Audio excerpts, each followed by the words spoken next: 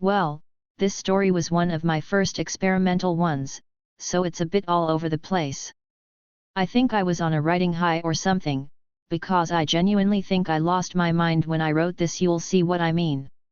I think I have a part 2 somewhere, but I'll have to dig through a lot of documents to find it.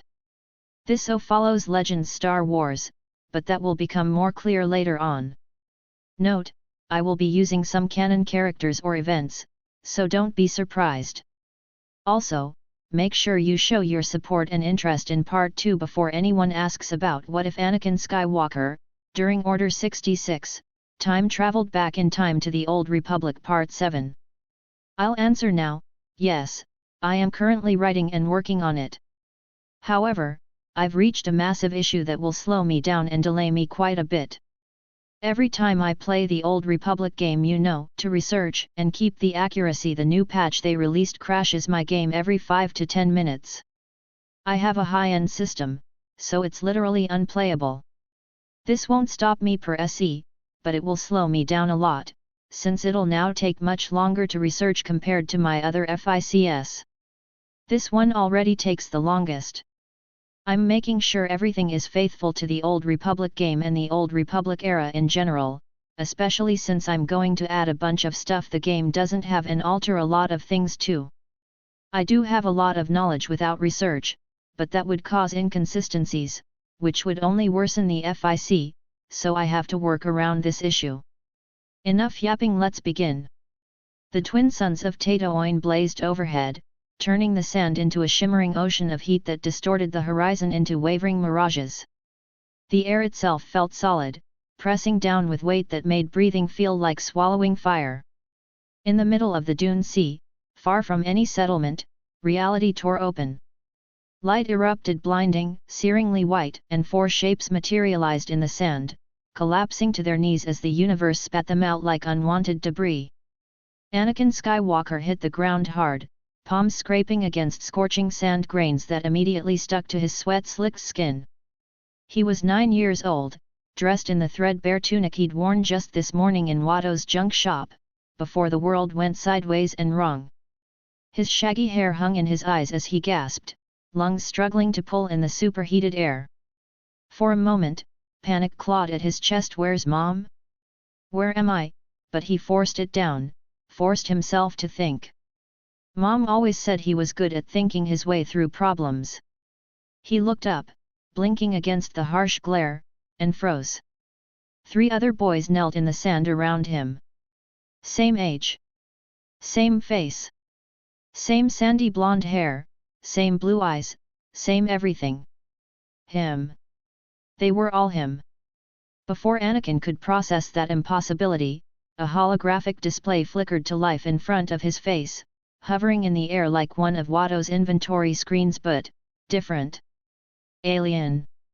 The text scrolled in basic. Variant designation, Anakin the leader. Status, active. Protocol established, mutual termination clause in effect. System message, killing another variant results in mutual termination. Cooperation maximizes survival probability. What the Anakin started, but one of the other boys one of the other himps was already moving. The one on his left lunged at the one on his right with a feral snarl, hands reaching for the throat. His face split into a manic grin, all teeth and wild joy, and he cackled as he moved. Let's test this thing. I wanna see what happens when I... An energy field snapped into existence between them, crackling blue lightning that threw both boys backward into the sand. The attacker landed on his back, laughing hysterically despite the impact, kicking his legs in the air like this was the funniest thing he'd ever seen.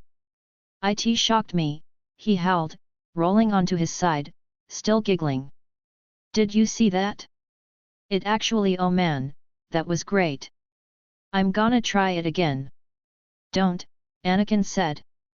The word came out harder than he intended, carrying weight he didn't know he had.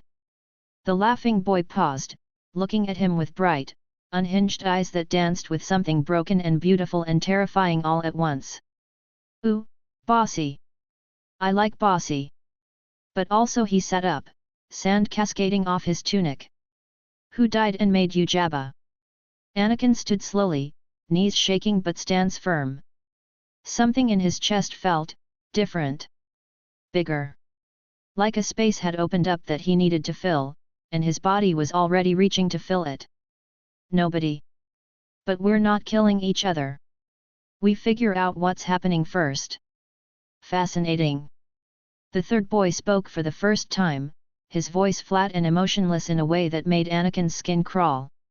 He was studying his holographic display with the clinical interest of Watto examining a particularly valuable part.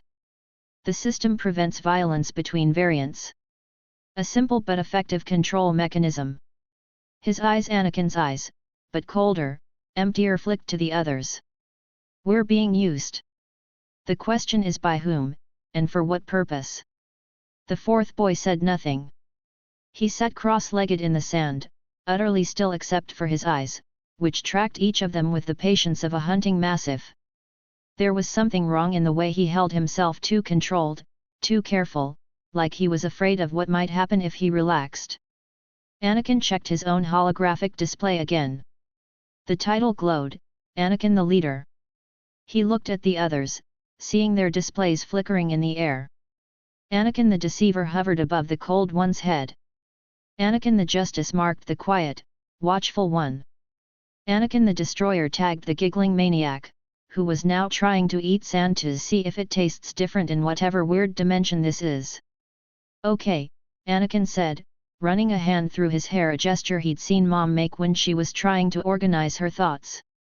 We're versions of each other? From different, I don't know, different places. The concept was too big, too strange, but he'd built a protocol droid from scrap parts at 6 years old. Impossible just meant he didn't understand it yet. Parallel realities, Deceiver said, still examining his display with detached interest. Multiverse theory. Each of us is Anakin Skywalker, but from different timelines where events diverged at some point.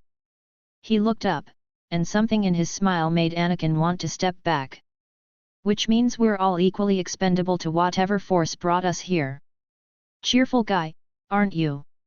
Destroyer piped up, spitting out a mouthful of sand. I vote we call him Mr. Sunshine. He bounced to his feet with alarming energy, spinning in a circle with arms outstretched. So we've got bossy me, evil me, creepy quiet me, and awesome me.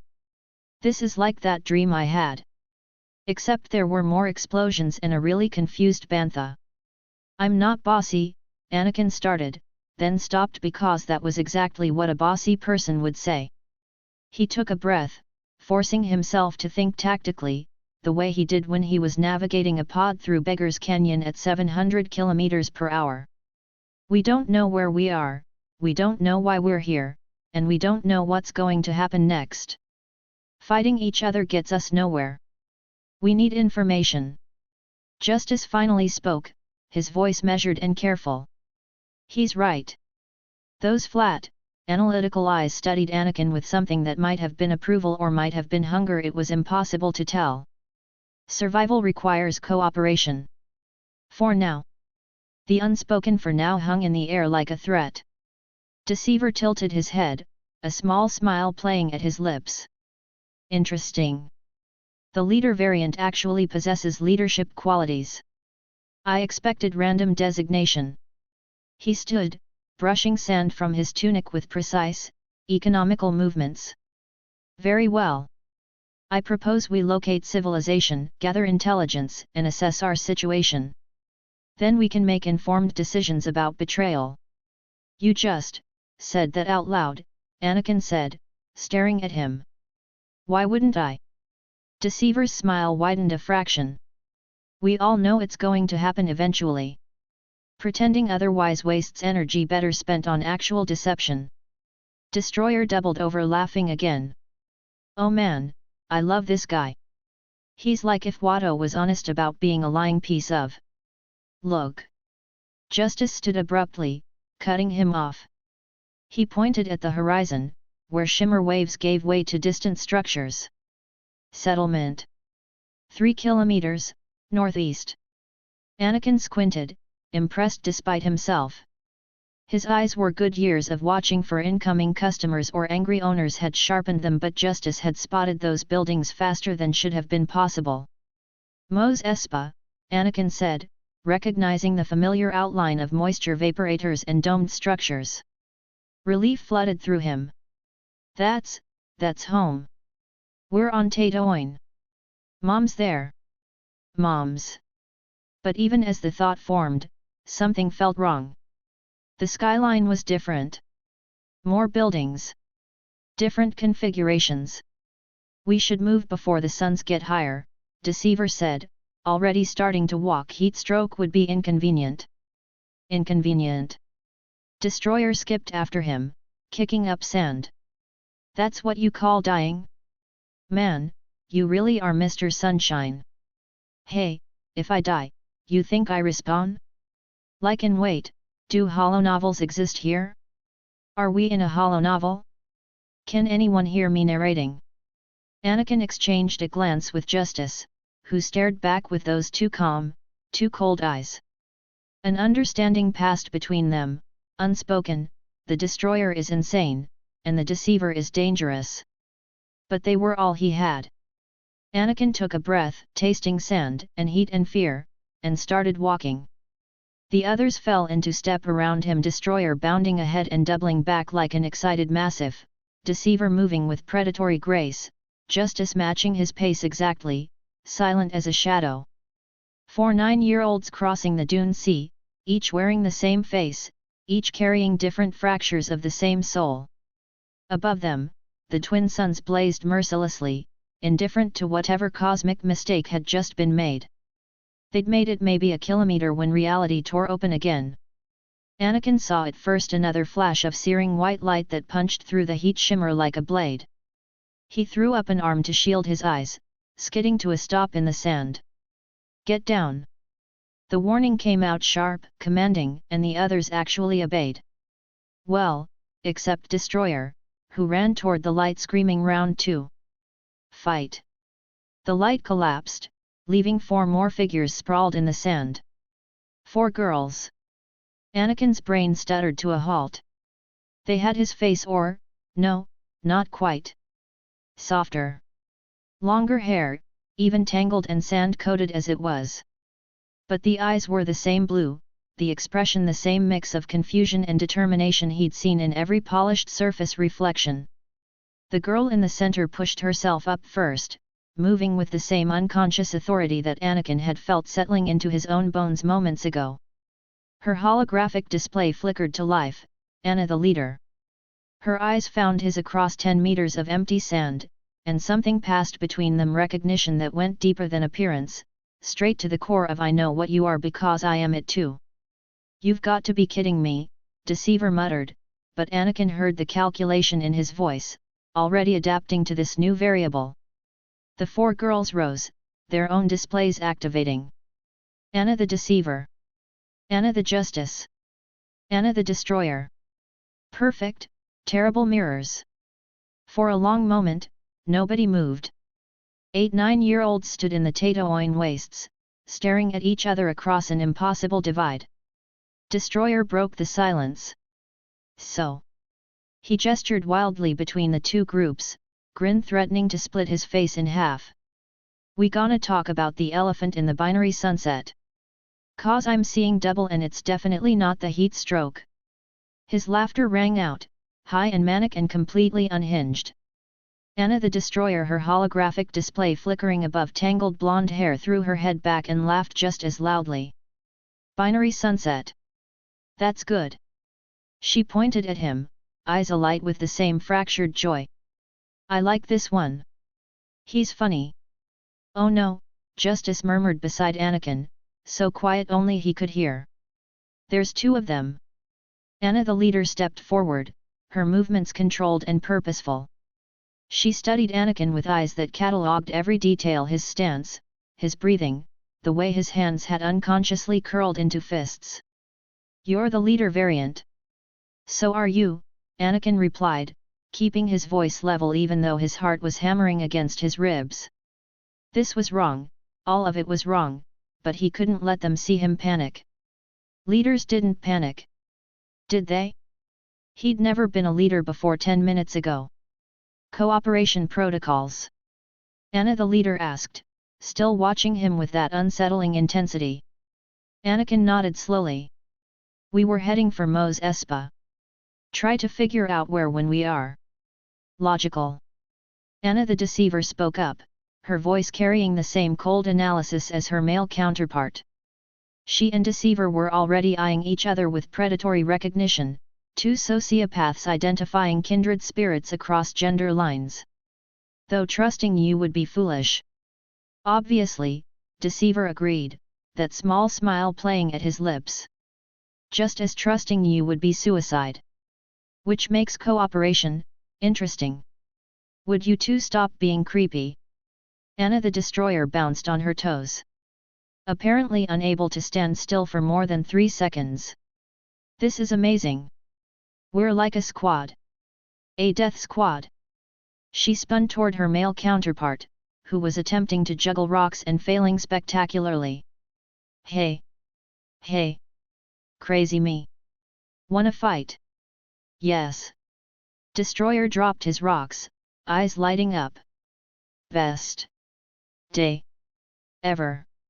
They charged at each other like rabid mastiffs, collision imminent, and the energy field snapped up again, throwing them both backward with crackling blue lightning. They hit the sand, rolled, and came up laughing hysterically. Again. Anna the destroyer shrieked, genuine delight coloring her voice. Did you feel that? Destroyer was on his feet, pointing at her with manic glee.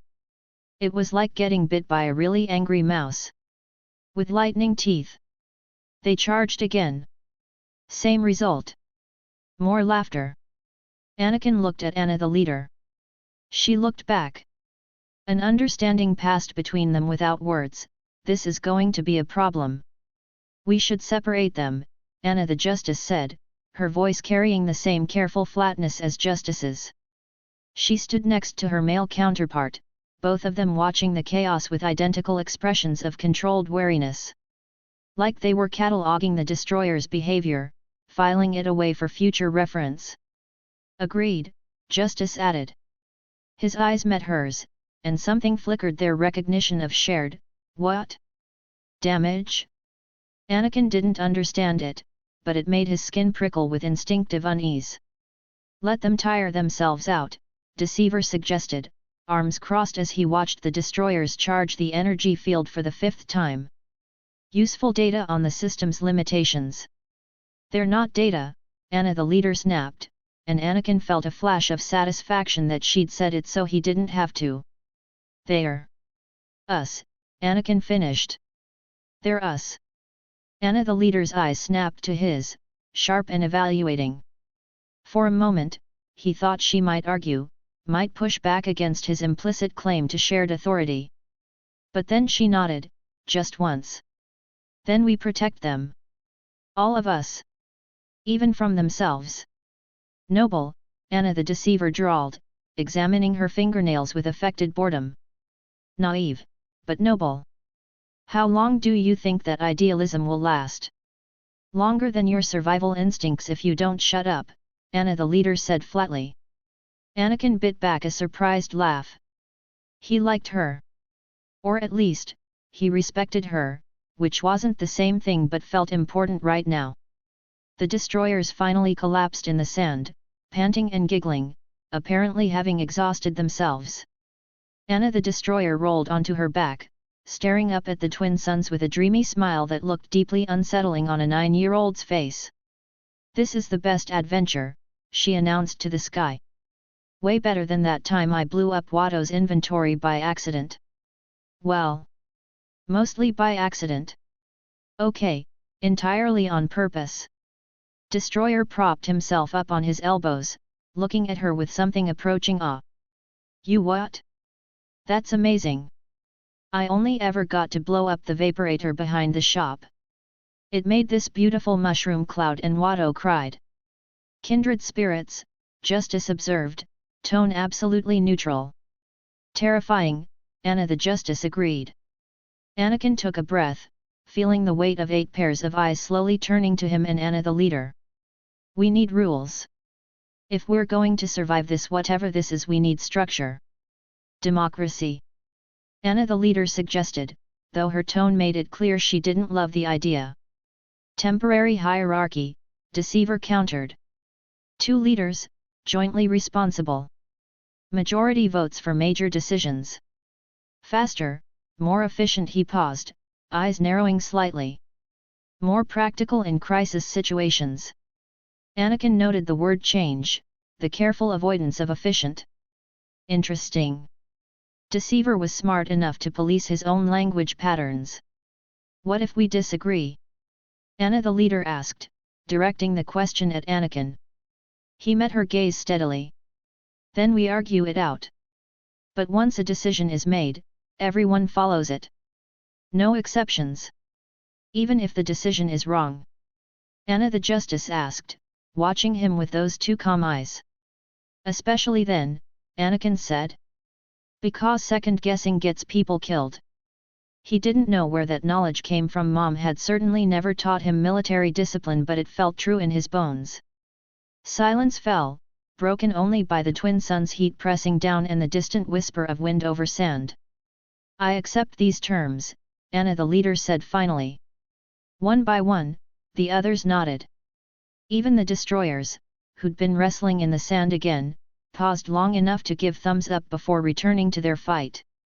Anakin looked at the ragtag group, 4 boys, 4 girls, all 9 years old, all wearing his face, all carrying pieces of who he could become in different circumstances. Terror and exhilaration warred in his chest.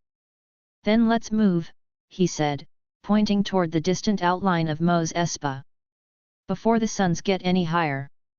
They started walking, 8 sets of footprints in the sand, twin suns blazing overhead, and Anakin tried very hard not to think about what Mom would say when she saw this. If they ever made it home. Mos Espa had changed. Anakin stood at the edge of the slave quarters, staring at familiar streets that had been subtly rewritten. The cramped, crowded gurfas were the same, stacked 3 stories high, connected by those narrow, winding stairs that he'd raced up and down 1,000 times. But there were new buildings too, imperial-style prefabs that clashed with the organic desert architecture like scars on familiar skin. Something's wrong, he said, and heard Anna the leader echo the same words half a second behind him. They'd split into 2 groups for the approach, the 4 boys entering from the east, the girls from the south, to avoid attracting attention. 8 identical 9-year-olds tended to draw stares. Now they reconverged in the shadows of a back alley, pressing against sun-heated walls that radiated warmth like living things. The architecture's different, Justice observed, scanning the streets with systematic precision. More recent construction. I estimate 5 to 10 years of development beyond our last memories. You estimate? Destroyer was trying to climb a moisture vaporator, had made it about a meter up before Anakin yanked him down by the back of his tunic. Who talks like that? You sound like a really boring droid. A droid that wants to stay alive, Justice replied, unfazed.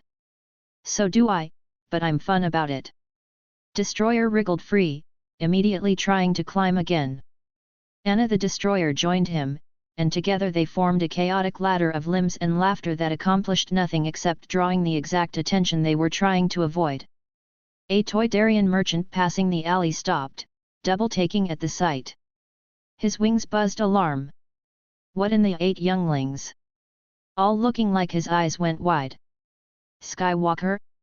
But that's impossible, he's been dead for years. The words hit Anakin like physical blows. Dead. Years. Excuse me, sir. Anna the leader stepped forward, her voice pitched perfectly between respectful and confused, a slave's voice, one Anakin recognized from his own throat. We're looking for someone. Kitster Benai? He lived in the slave quarters, worked in. Kitster ain't a slave anymore, the Toydarian interrupted, still staring at them like they were ghosts. Got freed when young Skywalker won the Bunta Eve. That boy. He shook his head, wings buzzing frantically. Left Tatooine, became some kind of hero. Fought in the Clone Wars, they say. Died defending the Republic from the evil Jedi during the Purge. The words didn't make sense. Clone Wars. Purge. Republic. Each term landed like a puzzle piece from the wrong set. When? Deceiver asked, his voice carefully neutral. When did Anakin Skywalker die? 15 years ago, give or take, the Toydarian said, edging away now, clearly spooked. When the Empire rose. You younglings, you should get off the streets. The Imperials don't like vagrants, especially ones that look like dead heroes. He flew off before they could ask more questions, wings carrying him up and away into the crowded sky lanes. 28 years. They'd been thrown 28 years into the future. Anakin felt the ground tilt under his feet, but he forced himself to stay upright, forced his breathing to stay even. Kitster. We need to find Kitster. Why? Anna the Deceiver asked, genuinely curious rather than challenging. He's a stranger to us now. Decades older. His loyalties are unknown. Because he knew Anakin knew the original Anakin, Anakin said, hearing the desperation creeping into his voice and hating it. He can tell us what happened. We need information. Agreed, Anna the leader said, backing him up. We need context before we can make any decisions. They found Kitster an hour later, working in what appeared to be a legitimate speeder repair shop on the edge of the market. He'd aged hard, nearly 50 now, face weathered by twin suns and time until it looked like cracked leather. His hands were scarred from years of mechanical work, and there were new lines around his eyes that spoke of laughter and grief in equal measure. He was under a speeder, adjusting the repulsor lifts, when Anna the Destroyer, who'd been explicitly told to stay quiet, shouted, "Hey! Old guy! You know where we can find some explosives?" Kitster rolled out from under the speeder, opening his mouth to deliver what was probably a well-earned reprimand, and froze. His eyes went wide. The hydrospanner fell from his hand, clattering on the stone floor. Ani. The name came out broken, disbelieving. But, he's dead, Anakin finished gently. We know. It's complicated. Kitster stared at them, all 8 of them now, crowding into his small shop, and something in his face just crumpled. He pressed a hand to his mouth, and Anakin realized with shock that the man was crying. You look exactly like him, Kitster whispered. Exactly like the day he left. The day he won his freedom and left me behind. The bitterness in those last words carried decades of weight. Guilt twisted in Anakin's chest, even though he hadn't been the one to leave, hadn't even existed in this timeline. We're not him. It's hard to explain. You're from the past, Justice said flatly, startling everyone. At their stares, he shrugged. Occam's razor. Time displacement explains the age discrepancy and apparent resurrection more efficiently, more simply, he corrected himself, than alternate theories. Kitster laughed, a broken sound. Time travel. Of course. Why not? The galaxy's already insane. He sank onto a workbench, suddenly looking every one of his 50 years. You want to know what happened? What happened to the original Anakin Skywalker? Yes, both leaders said simultaneously. Kitster took a shaky breath. He won the pod race. Qui-Gon Jinn, a Jedi, took him away to train him. Shmai, his mother died years later, killed by Tusken Raiders while he was off being a hero. The word dripped venom. Anakin became a great Jedi Knight. Fought in the Clone Wars, a galaxy-wide conflict that killed billions. He had a Padawan, saved lives, became famous. And then? Anna the Justice asked, leaning forward with predatory focus. The Jedi tried to overthrow the Republic, Kitster said, repeating what was clearly official Imperial propaganda. Chancellor Palpatine declared himself Emperor, created the Empire to bring order. The Jedi resisted. Anakin Skywalker died defending the Republic from their treachery. He's remembered as a hero martyr of the Empire. Silence fell over the shop. Wait, Destroyer said, breaking the quiet with his usual lack of tact. So Prime Me became Space Jesus, fought in a wizard monk war, then got stabbed in the back by said wizard monks. He started giggling, that unhinged sound that made hardened mechanics flinch. That's hilarious. No offense to us. There's something wrong with you, Anna the Justice informed him. Lots of somethings. Destroyer agreed cheerfully. Deceiver was thinking, Anakin could see it in the calculating gleam in those cold eyes. This timeline offers opportunities, he murmured, more to himself than anyone else. Power vacuums. Established infrastructure. And we carry the face of a dead hero. Exploitation opportunities, Anakin's mind supplied, and he felt sick. But Justice was focused on something else entirely. The Jedi killed the original, he said, voice soft and dangerous. They betrayed him. Used him. His hands curled into fists, and Anakin saw something dark and hungry flicker across that too calm face. They deserve judgment. We don't know the full story, Anna the leader said firmly. We're not executing anyone based on Imperial propaganda. Yet, Deceiver added helpfully. Anakin looked at Kitster, seeing his childhood friend aged and broken and alone. Where's my mother? The question made Kitster's face crumple again. Dead. I told you. The Tuscans. No. The word came out harder than Anakin intended. I mean in this timeline. Right now. Where is Shmi Skywalker's body? Buried, Kitster said.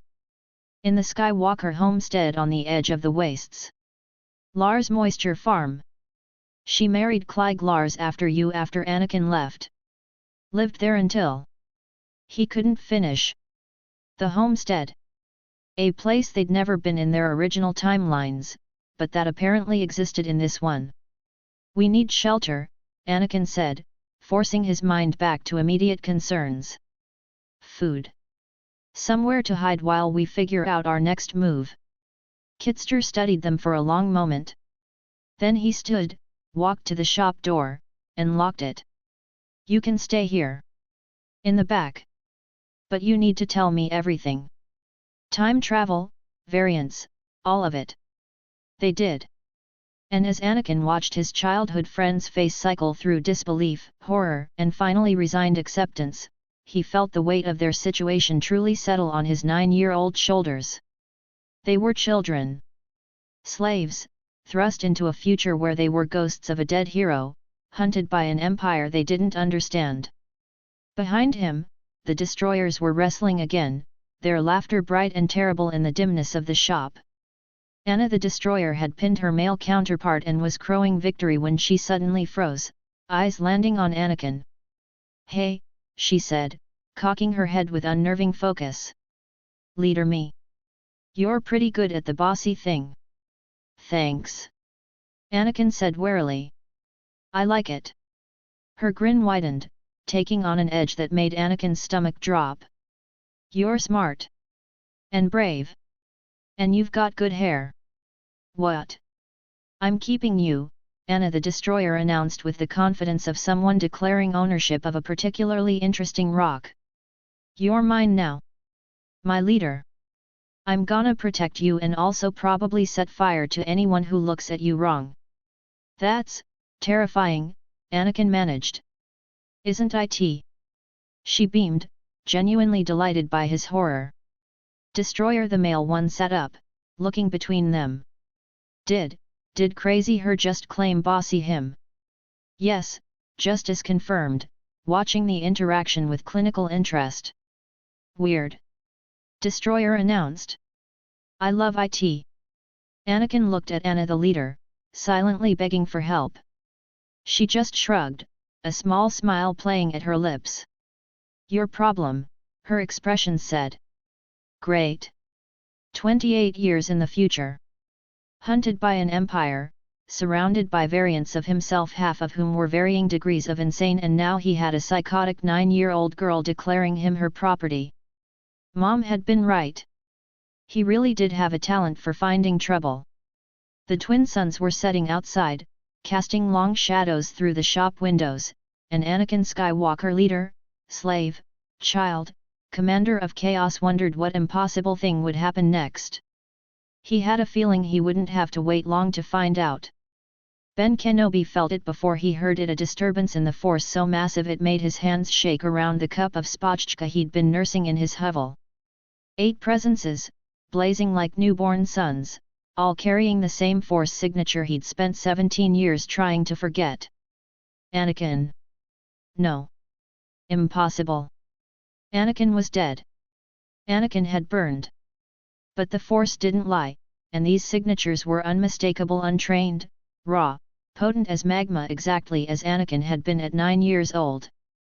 Ben was moving before conscious thought caught up, his Jedi robes exchanged for desert wraps, lightsaber hidden beneath layers of sun-bleached fabric. His krayt dragon bone walking stick clicked against stone as he made his way through Mos Espa's winding alleys, following those impossible signatures like a man drawn to his own execution. He found them outside Kitster Benai's speeder shop, 8 children arguing in voices that carried across the afternoon heat. The sight stopped him cold. 4 boys. 4 girls. All 9 years old. All wearing his face. The face Ben had watched age from eager child to traumatized warrior to whatever Anakin had become before the end. Seeing it young again, multiplied, laughing and bickering like the chosen one had never fallen, it carved something out of his chest and left it bleeding.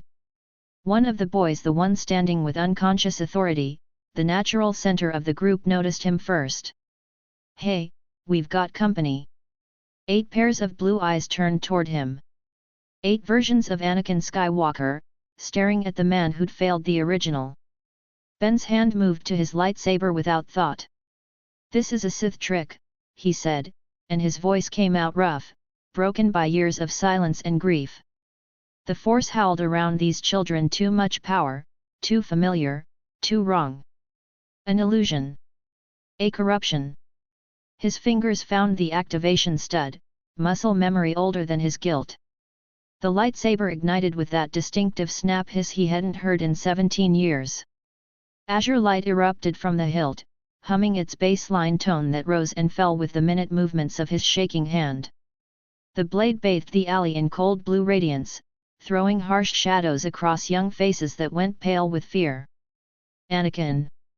Ben took a step forward, and gods, he was crying, tears cutting tracks through desert dust on his weathered face.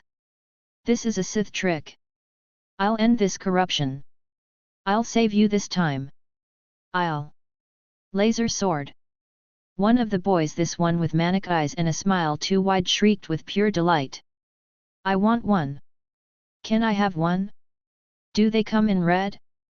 I bet red would look awesome. The leader boy stepped in front of the others, hands raised in a placating gesture that was so achingly Anakin it made Ben's chest constrict. Sir, we don't know what a Sith is. We're not your enemy. Please lower your weapon. His voice carried calm authority, completely at odds with his 9-year-old frame. Don't lie to me. Ben's grief twisted into rage. 15 years of self-recrimination finding a target. I know that face. I trained that face. I watched it fall to darkness because I failed. The lightsaber hummed louder as his hand clenched, pitch rising. I won't fail again. Better to end this now, before you become what he became. Run. The leader boy grabbed the nearest variant, the cold-eyed one, and bolted. The 4 boys scattered like startled sand rats, their terror palpable in the Force. Ben moved to pursue. He was faster, trained, he could stop this, but the 4 girls stepped into his path. The girl who moved like a leader raised her hands, and Ben felt the Force ripple around her. Untrained, yes, but present. She was already touching it instinctively. Master Jedi, she said, voice careful and controlled. Please. We're not your enemy. We're not, whoever you think we are. Ben's lightsaber wavered. The girls didn't run. They stood their ground, facing him with a mix of fear and determination that was so profoundly Anakin's that it broke something fundamental in his chest. His student. His brother. His failure. "Who are you?" he whispered. The four boys ran like their lives depended on it, which, Anakin reflected as his lungs burned and his legs pumped against sand-dusted stone, they probably did. That was awesome. Destroyer hooped between gasps, somehow managing to sound gleeful despite sprinting full tilt. "Did you see that thing? The glowy murder stick? I need one." "Shut up and run!" Anakin snapped, scanning the street for anywhere they could hide from a wizard with a laser sword. Deceiver, running beside him with economical efficiency, pointed ahead. "There. Imperial facility." "He won't follow." The Imperial Recruitment Center loomed ahead, a prefab building bearing the Empire's cogwheel symbol, stark and authoritative against Mos Espa's organic architecture. Stormtroopers flanked the entrance, white armor gleaming in the late afternoon sun. Anakin didn't slow down. He hit the entrance at a dead run, the others behind him, and nearly bowled over a startled human officer in a grey uniform. "Sanctuary!" Destroyer screamed, grabbing the officer's legs. The wizard tried to murder us with his fancy glowstick. The officer, a lieutenant by his rank insignia, stared down at four panting, terrified 9-year-olds with visible confusion. "What in the security? Get these children out of here before." "Please," Anakin gasped, forcing himself upright, forcing his voice steady even though his heart hammered against his ribs. "Please, sir. Someone attacked us. We need help." The lieutenant's expression softened fractionally, but his voice remained firm. "This is a military installation, not a refuge for street urchins. There's a shelter 2 streets over." "We're not street urchins," Deceiver said, his tone perfectly calibrated between respectful and desperate. We're Anakin Skywalker. All of us." The lieutenant's face went through several expressions in rapid succession: confusion, annoyance, and finally condescending amusement. "Right. And I'm Grand Moff Tarkin. 4 Anakin Skywalkers. The dead war hero." He gestured to the stormtroopers. "Escort these children out before I call their..." "Run blood tests," Anakin interrupted, meeting the lieutenant's eyes with all the intensity he could muster. "Fingerprints. Retinal scans. You have Anakin Skywalker's genetic profile in Imperial records, don't you? From when he was a hero." He took a breath, gambling everything on this one play. "Test us. Prove we're lying." The lieutenant paused, hand halfway to his comlink. Something in Anakin's voice, the certainty, the challenge, made him hesitate. "Sir," one of the stormtroopers spoke up, helmet turning between the boys. "They do look remarkably similar to the holos of young Skywalker in the archives. The propaganda department uses them for..."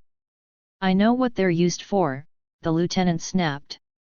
He studied the 4 boys, eyes narrowing. "Fine. You want proof? We'll get proof.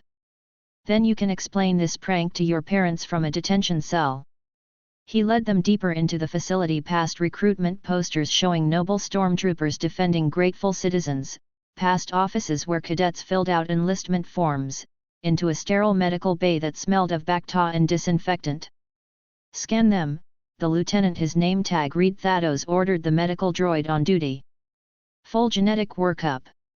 Cross-reference with Imperial Archives, designation, Skywalker, Anakin. Clone Wars hero, deceased." The droid extended its appendages with mechanical precision, taking blood samples from each boy in turn. Anakin held still for the needle, watched his blood fill the vial with dark red that looked far too normal for someone thrown across timelines. Beside him, Justice submitted to testing with eerie calm, his dark passenger quiet and watchful. Deceiver cooperated with calculated compliance, already planning 3 steps ahead. Destroyer tried to bite the droid and had to be physically restrained. "Results in 10 minutes, the medical droid intoned. They waited. Thados paced. The stormtroopers stood at attention, blasters held in ready positions that weren't quite threatening but weren't quite friendly either. Anakin's mind raced.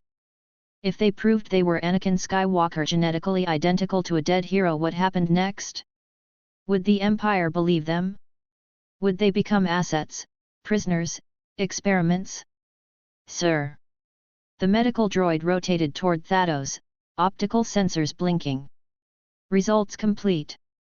All 4 subjects show 100% genetic match to Imperial Archive reference, Skywalker, Anakin.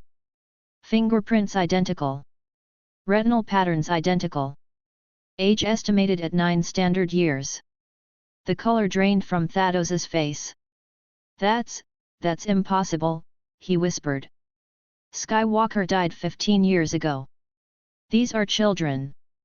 They can't be. He grabbed his comlink with shaking hands. This is Lieutenant Thanos, Tatooine Recruitment Station. I need to speak with Sector Command. Immediately. Priority Alpha 1. His eyes never left the 4 boys, and Anakin saw fear there. Real, genuine fear. They'd just become the Empire's problem. And somehow, Anakin knew, that made them Darth Vader's problem too. The detention cell wasn't a cell, not really. It had soft bunks instead of bare metal, a refresher unit in the corner, even a small table with chairs. But the door was locked from the outside, and the walls were reinforced durasteel, and the security camera in the corner tracked their every movement with a red blinking eye. Secured assets, Deceiver said from where he sat cross-legged on one of the bunks, examining the room with clinical detachment. Interesting terminology. Not prisoners. Not guests. Assets. He looked at Anakin. We're valuable. That buys us leverage. Or it makes us targets, Justice countered, his voice flat as he mapped the room's dimensions with systematic precision. His dark passenger was cataloging everything: the guard rotation visible through the door's viewport, the security protocols, the potential weapons, table leg, improvised club, refresher piping, garrote, bedsheet, ligature. Destroyer was drawing on the wall with a piece of charcoal he'd somehow acquired, sketching elaborate explosions with sound effects provided by his own mouth. Boom. Pshhhhh. And then everyone died. Except us, 'cause we're awesome. Anakin paced. 3 steps to the wall, turn, 3 steps back. His mind felt like it was moving faster than his body could keep up with. We need a plan. When they question us, they'll separate us, Deceiver interrupted, still studying the ceiling as if it held fascinating secrets. Standard interrogation protocol. Isolate subjects, compare testimony for inconsistencies. They'll try to determine if we're clones, imposters, some kind of rebel plot. How do you know that? Anakin asked. Deceiver's smile was cold and small. People are predictable. Institutions more so. So what's our story? Anakin pressed. What do we tell them? The truth, Justice said, surprising them all. At their stares, he elaborated, lies require consistency. We don't know enough about this timeline to maintain a coherent fabrication under interrogation. But the truth time-displaced variance from parallel realities is too bizarre to be a prepared deception. Deceiver nodded slowly, considering. Actually logical. The truth told earnestly becomes the most believable lie. That doesn't even make sense. Destroyer threw his charcoal at the wall, where it left a black smear across his explosion drawing. We tell them we're time-traveling multiverse copies of Space Jesus and they're just gonna nod and go. Seems legit. No, Anakin said, the pieces clicking together in his mind. But they'll investigate. They'll bring in experts, Force users maybe, scientists. The more they study us, the more they'll realize we're telling the truth. And in the meantime, he looked at Deceiver. What were you going to say? Before. About playing victim. Deceiver sat up, interest flickering in those cold eyes. We're 9 years old. Scared? Alone. Thrown across time without consent or understanding. We need protection, guidance, structure. His smile widened fractionally. We give them what they want: compliant, useful assets while gathering information and building dependencies. Manipulation, Justice said, not quite accusing. Survival, Deceiver corrected. Anakin wanted to argue, wanted to say there had to be a better way, a more honest way. But they were locked in an imperial detention cell on a planet ruled by an empire they didn't understand. And the wizard with the laser sword thought they were demons that needed killing. Honesty felt like a luxury they couldn't afford. Okay, Anakin said, hating how the word tasted. We cooperate. Answer questions truthfully. Act scared, which won't be hard, and see who comes to investigate. And if they don't believe us? Justice asked. Anakin met his eyes, seeing his own face staring back with predatory calm. Then we adapt. Hours crawled past. Guards brought food, ration bars and water, military issue, then left without speaking. The red eye of the security camera never blinked. Destroyer ate his rations in 3 bites, then proceeded to build a fortress out of the packaging while narrating an elaborate story about Captain Boom Boom and his quest for the sacred detonator. It should have been annoying, but the constant chatter filled the silence, made the walls feel less like they were closing in. Justice sat perfectly still on his bunk, eyes closed, breathing measured. Meditating, maybe, or just thinking. It was impossible to tell with him. Deceiver had discovered that the table could be disassembled if you knew which bolts to loosen. He wasn't doing anything with this information, just cataloging it. Adding it to his mental inventory of useful facts. Anakin tried to sleep but couldn't. Every time he closed his eyes, he saw that lightsaber igniting, saw the grief and rage on the old Jedi's face. I failed, the man had said. I won't fail again. What had the original Anakin done to break someone that badly? The door slid open with a pneumatic hiss. 4 stormtroopers entered, flanking a nervous-looking officer who wasn't Thanos. Subjects 01 through 04, the officer said, reading from a datapad. You're being transferred to a more appropriate facility. Stand and prepare for transport. Where? Anakin asked, getting to his feet. That's classified. The officer wouldn't meet his eyes. Orders from Sector Command. You're to be moved immediately, and he checked his datapad again, swallowed hard. You're being transferred into the custody of Lord Vader for personal interrogation. The name meant nothing to Anakin, but the way everyone in the room tensed when it was spoken told him everything he needed to know. Whoever Lord Vader was, he terrified Imperial soldiers. And he was coming for them. The interrogation room was different from the detention cell, colder, harsher, designed to intimidate. The table and chairs were bolted to the floor. The walls were bare durasteel. The lights overhead hummed with a frequency just high enough to set teeth on edge. The 4 boys sat in their chairs: Anakin, Deceiver, Justice, Destroyer, and waited. The door opened. Sound entered first. KSSHHHHH who? KSSHHHHH who? Mechanical breathing, rhythmic and artificial, the rasp of damaged lungs struggling against their own biology while machinery forced them to function. It filled the room like a living thing, oppressive and inescapable. Then came the figure. Darth Vader was enormous, over 2 meters of black armor and flowing cape that seemed to drink in the light and give back only shadow. His helmet was a black skull with angular planes and a triangular respiratory mask that glistened like an insect's carapace. The eye lenses glowed faintly red, unblinking, inhuman. Each step rang against the floor with mechanical precision. KSSHHHHH who? KSSHHHHH who? The breathing never stopped, never wavered, a constant reminder that whatever was inside that armor wasn't entirely alive anymore. Vader stopped at the table, looming over them like a monument to something terrible and absolute. For a long moment, he simply stared, those red eye lenses tracking across 4 9-year-old faces with methodical intensity. Anakin forced himself to meet that gaze, forced himself not to flinch. Don't show fear. Leaders don't show fear. But his heart hammered against his ribs, and his palms were slick with sweat. Beside him, Deceiver sat perfectly still, analyzing the threat with cold calculation. Justice's eyes never left Vader's mask, his dark passenger intensely interested in this armored figure. And Destroyer. Nice helmet, Darth Dude. Destroyer's voice rang out, bright and manic in the oppressive silence.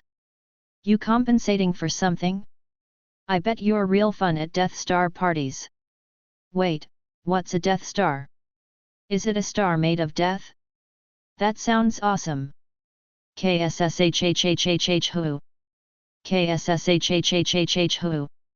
Vader's breathing was the only response. Then, slowly, he raised one black-gloved hand.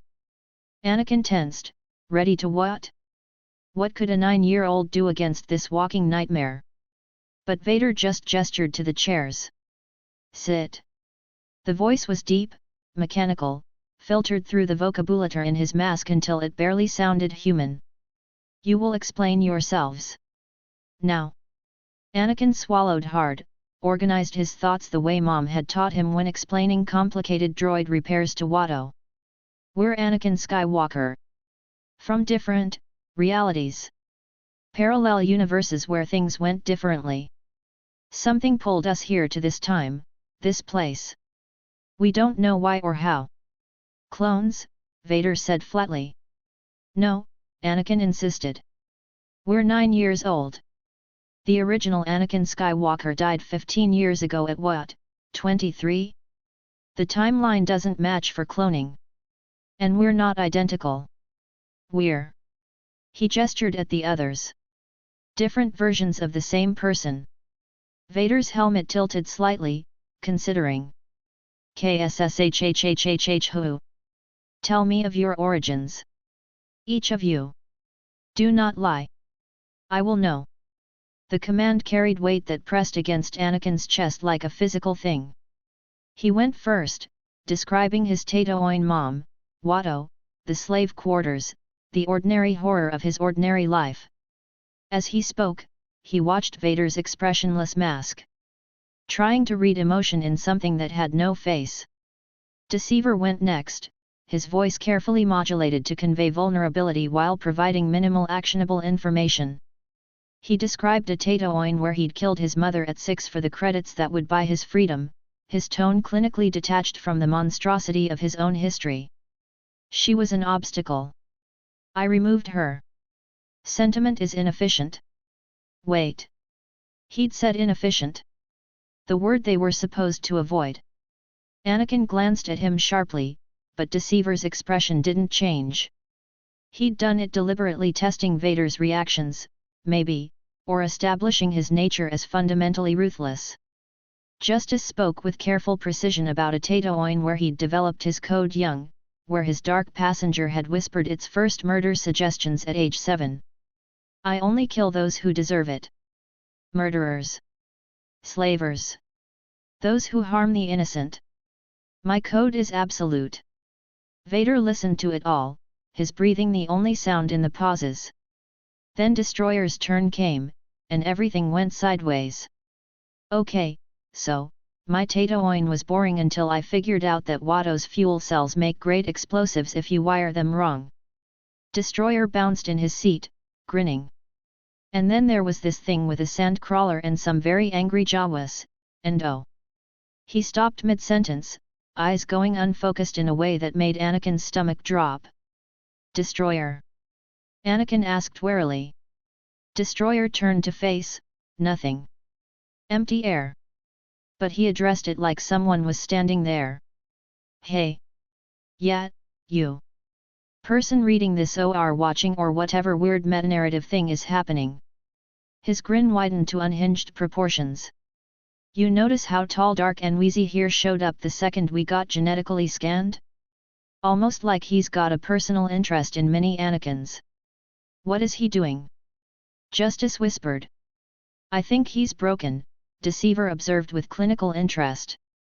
Destroyer ignored them, still talking to the invisible audience. I'm calling it now, this guy? Vader? Totally our dad. Or the original's dad. Or his evil future self. One of those. The author this night hack, he made air quotes with his fingers. He loves this kind of dramatic irony. Throw the cute orphan kids at their own tragic future self and see what happens. Like we're lab rats in his stupid little experiment. He pointed at nothing, eyes bright with manic glee. And if you're watching this, yeah, you, dear viewer, reader, person, you should totally like and subscribe. 'Cause I'm stuck here in this narrative prison, and your engagement is the only thing keeping me sane. Well, relatively. Sanity is relative. Get it? KSSHHHHH who? KSSHHHHH who? Vader's breathing was the only sound in the stunned silence that followed. Then, barely audible through the vocabulator, what? Destroyer swiveled back to face Vader, smile never dimming. Oh. Right. You're still here. So anyway, yeah, my Tatooine had lots of explosions and I'm pretty sure I'm clinically insane, and isn't that fun? Vader stood perfectly still. If he was breathing differently, faster, slower, harder, the respirator's rhythm gave no indication. For a moment, Anakin thought the Dark Lord might just kill them all and be done with it. Instead, Vader spoke, his voice carrying an edge that might have been uncertainty. You are severely damaged. Severely awesome. Destroyer corrected cheerfully. Vader's helmet turned to Anakin, and somehow the eyeless mask managed to convey a question. Anakin shrugged helplessly. He's like this all the time. KSSHHHHH who? The breathing continued, steady and implacable. Finally, Vader stepped back from the table. You are anomalies. Variants of Anakin Skywalker from parallel timelines, displaying diverse psychological profiles resulting from divergent development. He paused. The Force confirms your testimonies. You are what you claim to be. Relief flooded through Anakin so intensely his knees went weak. You will be trained, Vader continued, his voice carrying absolute authority. The Imperial Academy on Karita will provide military instruction. You will learn combat, tactics, piloting. You will become assets of the Empire. He paused, helmet turning to each boy in turn. I will oversee your development. Personally. Why? Anakin asked before he could stop himself. KSSHHHHH who? KSSHHHHH who? Because you are valuable, Vader said. And because. The breathing paused, just for a fraction of a second. Because you deserve better than Anakin Skywalker received. The words hung in the air, weighted with meaning Anakin couldn't quite grasp. Vader turned toward the door, cape swirling. You will remain in custody until transport to Karita is arranged. Cooperate, and you will be treated well. Resist. The threat went unspoken but crystal clear. He left, his mechanical breathing fading down the corridor. The door slid shut. 4 9-year-olds sat in stunned silence. So, Destroyer said eventually, turning back to his invisible audience with a conspiratorial whisper. Told you. Totally our dad. This is gonna be hilarious. Anakin dropped his head into his hands and tried very hard not to scream. The transport shuttle that carried them from Tatooine was nothing like the cramped, rattling vessels Anakin had seen hauling cargo through Mos Espa spaceport. This was Imperial, all clean lines and humming efficiency, the interior polished to mirror brightness and smelling of recycled air and ozone. Vader sat across from them in the passenger bay, a towering presence that filled the space despite the shuttle's generous dimensions.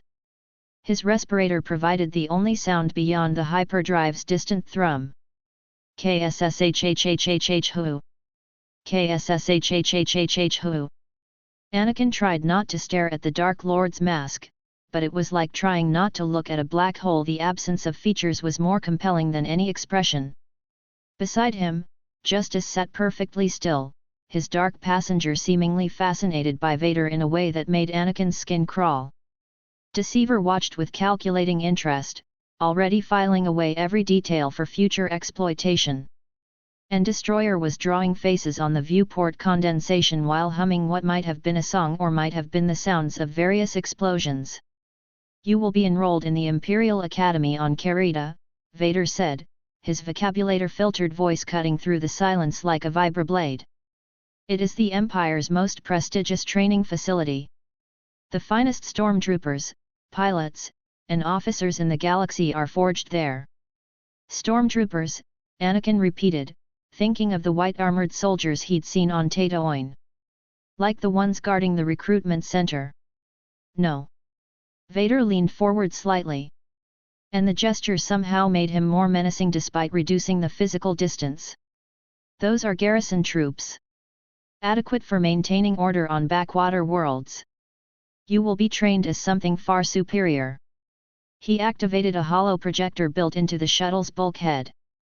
Images flickered to life: training facilities, weapons ranges, simulation chambers, cadets in formation.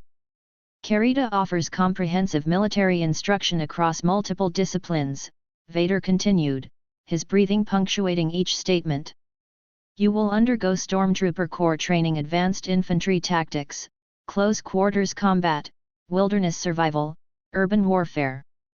The hologram shifted, showing armored figures that looked different from standard stormtroopers: heavier armor, more weapons, moving with lethal precision. "Republic Commando protocols," Vader said, and something in his voice changed, went distant, maybe nostalgic. "The Empire inherited training methods from the Grand Army of the Republic. Clone commandos were the finest special forces operatives ever created. You will learn their techniques." Anakin leaned forward despite himself, watching the holographic commandos breach a fortified position with coordinated brutality that was almost beautiful in its precision. "They move like they're one person." "Because they think like one squad," Vader replied. "That will be your standard. Anything less is failure." The hologram changed again: sleek starfighters screaming through simulated combat, ground vehicles maneuvering through obstacle courses. "Vehicular and starfighter training," Vader said. "All cadets receive basic piloting instruction. Those with aptitude advance to specialized programs: TIE fighter schools, armor divisions, naval commands." He paused, respirator hissing.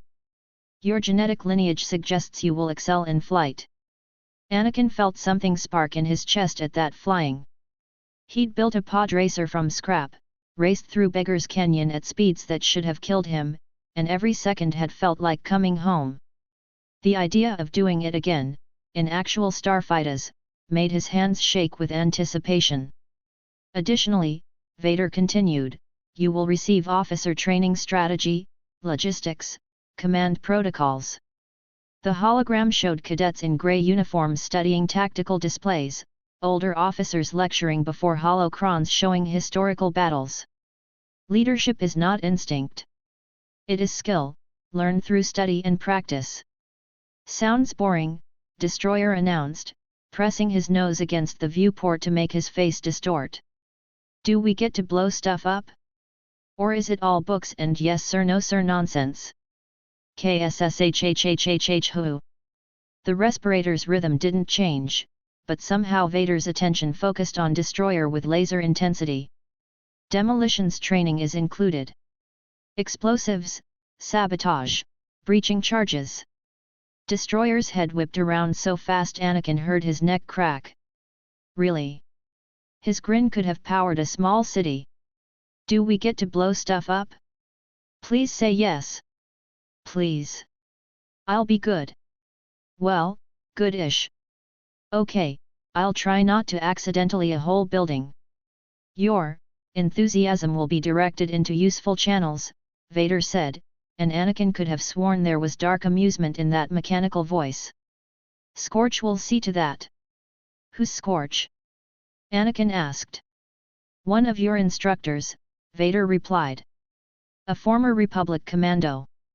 Clone designation RC-1262.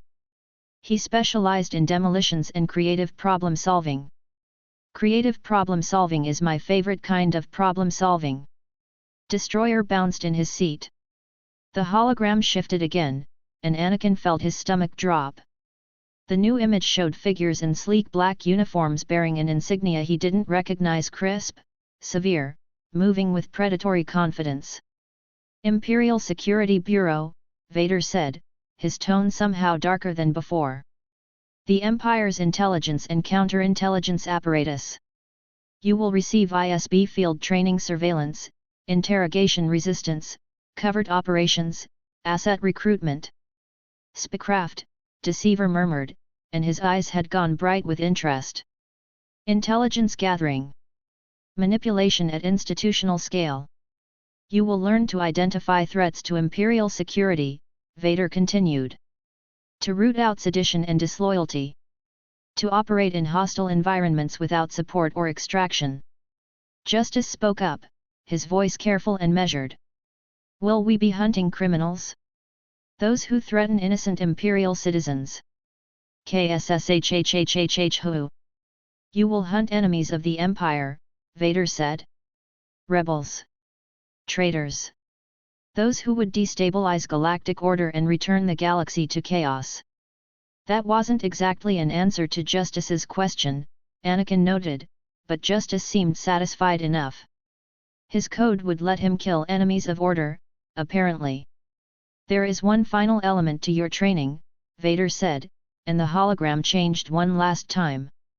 The figure it showed was human or humanoid, at least clad in distinctive armor that even Anakin recognized from holodramas. Green and gray plates, a T-visored helmet, weapons bristling from every surface. Mandalorian, Anakin breathed. Boba Fett, Vader corrected. The galaxy's most capable bounty hunter. He has agreed to provide combat instruction, hand-to-hand fighting, weapons proficiency, survival tactics. The Dark Lord's helmet tilted slightly. His methods are unorthodox, but effective. Why? Anakin asked, the question escaping before he could stop it. Why all this? We're 9 years old. Why invest so much in training us? Silence, broken only by the respirator's endless rhythm. Who? Who? You will not be ordinary cadets, Vader said finally. Your unique nature requires isolation. Observation. Your training will be accelerated, intensive. You will be segregated from the standard curriculum to prevent complications. He doesn't want other cadets knowing about us, Anakin realized. We're a secret. An asset he's keeping hidden. Deceiver had already reached that conclusion. Anakin could see it in the calculating gleam of his eyes. You're hiding us from someone, Deceiver said, not quite accusing. Someone who would want to know about time-displaced variants of Anakin Skywalker. Vader didn't deny it. The Emperor is not to learn of your existence. Not yet. Perhaps not ever. The Emperor. The supreme ruler of this empire, the one who'd risen from the ashes of the Republic. And Vader was actively concealing them from his own master. Why? Justice asked, echoing Anakin's thought. Because you are valuable, Vader said, and his breathing seemed to deepen fractionally. And because. He stopped, and Anakin had the distinct impression the Dark Lord was choosing his words with unusual care. Because you deserve better than Anakin Skywalker received. Better training. Better guidance. A pause. Better masters. The words hung in the air, heavy with implications Anakin couldn't quite grasp. We're weapons, Deceiver said softly. You're molding us into assets. Against whom? His smile was cold and knowing. Against the Emperor himself. Who? Who? Vader didn't answer directly. You will be trained. You will become formidable. And when the time comes. Another pause. You will choose where your loyalties lie. It wasn't confirmation, but it wasn't denial either. Anakin looked at his variance justice, calculating whether this aligned with his code, Destroyer apparently trying to see how far he could stick his tongue out, Deceiver already 3 steps ahead planning his own counter-manipulations. They were 9 years old. They were being trained as soldiers, spies, commandos, pilots, officers. They were pawns in a game between a Dark Lord and an Emperor.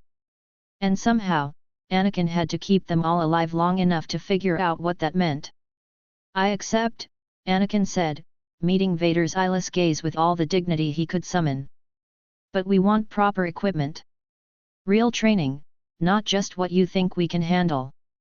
And autonomy, we make our own squad decisions on the ground."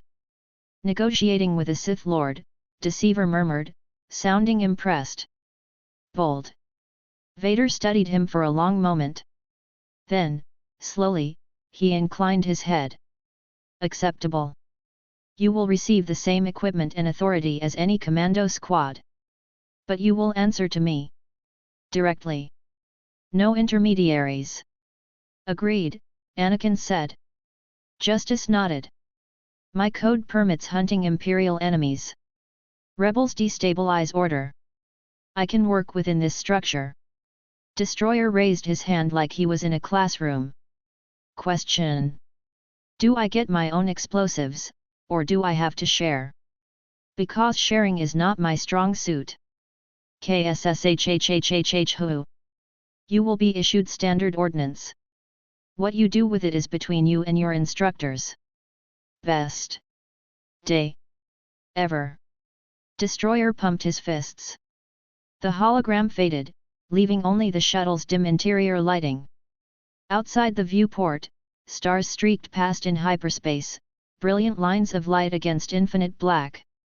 "We arrive at Carida in 6 hours, Vader said. "Rest. You will need your strength." He stood, cape swirling, and moved toward the forward compartment with that distinctive mechanical stride. At the doorway, he paused, helmet turning back toward them. "Do not disappoint me," he said. "I have killed for less." The door hissed shut behind him, leaving the 4 boys alone. Anakin let out a breath he hadn't realized he'd been holding. "So," Destroyer said into the silence, turning to face an empty section of bulkhead.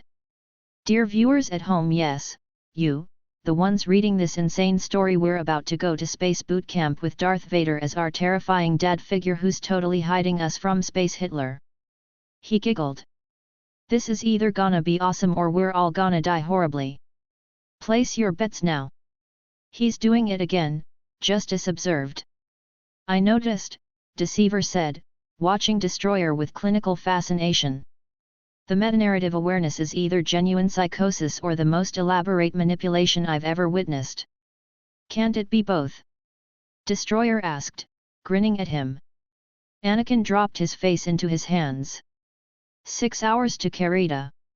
6 hours until they started training to become child soldiers for an empire they didn't understand. Led by a Dark Lord who was hiding them from his master for reasons that definitely involved using them as weapons. Mom would have hated this. But Mom wasn't here. None of their mothers were. They only had each other. And that, Anakin thought as he looked at his fractured reflections, the calculator, the hunter, the maniac would have to be enough. Carida was beautiful and terrible in equal measure. The planet filled the viewport as their shuttle descended through atmosphere, vast continents of green and brown beneath swirling white clouds, oceans glittering like hammered durasteel under the light of a yellow sun. But interspersed among the natural geography were the scars of militarization, massive training complexes spread across hundreds of square kilometers, firing ranges that had scorched entire valleys black, academy structures rising like grey fortresses against the landscape. "Wow," Destroyer breathed, actually quiet for once as he pressed against the viewport. "That's a lot of places to blow up." "Don't, Anakin," Justice and Deceiver said simultaneously. The shuttle descended toward the largest complex, a sprawling installation of interconnected buildings surrounding a central parade ground where hundreds of cadets in grey uniforms moved in perfect formation. Stormtroopers in white armor stood watch at every entrance, and Anakin spotted automated defense turrets tracking their descent with mechanical precision. This place wasn't just a school. It was a fortress. Vader met them on the landing platform, his cape snapping in the wind generated by the shuttle's repulsors. Behind him stood a human officer in an immaculate grey uniform bearing rank insignia Anakin didn't recognize. "Commandant Orlan," Vader said without preamble as they descended the ramp. "These cadets are under my direct authority. They will require specialized accommodation and training regimens. See to it." Orlan saluted crisply, but Anakin saw the tension in his shoulders, the way his eyes avoided looking directly at the boys. "Of course, Lord Vader. I've prepared the secure barracks as requested. Isolated from the general cadet population." "Excellent." Vader turned to the four boys. "You are Death Squadron." The name rolled off his vocabulary with ominous finality. A designation that will become either legend or cautionary tale, depending on your performance. "Death Squadron," Destroyer repeated, tasting the words. "That's so cool. We're named after death. Can we get that on patches? I want a skull. No, a burning skull. With lightning and call signs," Vader interrupted. "Leader 1. He pointed at Anakin. "Deceiver 2. Deceiver nodded acknowledgement. "Justice 3. Justice stood straighter. "Destroyer 4. Destroyer saluted so enthusiastically he almost hit himself in the face. "You will use these designations in all official communications," Vader continued. "Your legal names are classified. Your genetic origin is classified. Any cadet or instructor who asks uncomfortable questions will be removed." "Removed?" The word choice was pointed. "Commandant Orlan will escort you to your quarters," Vader said. "Your instructors will arrive tomorrow at 0600. Do not be late." He left without further ceremony, boarding a waiting transport that lifted off with a roar of repulsors. Orlan watched him go with visible relief. Then he turned to the four boys with an expression that Anakin recognized from every adult who'd ever looked at slave children, a mix of pity and discomfort and the desperate desire to be anywhere else. "Follow me," he said curtly, turning on his heel. Their quarters were a converted officer's suite in a building separated from the main cadet barracks by 200 meters and a security checkpoint manned by stormtroopers. The room itself was larger than the entire hovel Anakin had shared with his mother. 4 bunks built into the walls, personal footlockers, a shared refresher with actual running water, even a small common area with a table and hollow screen. It was also comprehensively monitored. Anakin spotted the surveillance cameras within 30 seconds, one in each corner of the main room, another in the refresher, turned away from the facilities, at least, motion sensors in the doorframe, audio pickups disguised as air vents. Deceiver saw them too. His eyes tracked each device with calculating precision before he turned to Anakin and gave the smallest nod. "We're being watched. Every word, every action, analyzed." "Wow." Destroyer threw himself onto one of the bunks, bouncing enthusiastically. "These are way comfier than Tatooine rocks. Hey, you think they'll let us keep our boots on? I sleep with my boots on. You never know when you'll need to run or fight or run fight." "The boots come off," Justice said, claiming the bunk furthest from the door with systematic precision. His eyes had already catalogued the room's dimensions, the structural weak points, the most defensible positions. Regulations likely require standard sleep attire. Anakin set his meager belongings, which amounted to the clothes he'd been wearing when pulled through realities, on his designated bunk. The mattress was firm, military grade, covered in grey sheets stamped with Imperial insignias. His footlocker bore a stenciled designation, D Squad, Leader 1. "They even gave us advanced materials," Deceiver noted, examining a datapad that had been left on the table. He activated it, scrolling through contents with rapid efficiency. "Training manuals. Equipment specs. Historical battle analyses." He looked up, a small smile playing at his lips. "They expect us to study." Then we study, Anakin said, moving to check the datapad himself. The content was dense tactical theory, weapons nomenclature, imperial doctrine, even basic mathematics and literacy programs for cadets who arrived without formal education. Which, Anakin realized, included them. He could read and do basic math. Mom and Watto had needed him functional, but his education was scattered, practical, full of gaps that academy instructors would expect filled. They had a lot of catching up to do. Okay, team meeting, Anakin said, deliberately raising his voice. We should establish protocols. Training schedule, study groups, that kind of thing. Deceiver caught on immediately. Agreed. I propose we rotate watch shifts. Someone awake at all times in case of emergency. His emphasis on the last word was pointed, in case someone tries to eliminate us in our sleep. I volunteer for first watch. Destroyer raised his hand. I don't sleep much anyway. Too many exciting thoughts bouncing around. He tapped his head, grinning. While they talked, establishing cover conversations for the monitors, Deceiver pulled out the stylus from the datapad and began writing on his palm in letters small enough that only someone right next to him could read. He held it up for Anakin to see. Cameras. Audio. Everything monitored. Anakin nodded fractionally, then spoke aloud, we should also make sure we're eating properly. Growing boys need nutrition.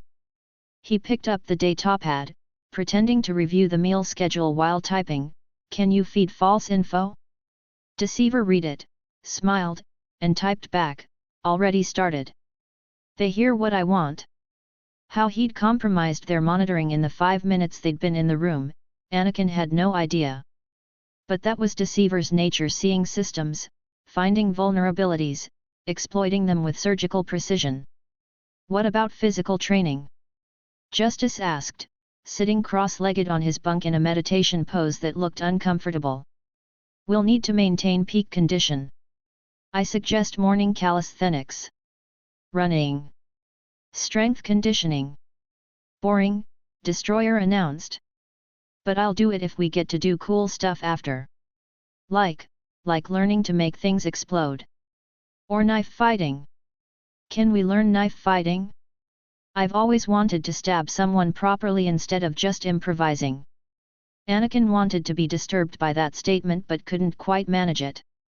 They were all damaged in their own ways. Destroyer's psychosis was just more obvious than the others' fractures. While Justice and Destroyer debated exercise regimens, Anakin leaned close to Deceiver and murmured, barely audible, what's the play? We survive, Deceiver whispered back. We learn everything they're willing to teach. We gather information about the Empire, Vader, this Emperor he's hiding us from. We build dependencies, make ourselves too useful to eliminate. And then? Deceiver's smile was cold.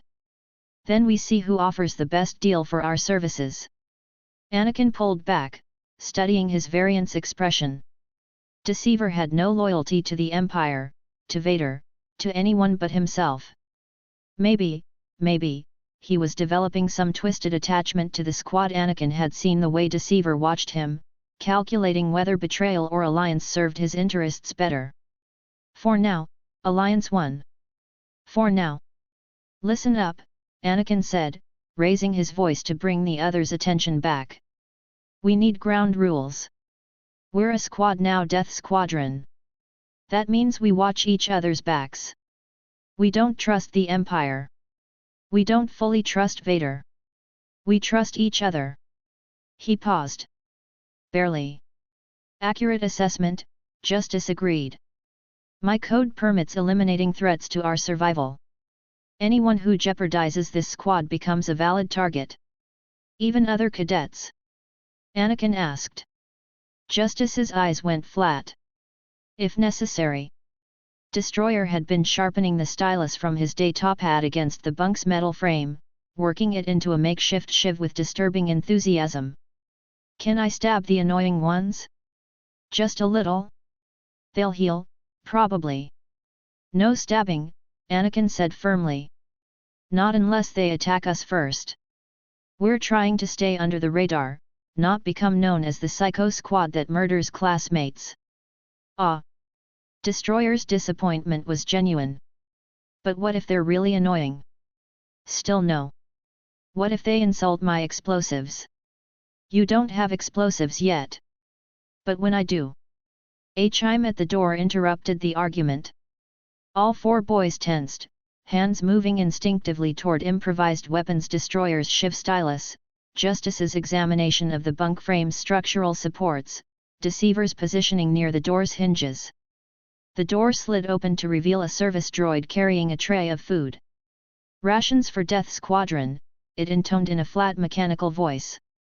Consume within 2 hours for optimal nutritional value. Sleep cycle begins at 2,200 hours.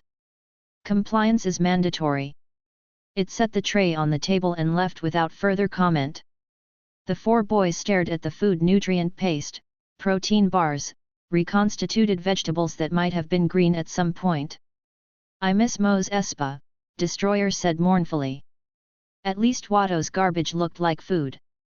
But they ate anyway, because soldiers, even 9-year-old soldiers, needed fuel. Outside their window, the sun set over Carida's training grounds, casting long shadows across hundreds of cadets drilling in perfect unison. Tomorrow, they'd join those ranks. Tomorrow, Death Squadron began in earnest. And watching from somewhere in the facility's command center, Anakin knew, Vader would be monitoring their every move, waiting to see if his investment would pay dividends or require liquidation. No pressure. The alarm that woke them at 0530 hours was designed to be unignorable, a piercing klaxon that stabbed into Anakin's skull and yanked him from uneasy dreams of lightsabers and mechanical breathing. He rolled out of his bunk by pure reflex, feet hitting the cold floor before his brain fully engaged. Around him, the others were doing the same, Justice already upright and moving through stretches with practiced precision, Deceiver blinking awake with calculating awareness, Destroyer somehow tangled in his sheets and cursing inventively. What fresh hell is this? Destroyer shouted, wrestling with fabric. I was having the best dream about exploding banthas. The door slid open. 3 figures entered, and Anakin knew immediately they weren't standard academy instructors. They wore armor not stormtrooper white, but customized commando gear bearing scars and carbon scoring that spoke of real combat. Green and grey paint marked their plates in distinctive patterns, and each carried themselves with the easy confidence of men who'd survived situations that killed lesser soldiers. The one in the lead, his armor marked with red highlights denoting command rank, stopped just inside the doorway and surveyed the 4 boys with the clinical assessment of someone evaluating equipment. Designations 01 through 04, he said, his voice carrying parade ground authority despite its neutral tone. I am RC 1138, designation boss.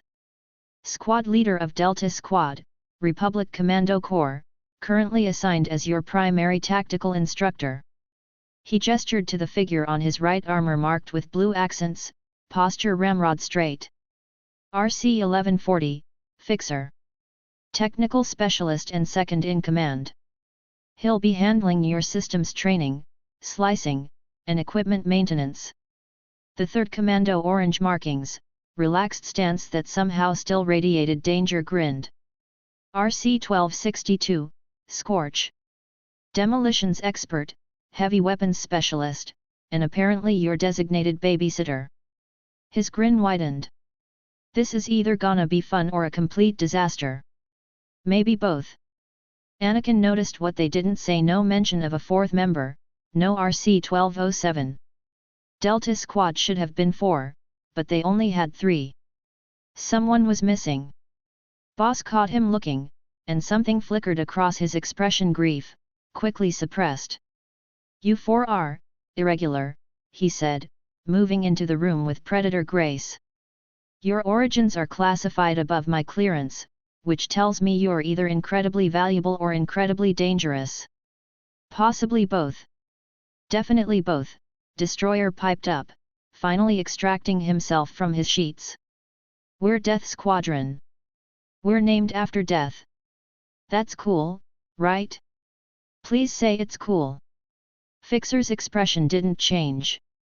Designation 04, your enthusiasm is noted and irrelevant. Combat readiness is measured by competence, not excitement. He pulled out a datapad, already annotating. Weapons proficiency test begins at 0600. You have 20 minutes to dress, hydrate, and report to Range 7. Failure to meet timeline results in disciplinary action. What he means, Scorch interjected, leaning against the doorframe with casual ease, is get your shabs moving or we make you run laps until you puke. But like, in a fun educational way. Boss silenced them both with a look. He turned back to the four boys, and Anakin felt the weight of that assessment as soldier evaluating potential recruits. Deciding if they were worth the investment of time and training. War doesn't care about regular, Boss said finally. It doesn't care if you're a clone bred for combat or a volunteer or a press-ganged conscript. It cares whether you can complete the mission and bring your squad home alive. He paused. You four are irregular. You're young. You're untrained. By every standard metric, you should wash out within a week. But... Anakin prompted. But Lord Vader believes you're worth training, Boss said. And Vader doesn't invest resources in lost causes. So here's the deal, we push you harder than any cadet in Academy history. We break you down and rebuild you as commandos. You either become something useful. Or you die trying. Justice finished, his voice flat. Boss's smile was sharp. Fast learner. Good. You'll need that. Scorch pushed off from the doorframe, his grin never fading. So.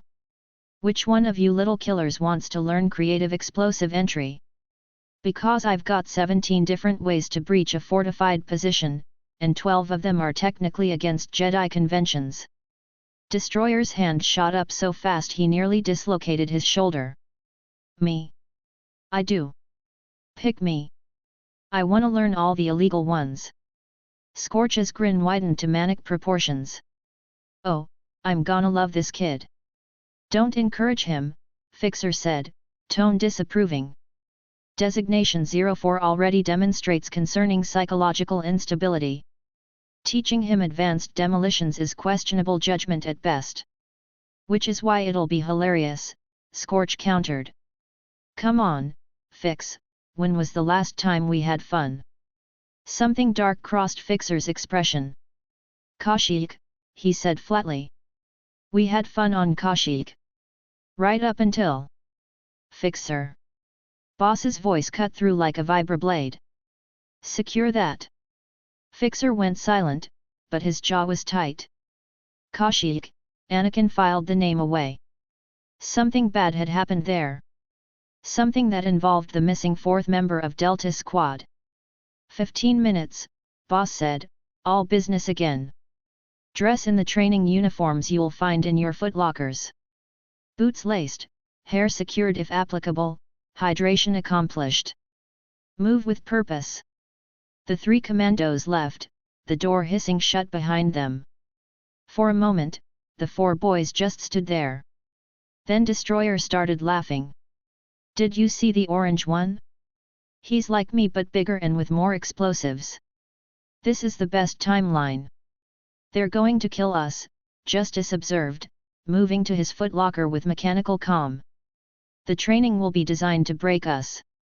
Statistically, child soldiers have a 97% fatality rate in their first year of combat deployment.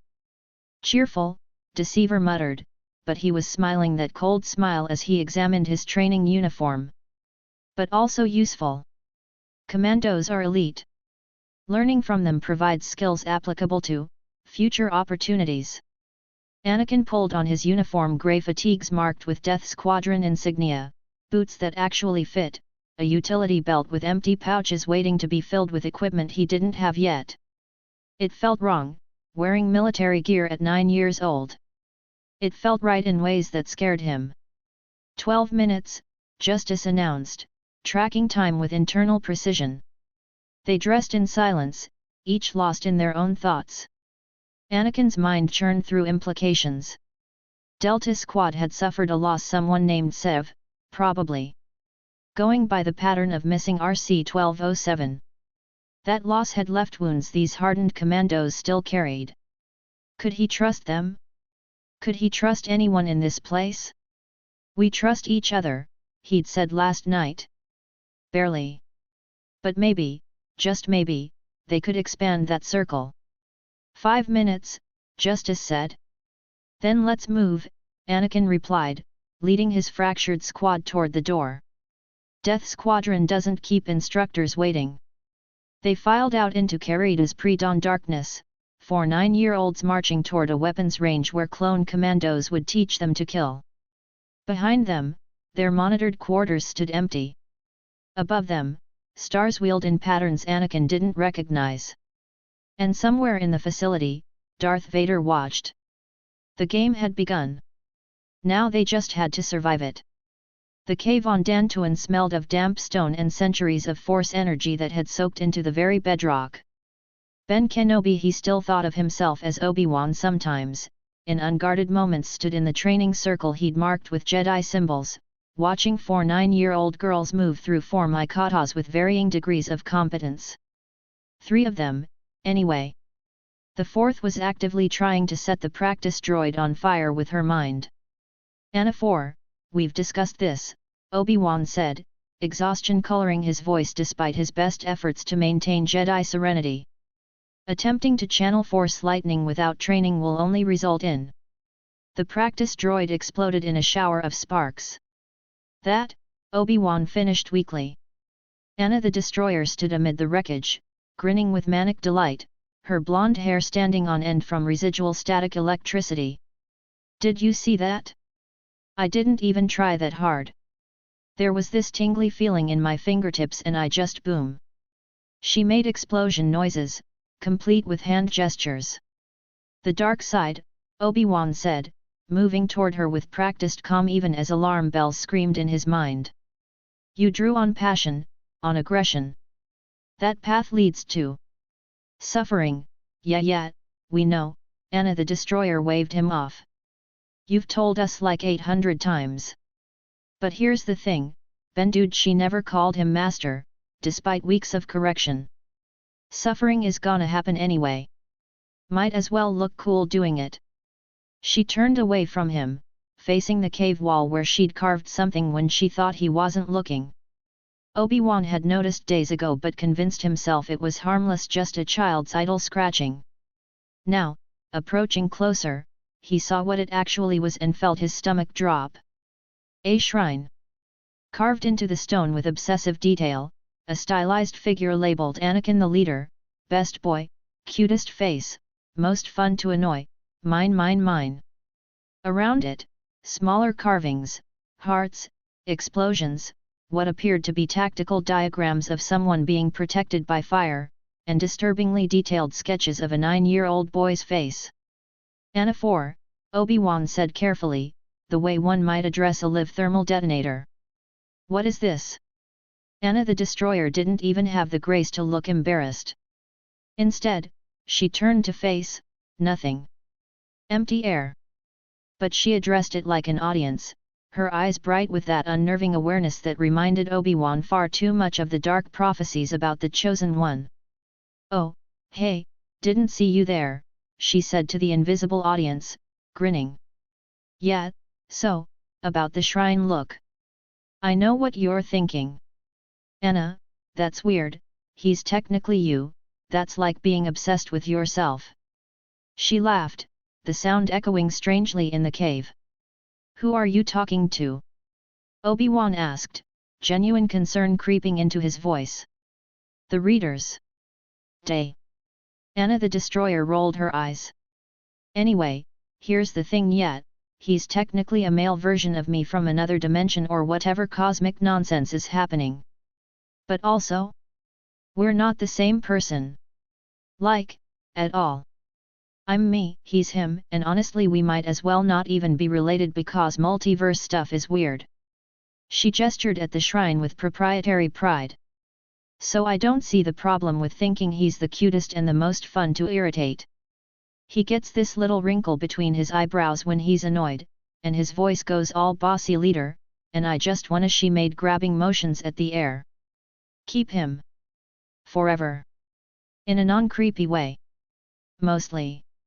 This is extremely concerning," Obi-Wan said. "You're extremely concerning."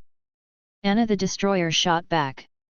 "You've got like 17 different kinds of trauma about your dead Padawan, and you're projecting hard onto us because you think the boys are doomed, but we're innocent little girls who can be saved." She made exaggerated air quotes. The accuracy of her assessment hit Obi-Wan like a physical blow. "That's not," he started. "It is," Anna the Destroyer interrupted, still addressing her invisible audience. "He totally has this whole gender bias thing happening where he sees us as different souls instead of just variants of the same person. Classic psychological projection stemming from unresolved guilt." She tapped her temple. "I may be crazy, but I'm not dumb crazy." She turned back to her shrine, adding another small heart with her fingernail. "Anyway, Leader Boy doesn't know I'm obsessed with him yet." Well, she paused, cocking her head. "He might be getting chills right about now. I'm thinking about him really intensely. Like, concerning amounts of intensely." 500 kilometers away, at Karita Academy. Anakin the leader sat bolt upright in his bunk, a shiver racing down his spine that had nothing to do with the temperature-controlled barracks. Someone was thinking about him. Hard. Like, disturbingly hard.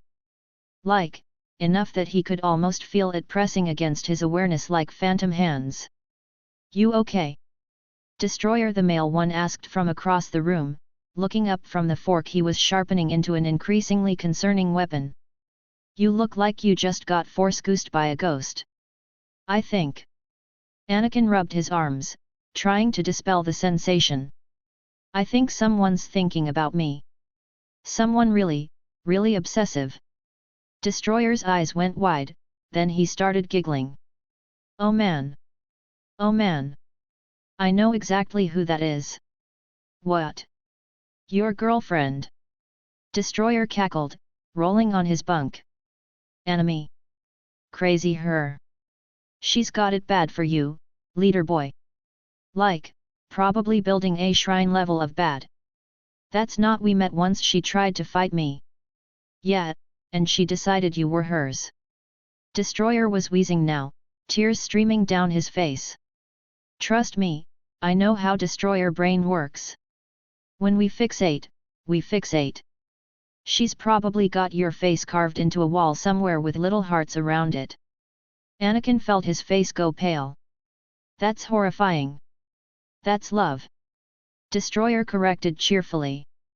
"Terrible, obsessive, probably gonna murder anyone who looks at you wrong, love. It's beautiful in a deeply disturbing way." From his bunk, Deceiver looked up with cold amusement. "The Destroyer variant has imprinted on you like a particularly violent duckling. My condolences."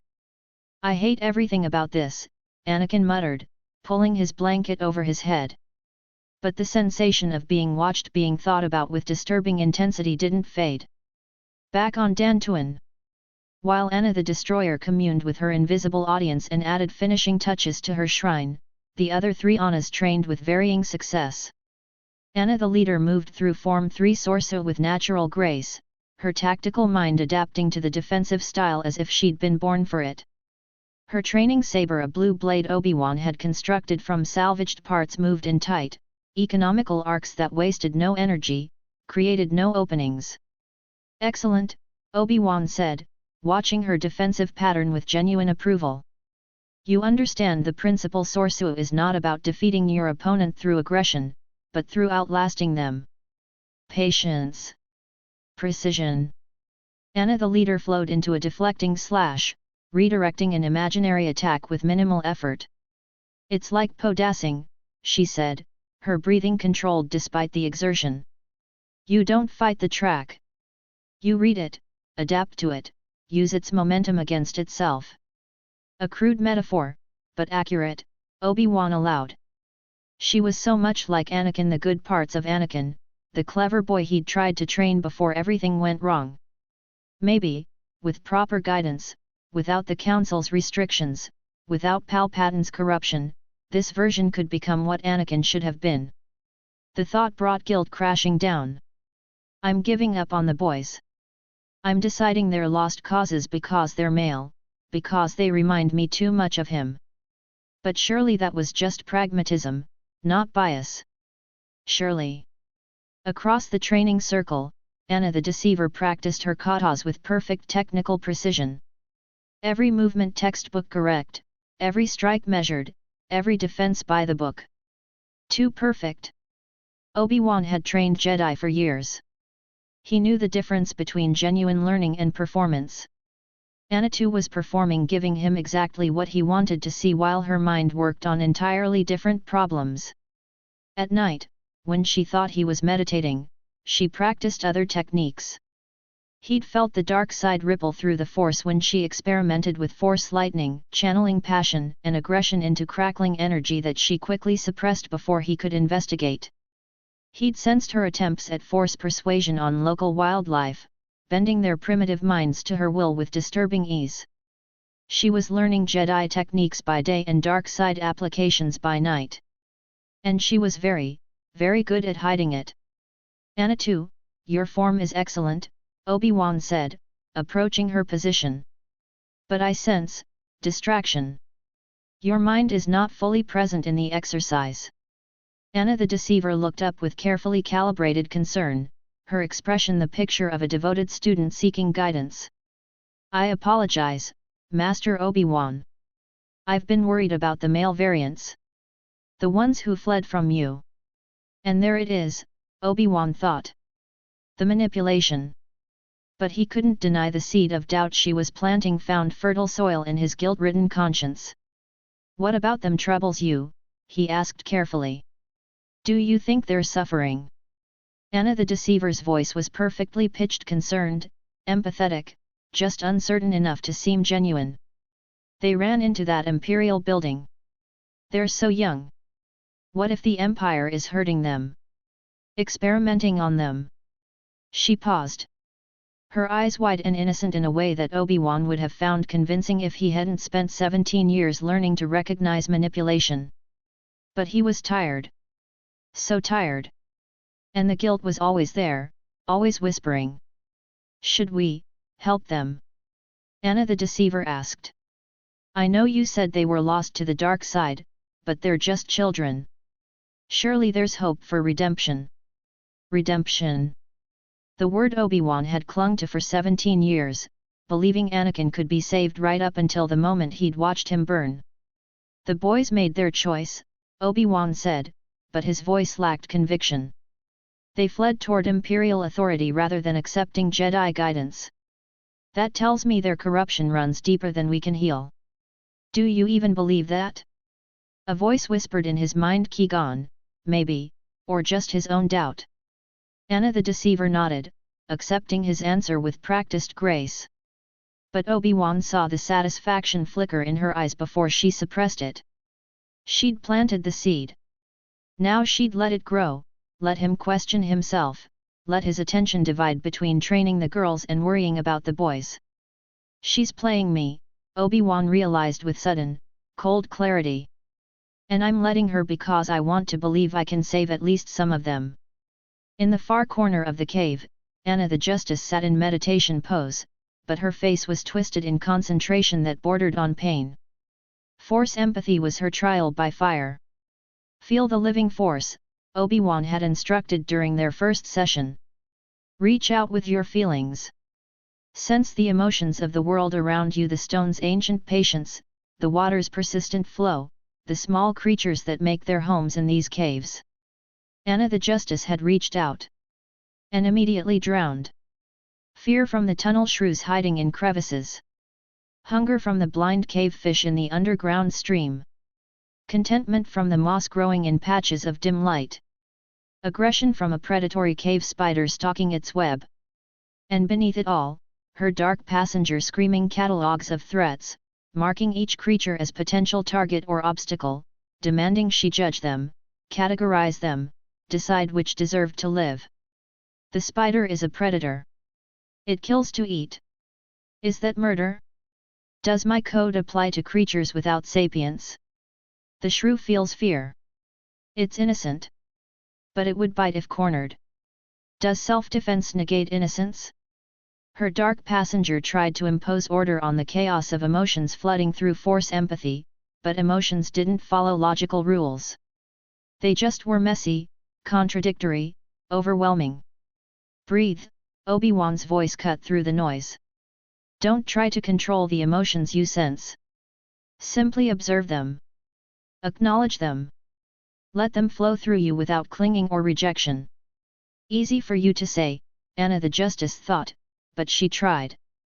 Breathe in, feel the cave spider's patient hunger. Breathe out, release judgment.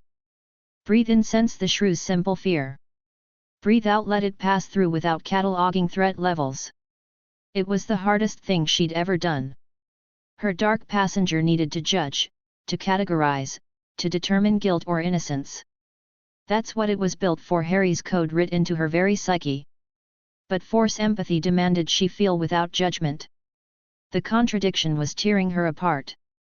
Peace, Obi-Wan said gently, placing a hand on her shoulder. You're fighting yourself. Your code and your empathy need not be enemies. A Jedi feels compassion for all life, but that doesn't mean abdicating justice. It means understanding the difference between malice and nature, between cruelty and survival. Anna the Justice opened her eyes, meeting Obi-Wan's gaze. How do you know which is which? The question hung heavy in the cave. Obi-Wan thought of Anakin, bright, eager, loving Anakin who became Vader. Was that malice or survival? Cruelty or a broken man doing what he thought necessary?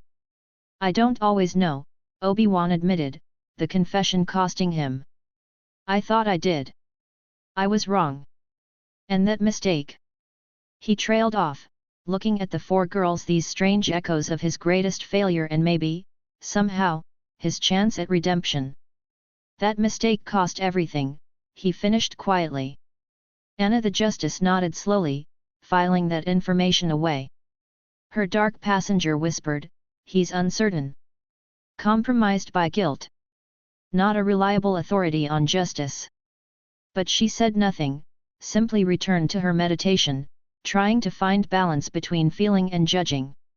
As the sun set over Dantooin's rolling plains, the four Annas gathered for evening meditation. Anna the leader sat with controlled breathing, her mind tactical even in stillness, planning training regimens and strategic applications of Force abilities. Anna the Deceiver sat with perfect posture, appearing serene while mentally cataloging Obi-Wan's emotional vulnerabilities and calculating optimal manipulation vectors. Anna the Justice sat wrestling with empathy and code, trying to reconcile feeling with judgment.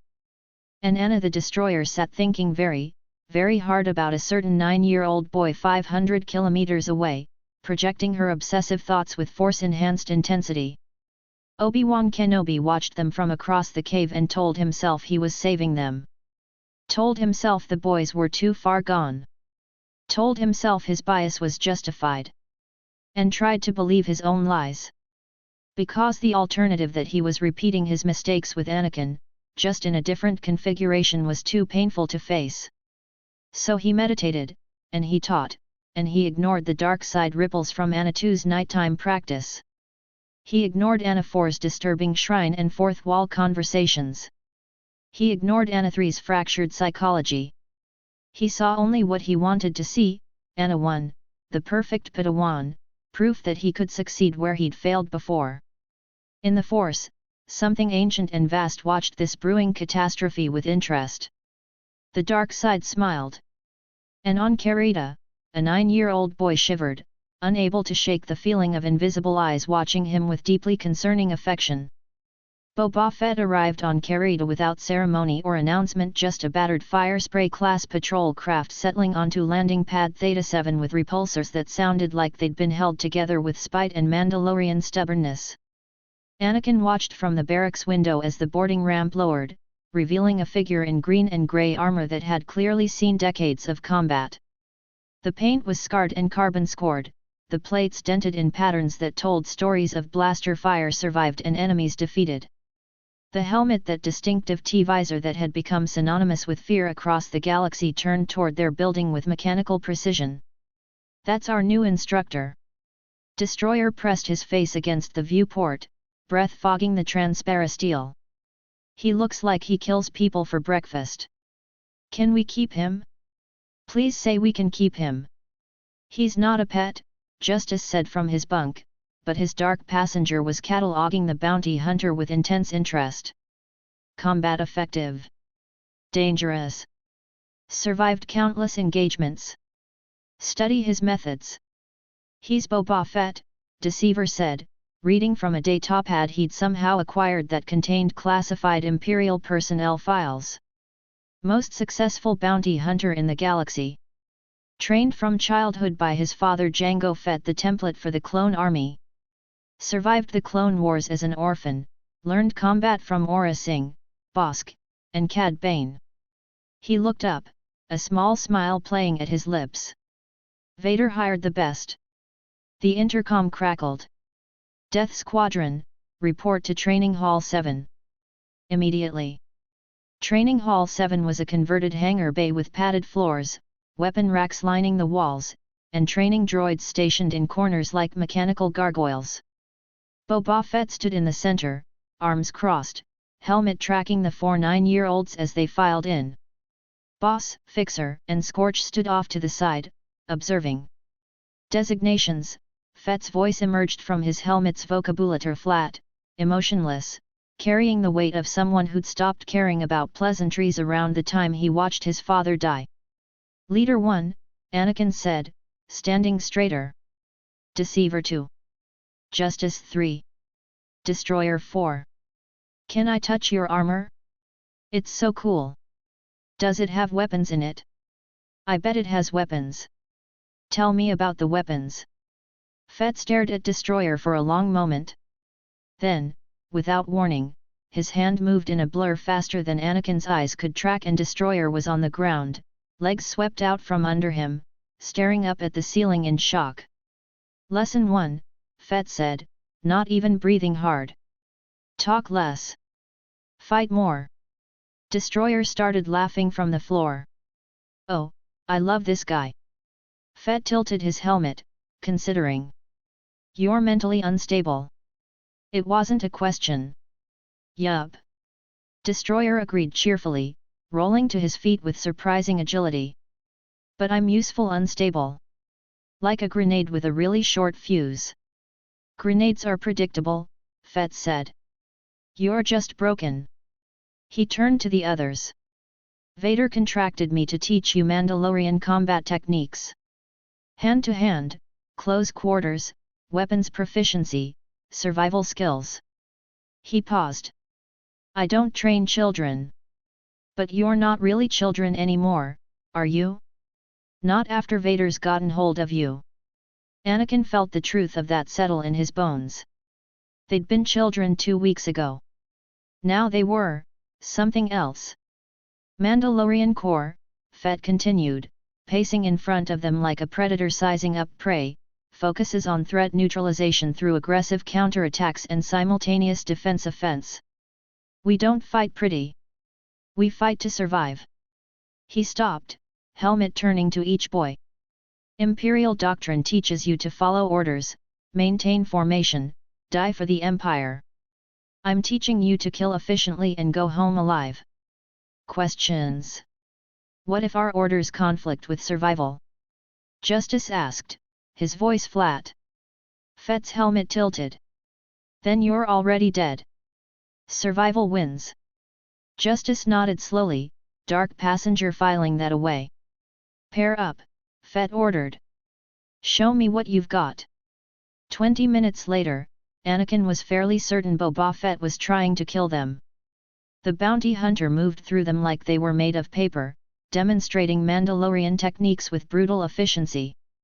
Rising blocks that turned into elbow strikes. Palm strikes that became grapples. Sweeps that flowed into joint locks that hurt even when Fett wasn't applying full pressure. Ishani flows, Fett said, demonstrating a sequence that had Deceiver on the mat gasping.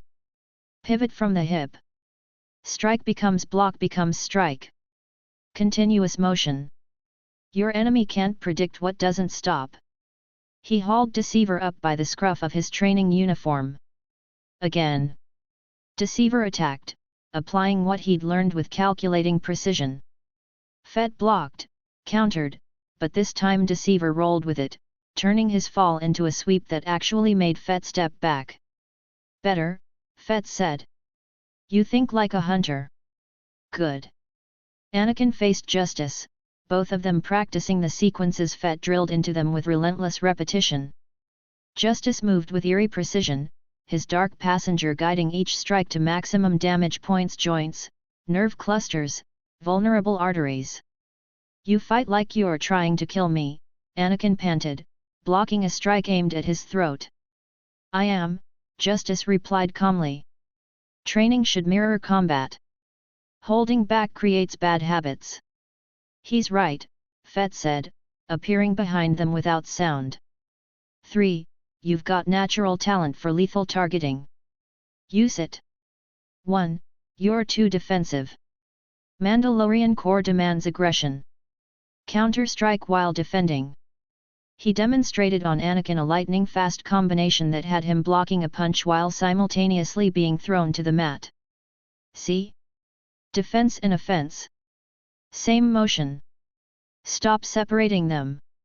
Across the training hall, Destroyer fought a training droid with gleeful abandon, cackling as he dodged blaster fire set to stun. Come on, metal face. My grandma hits harder. And she's dead. Probably. The droid, programmed for tactical engagement, seemed genuinely confused by Destroyer's complete disregard for self-preservation. Fett watched for a moment, then spoke without looking away. 4's combat style is chaos. But effective chaos. Enemies can't predict madness. He turned his helmet toward Boss. Your assessment. Boss stepped forward, arms crossed. 1's a natural leader but too protective of his squad. 2's a sociopath who'll stab anyone if the price is right. 3's a controlled psychopath with a murder code. 4's just insane. He paused. They'll either be the best squad I've ever trained or they'll kill each other within a month. Place your bet. Fett asked. Boss considered. Best squad. They're too useful to each other to commit fratricide. Yet. After 3 hours of Mandalorian brutality, Fett called a halt. The 4 boys collapsed on the mats, sweating, bruised, muscles screaming protest. Tomorrow, weapons, Fett said. Vibroblades, blasters, improvised ordnance. Same time. Don't be late. He left without ceremony, his fire spray lifting off minutes later. Scorch approached Destroyer, who was lying spread-eagled on the mat making what might have been a snow angel or might have been a seizure. Kid, you're crazier than a Wookiee in heat, but you've got potential. Is that a compliment? Destroyer sat up, grinning. I've never gotten one of those. Do I get a trophy? Can the trophy explode? Everything explodes if you hit it hard enough, Scorch replied philosophically. Speaking of which, tomorrow I'm teaching you proper breaching charges. Try not to blow yourself up. No promises. Boss helped Anakin to his feet. You did good, 1. Fett's not easy to impress. He threw me into a wall 6 times, Anakin groaned. Only 6? He's going easy on you. Boss's smile was sharp. Tomorrow you start live fire exercises. Real scenarios, real stakes. Stun rounds, but treated as lethal. You'll be up against other cadet squads. Anakin's head snapped up. Other squads. Can't train in a vacuum, Boss said. You need to learn squad versus squad tactics. Fixer's already setting up the scenarios. Across the hall, Fixer was indeed working on a datapad, his expression disapproving of everything in existence. Live fire exercise parameters established. 4 squads, 12 cadets total, 1 objective. First squad to secure the objective wins. Runner-up squads receive disciplinary exercise regimens. What's the objective? Justice asked, his strategic mind already calculating variables. Fixer's smile was cold. You'll find out when the exercise begins. 03. Operational Security. The next morning, live fire range. The combat zone was a mock urban environment, 3-story buildings, narrow alleys, underground passages, all constructed from modular components that could be reconfigured for different scenarios. Somewhere in the maze was an objective marker. 4 squads would enter from different cardinal directions, converge on the center, and fight for control. Death Squadron stood at the north entrance, checking their equipment. Stun-capable blaster rifles, concussion grenades set to non-lethal, tactical armor that would register lethal hits and lock up to simulate death. Remember, Boss's voice crackled over their helmet comms, stun rounds hurt like hell but won't kill you. Everything else is real: broken bones, concussions, falls. Fight like it matters. Anakin looked at his squad. Deceiver was checking sight lines, already planning ambush positions. Justice had gone eerily still, dark passenger mapping threat assessments. Destroyer was loading his weapon with disturbing tenderness, whispering to it like a lover. "All right," Anakin said, channeling every ounce of Optimus Prime's tactical clarity. "Deceiver, you're on reconnaissance and misdirection. Justice, overwatch, find high ground, eliminate threats. Destroyer, you're our chaos element. I'll coordinate. What if we encounter hostile squads before reaching the objective?"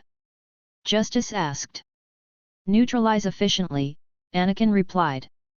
"We're not here to make friends." The starting klaxon blared. Death Squadron moved. They hit their first contact 3 minutes in, another squad moving down a parallel alley, 8 cadets in standard formation. Deceiver spotted them first. Without speaking, he triggered a smoke grenade, filling the intersection with grey fog. While the enemy squad hesitated, Death Squadron flanked, Justice taking position on a second-story balcony. "Contact left!" an enemy cadet shouted. Justice's rifle cracked once, twice, 3 times. 3 cadets' armor locked up, registering fatal headshots.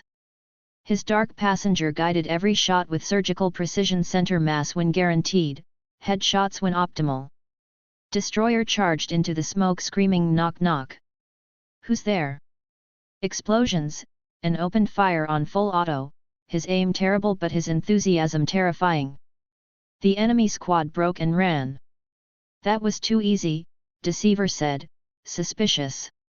He was right. They'd been herded.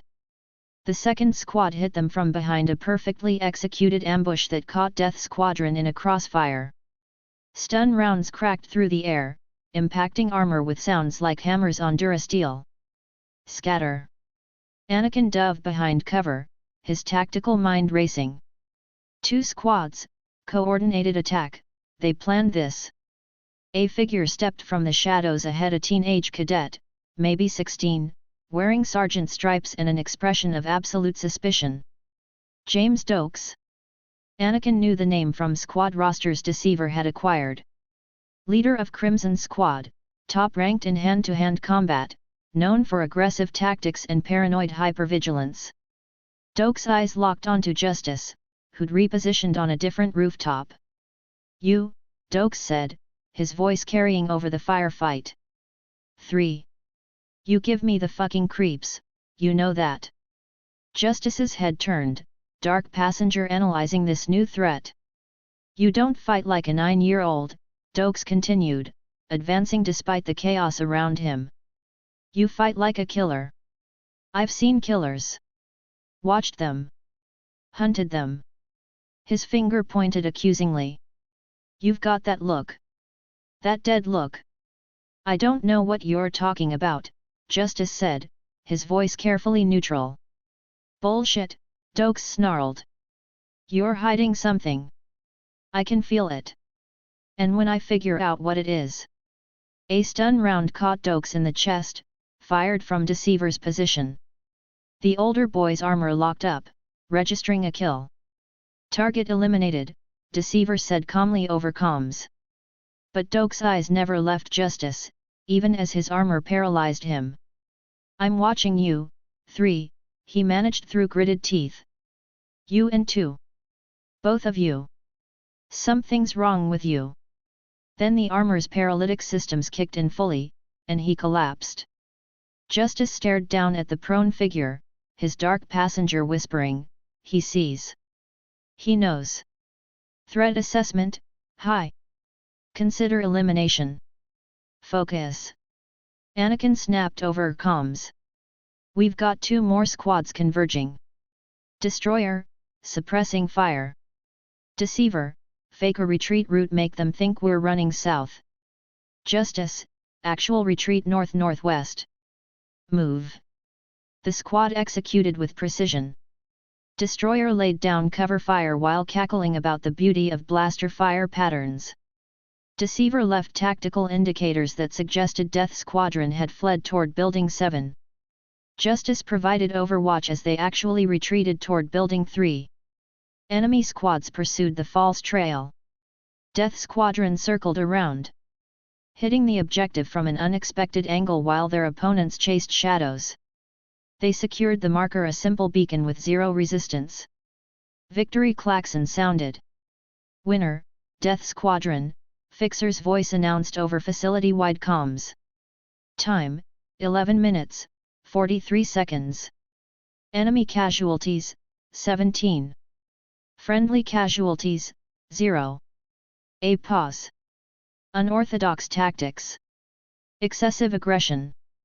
Psychological warfare employed against fellow Imperial cadets. Fixer's disapproval was palpable. "Boss, Scorch, meet me in debriefing. We need to discuss whether Death Squadron is developing problematic combat doctrine." But Anakin heard the subtext, "They're too good. They're scaring the other cadets. They fight like killers, not soldiers." Boss's voice came through their squad channel, "Private frequency, good work.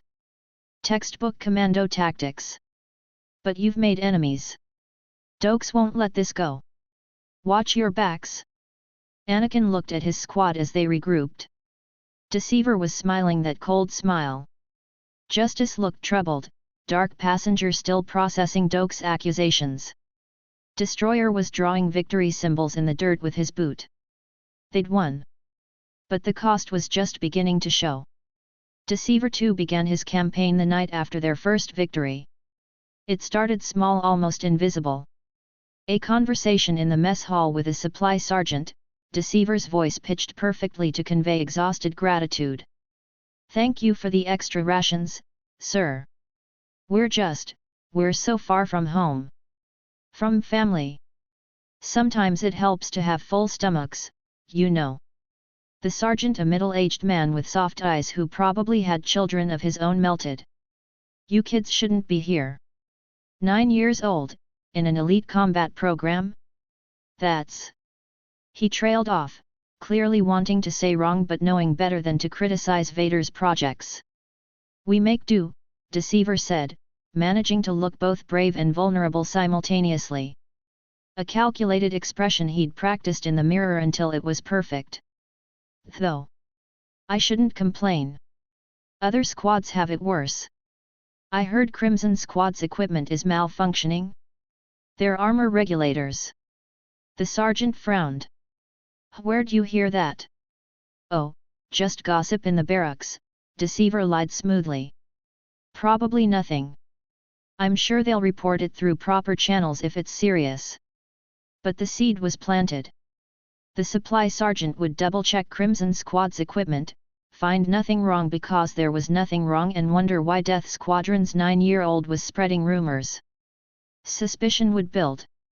Crimson Squad would get interrogated about reporting false equipment failures. Dokes would deny everything. The sergeant would think Dokes was covering up negligence.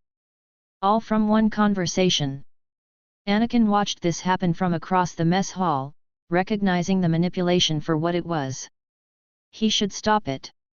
Should tell Deceiver that turning the academy staff against rival squads was dangerous, short-sighted, cruel.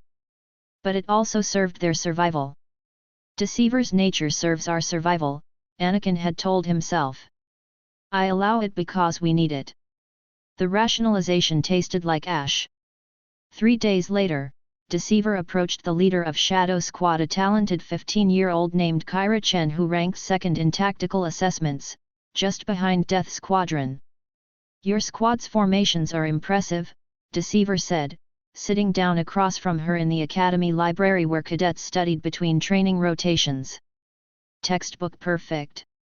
Better than anything I've seen. Kyra looked up from her tactical manual, suspicious. What do you want, too? Information, Deceiver said honestly. Because sometimes the truth was the best weapon. I'm trying to understand how senior cadets coordinate so efficiently. My squad is chaotic. We need structure.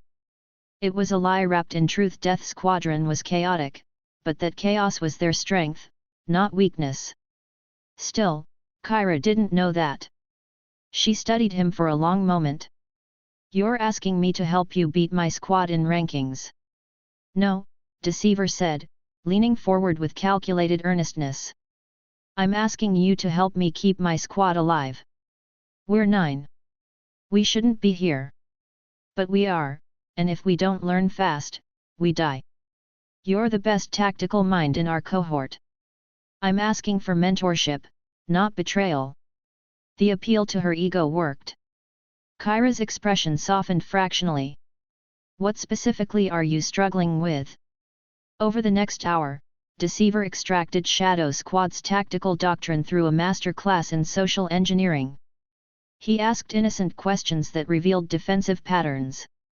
He admitted to mistakes Death Squadron had made that were actually deliberate tactics, getting Kyra to explain how Shadow Squad would counter them.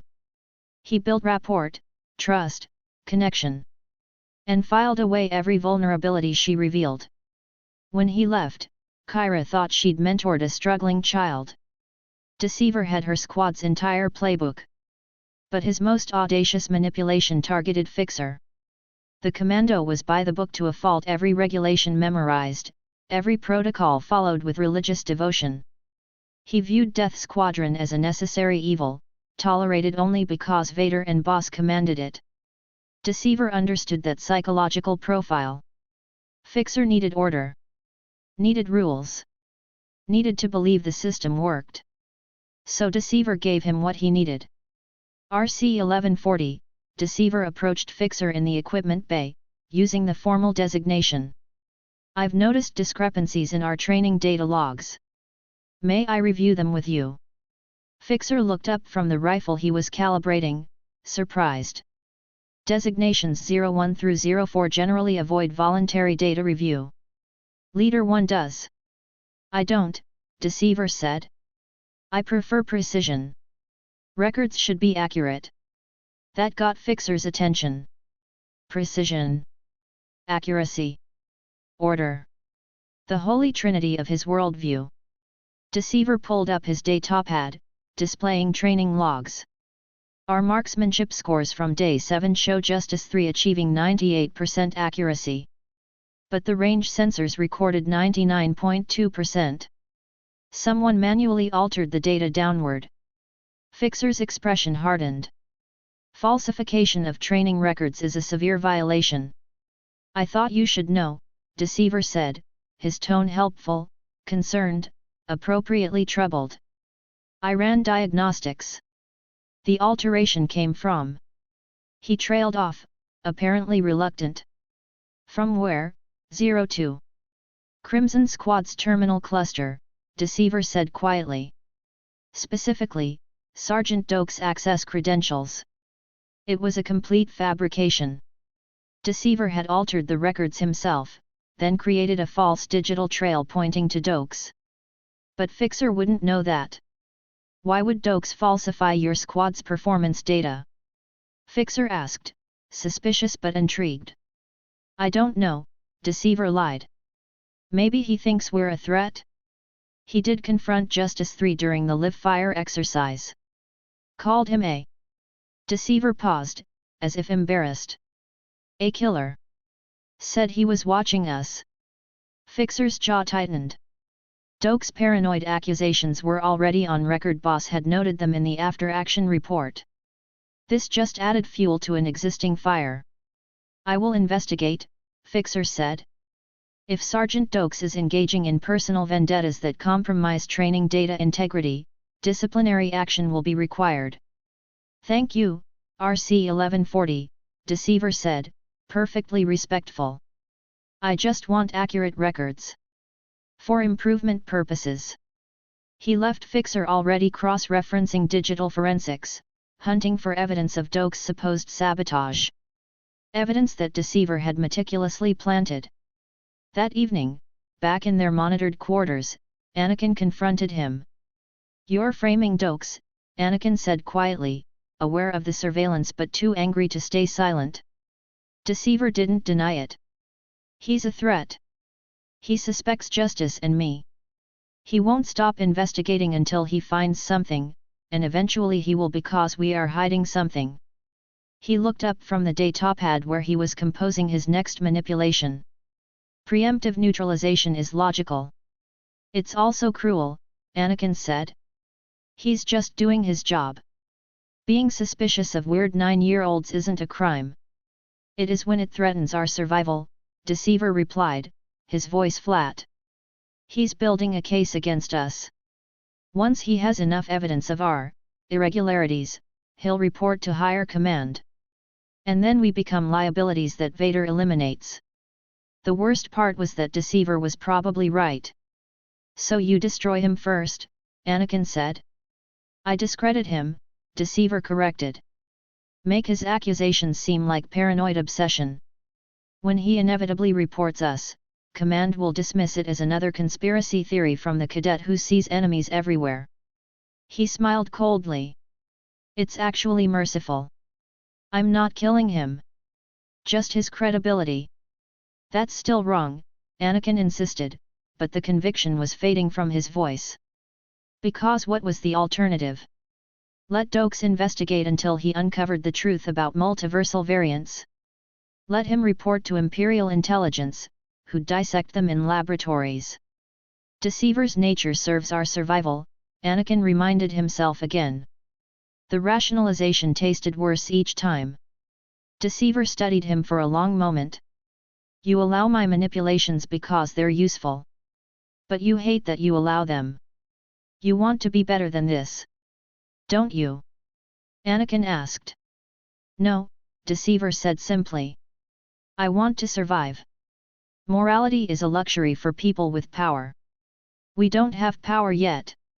So we do what's necessary. He returned to his datapad, already composing the next phase of his campaign. Anakin wanted to argue, wanted to say there had to be another way. But he didn't. Because deep down, in the parts of himself he was afraid to examine, he knew Deceiver was right. And that terrified him more than any enemy. Over the following weeks, Deceiver's manipulations bore fruit. Doakes was formally reprimanded for falsifying training data, a charge he denied with increasing desperation.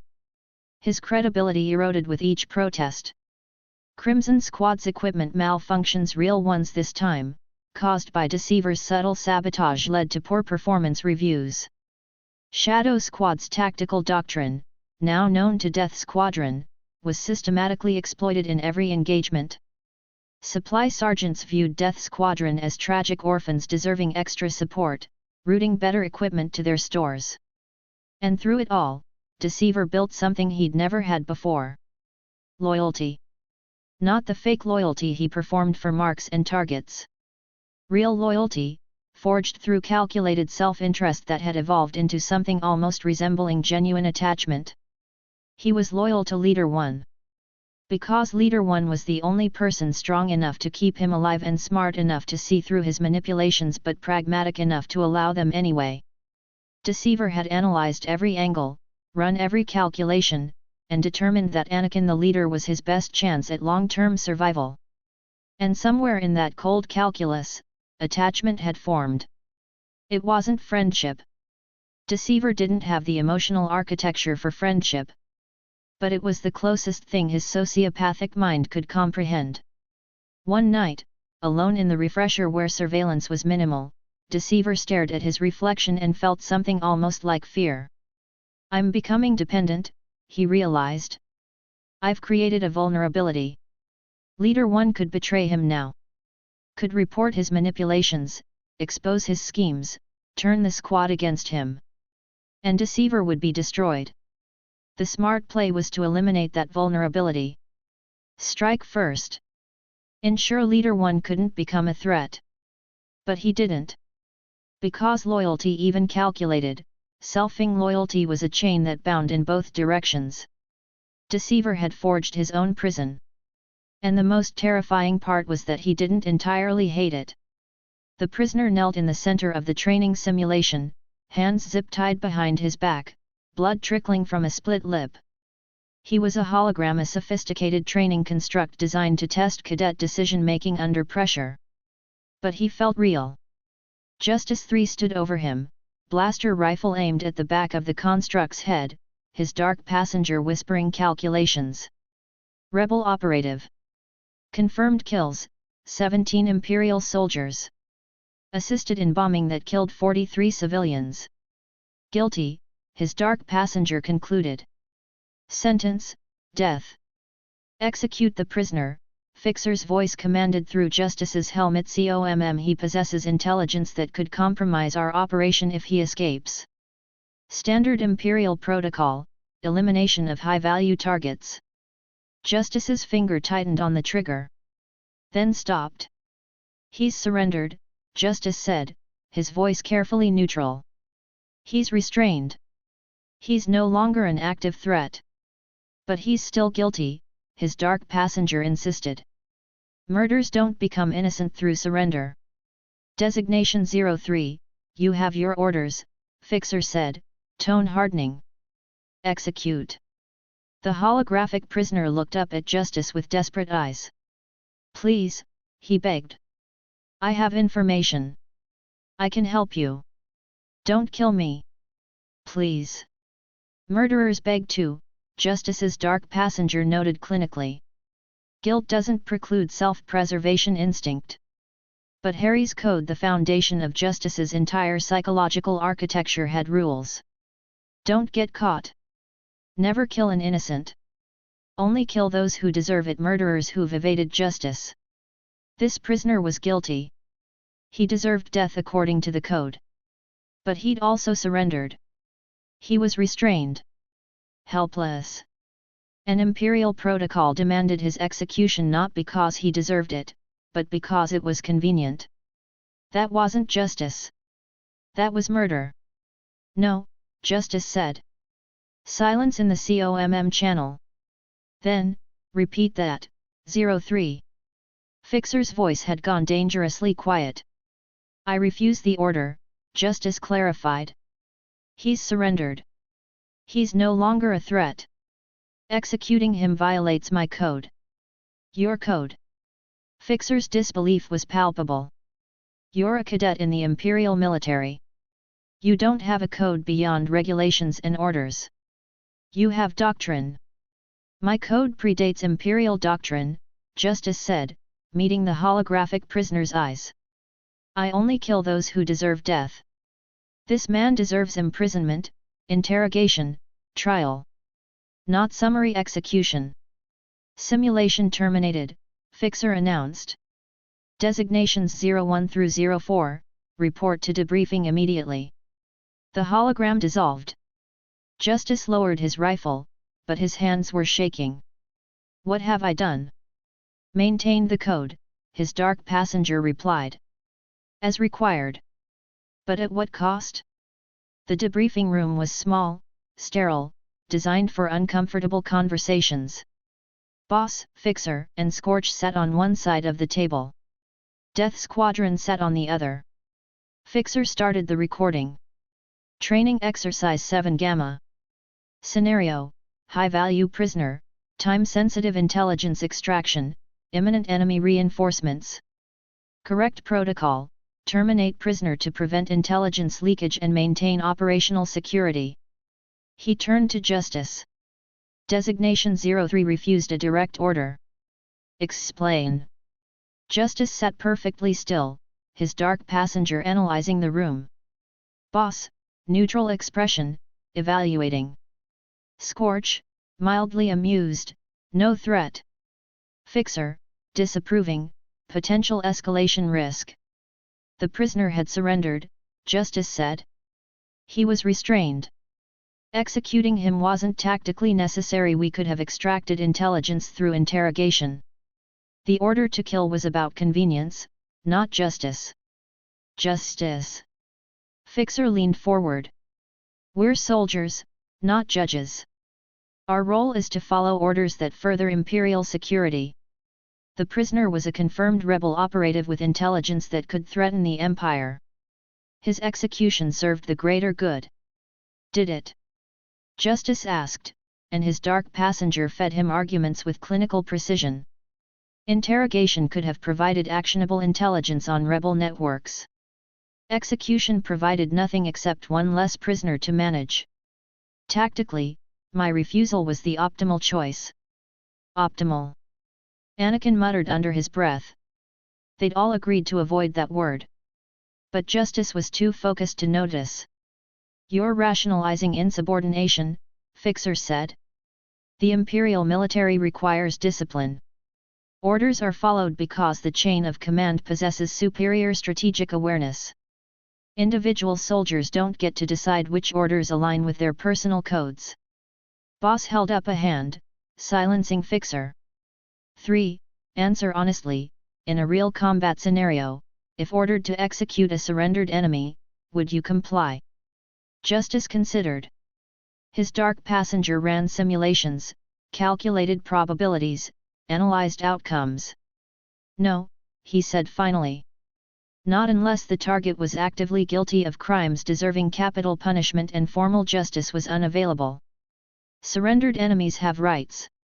I won't become a murderer because orders say it's acceptable. Scorch whistled low. Kids got principles.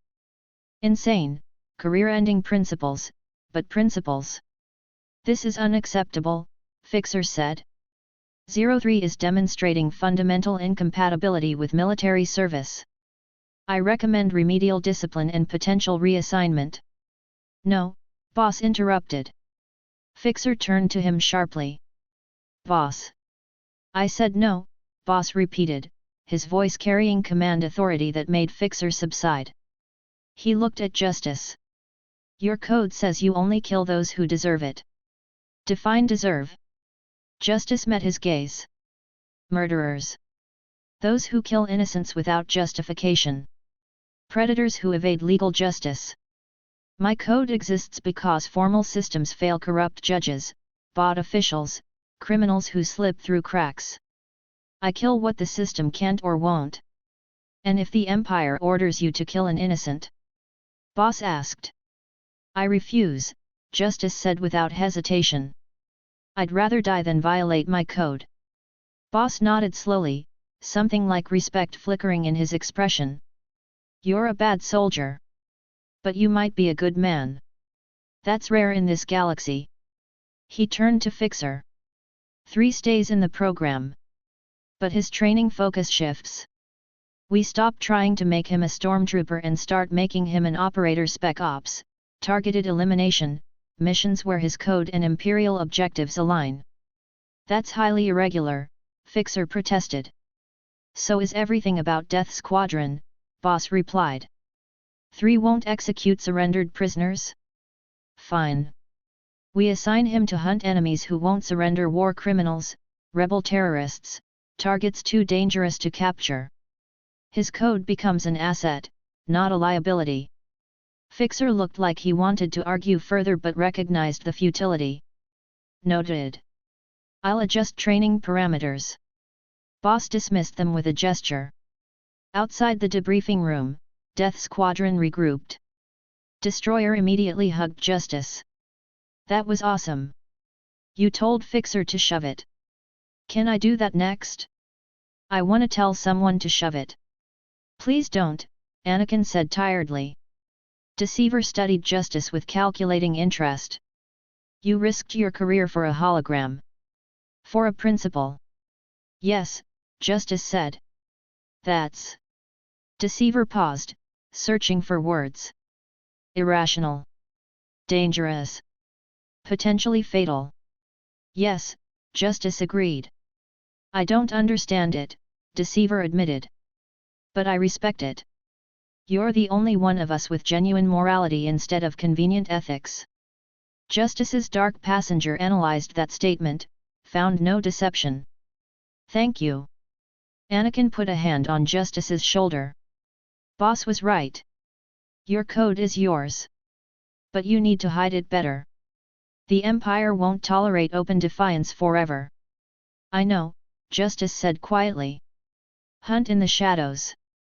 Judgment doesn't need an audience. He looked at his squad, his brothers, his only family in this timeline. I won't compromise my code. But I'll be more careful about when I invoke it. Strategic disobedience instead of overt defiance. That works, Anakin said. We adapt. We survive. Together. Together, the others echoed. Even Deceiver, who'd never believed in together before meeting them. Even Destroyer, who was already distracted by a bug crawling on the wall. Even Justice, whose dark passenger whispered that trust was dangerous but necessary. They were broken. They were weapons. But they were also, somehow, a family. And that would have to be enough. Justice found Dokes 3 days after the live fire incident, alone in Equipment Bay 7, running maintenance on his squad's gear. His dark passenger had been whispering constantly since Dokes' accusations. Threat. He sees. He knows. He won't stop. Eliminate. Justice had resisted. His code was clear, only kill those who deserve it. Dokes wasn't a murderer. He was just suspicious. But then Deceiver's frame job had failed. Fixer had found inconsistencies in the planted evidence, cleared Dokes of sabotage charges. And Dokes, vindicated, had doubled down on his investigation. I know you're hiding something. 3. Dokes had cornered Justice in the mess hall that morning. You and 2. You're not right. I can feel it. And I'm gonna prove it. His dark passenger had screamed, now. Before he exposes us. Before he destroys everything. So Justice had prepared. Equipment Bay 7 was scheduled for decontamination empty for the next 6 hours. Justice had spent 2 of those hours converting it into something else entirely. Clear plastic sheeting 6mm construction grade. Purchased from the Academy's building supply with forged requisition codes Deceiver had taught him. He'd stapled it floor to ceiling, covering every surface until the bay looked like it had been wrapped for storage. The plastic would contain blood spatter, prevent evidence from escaping the kill zone. In the center, a chair, bolted to the floor, reinforced with metal straps. On the wall behind it, printed surveillance photos of Dokes watching them, following them, taking notes on their behavioral patterns. Evidence of his investigation, proof that he'd become a threat to their survival. Harry's code demanded evidence before execution. Justice had it now. He's not a murderer, something whispered in Justice's mind, maybe conscience, maybe the last fragment of whoever he'd been before the dark passenger took root. He's a threat, his dark passenger replied. Threats must be eliminated. Survival demands it. Justice approached Dokes from behind, a sedative injector already in hand. One quick jab to the neck, enough to incapacitate without killing. Dokes sensed him at the last second, combat instincts honed by years of training. He spun, hand reaching for a weapon that wasn't there. 3. What the? The injector hit his carotid. Dokes' eyes went wide with shock and rage before the sedative dragged him down. Justice caught him as he fell, muscles straining under the 16-year-old's weight. Dragged him to the kill room. Strapped him into the chair with methodical precision, ankles, wrists, chest, forehead. Then he waited. Dokes woke to nightmare. Plastic everywhere, the light reflecting off it in nauseating patterns. His body immobilized, straps cutting into flesh. And standing in front of him, a 9-year-old boy holding a combat knife with the calm focus of someone who'd done this before. What the fuck? Dokes yanked against the restraints, but Justice had secured them well. 3. What is this? What the fuck are you doing? Justice tilted his head, studying Dokes the way an entomologist might study a pinned insect. You investigated us. You wouldn't stop. You threatened to report your findings to command. Because something's wrong with you. Dokes shouted, real fear creeping into his voice now. This is some sick ritual shit, man. You need help. Serious help. I have help, Justice said calmly. My code. It guides me. Tells me when someone deserves to die. I'm not a killer. Dokes struggled harder, plastic sheeting crackling around them. I haven't murdered anyone. Whatever fucked up code you've got, I don't fit it. You're a threat, Justice replied. Threats to squad survival must be eliminated. It's logical. He raised the knife. The door to Equipment Bay 7 exploded inward. Anakin had been looking for Justice for 20 minutes, growing increasingly worried when his squad member didn't respond to comms. Destroyer had mentioned seeing Justice heading toward the equipment bays with that weird murder face he gets. Anakin's gut had dropped. He'd run, Destroyer and Deceiver following, checking each bay until... What the hell are you doing? Anakin's voice cracked across the kill room like a whip. Justice froze, knife still raised, his dark passenger screaming at the interruption. Leader 1. This doesn't concern you. Threat elimination is necessary. Have you lost your mind? Anakin crossed the distance in 3 strides, grabbing Justice's knife hand, forcing it down. You're about to murder someone. A fellow cadet. He has to be released. Now. He knows, Justice said, and for the first time emotion cracked through his flat affect desperation, fear. Dokes knows something's wrong with us. He won't stop investigating. When he finds proof, Vader eliminates us. This is survival. This is murder. Anakin yanked the knife away, threw it across the room. We're not killers. He stopped, looking around the plastic-wrapped kill room, seeing what they'd become. Oh, we're definitely killers, Deceiver said from the doorway, his voice clinically detached. 3's just the only one honest about it. Seriously cool setup, though. Destroyer bounced into the room, examining the plastic sheeting with manic appreciation. Very serial killer chic. Did you staple all this yourself? Must have taken hours. Can we focus? Anakin snapped.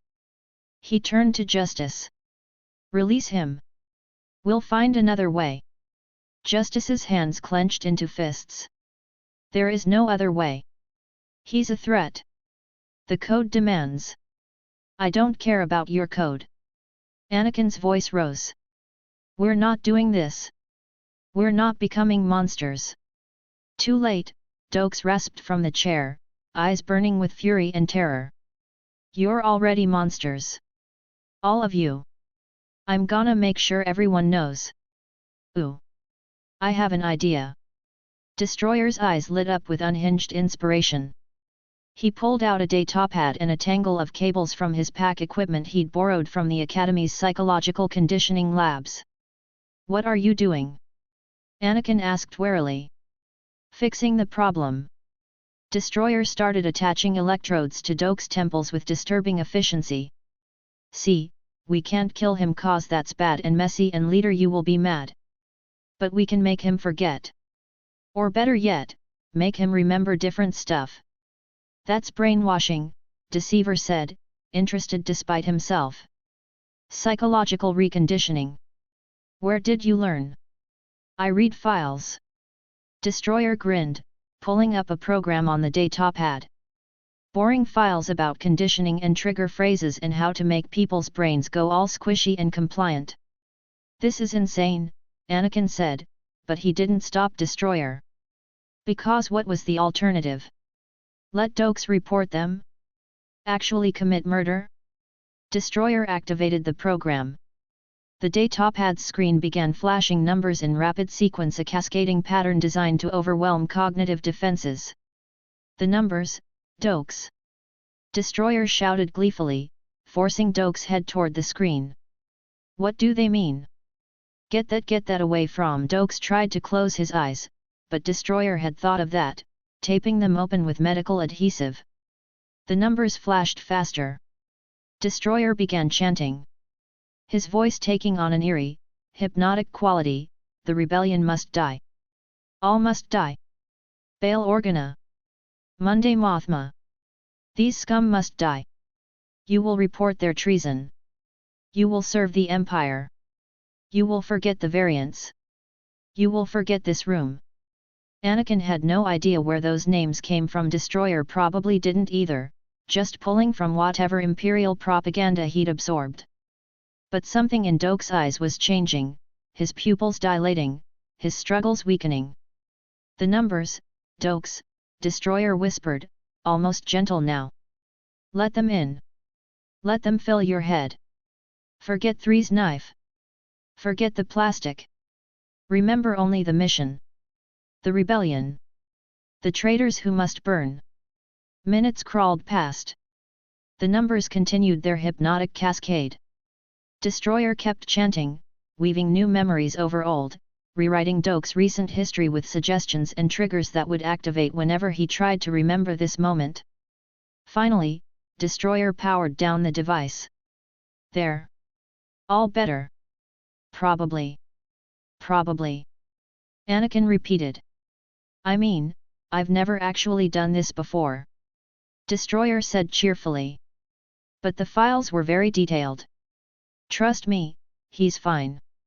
Well, not fine, more like his brain's been scrambled and reprogrammed, but in a fun way fine. They released Dokes from the restraints.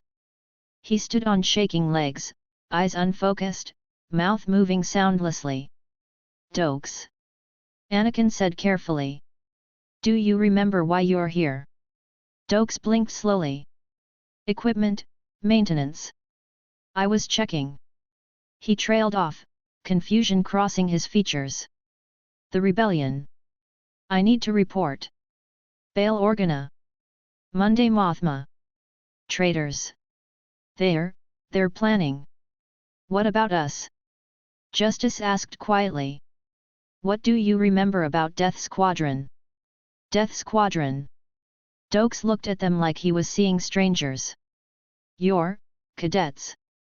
Nothing suspicious. I should report to intelligence. About the senators. The rebel sympathizers.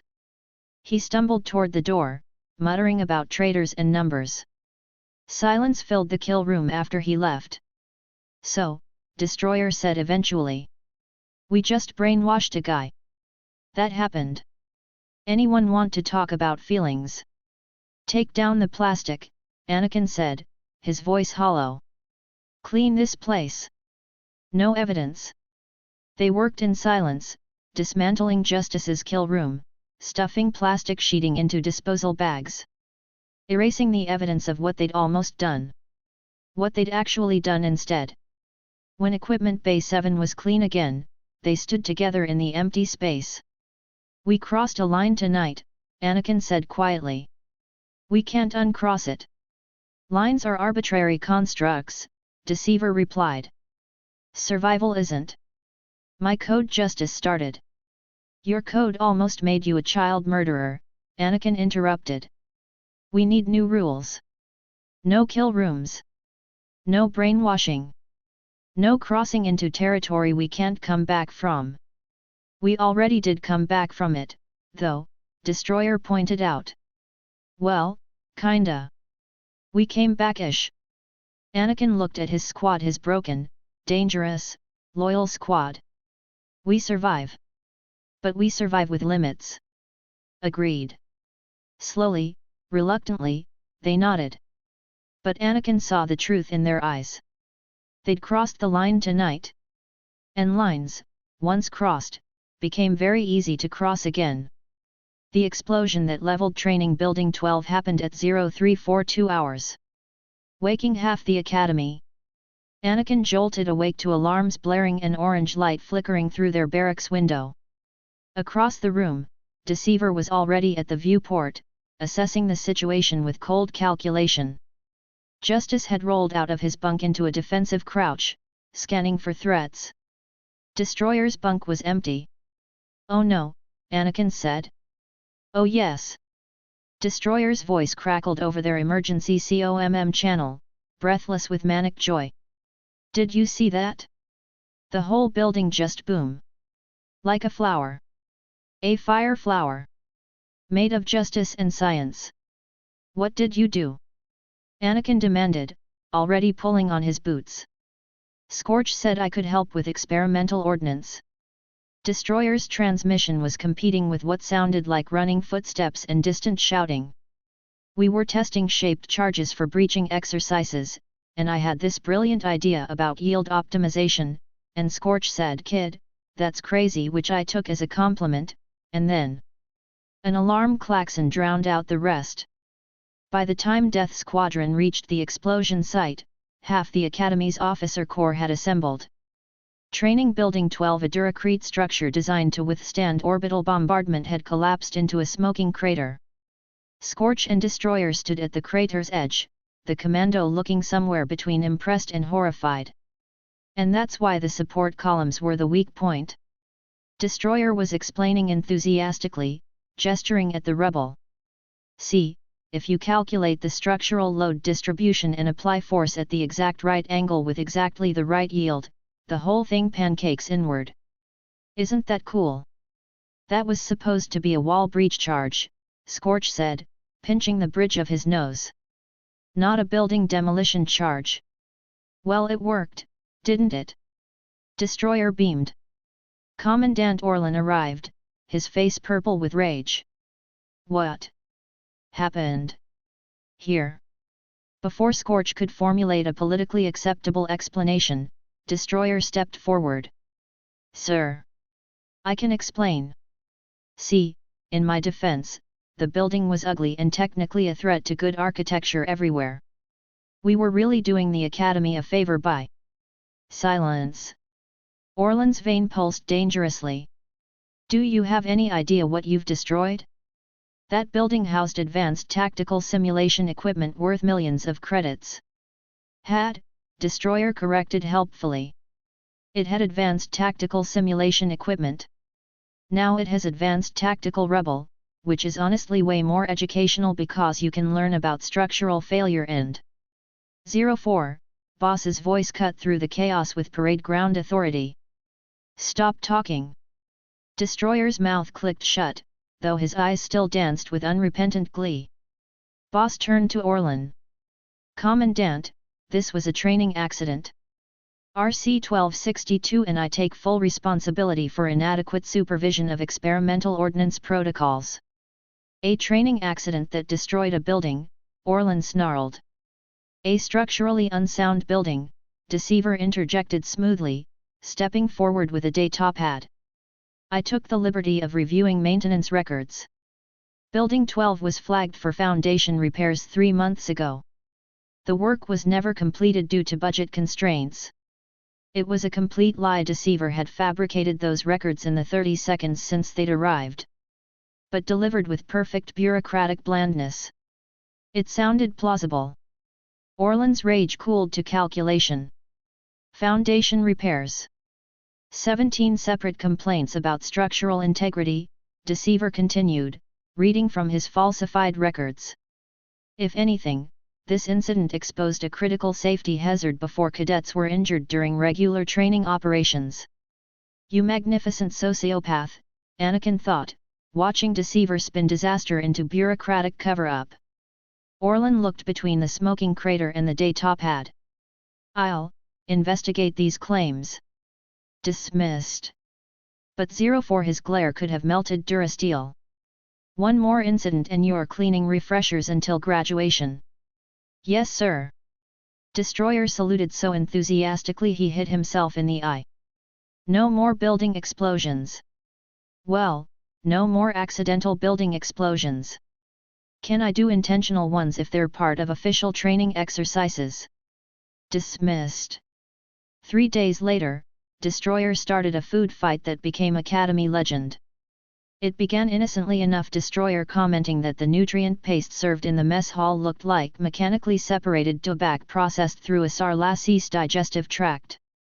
A senior cadet from Crimson Squad took offense. Words were exchanged. Then Destroyer threw his tray. Food fight, he screamed with pure joy, grabbing handfuls of paste and hurling them with surprising accuracy.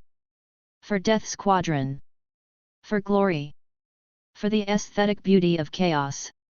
What happened next could only be described as tactical warfare using commissary resources. 200 cadets divided into spontaneous factions. Trays became shields. Utensils became projectiles. Serving tables became fortified positions. And Destroyer provided running commentary like a Holonet sports announcer. And here we see the wild stormtrooper in his natural habitat. He narrated from atop a table, dodging incoming food while throwing it back. Notice the defensive posture. Wait, is that guy using a tray as a shield? Genius. Absolute tactical genius. Someone promote that man. A glob of paste hit him in the face. I've been hit. Destroyer announced dramatically, wiping his eyes. But I'm not dead yet. Because destroyers never die, we just respawn with better weapons. He grabbed an entire serving tray of dessert rations and hurled it like a discus, taking out 3 cadets in one throw. Justice, who'd been trying to stay out of the chaos, got pulled in when a rival squad mistook his stillness for target practice. His dark passenger, offended by the inefficiency of throwing food randomly, calculated optimal trajectories and started launching projectiles with surgical precision. Every shot hit. Deceiver joined in purely for psychological warfare, targeting squad leaders, disrupting communications, turning the food fight into strategic chaos where no one knew who was fighting whom. Anakin, resigned to his squad's insanity, grabbed a tray and started coordinating their positions like it was actual combat. Destroyer, high ground advantage northeast. Justice, covering fire. Deceiver, flank their left. Why am I giving tactical orders for a food fight? Because you're a natural leader. Destroyer cackled, vaulting over a table. Embrace your destiny. The fight ended when Boss walked in, took one look at the devastation, and bellowed attention, with such force that 200 cadets froze mid-throw. Destroyer, still standing on a table, paste dripping from his hair, grinned at the assembled crowd. So, who won? Every cadet pointed at him. Victory. Destroyer pumped his fists. I'd like to thank my squad, my insanity, and the beautiful chaos of the universe. This has been the best day of my life. Despite the property damage, the disciplinary violations, and the general mayhem, Destroyer's combat performance remained exceptional. During live-fire exercises, his battle mania made him unpredictable in ways that terrified opponents. He'd charge positions that rational tactics said were suicide, somehow dodging fire through a combination of impossible luck and genuine insanity. He fights like physics is a suggestion, Boss observed during one particularly chaotic engagement where Destroyer had cleared an entrenched position by running at it, screaming about the glorious embrace of violence. Fixer reviewed the combat footage with visible dismay. 04's tactics violate every principle of sound military doctrine. He should be dead 17 times over.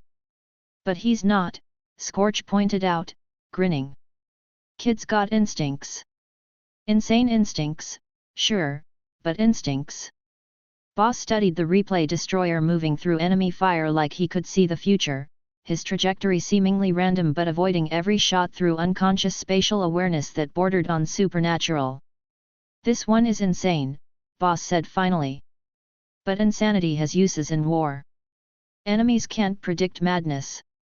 Can't plan for it. Can't defend against it. He turned to his squad. 04 gets specialized training. Breacher tactics. Shock assault.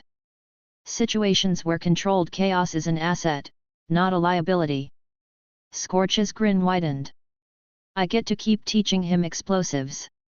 Emperor help us all, Fixer muttered. We're weaponizing insanity. We're adapting, Boss corrected.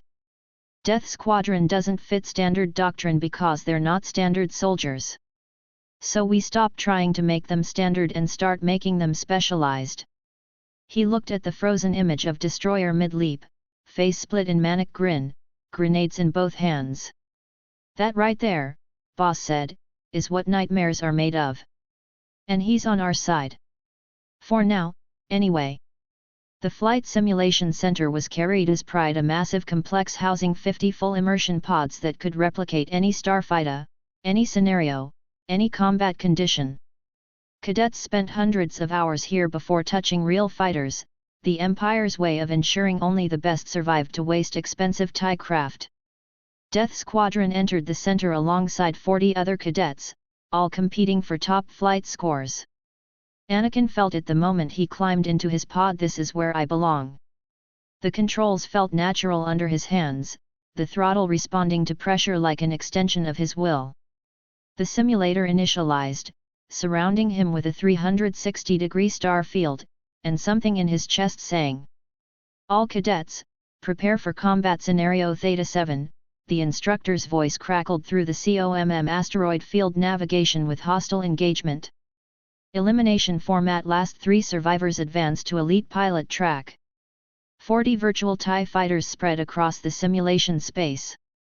The klaxon sounded. Anakin moved. His fighter screamed through the asteroid field with calculated precision, threading gaps that other pilots avoided, using the tumbling rocks as cover while his targeting computer locked hostile contacts. His hands worked the controls like he'd been doing this for years instead of hours. Throttle, yaw, roll, fire. This is flying, he thought, grinning as an enemy fighter exploded against his shots. This is alive. Across the simulation space, Deceiver 2 fought with different tactics entirely. He didn't chase kills, he set traps. Feinting retreat, drawing enemies into asteroid clusters, then using proximity mines he'd forgotten to mention deploying. 02, did you just violate engagement parameters? The instructor's voice carried suspicion. Negative, sir, Deceiver replied smoothly while maneuvering 3 enemy fighters into a collision course. I'm utilizing all available ordnance within scenario limits. The parameters never specified which ordnance. 3 fighters became debris. Deceiver smiled in his pod, already planning his next deception. Justice 3's approach was pure efficiency. His dark passenger calculated intercept vectors with mathematical precision, his shots never missing, never wasting energy. Other cadets flew with passion or fear or competitive drive. Justice flew like a surgical instrument. Target acquired. Firing solution optimal. Squeeze trigger. Target eliminated. No wasted motion. No hesitation. Just cold, perfect lethality. And then there was Destroyer 4. I'm a leaf on the solar wind, he screamed over open comms, his fighter spiraling through the asteroid field in a corkscrew pattern that should have resulted in immediate collision. It didn't. Watch how oops, there goes that asteroid. His fighter grazed a tumbling rock, sending it careening into an enemy's path. The enemy exploded. Destroyer cackled. 04, what are you doing? The instructor sounded pained. Tactical chaos. Destroyer replied, inverting his fighter and flying backwards while firing at 3 different targets. It's a legitimate strategy. He wasn't wrong. His erratic flying made him impossible to target, his seemingly random trajectory actually avoiding fire through instinct that bordered on precognition. When the scenario ended, only 3 fighters remained active.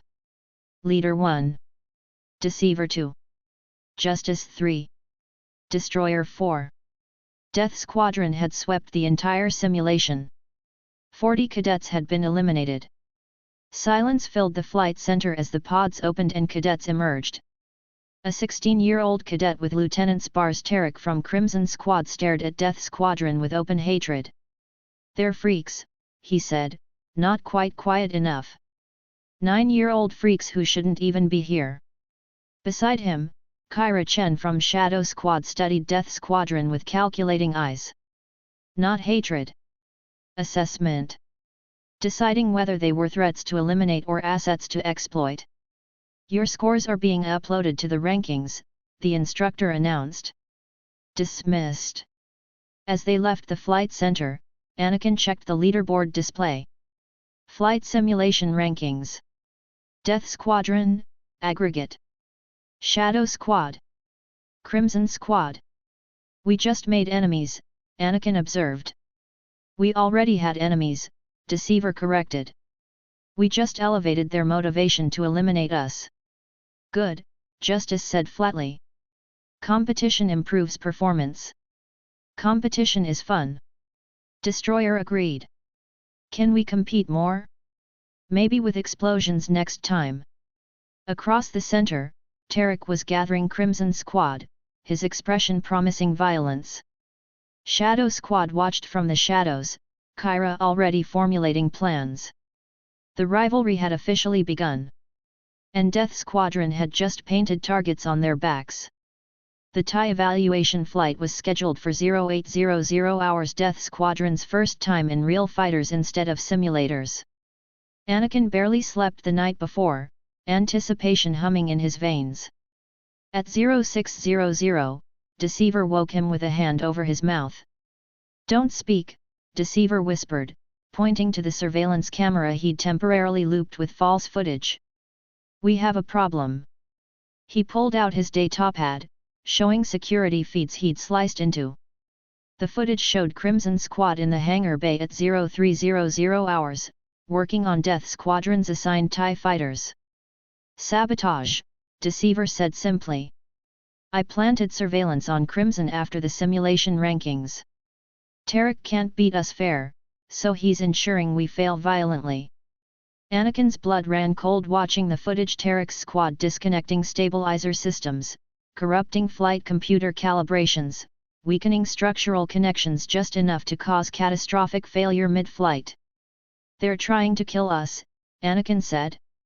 Yes, Deceiver agreed. But I anticipated this possibility. I've been monitoring their movements for days. So here's the question, do we report them, or do we use this? Use it how? Deceiver's smile was coldly beautiful. We let them think they succeeded.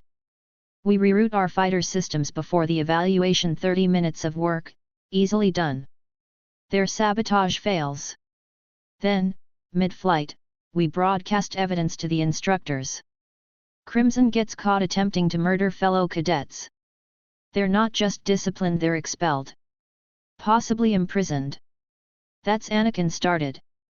Ruthless, Deceiver finished. Manipulative. Strategically optimal. Everything you supposedly hate about me. He tilted his head. But it also keeps us alive and eliminates a threat permanently. So what's it going to be, Leader 1? Anakin looked at the footage of Tarek's squad sabotaging their fighters. They'd almost become murderers in the kill room with Dokes. They'd crossed lines they couldn't uncross. Was this another line? Or was this just survival? We do it, Anakin said. But we confirm the evidence is solid. I'm not framing them, they're framing themselves. We're just documenting. Semantics, Deceiver said. But I'll take it.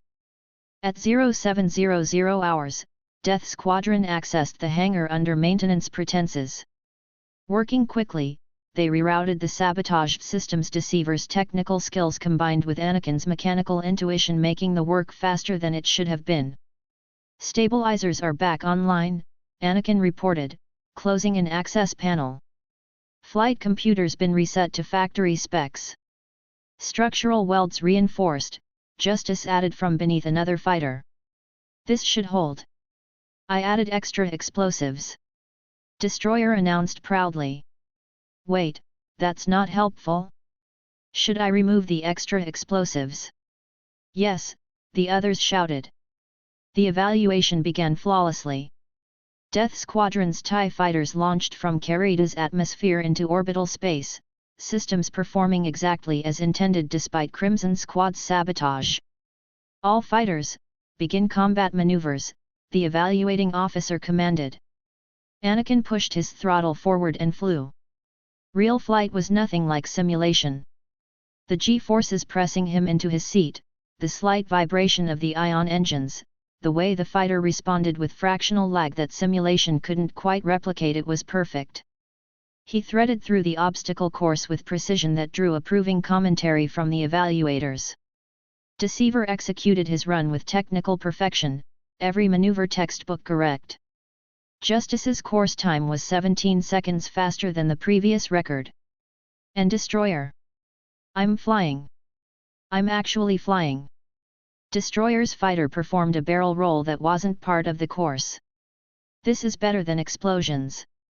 "Wait, no, nothing's better than explosions. But this is close." He completed the course in the slowest time but with such enthusiastic commentary that even the evaluators were laughing. Then, precisely at the scenario's midpoint, Deceiver transmitted on the official Academy frequency. "Command, this is Death Squadron. We're forwarding evidence of sabotage to our assigned craft. Recommend immediate investigation." The security footage uploaded to command servers. Clear images of Crimson Squad tampering with Death Squadron's fighters, timestamps showing 0300 hours, enhancement revealing Tarek directing the operation. "All fighters, return to base," the evaluating officer ordered, his voice tight with fury. "Crimson Squad, report to detention immediately." The aftermath was swift and merciless. Crimson Squad was placed under arrest pending investigation. Tarek swore revenge, screaming about freaks and political protection as stormtroopers dragged him away. Deceiver watched with cold satisfaction. "Enemies are resources, properly exploited," he murmured. Justice's dark passenger marked Tarek's file. If he escalates, he becomes a legitimate target. The boy was still in the system, still theoretically salvageable. But if he came after Death Squadron again? "We won," Anakin said, but the victory felt hollow. "They tried to kill us, we exposed them." "Clean." "Nothing about this is clean," Deceiver replied. "But it's effective. That's what matters." Destroyer was still grinning from his flight. "Can we fly again tomorrow? And the day after? And every day forever?" "Probably," Anakin said. "Because they'd just secured top positions in the flight program. They'd eliminated a rival squad. They'd proven themselves exceptional. But they'd also made more enemies. Shadow Squad was still out there, Kyra watching with calculating eyes. And somewhere in the Academy's command structure, Vader was monitoring every move they made. Death Squadron was rising. But the higher they climbed, the farther they had to fall. The workshop bay smelled of solder smoke, machine oil, and the sharp tang of energized plasma cells. Anakin stood at his workbench, surrounded by disassembled equipment that he was systematically rebuilding into something better. His hands moved with unconscious precision, muscle memory from a life spent in Watto's junk shop translating perfectly to Imperial military hardware. The tactical coordination system taking shape before him was elegant in its simplicity, a modified COMM array that would allow Death Squadron to share real-time targeting data, synchronized countdowns, and strategic overlays directly through their helmet HUDs. "Processing lag should be under 0.03 seconds, Anakin muttered, adjusting a frequency modulator. "Any higher and it's useless in live combat." Across the workshop, Deceiver sat hunched over what appeared to be standard maintenance tools. To any casual observer, they were innocuous hydrospanners, calibration probes, diagnostic scanners. They were surveillance devices. 02, explain your modifications. Fixer stood behind Deceiver, data pad in hand, conducting one of his routine equipment inspections. Deceiver held up a hydrospanner without looking away from his work. "Standard torque calibration, RC 1140. I've enhanced the resonance feedback to provide more precise readings on bolt tension." Prevents over-tightening that could compromise structural integrity. It was a perfect lie wrapped in technical truth. The resonance feedback was actually an audio pickup capable of recording conversations through durasteel walls. The calibration probe contained a holochem smaller than Anakin's fingernail. The diagnostic scanner could slice basic security systems while appearing to run harmless equipment checks. Fixer studied the tool, running it through his own scanner. Readings appear within acceptable parameters. Approved for field use. "Thank you, sir," Deceiver said with perfect military courtesy. The moment Fixer moved on, Deceiver's eyes flicked to Anakin with cold amusement. "See? Hide the truth in plain sight." Justice worked in focused silence at the far end of the workshop, building what looked like a standard targeting assistance module. But where standard modules provided basic ballistic calculations, Justice's version incorporated his dark passenger's lethal precision into algorithmic form. Calculating wind resistance, gravity deviation, target motion prediction, and optimal kill points, Justice explained when Boss stopped to observe. Headshots for instant termination. Center mass for guaranteed incapacitation. Joints for mobility denial. Boss studied the schematics on Justice's datapad.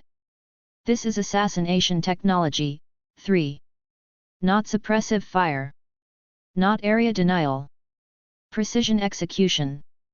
"Yes, sir," Justice confirmed.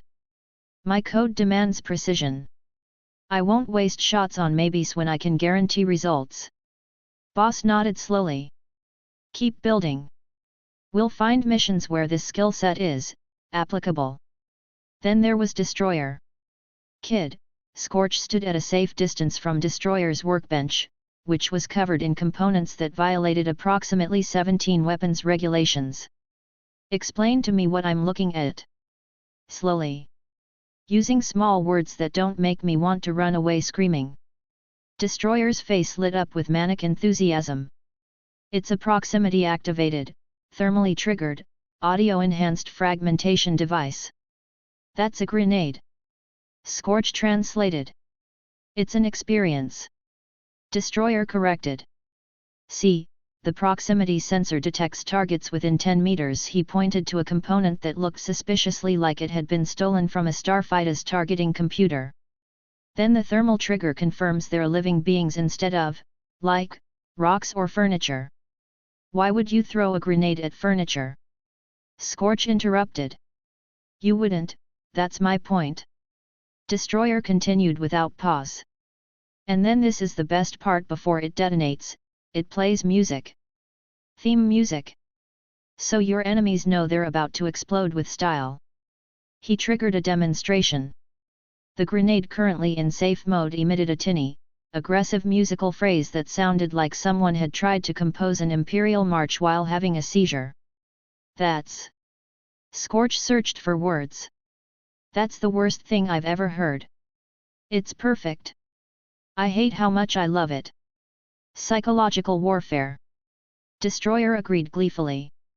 "Also, everyone deserves a theme song when they explode. It's only fair."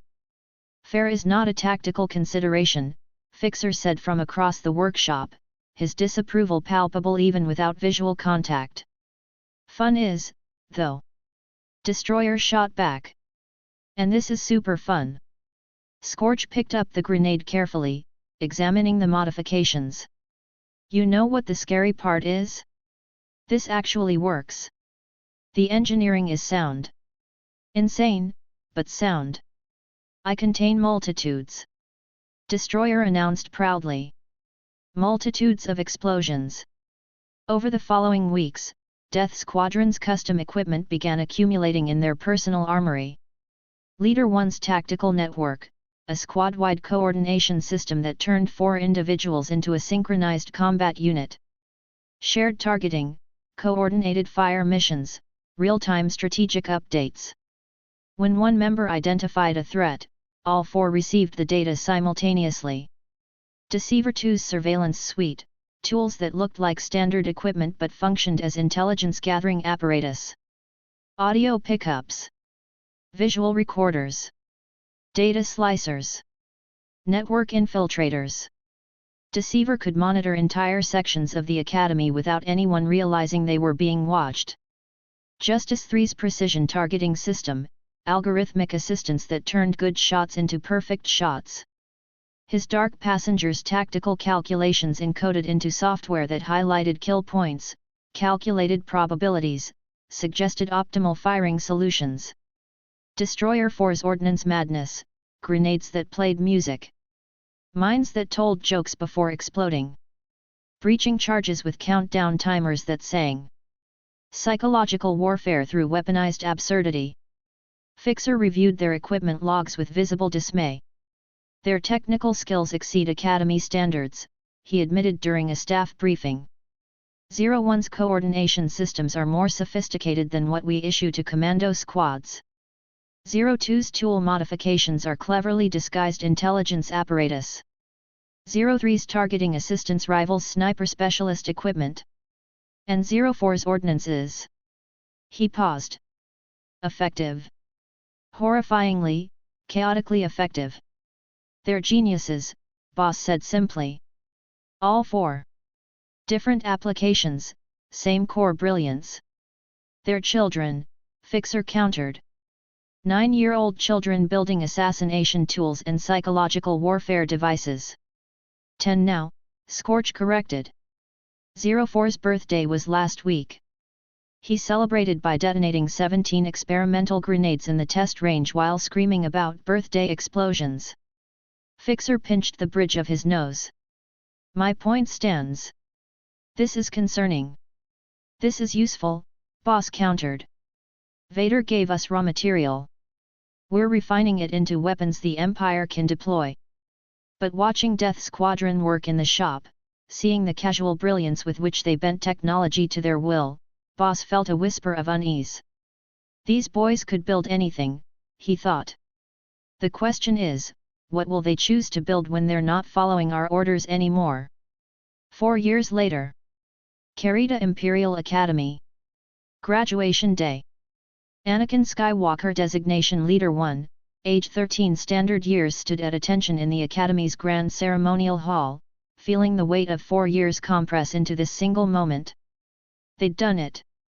Against every probability, against institutional bias, against nature itself, Death Squadron had completed everything. Imperial Commando training, the brutal successor to Republic Commando programs, modified for non-clone soldiers. 2 years of hell that had broken cadets twice their age. Advanced tactics. Infiltration. Sabotage. Survival training in environments designed to kill. Katarn-class armor familiarization, though theirs would be customized far beyond standard issue. Stormtrooper Corps certification, standard infantry doctrine, formation combat, occupational enforcement. The easy program that nonetheless required mastery of Imperial military culture, weapons proficiency across 12 platforms, and ideological indoctrination they'd learned to parrot while believing none of it. Vehicle operations qualification, everything from speeder bikes to AT-AT walkers. Anakin had excelled here, his mechanical intuition translating to vehicle operation with frightening ease. Destroyer had crashed 4 walkers and somehow still passed. Starfighter pilot certification, TIE variants, assault gunboats, specialized craft. All 4 Anakins flew with prodigious natural talent that instructors called impossible and statistically anomalous. Leader 1 held Academy records in 3 categories. Destroyer held records in most creative use of kamikaze tactics while technically surviving. Officer Academy, Command Theory, Strategic Planning, Personnel Management. Designed for cadets aged 16 to 22. Death Squadron had completed it at 13.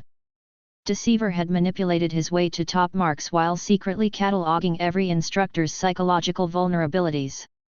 Boba Fett's personal training, 4 years of Mandalorian combat doctrine, bounty hunter tactics, survival skills that made Imperial training look gentle. Fett had shown up quarterly, beaten them unconscious, taught them to fight like killers, and left without praise or encouragement. Justice had eventually managed to land a hit on him.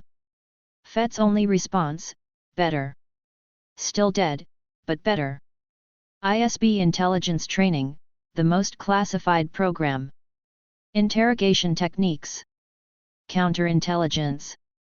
Surveillance. Loyalty enforcement. Re-education protocols. They'd learned how the Empire broke minds and bent wills. Deceiver had taken to it like a fish to water. Justice had catalogued which techniques constituted torture deserving of his code's judgment. 4 years.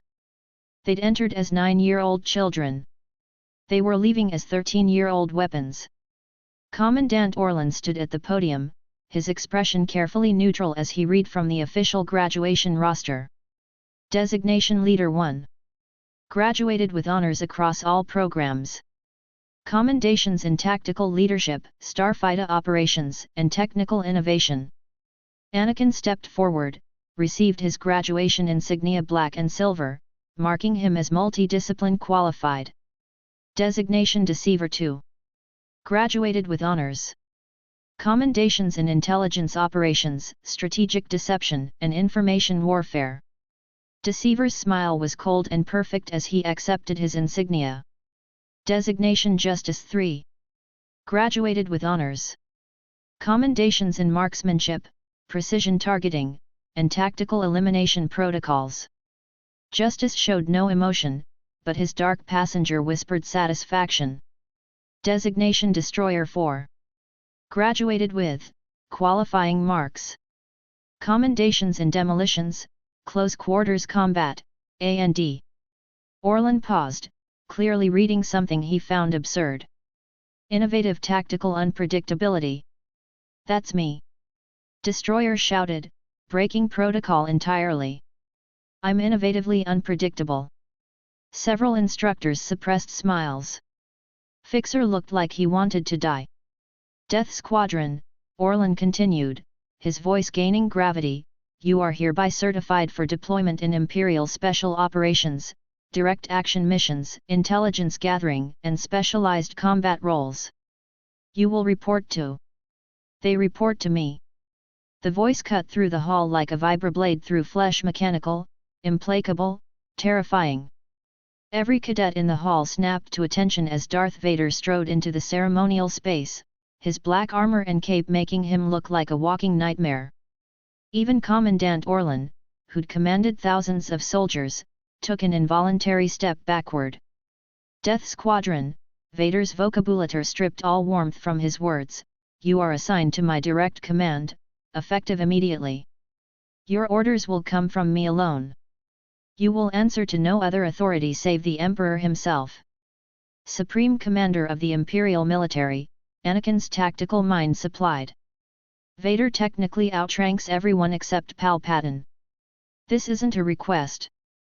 It's a claim of property. Yes, Lord Vader, the 4 boys responded in perfect unison. 2 hours later, Death Squadron stood in the Academy's restricted armory level, surrounded by equipment that made their previous gear look like toys. Your armor, Vader gestured to 4 sets mounted on specialized racks. Anakin approached his set, breath-catching. It was beautiful. Based on Katarn-class commando armor but evolved, modernized, perfected. Black as deep space, with Imperial insignia etched in silver on the chest plate.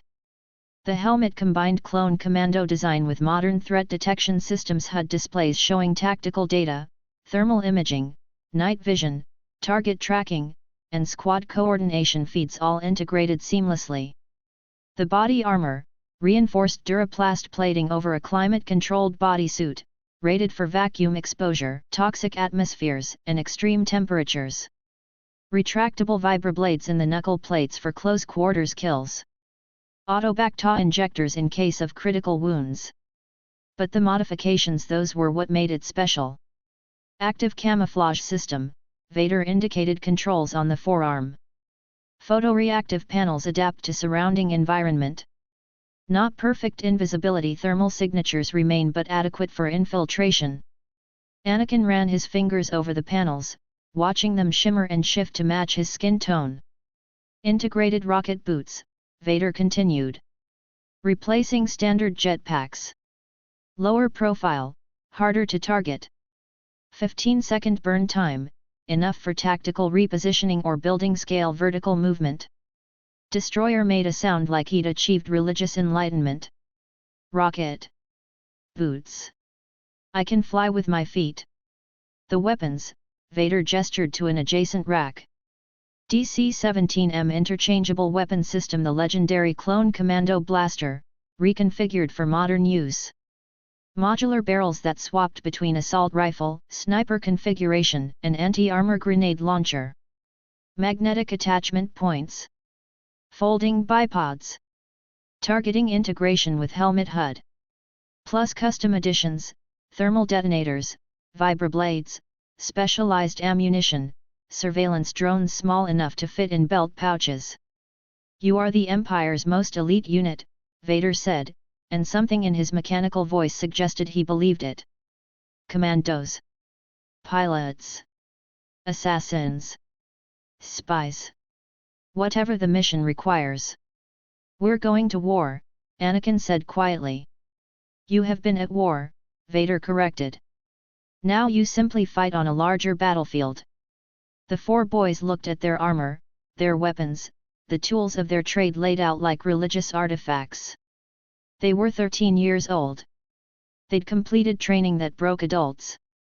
And now the Empire through Vader was sending them into real combat. When do we deploy? Justice asked, his dark passenger already calculating probabilities. Vader's respirator hissed. Soon. First, you will meet with me privately. We have matters to discuss regarding your unique circumstances. He turned and left, cape billowing behind him like a shadow given weight. Death Squadron stood alone in the armory, surrounded by the tools of their deadly trade. We actually did it, Anakin said. We survived. We graduated. We became exactly what he wanted, Deceiver finished, looking at Vader's retreating form. Weapons. Perfectly forged and completely loyal. Are we? Justice asked. Loyal. The question hung in the air. None of them answered. The meditation chamber Vader led them to was deep in Carrida's restricted levels, a spherical room with walls of polished black stone that seemed to absorb light rather than reflect it. No windows. No monitoring equipment. Just 5 figures in darkness. Vader stood at the room's center, his breathing the only sound.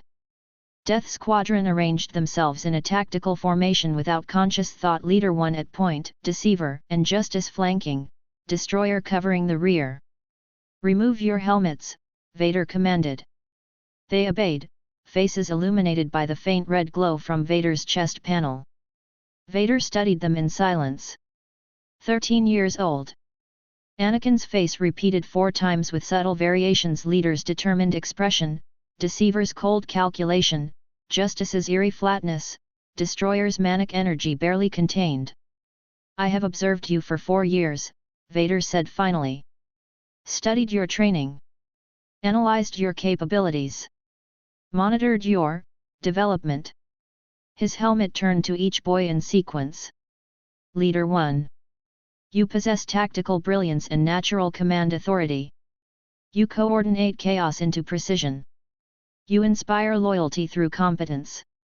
Vader's respirator hissed. You remind me of what I was before I understood that leadership demands sacrifice. Anakin felt the weight of that assessment. What I was before I became this. Deceiver 2. Ruthlessness without hesitation. Manipulation without conscience. You see people as resources to exploit. Vader's gaze seemed to pierce through Deceiver's carefully constructed masks. You remind me of what I learned, that sentiment is weakness, that only power matters. Deceiver met that mechanical gaze without flinching. He sees me. Actually sees me. And approves. Justice 3. Conflicted morality. A code that demands perfection in an imperfect galaxy. You struggle between feeling and judgment. Vader's tone carried something that might have been recognition. You remind me of what I lost, the belief that justice and power could coexist. Justice's dark passenger whispered, he's like us. Broken. Brilliant. Trying to reconcile contradictions. Destroyer 4. Unrestrained power. Chaos given form. You embrace destruction without fear or hesitation. Vader's respirator seemed to labor slightly.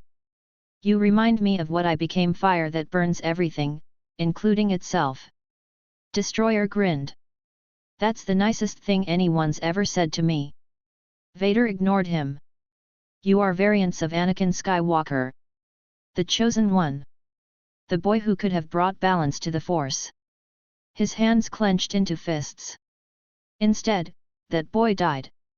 And I rose from his ashes. We're not him, Anakin said carefully. We're echoes. Possibilities. But not the same person. No, Vader agreed. You are better. 4 specializations instead of 1 generalist. You have advantages the original never possessed: experience from other lives, skills he never learned, perspectives he never considered. He turned, cape swirling. But you also have his greatest weakness, sentiment. Attachment. The belief that loyalty to each other matters more than loyalty to the Empire. Does it? Deceiver asked, genuinely curious. Vader's respirator hissed, perhaps approval, perhaps warning. That depends on whether your squad loyalty serves or hinders Imperial objectives.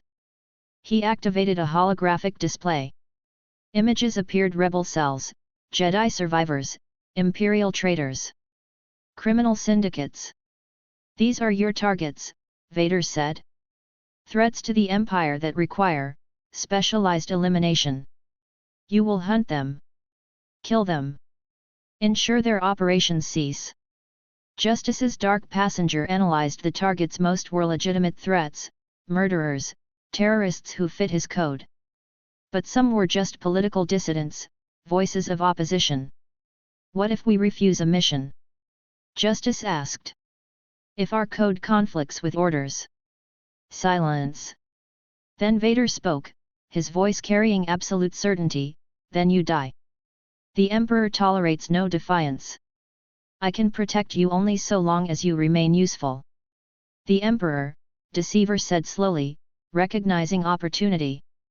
He doesn't know about us, does he? Vader's fist slammed into the wall, leaving a dent in solid stone. The Emperor must not learn of your existence. He would see you as threats, variants of the Chosen One, potential rivals to his power. He would order your immediate execution. Fear, Deceiver's mind catalogued. Vader fears Palpatine. That fear is leverage. Information to store. So we serve under your direct command, Anakin said, understanding the political maneuvering. Officially, we're just another special forces unit. Unofficially, we're your secret assets. Precisely, Vader confirmed. As Supreme Commander of the Imperial military, I possess authority to create and deploy specialized units without consulting the Imperial Ruling Council or the Emperor, provided those units serve clear Imperial objectives.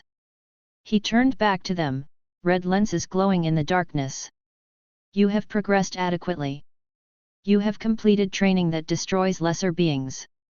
But you are not soldiers yet. What are we, then? Anakin asked. Soldiers follow orders without question, Vader said. They are cogs in a machine, replaceable and obedient. You are not that. So I ask again, what are you? Anakin met Vader's gaze, the mechanical mask that concealed a man who'd once been the boy he might have become in a different timeline. Survivors who choose our own path, Anakin said. Vader's respirator hissed a sound that might have been approval. A dangerous answer. But an honest one. He deactivated the holographic display. You deploy in 3 days. Your first mission, eliminate a rebel cell on Lethal. They've been interfering with Imperial supply lines. Standard suppression operation. Understood, Anakin said. One more thing, Vader added, turning to leave. You are the Empire's most elite unit. Death Squadron. 4 variants of the Chosen One, forged into perfect weapons. He paused at the door. Do not disappoint me. I have invested considerable resources into your development. Failure would be unfortunate. The threat hung in the air like poison. Then Vader left, his mechanical breathing fading into silence. Death Squadron stood alone in the meditation chamber. Well, Destroyer said eventually. That was intense. Are we sure he's not actually future us? Because the dramatic cape thing feels very on brand. He's not us, Justice said. He's what we could become if we lose ourselves completely. He fears the Emperor, Deceiver noted. That fear is a weakness we can exploit if necessary. We're not exploiting Vader, Anakin said firmly. We're surviving. Following orders. Completing missions. And figuring out how to stay alive in an empire that would kill us if it knew what we really are. He looked at his brothers. Broken, brilliant, deadly. We're the most elite unit the Empire has, Anakin continued. And now Vader has us. That makes us valuable. But also expendable if we become more trouble than we're worth. So we prove we're worth the trouble, Justice said. We complete missions, Deceiver added. We explode things. Destroyer contributed. We survive, Anakin finished. Together. No matter what. Together, they echoed. Death Squadron left the meditation chamber, heading toward their quarters to prepare for deployment. 3 days until their first real mission. 3 days until they proved whether 4 years of training had turned them into weapons the Empire could wield. Or weapons that might eventually turn against their wielder. Only time would tell. The Imperial complex on Lethal gleamed under Triple Suns, a monument to efficiency and control that Governor Aranda Price had spent years building. Factories. Mining operations. Military academies. All designed to drag this backwater world into Imperial relevance. And all currently under threat from persistent rebel activity. Anakin stood on the command platform overlooking Capital City's main plaza, watching Imperial engineers construct what appeared to be an execution scaffold. 50 meters away, Grand Admiral Thrawn observed the same construction with calculating red eyes. An interesting strategy, Commander Leader 1, Thrawn said, his Chiss accent lending musical quality to basic. A public execution to draw out rebel elements. Crude, but potentially effective given the emotional composition of your targets.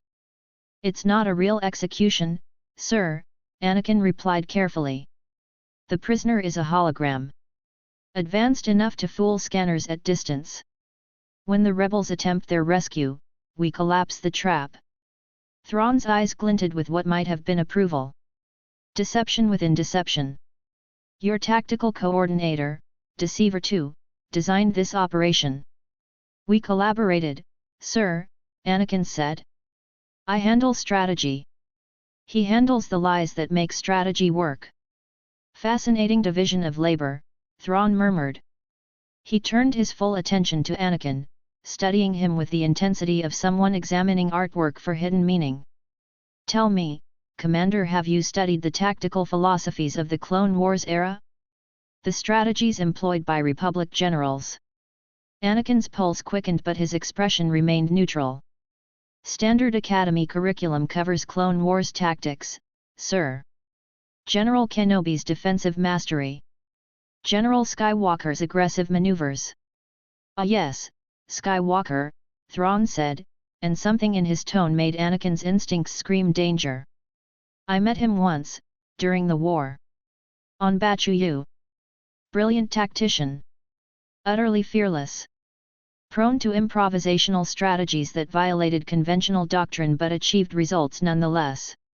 He paused, red eyes boring into Anakin. You remind me of him, Commander. The same tactical flexibility. The same willingness to employ deception. The same. Thrawn tilted his head. Intensity of purpose. He knows, Anakin realized with cold certainty. Or suspects. Thrawn's genius isn't just tactics, it's reading people through art, culture, behavioral patterns. But Thrawn simply smiled slightly and turned back to the plaza. I look forward to observing your squad's performance, Commander. Lord Vader speaks highly of your capabilities. But whatever game Thrawn was playing, he showed no indication of exposing them. Perhaps he simply found the situation intriguing. Perhaps he calculated that Vader's secrets were not his concern. Or perhaps he was filing information away for future leverage. Governor Price approached, her expression tight with bureaucratic stress.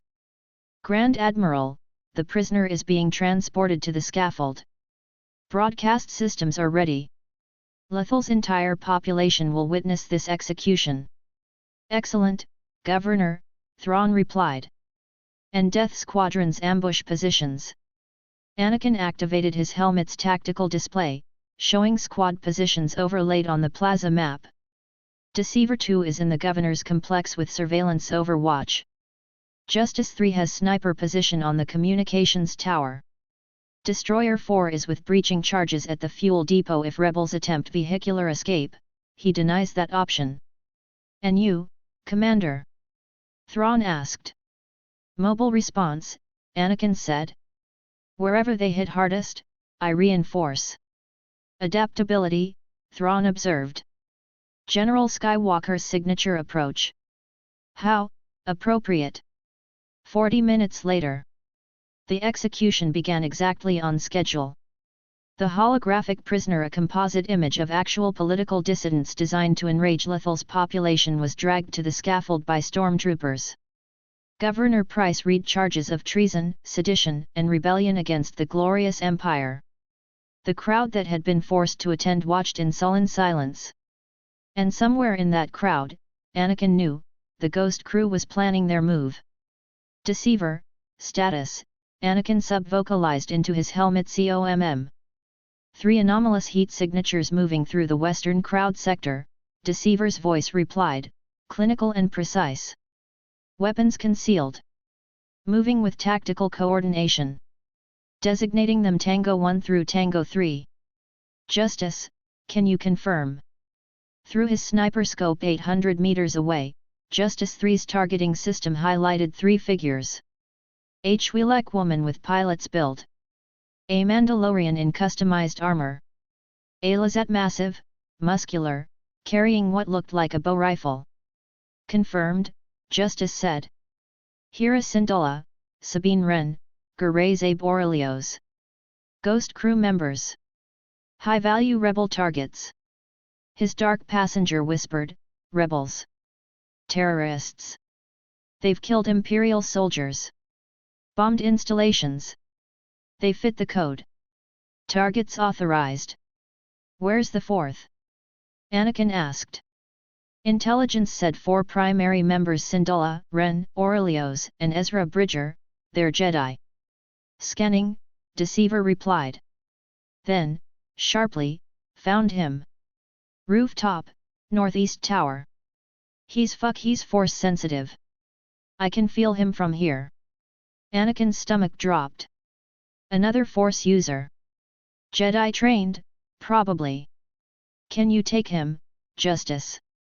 Justice swung his rifle toward the tower, targeting system locking onto a teenage boy with blue hair and determined expression. Affirmative. Clean headshot. 89% probability of kill given wind conditions and target's potential force precognition. Hold, Anakin ordered. Let them commit. We want all 4 in the kill zone. On the scaffold, Price raised her hand to signal the executioner. The Ghost Crew moved. It happened fast. Ezra Bridger, the teenage Jedi, leapt from his rooftop position using force-enhanced jumps. He hit the scaffold like a missile, lightsaber igniting mid-fall, blue blade cutting through stormtrooper armor with contemptuous ease. Simultaneously, Sabine Wren detonated charges she'd planted in the crowd barriers, creating chaos and smoke. Zeb charged through the confusion, bow rifle crackling with energy as he smashed Imperial soldiers aside.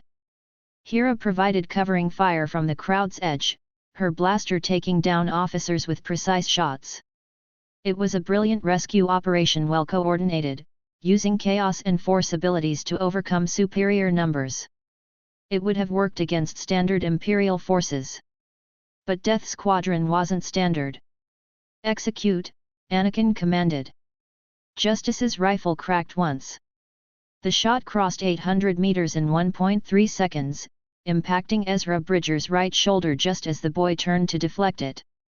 The Force warned him, but not fast enough. The blaster bolt punched through his lightsaber guard and into flesh. Ezra screamed, dropping his saber. "Ezra!" Hera's voice cut through the chaos.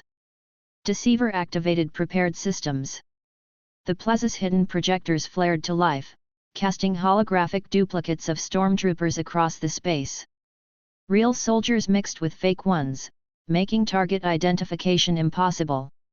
Sabine fired at 3 troopers. 2 exploded into holographic static, 1 returned fire. "They're using illusions," she shouted. Zeb smashed through a cluster of holograms, trying to reach Ezra. Justice's second shot took him in the leg precise, disabling, preventing mobility without immediate kill. The Lazette crashed down, roaring pain and fury. Anakin burst from concealment, rocket boots igniting.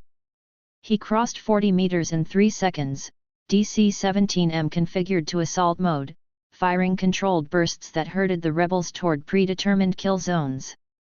Hera saw the trap closing. Retreat. Back to the Ghost. Now. But Destroyer had anticipated that. The fuel depot exploded with a sound like the universe tearing apart. Destroyer's musical grenades had been rigged throughout the facility, each one playing discordant notes before detonating in sequence. The entire western escape route became an inferno. "That's my symphony." Destroyer's voice crackled over all frequencies. "Do you like it? I call it Explosive Sonata in D minor." Sabine tried to throw a smoke grenade, create cover for retreat. Justice shot it mid-air. The canister exploded prematurely, smoke dissipating uselessly. "Sniper." Sabine identified his position. "Tower northeast, 800 meters." She raised her blaster, trying for suppressing fire at impossible range. Justice's third shot took her in the chest. The Mandalorian armor saved her life barely. The bolt didn't penetrate, but the impact threw her backwards into a Duracrete wall with bone-breaking force. She slumped, unconscious or dead. "Sabine." Zeb dragged himself toward her, leg bleeding, bow rifle forgotten. Justice's fourth shot ended him. Headshot. Clean. Instant. The Lazatte's body hit the ground and didn't move again. "No." Ezra, still clutching his wounded shoulder, reached toward his fallen friends with desperate force energy. Anakin hit him from the side, full body tackle enhanced by rocket boot momentum. They crashed through a vendor stall, wood splintering. Merchandise scattering. Ezra tried to summon his lightsaber with the force. Anakin punched him in the wounded shoulder. The boy's concentration shattered with screaming pain. Stun cuffs, Anakin snapped into COMM. Target 4 secured. Hera saw her crew destroyed in seconds. Zeb dead. Sabine down, possibly dead. Ezra captured. Her entire operation collapsed by enemies who fought with impossible coordination and ruthless efficiency. "We walked into a trap," she realized with horror. "They knew we'd come. This whole execution was bait." The Ghost, her ship, her home, was parked 3 blocks away. If she could reach it, she could escape, warn the Alliance, regroup. Justice's scope found her. His dark passenger calculated, pilot. Commander. Rebel leader. High-value target. Termination authorized. His finger tightened on the trigger. "Justice, hold fire," Anakin's voice crackled through COMM. "Let her run. One survivor to spread word, Lothal is under Imperial control. Rebellion has no power here." Justice's dark passenger protested. "She deserves death, she's killed Imperials, she fits the code, but Leader 1 had given orders." His finger relaxed. Hera ran. Tears streaming. Heartbreaking. Her family dead or captured because she'd led them into a slaughter. She reached the ghost, fired up engines with shaking hands, lifted off before Imperial fighters could scramble. Behind her, Lethal burned. And her crew was gone. Imperial Complex, debriefing room. Grand Admiral Thrawn studied the after-action reports with his characteristic precision. 2 rebel operatives eliminated. 1 high-value force-sensitive captured. 1 fled to spread fear among rebel networks. 0 Imperial casualties. Exemplary performance, Thrawn said, looking at Death Squadron assembled before him. You identified the rebel strategy, predicted their operational plan, and executed a counter-operation with minimal collateral damage and maximum psychological impact. He approached Ezra Bridger, who knelt in stun cuffs, defiant even in capture. The Jedi boy who has been such a persistent problem. ISB will be pleased to interrogate him regarding rebel operations. Ezra spat blood. You haven't won. The rebellion will come back. We'll liberate Lethal. You already tried, Thrawn interrupted mildly. Your plan was to use the Force to summon Purrgil hyperspace whales to attack my fleet, was it not? Quite creative. It might have even succeeded. He gestured to Death Squadron. But you never reached that stage of your operation. Because these soldiers predicted your initial infiltration and eliminated your team before you could execute subsequent phases. Ezra's defiance cracked slightly. They knew. They knew everything. Thrawn turned to Anakin. Tell me, Commander, how did you predict their approach vector with such accuracy? Psychological profiling, sir, Anakin replied. The rebels have emotional attachment to Lethal's civilian population. Staged execution of a sympathetic prisoner would trigger rescue attempt. Their prior operations showed preference for direct action over subterfuge. We simply provided the opportunity they couldn't resist. Art reveals the soul, Thrawn murmured. You understand this principle, Commander. You studied your enemy's behavioral patterns, their art, so to speak, and exploited the weaknesses those patterns revealed. He smiled slightly. General Skywalker would have approved of such tactics. He too understood that warfare is as much psychological as physical. There it is again, Anakin thought. The Skywalker comparison. He knows. He absolutely knows.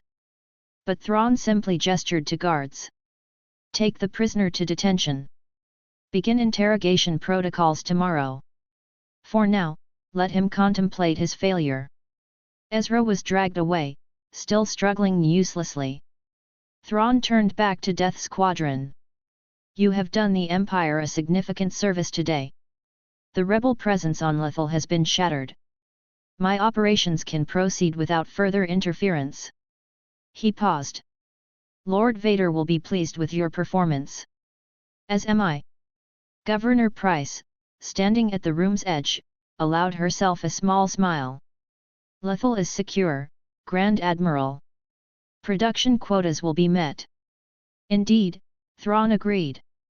Death Squadron, you are dismissed. Rest. Tomorrow you return to Lord Vader's command for new assignments. Later, Death Squadron's temporary quarters. They sat in silence, cleaning weapons, processing what they'd done. We killed 2 people today, Justice said finally. The Lazette and the Mandalorian. They were rebels.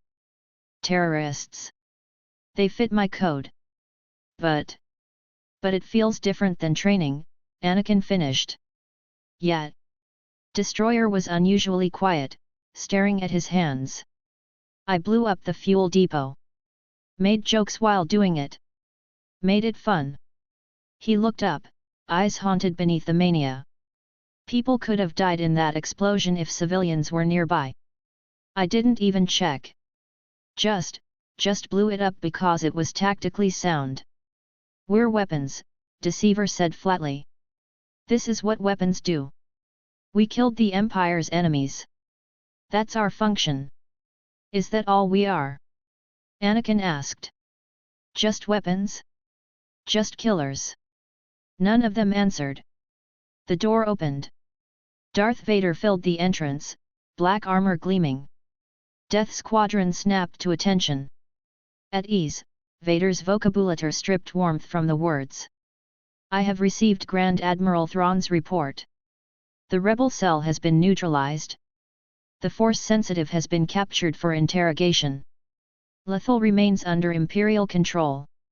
He approached them, respirator hissing rhythmically. You have completed your first mission with optimal results. 0 friendly casualties. High-value enemy eliminated. Strategic objective secured. Vader's helmet turned to each boy. I am pleased, he said. You are becoming what I designed you to be. The Empire's most effective instruments of control. Thank you, Lord Vader, they replied in unison. Vader studied them for a long moment. You feel guilt, doubt, hesitation. His mechanical breathing seemed to deepen. These feelings will pass. Or you will learn to ignore them. Because the Empire requires your service, and sentiment is a luxury you cannot afford. He turned to leave, cape swirling. At the door, he paused. The Jedi boy, Ezra Bridger. He will be broken through interrogation and re-educated to serve Imperial interests. You have prevented him from becoming a threat. In doing so, you may have saved his life. Is that supposed to make us feel better? Anakin thought. That we captured a kid who'll be tortured and brainwashed instead of killed? But he said nothing. Vader left. Death Squadron sat alone with their first confirmed kills. 13 years old. And already drenched in blood. We can't go back, Anakin said quietly. We crossed the line today. Became what Vader wanted. Killers. Soldiers. Weapons. Can we live with it? Justice asked. Anakin looked at his brothers broken, brilliant, deadly. We survive, he said finally. Whatever that costs. We survive. Together, they echoed. But the word felt heavier now. Stained with blood that would never wash clean. The Zan Consortium compound on Hyperi was a fortress disguised as a legitimate shipping depot. 75 warehouses, automated defenses, and enough private security to repel a small army. Death Squadron was not a small army. They were 4 13-year-olds with elite training and precisely zero mercy. Target assessment, Anakin sub-vocalized through his helmet COMM, observing the compound from a ridge 2 kilometers out. His armor's active camouflage system had adapted to the rocky terrain, rendering him nearly invisible against thermal and visual scans. 47 guards on external patrol. Justice reported from his sniper position. Mixed species humans, Wiki, Nikto. Professional mercenaries, not conscripts. Armed with DL-44S, scatter guns, and at least 3 heavy repeaters I can identify. Internal security uses biometric locks and pressure sensors, Deceiver added, his surveillance equipment already slicing into the compound's network from 300 meters away. But their encryption is commercial grade. I can bypass it in approximately 8 minutes. Why wait 8 minutes when we can just blow the doors? Destroyer's enthusiasm crackled over comms. I brought shaped charges. And grenades. And this really cool thermal imploder I've been dying to test. Negative, Anakin said firmly. This is intelligence gathering first, destruction second. Vader wants Tiber Zan alive for interrogation about his operations and Imperial contacts. The Zan Consortium had grown too powerful, too quickly a criminal empire that played the Empire and rebellion against each other while corrupting officials on both sides. Their leader, Tiber Zan, was a former Imperial Academy cadet turned crime lord who'd stolen billions from the Emperor's own vaults and built a network that rivaled the Hutts and Black Sunday. Intel suggests Zan is personally present, Anakin continued. He's cunning, ambitious, and paranoid. He'll have escape routes. Justice, you're on containment. Anyone fleeing the compound, you eliminate. Destroyer, you breach the main warehouse and create chaos. Deceiver, you slice their computers and download everything: financial records, contact lists, operational data. I'll hunt Zan. Solid plan, Deceiver said. One problem, Zan didn't build this empire by being stupid. If we've found him, he probably knows we're coming. Then we move fast, Anakin replied. Deceiver, how long until you bypass their security? 6 minutes now, Deceiver said, fingers dancing across his portable slicer. 5, 4, got it. Security grid is down for 90 seconds before backup systems activate. Execute, Anakin ordered. Death Squadron moved. Destroyer hit the main warehouse entrance with a breaching charge that turned the reinforced door into shrapnel. He charged through the smoke, DC-17M on full auto, screaming, knock knock. It's the Empire.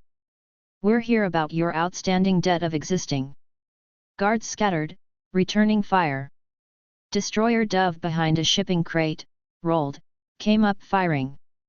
His custom grenades, the ones that played music before detonating, sailed through the air. A jaunty tune filled the warehouse for 3 seconds. Then the explosion turned a guard cluster into paste. That's Symphony in D minor, Movement 2. Destroyer cackled. Critics are calling it unnecessarily violent. 5 stars. Justice's rifle cracked from the ridge. A guard trying to flank Destroyer collapsed, headshot.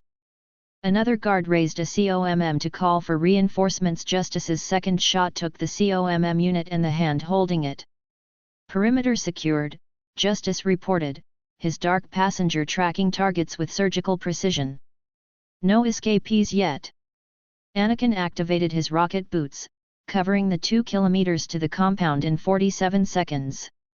He hit the compound's secondary entrance at speed, using momentum to crash through the door in a shower of sparks.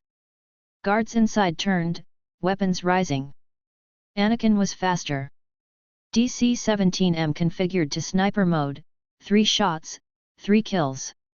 He switched to assault configuration mid-sprint, firing controlled bursts that drove the remaining guards into cover. Then he was among them. Mandalorian close quarters combat enhanced by rocket boot mobility. Elbow strike to throat. Rifle butt to temple. Vibroblade from his knuckle plate opening an artery. 5 guards down in 8 seconds. Zan's in the command center, Deceiver's voice crackled through comms. 3rd floor, northeast corner. But leader, he's accessing their central computer. He's purging data. He knows, Anakin realized. He knew we were coming. This whole compound is a trap or a diversion. Can you recover the data remotely? Anakin asked, racing toward the stairs. Trying, Deceiver replied. He's got military-grade wipe protocols. I can save maybe 30% before fuck, he just severed the network physically. We're locked out. Anakin hit the 3rd floor at a dead run. The command center door was reinforced durasteel. He planted a breaching charge, stepped back, detonated. The room beyond was empty except for a single terminal displaying a message. Better luck next time, Empire. TZ. He's gone, Anakin snarled into comms. Justice, scan for escape vehicles. Scanning, Justice replied. Then, sharp, contact. Small freighter launching from underground hangar, bearing 273. Take the shot. Anakin ordered. Justice's rifle tracked the freighter as it cleared the compound. His targeting system calculated intercept engine block, pilot compartment, fuel cells. He squeezed the trigger. The shot impacted the freighter's shield generator. Instead, someone had reinforced the ship's defenses beyond standard specifications. The freighter's engines flared, accelerating to escape velocity. He's clear, Justice reported. Ship's too fast. He'll hit hyperspace in 30 seconds. Anakin slammed his fist into the terminal, cracking the screen. Destroyer, demo the compound. Deceiver, grab whatever data you can salvage from local terminals. We're leaving in 5 minutes. What about prisoners? Justice asked. 17 guards are still alive. Wounded, but viable for interrogation. Anakin hesitated. Imperial protocol said interrogate them, extract information, then execute or imprison. Justice's code said evaluate their crimes first. Bring them, Anakin decided. ISB can interrogate them about Zan's network. 4 hours later, aboard Imperial transport. Deceiver had recovered approximately 18% of the Zan Consortium's data before their wipe protocols finished. Most of it was financial records accounts, transactions, bribery payments. But buried in one corrupted file, Deceiver found something else. Leader, Deceiver said, his voice carefully neutral. I need to show you something. Private channel. They moved to the transport's small briefing room. Deceiver pulled up a file on his datapad. While slicing Zan's systems, I found backdoor access to several external networks he'd compromised, Deceiver explained.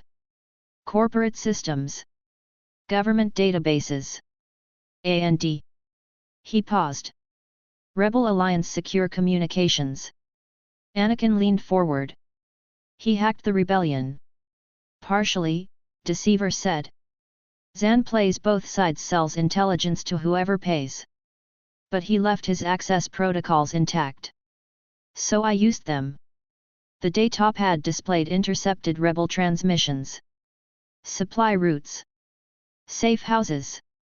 Cell locations. And one file marked, classified, Organa family. Deceiver opened it. Intelligence reports.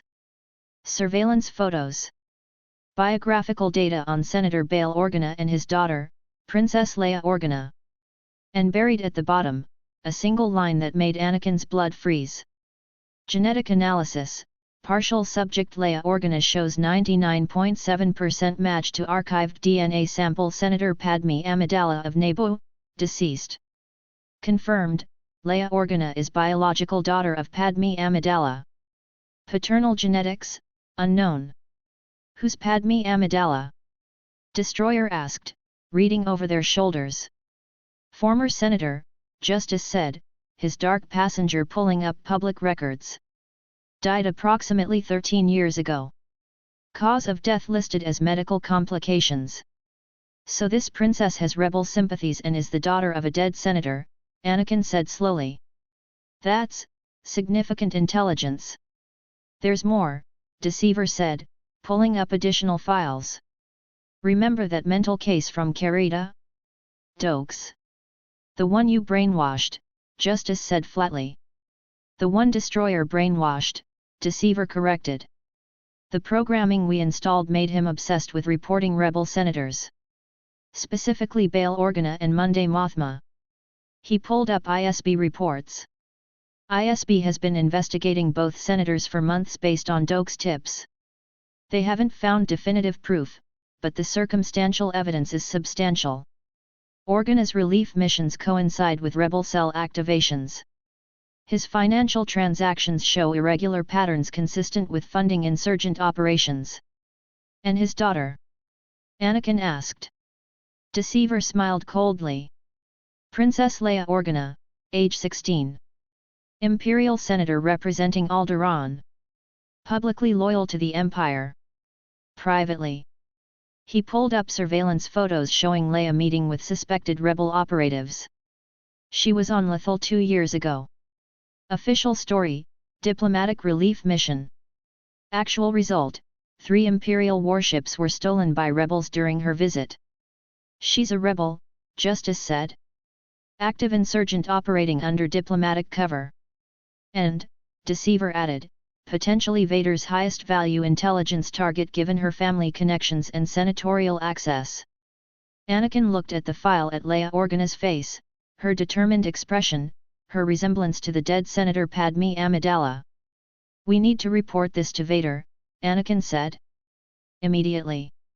1 hour later, holographic briefing. Darth Vader's hologram materialized in the transport's COMM room, his mechanical breathing filling the space. Report, Vader commanded. Zan escaped, Lord Vader, Anakin said. We captured 17 of his operatives and recovered partial data on his operations. The compound has been destroyed. Acceptable, Vader said. Zan is a persistent problem, but his organization is fractured. Continue. While recovering data, we gained access to rebel communications, Anakin reported. We've identified 2 high-ranking Imperial senators with probable rebel affiliations, Bail Organa of Alderaan and Monday Mothma of Chandrila. ISB suspects both, Vader replied. Proof. Circumstantial but substantial, Deceiver interjected. Financial irregularities. Coordination between their relief missions and rebel activities. Communication with known insurgents. More importantly, Anakin continued, we discovered intelligence regarding Organa's daughter, Princess Leia. He stopped. Because Vader had frozen. Completely still. Not even his respirator moving. Lord Vader? Anakin asked carefully. The respirator restarted with a mechanical gasp that sounded almost like pain. What? About? They? Princess? She has rebel connections, Anakin said, uncertain why Vader seemed so affected. She was on Lethal during a rebel operation. She's likely an active insurgent using her senatorial position as cover. Also, Deceiver added, genetic analysis indicates she's the biological daughter of the late Senator Padme Amidala. Adopted by Bail Organa after Amidala's death. The silence that followed was absolute. Then Vader spoke, his voice carrying an intensity that made the hologram flicker, you will investigate Leia Organa. Immediately. I want complete intelligence, her activities, her contacts, her loyalties, everything. Yes, Lord Vader, Anakin replied. Should we coordinate with ISB? No, Vader's voice cracked like a whip. This is Death Squadron's operation exclusively. You will report directly to me. No other Imperial agencies. No other command structures. Only me. Understood, sir, Anakin said, exchanging confused glances with his squad. What's our operational latitude? Total, Vader said. Investigate her completely. I want live updates. Constant communication. If she meets with rebels, I want to know immediately. If she accesses restricted information, I want to know. If she so much as breathes suspiciously, I want to know. Why is he so obsessed with this princess? Anakin wondered. She's just one rebel among thousands. But he didn't question. We'll depart for Alderaan immediately, Lord Vader. Good, Vader said, and his hologram flickered with what might have been agitation. Do not fail me in this, Death Squadron. The princess is. He paused. A priority of the highest order. The hologram cut out. Death Squadron sat in silence.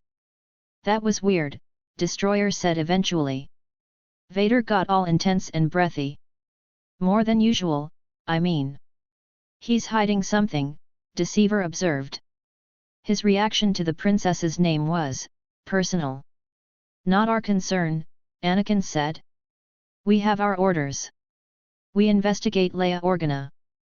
But watching Vader's reaction, seeing the mechanical Sith Lord freeze at the mention of one teenage princess, Anakin felt certainty settle in his gut.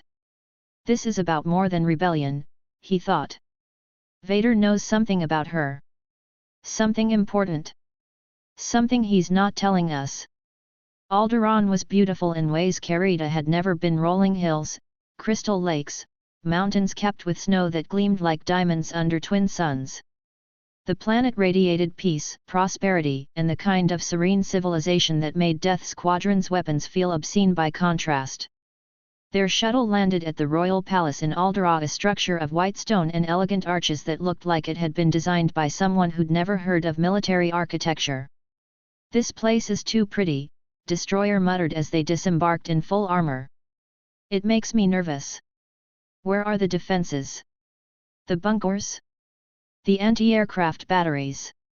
Alderaan hasn't fought a war in generations, Justice said, his dark passenger cataloging tactical vulnerabilities with professional disapproval. Pacifist culture. Relies on diplomatic immunity and imperial protection. That's stupid, Destroyer said.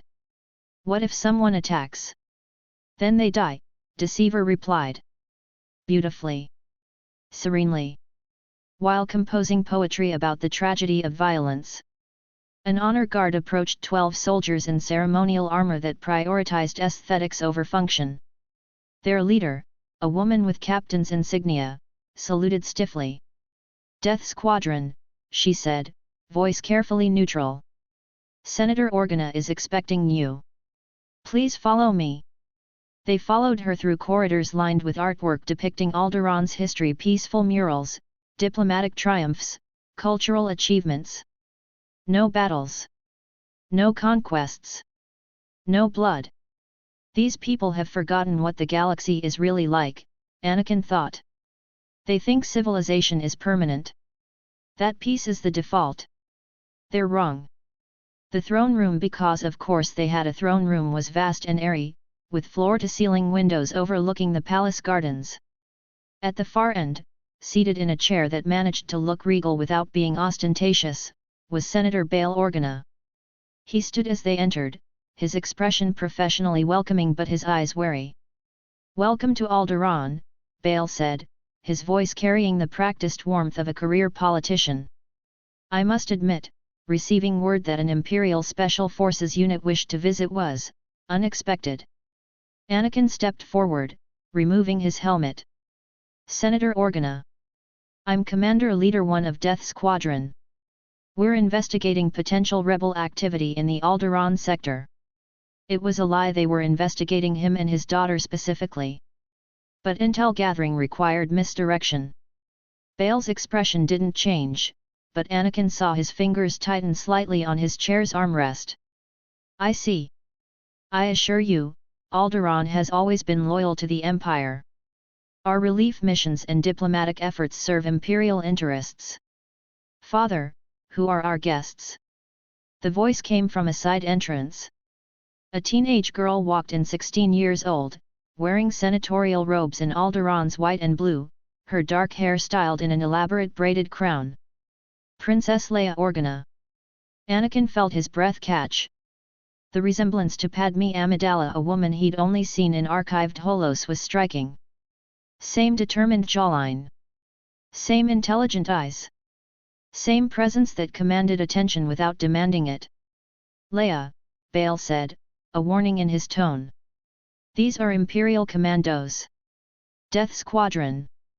They're conducting an investigation. Leia's eyes swept over them, taking in their armor, their weapons, their age. Your children, she said, and it wasn't an accusation, just observation. 13? 14? 13, Anakin confirmed. Age is irrelevant to capability, Princess. Clearly, Leia said, though something in her expression suggested disapproval of child soldiers. What brings Death Squadron to Alderaan? Routine investigation, Deceiver said smoothly, stepping forward. Reports of increased rebel activity in neighboring sectors. We're interviewing planetary leaders to assess potential security risks. Another lie.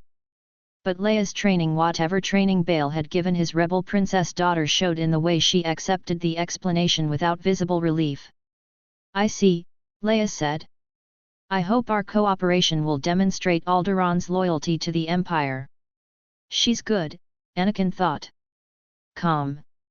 Controlled. Playing the role perfectly. Princess Leia, Anakin said, may I ask you some questions? For our investigation. Leia glanced at Bail, who nodded slightly. Of course, Commander. Have you traveled to Lothal in the past 3 years? Anakin asked, watching her face carefully. Leia's expression didn't change. Lothal? No, I don't believe so. Most of my diplomatic missions have been to core worlds. Coruscant, primarily. Lie, Anakin's tactical mind catalogued. He'd memorized the rebel intelligence Leia had been on Lothal 2 years ago, personally overseeing the theft of 3 warships. But he didn't call her out. Not yet. What about rebel sympathies? Justice asked, his voice flat and clinical. Have you encountered rebel operatives during your Senate work? I encounter all manner of people in the Senate, Leia replied carefully. Some have questionable loyalties. I report such individuals to ISB when appropriate. Another lie. Or at least, a half-truth delivered with perfect politician's sincerity. Then Destroyer, who'd been uncharacteristically quiet, spoke up. You're really pretty, he said. Like, really pretty. Are all princesses this pretty or are you special? Silence crashed through the throne room. Anakin wanted to die. Justice's dark passenger calculated the probability of successfully murdering Destroyer and hiding the body. Deceiver actually smiled, recognizing quality chaos when he saw it. Leia's expression cycled through shock, confusion, and what might have been suppressed amusement. Thank you. Anakin snapped. Inappropriate. Apologize. Sorry. Destroyer said cheerfully. I meant it as a compliment. You've got really nice hair. And eyes. And. All 3 other squad members said in unison. Destroyer subsided, grinning. Bail looked like he was trying very hard not to laugh. Perhaps we should continue this conversation over dinner? I'm sure you must be tired from your journey. Anakin was about to decline. They were here for investigation, not hospitality. But Deceiver's hand signal, barely visible, flashed, accept. Opportunity for intelligence gathering. Dinner would be acceptable, Senator, Anakin said. Thank you. Bail smiled, but Anakin saw calculation in his eyes. He's planning something. Measuring us. Deciding if we're threats or assets. And in that moment, Anakin realized something that made his blood run cold. Bail Organa knew. Not about them specifically, perhaps. But he'd received word. Warning. Information from someone who'd encountered 4 Anakin variants. Obi-Wan, Anakin thought with absolute certainty. Bail and Obi-Wan are connected. Have been for years. And Obi-Wan warned him about us 4 years ago when we crossed paths.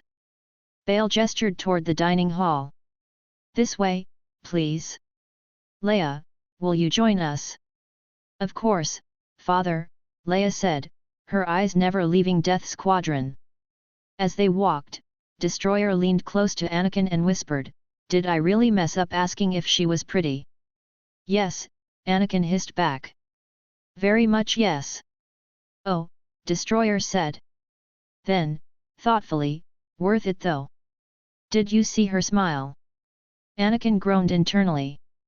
This investigation was going to be complicated. And somewhere, transmitted via encrypted channel directly to Vader's personal COMM, Death Squadron's helmet recorders were feeding live updates of every word, every expression, every moment of their encounter with Princess Leia Organa. Vader, watching from whatever dark corner of the galaxy he currently occupied, observed his daughter for the first time in 13 years. And felt something he'd thought long dead stir in the ruins of Anakin Skywalker's heart. My daughter, the thought whispered through mechanical breathing. Leia. My daughter lives. The Organa family dining hall was elegant without ostentation. A long table of polished Alderaanian oak, chairs upholstered in soft blue fabric, walls decorated with tasteful art depicting the planet's peaceful landscapes. Large windows overlooked gardens that seemed designed specifically to make violent people feel out of place. Death Squadron sat on one side of the table, Bail and Leia on the other. Protocol required them to remove their helmets for the meal. 4 identical faces were revealed. Anakin Skywalker's features repeated with subtle variations. Leader's determined expression. Deceiver's cold calculation. Justice's eerie flatness. Destroyer's manic energy barely contained. Leia's eyes widened slightly. You're identical. All 4 of you. Quadruplets, Anakin said, the lie they'd prepared sliding out smoothly. Birth defect from our homeworld's radiation exposure. Extremely rare. Statistically improbable. Fascinating, Bale said, though his eyes carried calculation that suggested he didn't entirely believe the explanation. I've never heard of quadruplets with such precise similarity. Even identical twins show more variation. We're special, Destroyer said cheerfully, loading his plate with food. Also hungry. Is this Nerf steak? I love Nerf steak. Can I have more? Can I have all of it? 4. Don't be rude, Anakin hissed. As servants brought dishes, Alderaanian delicacies prepared with care that suggested Bale was trying to impress or disarm them, Destroyer stared at Leia with open fascination. Are you an angel? He asked suddenly. The table went silent. Leia blinked. I'm sorry, what? An angel, Destroyer repeated, utterly sincere. I heard about them once. The most beautiful beings in the universe. They live on the moons of ego. You're pretty enough to be one. Are you? Leia's expression cycled through shock, confusion, and what might have been carefully suppressed amusement. I'm not an angel. Just a princess. That's almost as good. Destroyer declared. Princesses are excellent. Do you get to command armies? I bet you'd be good at commanding armies. You've got that I'm in charge look. Anakin wanted to crawl under the table and die. Justice's dark passenger calculated escape routes from the planet. Deceiver actually smiled, enjoying the chaos. Bale cleared his throat, clearly trying not to laugh. Perhaps we could discuss less personal topics?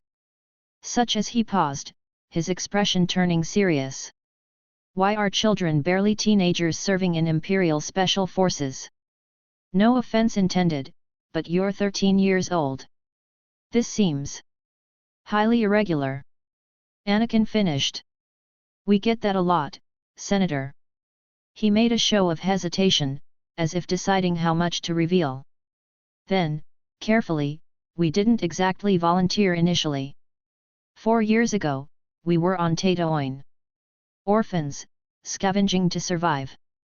Then this crazy old man attacked us. Bale's expression sharpened. Attacked you? Yeah, Anakin said, building the lie with elements of truth. Crazy hermit. I think his name was Obi-Wan? Something like that. Ben, maybe. He came at us screaming about Sith spawn, waving a lightsaber, calling us abominations that needed to be destroyed. It was a complete fabrication of what actually happened. Obi-Wan had been shocked, conflicted, desperate to understand, but never violent toward them. Sure, he tried to and might have killed them, but harm them, no, never. But the lie served multiple purposes. It explained their recruitment, discredited Obi-Wan if Bale checked the story, and tested Bale's reaction. Bale's face went carefully neutral, but Anakin saw disappointment flicker in his eyes. He knows Obi-Wan, Anakin thought. They're connected. And he's disappointed that Obi-Wan didn't recruit us instead. We ran, Anakin continued. Made it to an Imperial recruitment center. Told them a Jedi was trying to kill us. They took us in, tested us, found we had aptitude for military service. The rest is classified. A Jedi attacked 4 children, Leia said slowly, her tone suggesting she found that hard to believe. That seems inconsistent with everything I've heard about the old Jedi Order. The Jedi Order fell because they were inconsistent with their own principles, Justice said, his voice flat. Hypocrisy breeds failure. Bale looked like he wanted to argue but thought better of it. And the Empire treats you well? Leia asked, her tone carefully neutral. You're comfortable serving them. We're fed, housed, trained, and deployed according to our capabilities, Anakin replied. That's more than we had as orphans. Leia studied them with sharp intelligence. But you're child soldiers. Weapons. Don't you ever wonder if there's another way? She's testing us, Anakin realized. probing our beliefs without revealing her own rebel sympathies. Another way like what, princess? Anakin asked. The rebellion. Leia's expression didn't change. I'm simply asking if you've considered alternatives to military service. We don't really care about politics, Anakin said. Honestly, if we'd encountered the rebellion first instead of the Empire, we'd probably be rebel commandos right now. Circumstances dictated our allegiance, not ideology. He leaned forward, meeting Leia's eyes. But since we're discussing it, the Empire brings order, structure, stability across thousands of systems. The rebellion breeds chaos. They want to restore the Republic. And what's wrong with the Republic? Leia asked carefully. Everything, Deceiver interjected, his voice cold. The Republic was corrupt. Bureaucratic stagnation. Corporate interests controlled the Senate. Core worlds exploited Outer Rim territories for resources while ignoring poverty, slavery, and suffering. He pulled up historical data on a datapad. The Trade Federation, Intergalactic Banking Clan, and Techno Union had Senate representation. Corporations could vote on legislation affecting billions of citizens. The Republic allowed slavery to persist on Tatooine and dozens of other worlds because it was economically convenient. The Republic wasn't perfect, Bale said carefully, but it represented democratic ideals. It represented core world elites hiding tyranny behind bureaucratic procedure, Anakin interrupted. The Clone Wars happened because Outer Rim worlds were sick of being exploited. Count Dooku's separatist movement had legitimate grievances. Bale's expression hardened. Count Dooku was a Sith Lord who started a war that killed billions. Hypothetically, Anakin said, watching Bale's reaction carefully, if I had to choose between the rebellion and the separatists, I'd pick the separatists. Hypothetically. The temperature in the room dropped 10 degrees.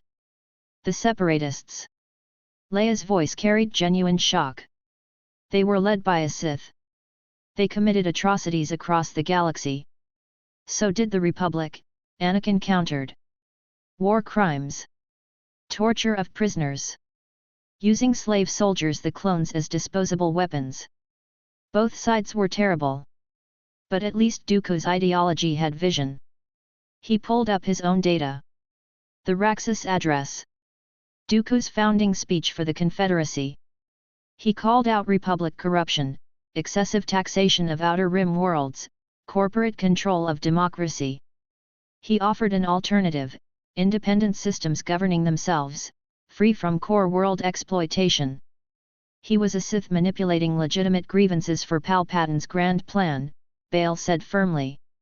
The separatists weren't freedom fighters. They were pawns. Maybe, Anakin agreed. But if I was a separatist, hypothetically, I'd think Dooku was a visionary who tried to break centuries of Republic corruption. He met Bale's eyes. But I'm not a separatist. I'm just a soldier in the Empire. And I believe in the Empire's mission, bringing order to a galaxy that the Republic failed to govern effectively. Bale looked like he wanted to argue further, but Leia put a hand on his arm. Philosophical differences aside, she said diplomatically, we appreciate your candor. What about him? Leia gestured to Destroyer, who was eating with single-minded focus. What's wrong with him? All three other squad members looked at her. Define wrong, Deceiver said. He seems erratic, Leia said carefully. Hyperactive. Possibly mentally unstable.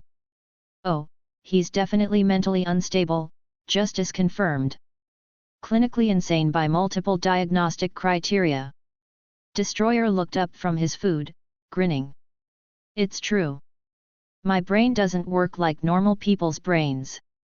It's better. More exciting. Full of explosions.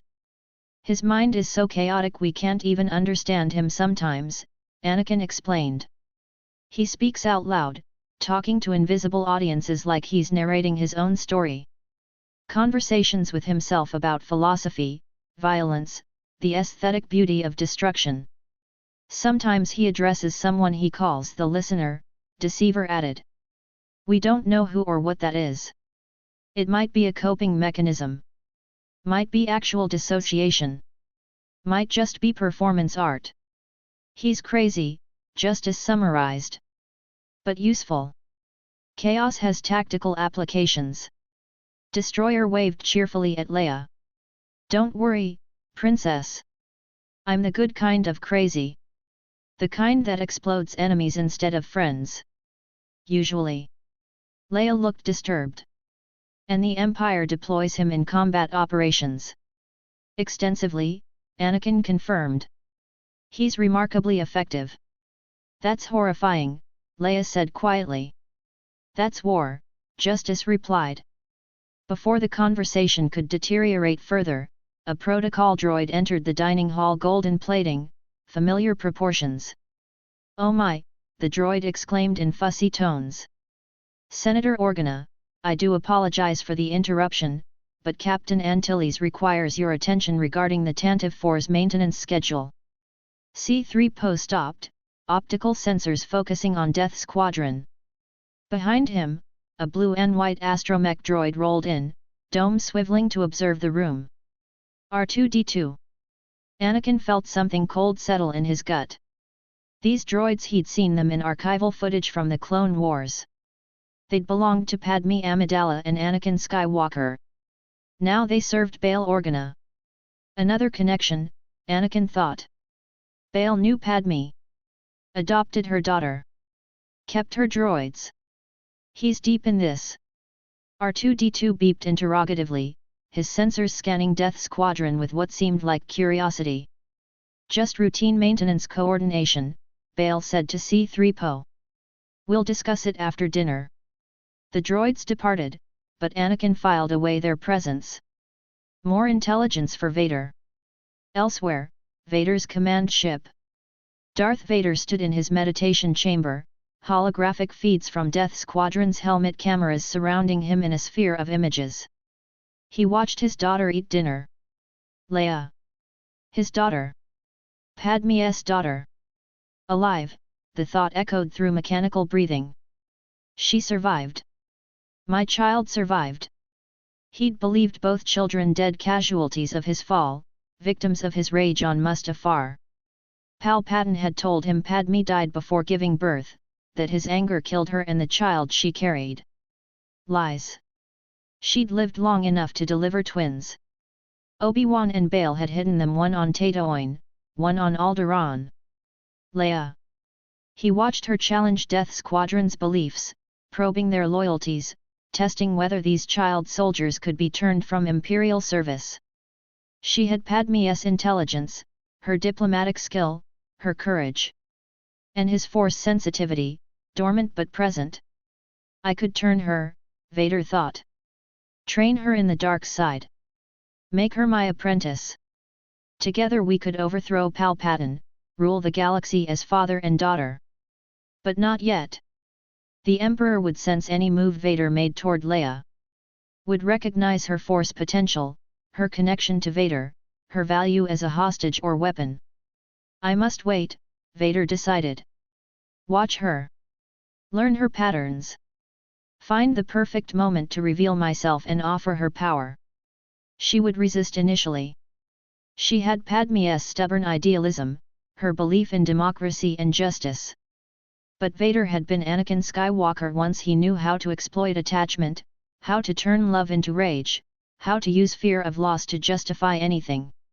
She is so much like I was, Vader observed, watching Leia's passionate defense of Republic ideals. So much like Padme. Brilliant. Determined. Destined for greatness. And she would be his. Eventually. Alderaan, end of dinner. The meal concluded with polite formalities. Anakin stood, replacing his helmet. Thank you for your hospitality, Senator Organa, Anakin said formally.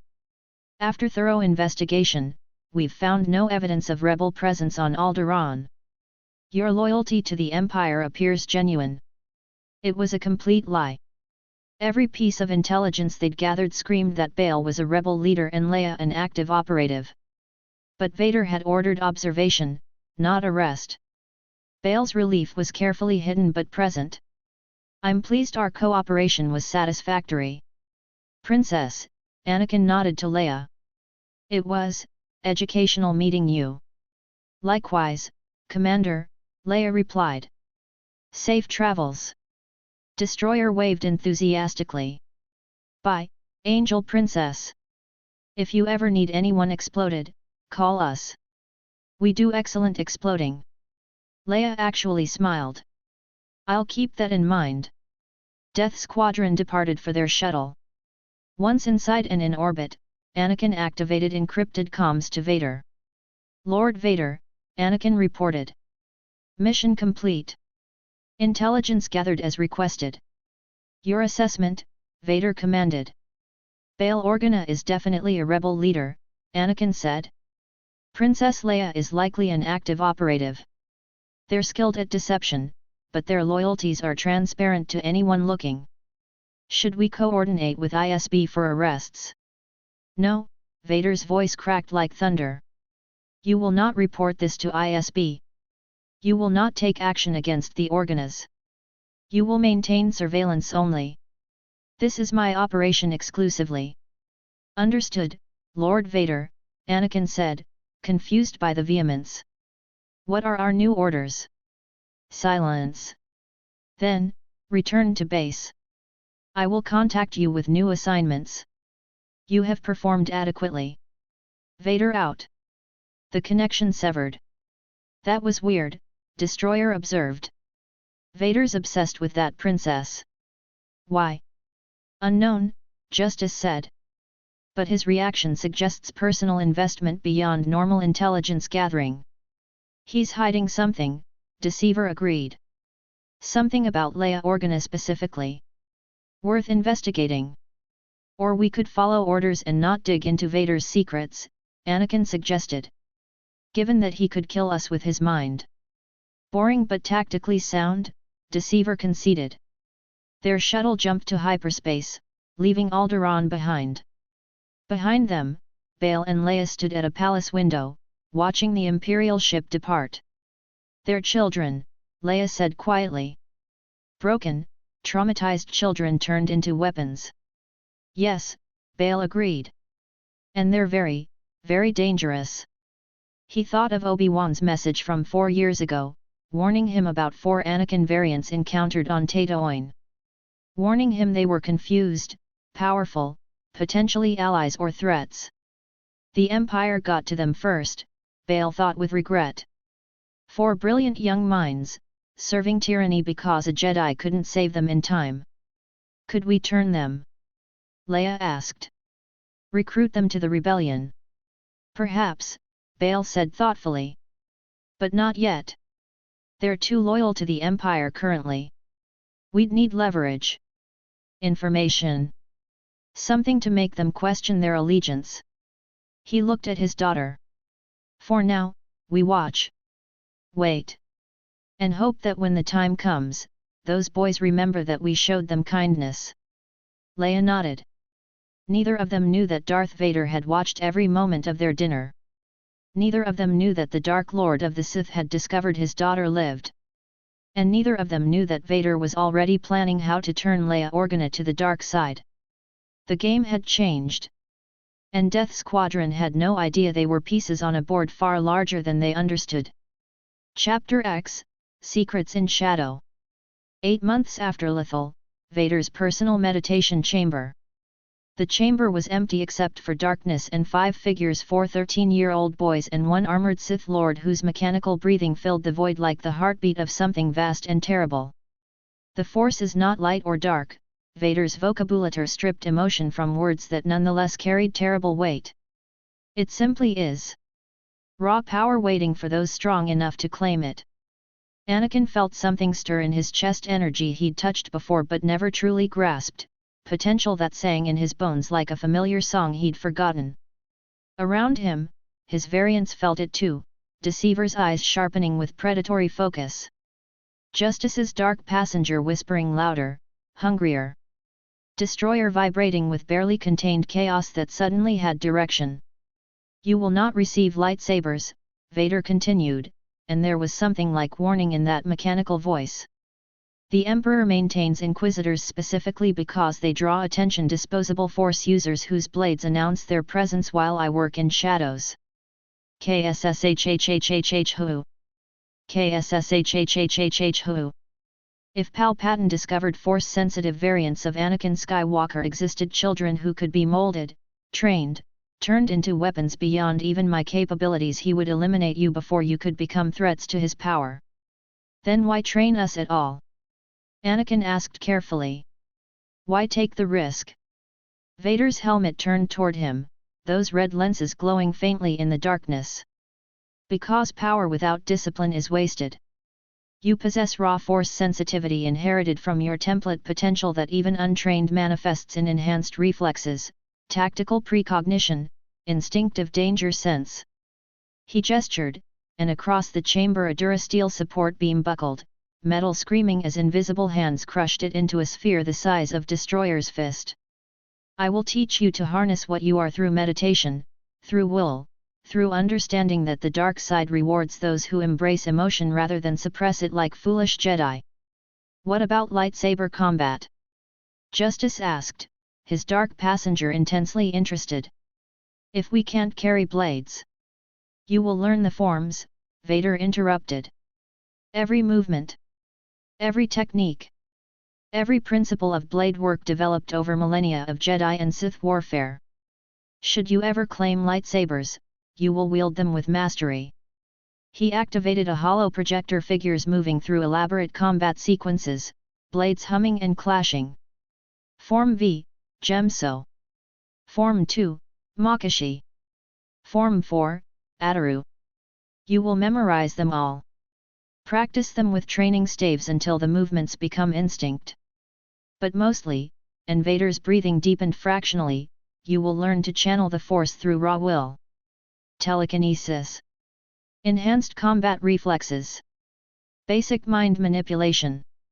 Physical augmentation beyond human limitation. This training remains secret, Vader commanded, his tone absolute. You train when surveillance is minimal. When others sleep. In spaces I have secured against observation. The Emperor must never know. And if he finds out anyway? Deceiver asked, already calculating contingencies. Vader's breathing filled the silence for 3 long cycles. Then you become dangerous enough that even Palpatine hesitates before eliminating you.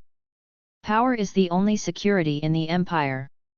Over 8 months, they trained in shadows.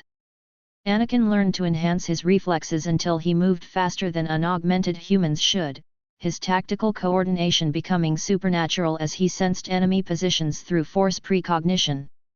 Deceiver discovered he could plant suggestions in weak minds, turning interrogation subjects compliant, making guards ignore anomalies, bending perception itself through calculated Force manipulation. Justice's dark passenger evolved into Force-guided killing instinct that whispered trajectories, weak points, guilt written in souls like blood on armor. Every shot became perfect. Every strike became lethal. Destroyer's chaos became directed Force rage, throwing grenades with telekinetic precision, dodging fire through precognition that looked like insane luck, channeling his fractured psyche into combat fury that made him nearly unstoppable. They learned lightsaber forms without blades, their bodies memorizing Makashi's precision, Ataru's acrobatics, Gemso's raw power. Vader drilled them relentlessly, his own mastery translating into brutal training that left them exhausted and extraordinary. They were 14 years old. And they were becoming something the galaxy had never seen: Force-wielding commandos with commando training, tactical genius, and absolutely no lightsabers to announce what they were. Scarif, Imperial Security Complex, present day. Director Orson Krennic stood in the Citadel Tower Communications Center, his white uniform immaculate despite the fury twisting his patrician features into something ugly. On the holographic display, Grand Moff Tarkin's gaunt face regarded him with the cold disdain of someone examining particularly disappointing data. "We stand here amidst my achievement, not yours." Krennic's voice cracked with rage, gesturing wildly at the data vaults surrounding him. The Death Star is mine. I designed the focusing lenses. I coordinated construction across a dozen systems. I built the superweapon that will ensure Imperial dominance for generations. And you. I'm afraid the recent security breaches have laid bare your inadequacies as a military director, Tarkin interrupted, his voice carrying the temperature of deep space. Calm. Measured. Utterly merciless. The defection of pilot Bodhi Rook. The destruction of Jedha City, a demonstration that revealed the Death Star's existence prematurely. And now intelligence suggesting rebel infiltration of this very facility. The breaches have been contained. Krennic protested, but there was desperation creeping into his voice. Jedha has been silenced. The pilot is dead. There are no rebels. Do you truly believe this pilot acted alone? Tarkin's expression never changed, pure calculating ruthlessness carved into human features. He was dispatched from the installation on Edu. Galen Erso's facility. Your facility, Director. Your chief scientist, the man you personally recruited, has betrayed the Empire, and you failed to prevent it. Death Squadron stood at tactical positions near the communications array, ostensibly guarding Krennic but actually monitoring the exchange with professional interest. They'd been deployed to Scarif as enhanced security following ISB intelligence suggesting rebel interest in the facility. Destroyer, unable to resist, walked directly up to Krennic and tilted his head with that manic grin. It must really suck to lose your life project to Tarkin of all people, he said cheerfully. I mean, the guy's face looks like someone stretched skin over a skeleton and forgot to add personality. How does that feel? Losing to animated corpse man. Krennic's face went purple, veins standing out on his temples. How dare you speak to me that way? I am the Director of Advanced Weapons Research. I command this facility. I command. You command nothing, Anakin said quietly, his voice cutting through Krennic's bluster like a vibroblade. We're Lord Vader's special forces. We answer only to him. Not you. Not Tarkin. Not even the Emperor except through Vader's orders. Krennic looked like he wanted to order their immediate execution, but Death Squadron's reputation preceded them. Vader's personal unit. 4 14-year-old commandos with classified origins and a body count that made hardened Imperials nervous. Untouchable. Are you blind? Krennic suddenly screamed, sensors detecting multiple contacts breaching the planetary shield. Deploy the garrison. All forces to the beach immediately. The Battle of Scarif had begun. Scarif Beach, 20 minutes later. The tropical paradise was burning. Rebel U-wings had crashed through the planetary shield before it fully closed, disgorging dozens of soldiers onto white sand beaches that were now stained red. Shore troopers, specialized stormtroopers in tan armor designed for coastal defense, returned fire from fortified positions, but the rebels were dug in, determined, desperate. Death Squadron hit the beach at full combat deployment. Anakin moved with force-enhanced speed, dodging blaster bolts through precognition that made him seem untouchable. His DC-17M configured for suppression fire painted the beach with red energy, driving rebels into cover. His tactical network linked every shore trooper, coordinating Imperial forces with impossible precision. All units, concentrate fire Sector 7. Anakin's voice cut through COMM chaos. Rebels attempting flanking maneuver Justice, eliminate their squad leader bearing 29 or 3. Justice's rifle cracked once. 800 meters away, a rebel captain's head snapped back, body crumpling. The Force guided every shot, his dark passenger whispering wind speed, trajectory compensation, target vulnerability like prayers to violent gods. Deceiver moved through chaos like smoke, active camouflage rendering him nearly invisible. He planted false intel through Force suggestion, enemy reinforcements behind you, whispered into panicking minds. Rebels fired on their own positions. Destroyer was magnificent carnage. Force rage made him faster, stronger, more devastating than any human should be. Grenades flew from his hands with telekinetic precision, detonating mid-air above rebel positions in choreographed explosions. "Symphony in Blood Major," he screamed, laughing as bodies painted the sand red. The rebels were being systematically slaughtered. Then everything changed. 4 figures dropped from a rebel transport, 3 in combat gear, 1 in distinctly Jedi-style robes. Lightsabers ignited with that distinctive snap hiss that made every Imperial soldier freeze. Blue, green, yellow, red. The 4 Annas had arrived. Anna the leader moved like water through Imperial lines, her blue blade deflecting blaster fire with Form 3 Sorcerer precision. Tactical. Controlled. Devastating. Anna the Deceiver's green blade wove patterns of misdirection, making shore troopers fire at phantoms while she cut through real targets. Anna the Justice wielded yellow with clinical efficiency, her dark passenger guiding strikes to guilty targets with force-enhanced judgment. And Anna the Destroyer. "Leader boy," her voice cut across the battlefield, manic joy coloring every syllable. Her red lightsaber burned like captured fury as she charged directly at Anakin with a grin that promised either violence or affection and possibly both. "Contact, Jedi!" Anakin warned through comms, but he was already moving. Anna the Destroyer reached him first, blade descending in Ataru's aggressive style. Anakin didn't have a lightsaber. But he had the Force. His hand shot out, telekinetic power slamming into Anna mid-swing. She twisted in midair, force-enhanced acrobatics landed in a crouch, eyes bright with delighted recognition. "You're using the Force," she shrieked happily. "You've been training. That's so hot." What Anakin started, then had to dodge as she attacked again. He engaged her with vibroblade and force-enhanced combat, reinforcing his weapon's molecular bonds just enough to survive brief lightsaber contact. Vader's training translated perfectly Form V Gem-So movements without the blade, using strength and aggression to overwhelm her Ataru style. They fought across the beach, neither giving quarter, both grinning with the terrible joy of matched opponents. Across the battlefield, Anna the leader engaged Justice and Deceiver simultaneously. Her Sorcerer defense made her nearly untouchable, blade deflecting their coordinated fire. Justice reached into the Force, let his dark passenger whisper timing there, opening in her guard, 0.2 seconds from now. He fired. Anna deflected the shot directly into Deceiver's pre-positioned mine. The explosion threw her off balance. Justice's follow-up shot took her in the shoulder. Not fatal, he'd adjusted for non-lethal targeting, but enough to make her stumble. "Anna!"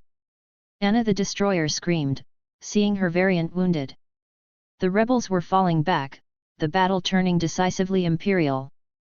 Shore troopers rallied under Death Squadron's coordination, their scattered defense becoming organized slaughter. Anna the Destroyer saw the mission failing, saw her team dying, saw the impossible odds. And saw Anakin the leader standing amidst carnage, breathing hard, vibroblade in hand, looking every inch the warrior she'd been obsessing over for years. She deactivated her lightsaber, walked directly up to him, and kissed the side of his helmet. "Until next time, leader boy," she whispered, her voice carrying warmth that made absolutely no sense in a battlefield. "You're getting stronger. I love that. Keep training. Keep being perfect. I'll be watching." Then she force-jumped backward, grabbed Anna the leader, and retreated to the surviving U-wing with the other Annas. Anakin stood frozen, hand halfway to his helmet where her lips had touched the durasteel. Did she just Deceiver started, actually sounding surprised. "Kiss him." Destroyer finished, absolutely delighted. "Enemy kissed leader boy. This is amazing. Can I get a kiss too?" "No? Unfair. Focus." Justice snapped. Rebels retreating but sensors detecting. His Force senses screamed warning. In the Citadel Tower, someone had successfully infiltrated through the chaos Death Squadron created.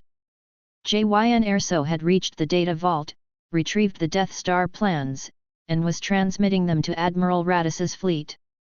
"Leader, massive data breach detected. Deceiver's sensors lit up. Someone's uploading the entire Death Star schematic database. But the transmission completed before they could respond. Above Scarif, the sky tore open. The Death Star dropped out of hyperspace, its massive bulk blotting out stars. Anakin felt it through the Force malevolence on a planetary scale, power that made his Force senses scream in warning. He looked up, saw the station's super laser dish aligning toward the planet's surface. Tarkin, he realized with absolute certainty. He's going to fire on his own facility. Eliminate Krennic. Destroy the evidence. Kill everyone. All Imperial personnel. Anakin's voice cut through every COMM channel, amplified by force will that made his order feel like divine command. Immediate evacuation. Death Star firing solution detected. We have 3 minutes maximum. You don't have authority to a garrison commander started. Death Squadron override authority. Anakin roared. Lord Vader's direct command: preserve Imperial assets. Move or die. The Force lent terrible weight to his words. Imperial personnel scrambled for transports. Justice, find Krennic. Anakin ordered. He's still in the Citadel Tower. Bring him whether he wants to come or not. Justice's Force senses reached through the complex. Located. 3rd level, observation deck. Injured. Blaster wound to shoulder. Not moving. They reached him in 90 seconds, rocket boots screaming at full burn, Force-enhanced speed making them blur. Krennic stood at the observation window, staring up at the Death Star with something like religious rapture in his eyes. Blood soaked his pristine white uniform from a shoulder wound. Director, Anakin said, urgency making his voice crack. We need to leave. Now. Tarkin's going to fire. It's beautiful, Krennic whispered, transfixed. My achievement. My weapon. The culmination of 19 years of work. His laugh was broken, bitter. And Tarkin. Tears cut tracks through grime on his face. Tarkin is going to use it to kill me. Test his new toy while eliminating a political rival. Efficient. Ruthless. He looked at Death Squadron with something like wonder. Why save me? I'm nothing to you. Just another Imperial bureaucrat. You're Imperial personnel under our protection mandate, Justice said, his tone absolutely flat. That's sufficient justification for extraction. Also Tarkin's a dick and we don't let dicks win. Destroyer added cheerfully, grabbing Krennic bodily and throwing him over his shoulder. No time for dramatic last stands. There's a planet killer pointed at our faces. They ran. Behind them, shore troopers, officers, technicians, support staff, everyone they could physically drag to transports piled into evacuation craft. Death Squadron's shuttle cleared atmosphere 45 seconds before the Death Star fired. The planet's surface exploded. A single reactor ignition-controlled blast calculated to obliterate the Imperial security complex without shattering Scarif's entire crust. Green energy washed across the installation, vaporizing everything in a 3-kilometer radius. Jyn Erso died. Cassian Andor died. K2SO died. Every rebel who'd fought on that beach and failed to evacuate died screaming as atmosphere turned to plasma. Krennic watched through the shuttle viewport, tears streaming down his face unchecked. 19 years, he whispered. My facility. My work. Everything. You're alive, Anakin said quietly, hand on the director's uninjured shoulder. That's more than most can say today. Destroyer was vibrating with manic energy. Did we just rescue someone from getting Death Starred? That's going in my top 10 awesome things list. Right after that time I blew up the... Not now, 4, Anakin said tiredly. Death Star, Hangar Bay 7, 1 hour later. Their shuttle docked alongside dozens of others Imperial personnel they'd saved, survivors of Scarif's destruction. Vader's fleet had arrived moments after the Death Star fired, his Star Destroyers now pursuing rebel ships that had escaped with the stolen plans. Krennic, his shoulder bandaged by Imperial medics, straightened his blood-stained uniform with shaking hands. I need to speak with Tarkin. He tried to murder me. He's waiting, a Death Star lieutenant informed them nervously. Grand Moff Tarkin requests Director Krennic's presence on the command bridge immediately. Death Squadron as well. Death Star, command bridge. Grand Moff Tarkin stood at the viewport with hands clasped behind his back, watching Star Destroyers pursue fleeing rebel ships like a man observing insects. His expression was emotionless cold calculation given human form, humanity stripped away until only ruthless efficiency remained. Director Krennic, Tarkin said without turning. I'm genuinely surprised to see you alive. Intelligence reported all senior personnel remained on Scarif during the unfortunate incident. You tried to kill me. Krennic exploded, propriety abandoned. You fired the Death Star at my facility while I was still. I fired on a compromised installation to prevent further intelligence leaks and eliminate rebel assets, Tarkin interrupted, his voice never rising above conversational tone. Your survival is unexpected, though ultimately irrelevant to strategic objectives. He finally turned, regarding Krennic with eyes that held no warmth, no sympathy, nothing remotely human. The Death Star is now under my command, Director. The Emperor has been quite explicit on this matter. Your services are no longer required for this project. 19 years. Krennic's voice broke. I gave 19 years to building that station. I coordinated resources across the entire Empire. And I thank you for your contribution to Imperial security, Tarkin said with the sincerity of a protocol droid reading execution orders. You are dismissed, Director. Report to personnel reassignment for your next posting. Before Krennic could respond, Tarkin's attention shifted to Death Squadron. His eyes narrowed slightly, the only sign of emotion in that gaunt face. Death Squadron, Tarkin said, studying them with the focus of someone cataloging weapons. I've heard intriguing reports about Lord Vader's special forces. 4 identical operatives. Age 14 standard years. Capabilities described as tactically supernatural in after-action reports. He stepped closer, examining them like specimens. You evacuated significant Imperial personnel from Scarif, Tarkin continued. Including Director Krennic. An act of compassion?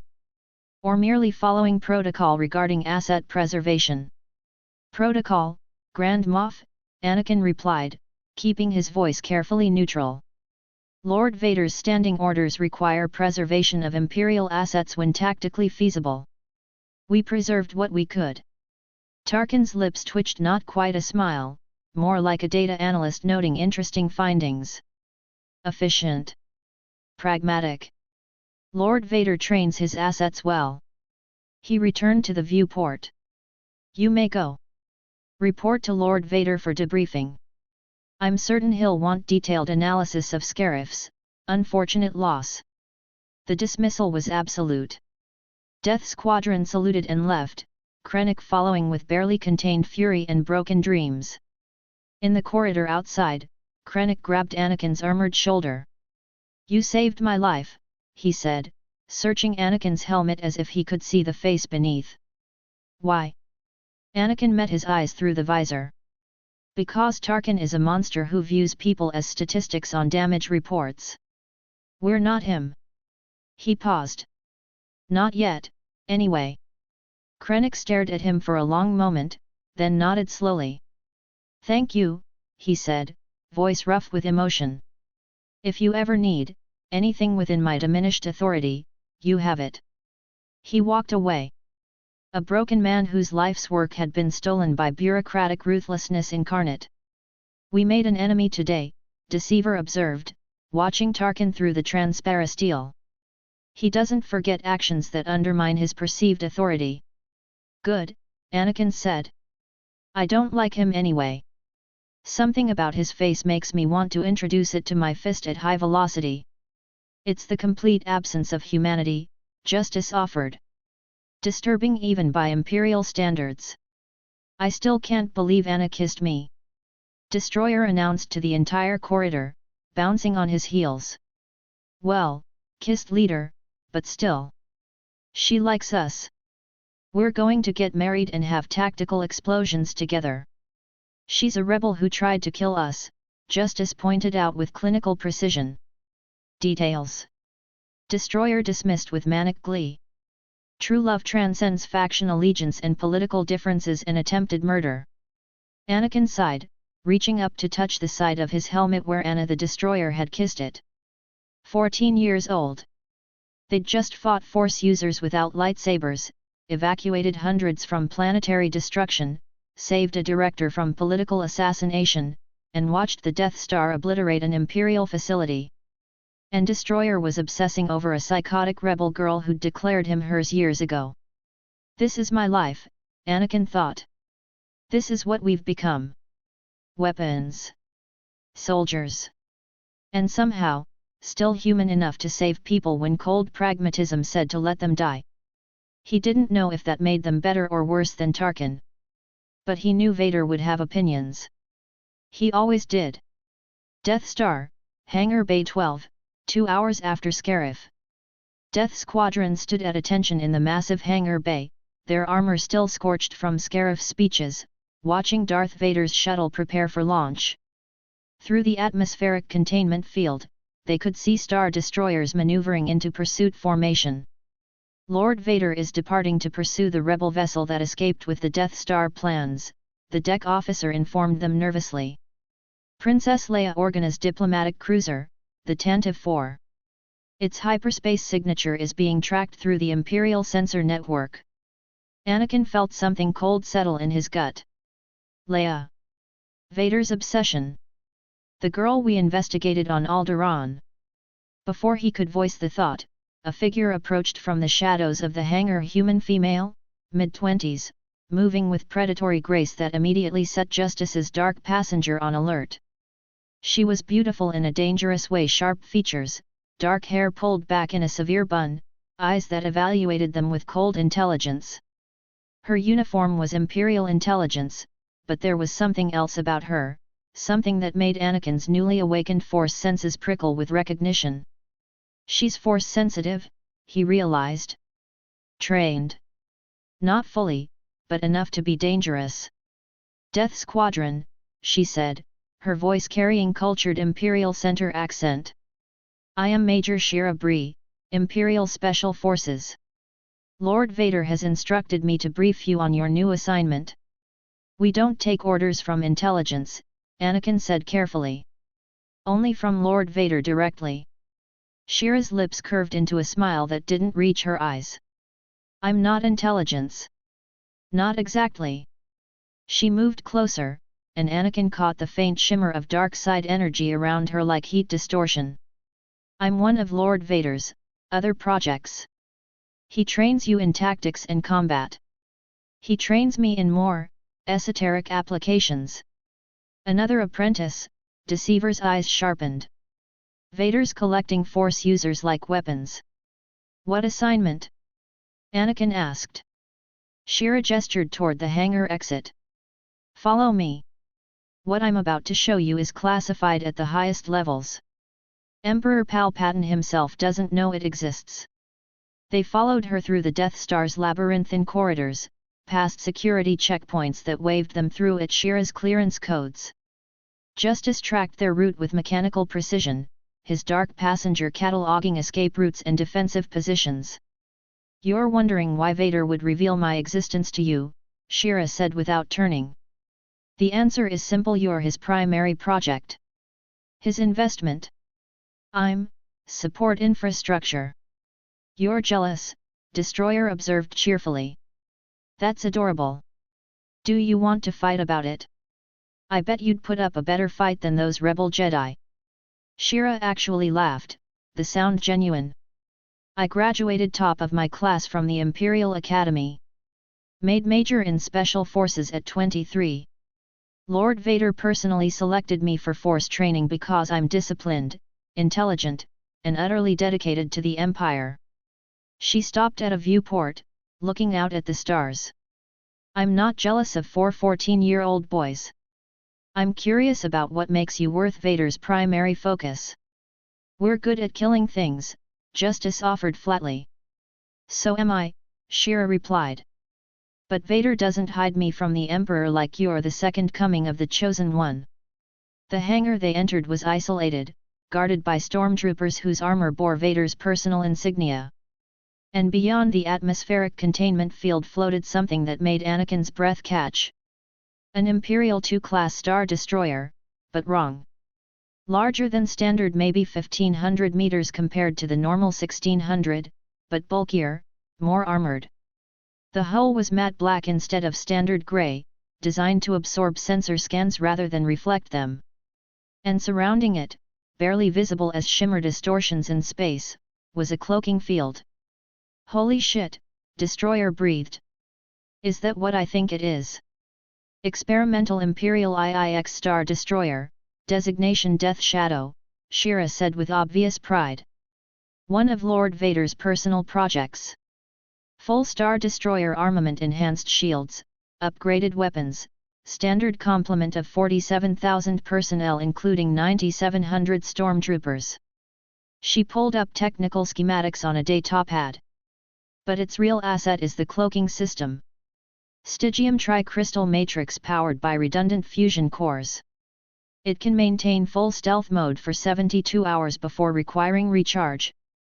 Stygium crystals are nearly extinct, Deceiver said, studying the schematics with hungry interest. The Empire strip mined the only known source for the TIE Phantom program. Vader secured the last functional crystals before the project was shut down, Shira confirmed.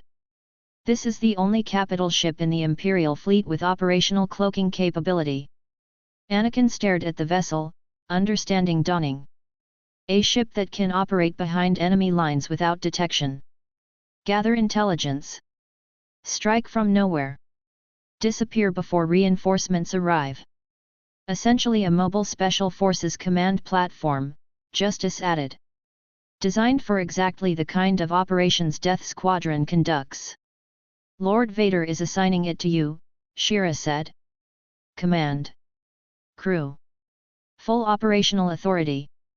You'll report directly to him, bypass Imperial command structure entirely. We're 14, Anakin said, the absurdity hitting him. Nobody's going to take orders from 14-year-olds commanding a Star Destroyer. The crew is hand-selected, Shira replied. Personally loyal to Lord Vader, which means loyal to his chosen commanders. And you'll have support. Your captain is already aboard, waiting to meet you. They crossed via shuttle, the Death Shadow growing larger until it filled the viewport like a black void. The hangar they entered was standard Imperial design, but the efficiency was different. Crew moving with practiced precision, no wasted motion. A man waited at the base of their shuttle ramp. Human, maybe 22, wearing captain's insignia on an immaculate uniform. Dark hair, sharp eyes that assessed them with professional interest rather than contempt. His accent, when he spoke, was distinctive, clipped, harder edges on consonants than standard Imperial. Death Squadron. I am Captain Viktor Reznov, commanding officer of the Death Shadow under your strategic authority. He saluted with military precision. Welcome aboard. That accent, Anakin said. Wild space. Reznov's expression didn't change, but something flickered in his eyes. Yes, Commander. Outer Rim territory, wild space designation. My homeworld was liberated by the Empire when I was 12. Liberated, Deceiver repeated, catching the weight behind the word. My father was a musician, Reznov said, his tone carefully neutral. Played traditional songs. Imperial marches. He believed in the Empire's promise of order, of civilization brought to the frontier. He paused. Rebel sympathizers came in the night. Slit his throat while he slept. Because he supported the Empire. Because he played songs they called Imperial propaganda. The hatred in his voice was cold, controlled, not rage, but absolute conviction. I joined Imperial service at 13. Worked my way to captain by 20. And I served because the rebellion is a cancer that murders innocents who disagree with their ideology. You want revenge, Justice observed. I want every rebel who thinks murdering civilians is justified to face Imperial justice, Reznov corrected. Lord Vader understands that. Understands that some of us serve not for power or glory, but because the alternative is letting murderers claim moral authority. He met Anakin's eyes. I've read your files. Scarif. Lethal. Nal Hutta. You don't hesitate. You complete the mission. That's why I volunteered for this posting. Show us the ship, Anakin said. The tour was comprehensive. Standard Imperial II layout with modifications, expanded intelligence section with advanced sensors and slicing equipment. Full science labs for analyzing captured technology. Enhanced medical bay capable of field surgery and cybernetic augmentation. The command bridge was different from standard designs.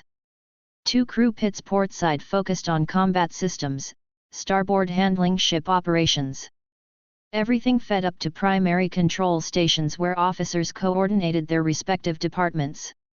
The cloaking system, Reznov explained, pointing to a dedicated control console. Requires diverting power from secondary weapons when active. We lose 20% firepower but gain complete sensor invisibility. Effective range while cloaked? Deceiver asked.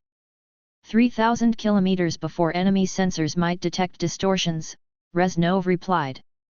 Closer if they're actively scanning. But for surprise attacks or intelligence gathering, it's unprecedented capability. The Stormtrooper barracks held the promised 9,700 organized into full Legion strength, personally loyal to Vader. Anakin walked through their training sections, watching them drill with professional competence that surpassed standard garrison troops.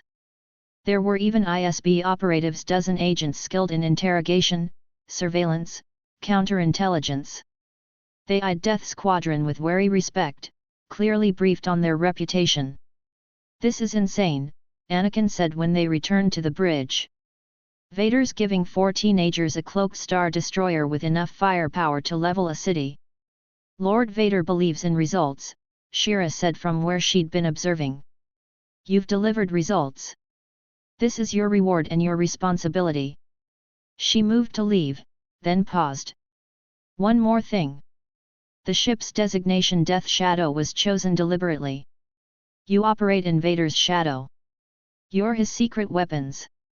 When the Emperor looks at Imperial Special Operations, he sees TIE Phantoms and Inquisitors.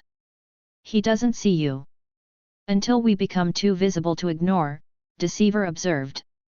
Then you'd better be strong enough that even Palpatine hesitates before eliminating you, Shira replied. That's Vader's strategy. Make you indispensable. Make you dangerous. Make you necessary. She left, her footsteps echoing across the bridge. Reznov stood at attention, waiting.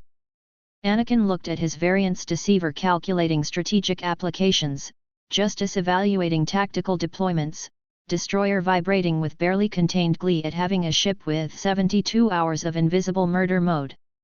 Captain Reznov, Anakin said. Set course for Imperial Tracking Station Beta 7. We're going to monitor Lord Vader's pursuit of the Tantive 4 and provide support if needed. And the cloaking system, Commander? Reznov asked. Anakin smiled beneath his helmet. Active. Let's see how this works. The Death Shadow's engines powered up with a deep thrumming that vibrated through the deck plates.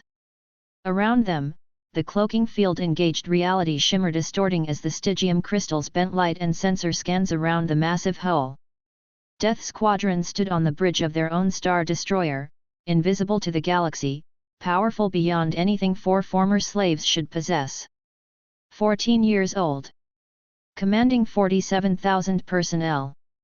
Armed with enough firepower to wage private war. And absolutely nobody except Vader knew they existed. This is either the best idea or the worst idea Vader's ever had, Anakin thought. Probably both. The Death Shadow jumped to hyperspace, leaving the Death Star behind. A ghost ship carrying ghost soldiers, hunting in Vader's shadow. And somewhere ahead, Leia Organa fled with stolen plans that would change everything.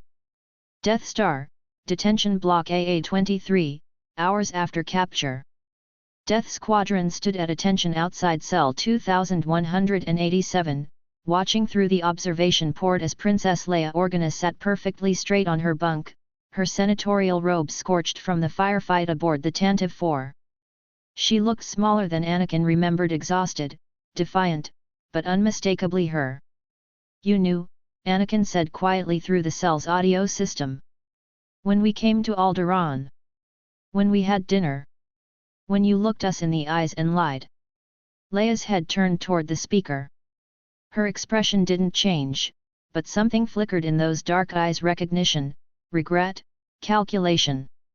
"Commander Leader 1, she said, her voice carrying that same diplomatic composure even in a detention cell. "I wondered if Death Squadron would be assigned to this operation." "You lied about Lethal," Anakin continued, keeping his tone neutral. "When I asked if you'd traveled there, you said no. We had intelligence showing you were present during the theft of 3 Imperial warships 2 years ago."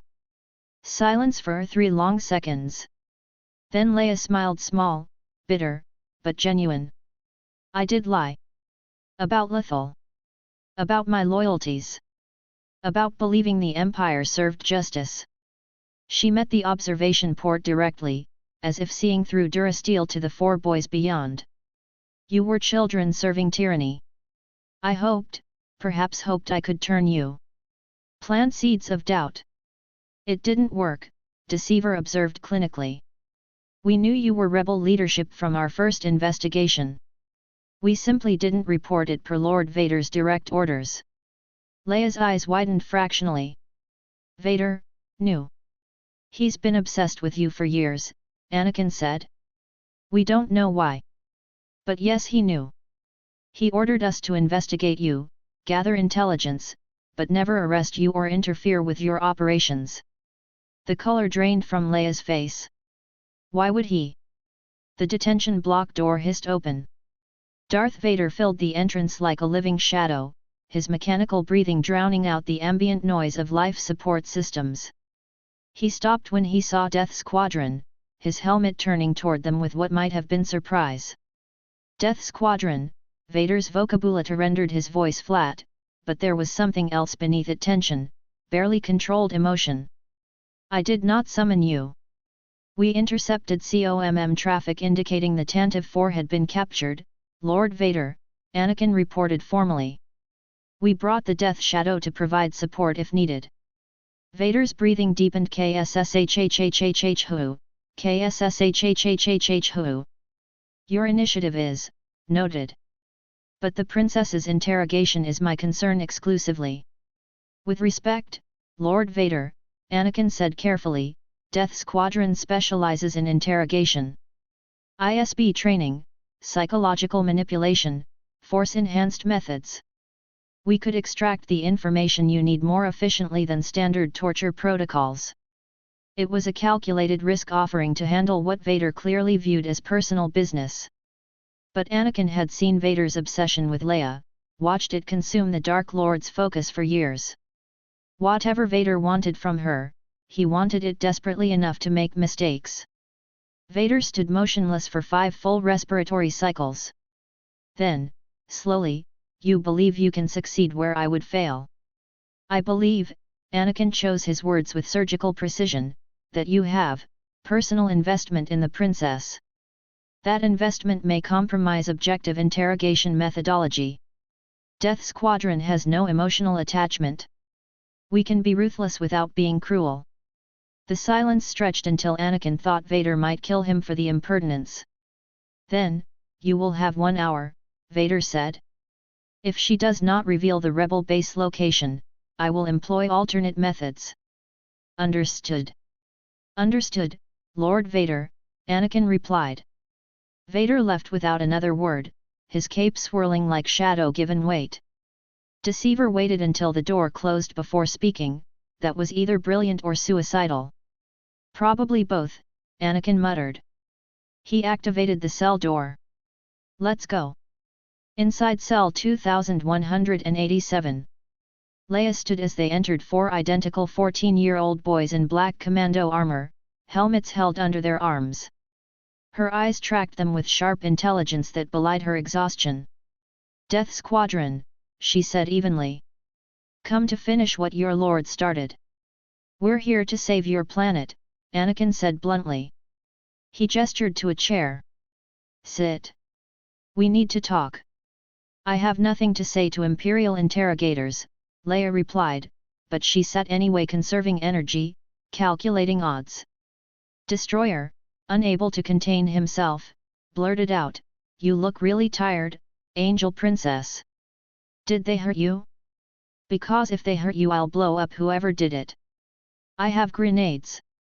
Well, not right now, but I can get grenades. 4.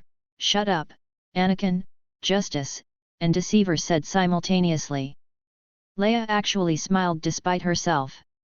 Still the same chaotic energy, I see. He's consistent, Anakin agreed. He pulled up a chair, sat across from her, no interrogation table between them, no visible threat. Princess, I'm going to be direct. Grand Moff Tarkin wants to test the Death Star's super laser on Alderaan. The blood drained from Leia's face. What? Your home world, Anakin continued relentlessly. 2 billion civilians. He wants to use it as a demonstration of Imperial power. Obliterate Alderaan to terrify the galaxy into submission. That's genocide, Leia whispered, horror cracking through her composure. That's Tarkin, Deceiver said flatly.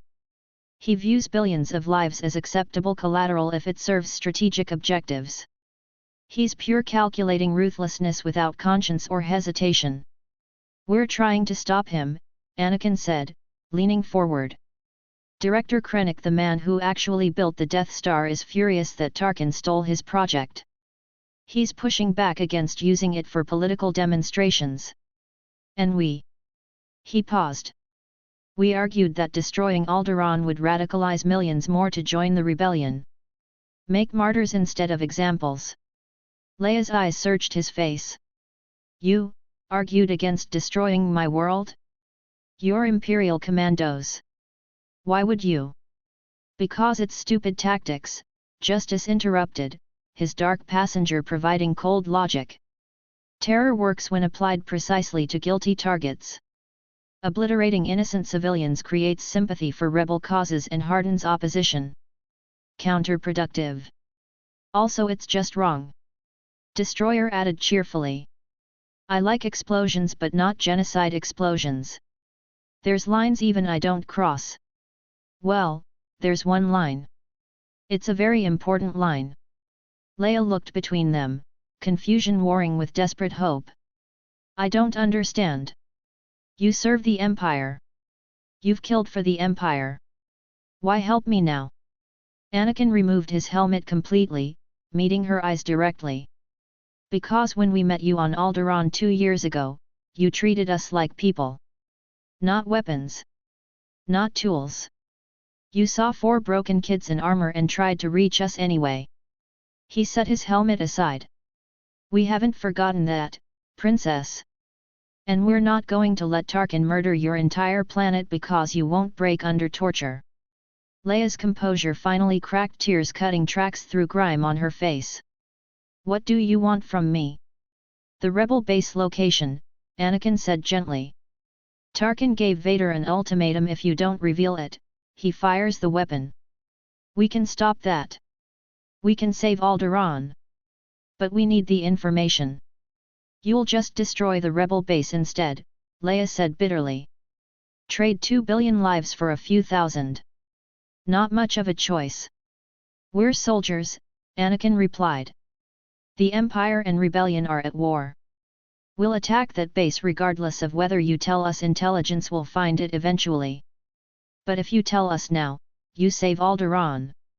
Your father. Your people. Everyone you've ever known. He leaned closer, voice dropping. I give you my word, Princess. On whatever honor 4 child soldiers can still claim. If you tell us the rebel base location, we will ensure Alderaan is not destroyed. Tarkin will be forced to accept our intelligence, and your world survives. Leia studied his face, searching for deception, for manipulation, for the lie that would let her maintain her principles. But Anakin had learned interrogation from ISB's best, had trained under Vader's ruthless tutelage, had developed his own methods that combined truth and pressure into irresistible force. He meant every word. And Leia, force-sensitive even untrained, felt that truth. "The base," she whispered, her voice breaking. "It's on Yavin 4. Fourth moon of the gas giant Yavin. Ancient Massa Sea temples converted into rebel command center." Anakin nodded slowly. "Thank you, Princess." He stood, replacing his helmet. "Deceiver, transmit coordinates to Lord Vader and Grand Moff Tarkin immediately." "Justice, destroyer with me." They left Leia alone in her cell, her shoulders shaking with silent sobs. Outside, Deceiver's transmission complete, he looked at Anakin. "Tarkin's going to want to fire on Alderaan anyway. Demonstration of power regardless of intelligence value." "I know," Anakin said grimly. "That's why we're going to stop him."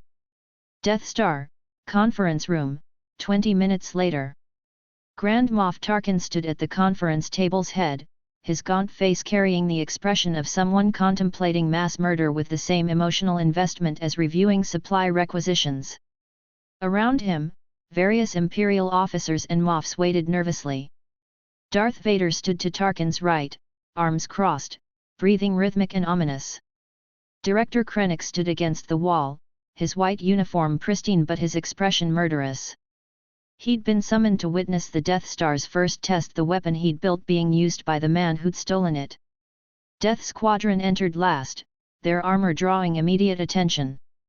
"Ah, Death Squadron," Tarkin said, his tone carrying faint amusement. "I understand you extracted information from the Princess.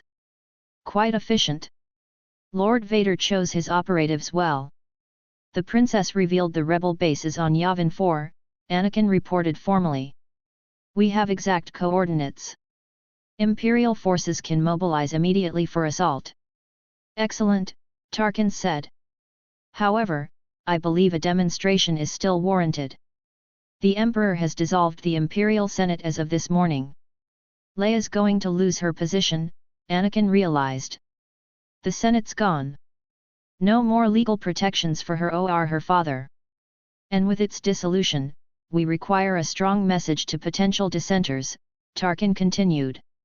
"I propose we destroy Alderaan as planned, then proceed to Yavin 4. 2 demonstrations in one day.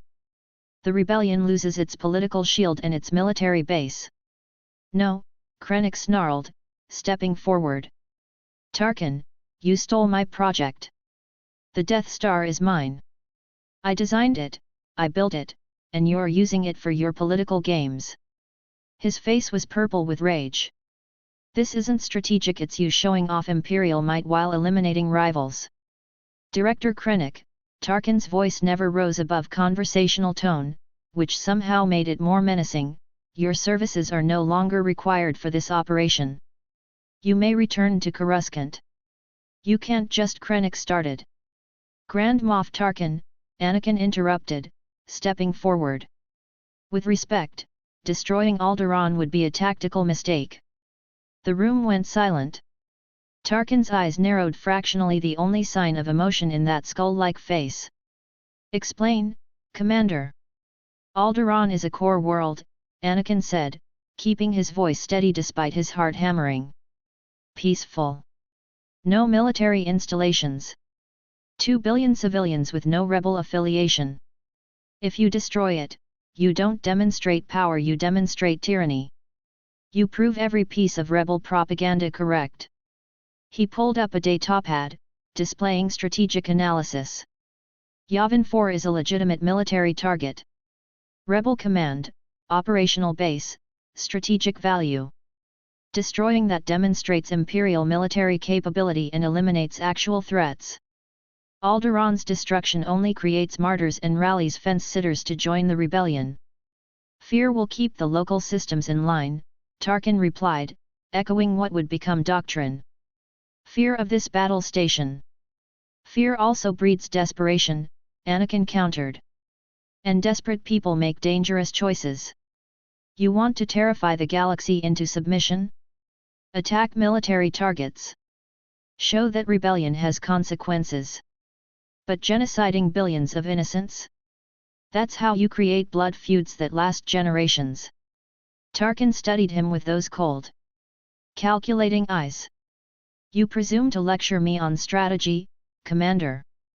I presume to offer tactical analysis based on Death Squadron's field experience, Anakin replied.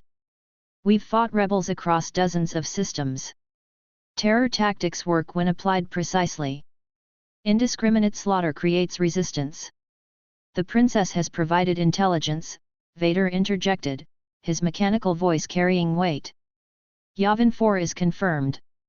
Alderaan's destruction serves no strategic purpose beyond demonstration. Tarkin's expression didn't change. Nevertheless, I believe the demonstration valuable. We will destroy Alderaan, then Yavin 4. The Emperor. I gave her my word, Anakin said, and his voice cut through Tarkin's speech like a vibroblade. Silence crashed through the conference room. You gave your word, Tarkin repeated slowly. To a rebel prisoner. Yes, Anakin met his gaze without flinching. I told Princess Leia that if she revealed the rebel base, Alderaan would be spared. She gave us Yavin 4. I will keep my word. Tarkin's lips curved into something that might have been a smile if carved into ice. And if I order Alderaan destroyed regardless? Anakin's hand moved to his sidearm, subtle, almost casual, but unmistakable. Every officer in the room tensed. Then I will kill you to keep my word, Anakin said quietly. Sir. The temperature dropped 10 degrees. Vader's breathing filled the silence. Kshhhhh. Kshhhhh. He didn't move, didn't speak, but his presence suddenly felt oppressive, dangerous. Tarkin studied Anakin for 5 long seconds. Then, incredibly, he smiled, genuine amusement lighting those cold eyes. Remarkable, Tarkin said. You threaten a Grand Moff with assassination to preserve your personal honor. That is either profound principle or profound insanity. It's both, sir, Destroyer piped up cheerfully. We're good at both. Tarkin actually laughed, a dry, humorless sound. Very well, Commander. I respect principle, even misguided principle. Alderaan will be spared. For now.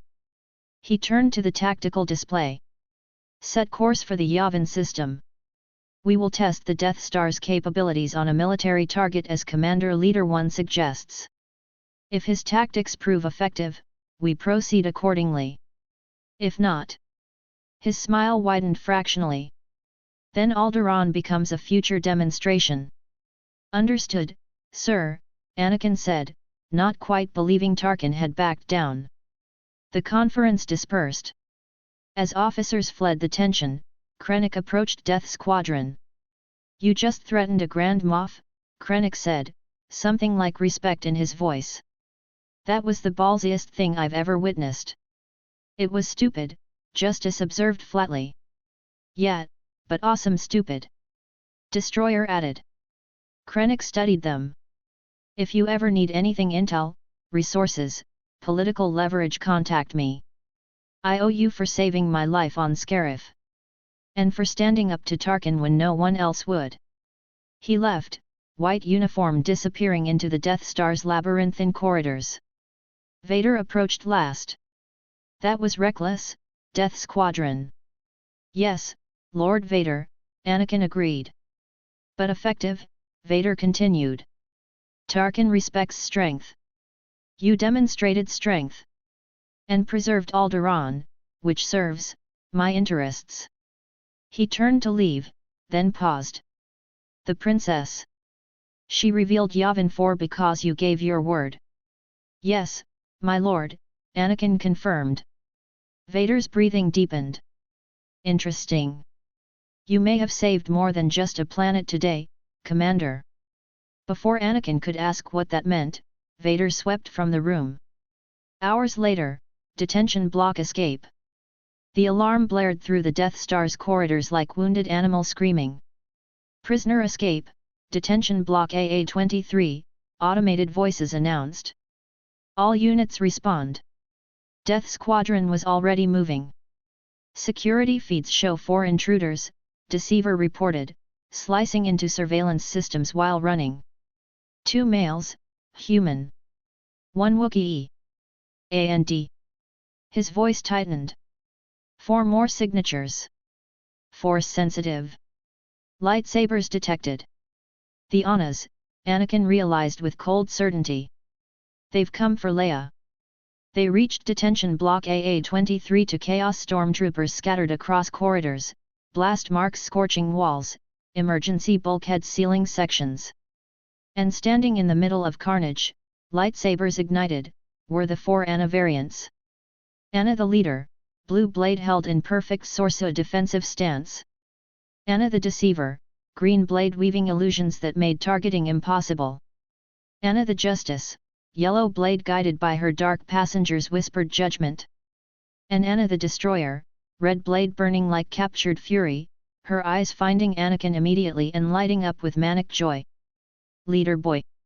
Anna the destroyer shrieked, pointing her lightsaber at him. You came to fight me. This is the best day ever. Well, second best. First best was when I kissed you on Scarif. Remember that? I remember. Contact, Jedi. Anakin warned through comms. All units, engage with caution. The fight erupted. Justice engaged Anna the leader, his rifle cracking precision shots that her Sorsa form deflected with minimal movement. His dark passenger whispered trajectories, force-guided aim making each shot nearly impossible to deflect. Deceiver fought Anna the deceiver in a battle of illusions holograms versus force phantoms, neither able to trust their sensors.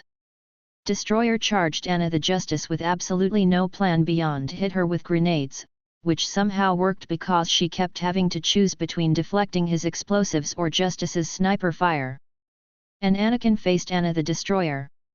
She attacked with Ataru's aggressive style, her red blade a blur of strikes that would have bisected anyone without force-enhanced reflexes. Anakin dodged, weaved, used his vibroblade reinforced by force energy to survive brief lightsaber contact. You've gotten stronger.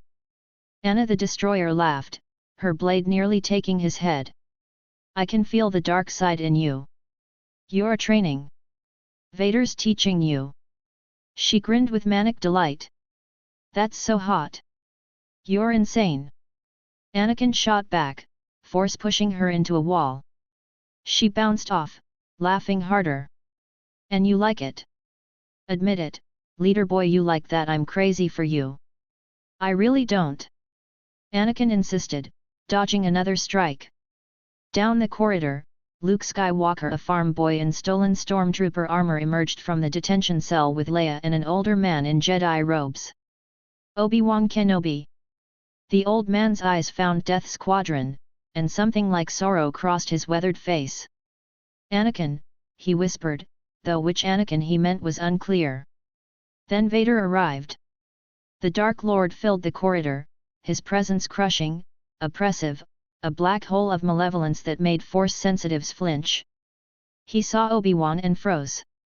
I've been waiting for you, Obi-Wan, Vader said, igniting his crimson lightsaber. We meet again, at last. The circle is now complete. When I left you, I was but the learner. Now I am the master. Only a master of evil, Darth, Obi-Wan replied, his own blue blade igniting. They fought. Not with the acrobatic fury of Mustafar, but with measured precision, 2 old warriors who knew each other's every move, circling, testing, remembering. Retreat! Anna the leader shouted, seeing Vader engaged. Annas, fall back to the Falcon. Mission complete. Anna the destroyer blew Anakin a kiss. Until next time, my love. Keep training. Keep being perfect. I'll be watching. She force-jumped backward, joining her retreating variants. Stop them, stormtrooper commanders shouted, but the Annas were already gone, escorting Luke and Leia toward docking bay 327. Anakin started to pursue, but stopped. Because Obi-Wan had lowered his blade. The old Jedi looked at Luke, saw him watching, saw the boy's horror and hope. Then Obi-Wan smiled, raised his lightsaber in salute. And let Vader strike him down. The blade passed through ropes. But there was no body. Only empty fabric collapsing to the deck. Obi-Wan Kenobi had become one with the Force. No. Luke's scream echoed through the corridor. The Annas grabbed him, dragged him toward the Falcon as stormtroopers' fire intensified. Vader stood motionless, staring at empty robes. His breathing was ragged, almost pained. Then, let them go, Vader commanded. I want that ship tracked. They'll lead us to the rebel base.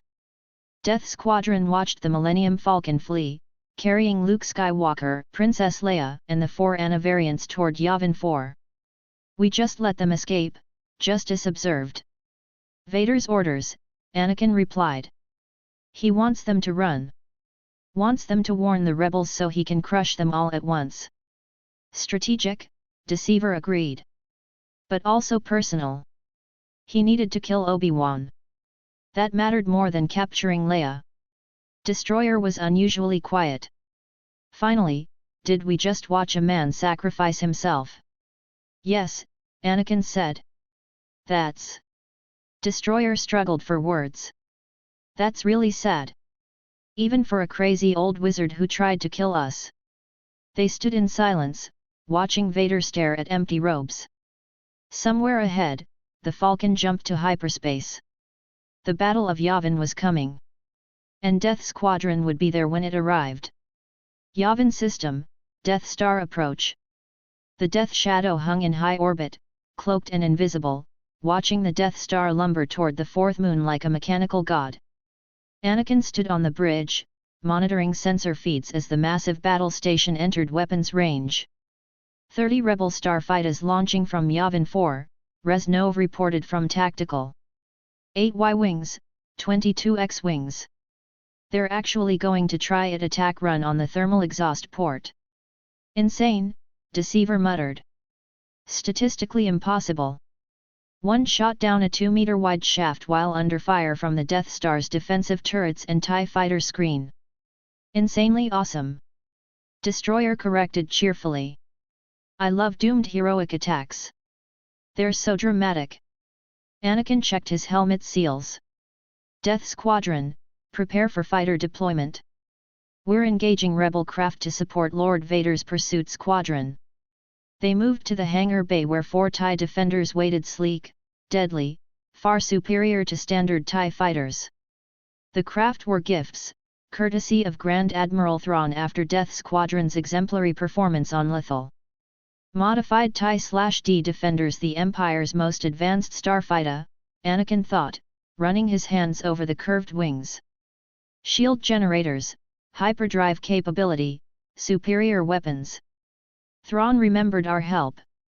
The modifications were extensive, enhanced targeting systems integrated with their helmet HUDs, improved life support, even ejection systems, luxuries standard TIE pilots never received.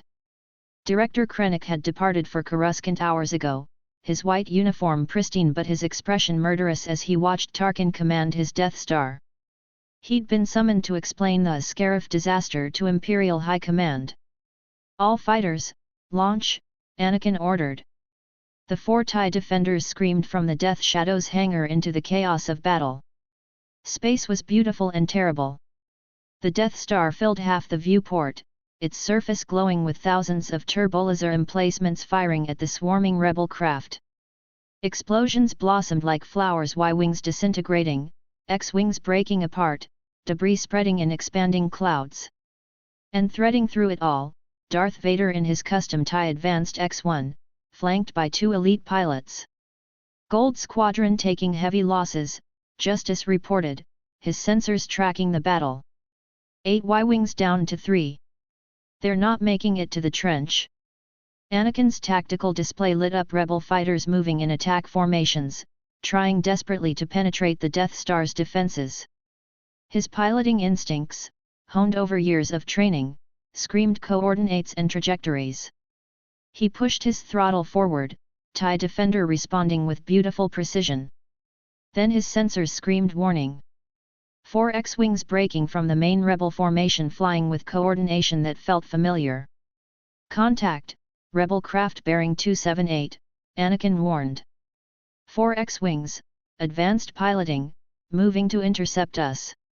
The X-wings opened fire. Anakin rolled his defender through the laser barrage with force-enhanced reflexes, but he didn't need force senses to know who was flying those craft. The Anas, he realized with cold certainty. Of course they're here. Over the rebel COMM channel, which Deceiver had sliced within 30 seconds of entering the battle, a familiar voice crackled through. "Leader boy." Anna the Destroyer's shriek carried manic joy even through static. "You came to fight me in space.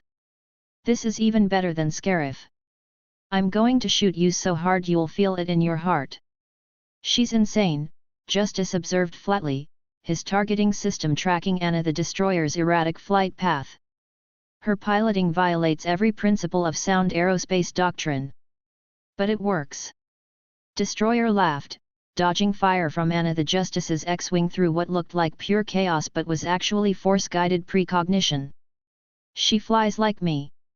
I think I'm in love." "Focus." Anakin snapped, engaging Anna the leader's X-wing. The dogfight was brutal. Anna the leader flew with textbook Jedi precision, smooth, controlled, anticipating his moves through force precognition. But Anakin had trained for years specifically in starfighter combat, had aced every academy simulation, had Skywalker genetics that made him a prodigious natural pilot. He was better. His TIE Defender twisted through her firing solutions, shields absorbing hits that would have destroyed standard TIEs. He returned fire with laser cannons, forcing her defensive, driving her away from the main battle. Across the engagement zone, Deceiver fought Anna the Deceiver in a battle of sensor ghosts and electronic warfare, both pilots using every trick to make targeting impossible. Justice traded precision shots with Anna the Justice, their dark passengers calculating trajectories and counter-trajectories in a duel of mathematical perfection. And Destroyer just screamed through space with Anna the Destroyer chasing him, both flying like physics was optional, both laughing with manic glee. "This is amazing." Destroyer's voice crackled over squad comms. "She's trying to kill me and it's romantic." But the main battle raged on. Vader was in the trench now, pursuing the last X-wing from Red Squadron, callsign Red 5. The pilot flew with impossible skill, dodging Vader's shots through what Anakin's force senses recognized as raw, untrained force sensitivity. "Luke Skywalker," Anakin realized, seeing the pilot's designation. "The farm boy from Tatooine. Obi-Wan's last student." Vader's targeting computer locked. "I have you now," the Dark Lord's voice transmitted across Imperial channels. His finger tightened on the trigger. Then the Millennium Falcon dropped out of nowhere. Han Solo's modified YT-1300 freighter screamed into the trench from above, quad laser cannons blazing. One of Vader's wingmen exploded instantly. The other wingman, pilot designation DS-61-2, Mauler Mithil, panicked, swerving to avoid Solo's fire. He collided directly with Vader's TIE Advanced. Both craft spun out of control, Vader's fighter careening away from the Death Star into open space. Luke Skywalker, freed from pursuit, closed his eyes. "Use the Force, Luke," Obi-Wan's ghostly voice whispered across the galaxy. Luke fired. The proton torpedoes streaked down the trench, guided by force will rather than targeting computers, and vanished into the thermal exhaust port. For 3 seconds, nothing happened. Then the Death Star exploded. Not a simple detonation, a cataclysmic chain reaction that turned the battle station inside out, reactor energy tearing through internal structures, superheated plasma erupting from every opening. The super laser dish shattered. Hull plates peeled away like burning paper. Entire sections vaporized in nuclear fire. The shockwave hit like a physical blow. Anakin's TIE defender spun wildly, controls going haywire, his fighter tumbling through debris fields that seconds ago had been the Empire's ultimate weapon. Warning klaxons screamed. His shields collapsed. Hull integrity dropped to critical. Death Shadow, emergency retrieval. Anakin shouted into comms. Death Squadron fighters compromised, immediate extraction required. Reznov's voice crackled through static. Hyperdrive is malfunctioning. Shockwave damaged primary systems. We're. The transmission cut off. Through his spinning viewport, Anakin saw the Death Shadow lurch, not moving through normal space, but folding as its damaged hyperdrive activated without input. The massive Star Destroyer vanished into hyperspace. No, Anakin thought with cold horror. Uncontrolled jump. They could end up anywhere. Dead space. A star's corona. The unknown regions. Death Shadow has jumped. Deceiver's voice, usually so controlled, carried genuine alarm. Hyperdrive activation was random. We don't have their destination coordinates. Anakin fought his controls, trying to stabilize. Around him, his squad's fighters were equally compromised, all 4 TIE defenders spinning, damaged, systems failing. Emergency hyperdrives. Anakin ordered. Jump on any available vector, get clear of the debris field before secondary explosions hit. He slammed his emergency hyperdrive activation. The TIE Defender's backup system engaged, designed for exactly this scenario, allowing escape from catastrophic battles. But the Death Star's explosion had warped local space. Gravity wells collapsing. Debris creating mass shadows. Hyperspace lanes distorted by apocalyptic energy release. Anakin's fighter jumped. And immediately he knew something was wrong. The hyperspace tunnel looked fractured, broken, colors shifting through spectrums that shouldn't exist. His NAV computer screamed errors. Destination, unknown. Trajectory, unstable. Estimated arrival, incalculable. Through squad comms, he heard his brothers.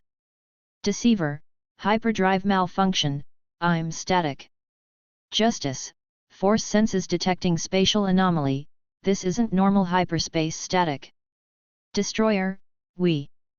This is like a roller coaster made of screaming and static. Then silence. Anakin was alone in broken hyperspace, his fighter shaking itself apart, alarms screaming, and absolutely no idea where he was going. We're lost, he thought. Death Shadow is lost. The squad is scattered. Vader.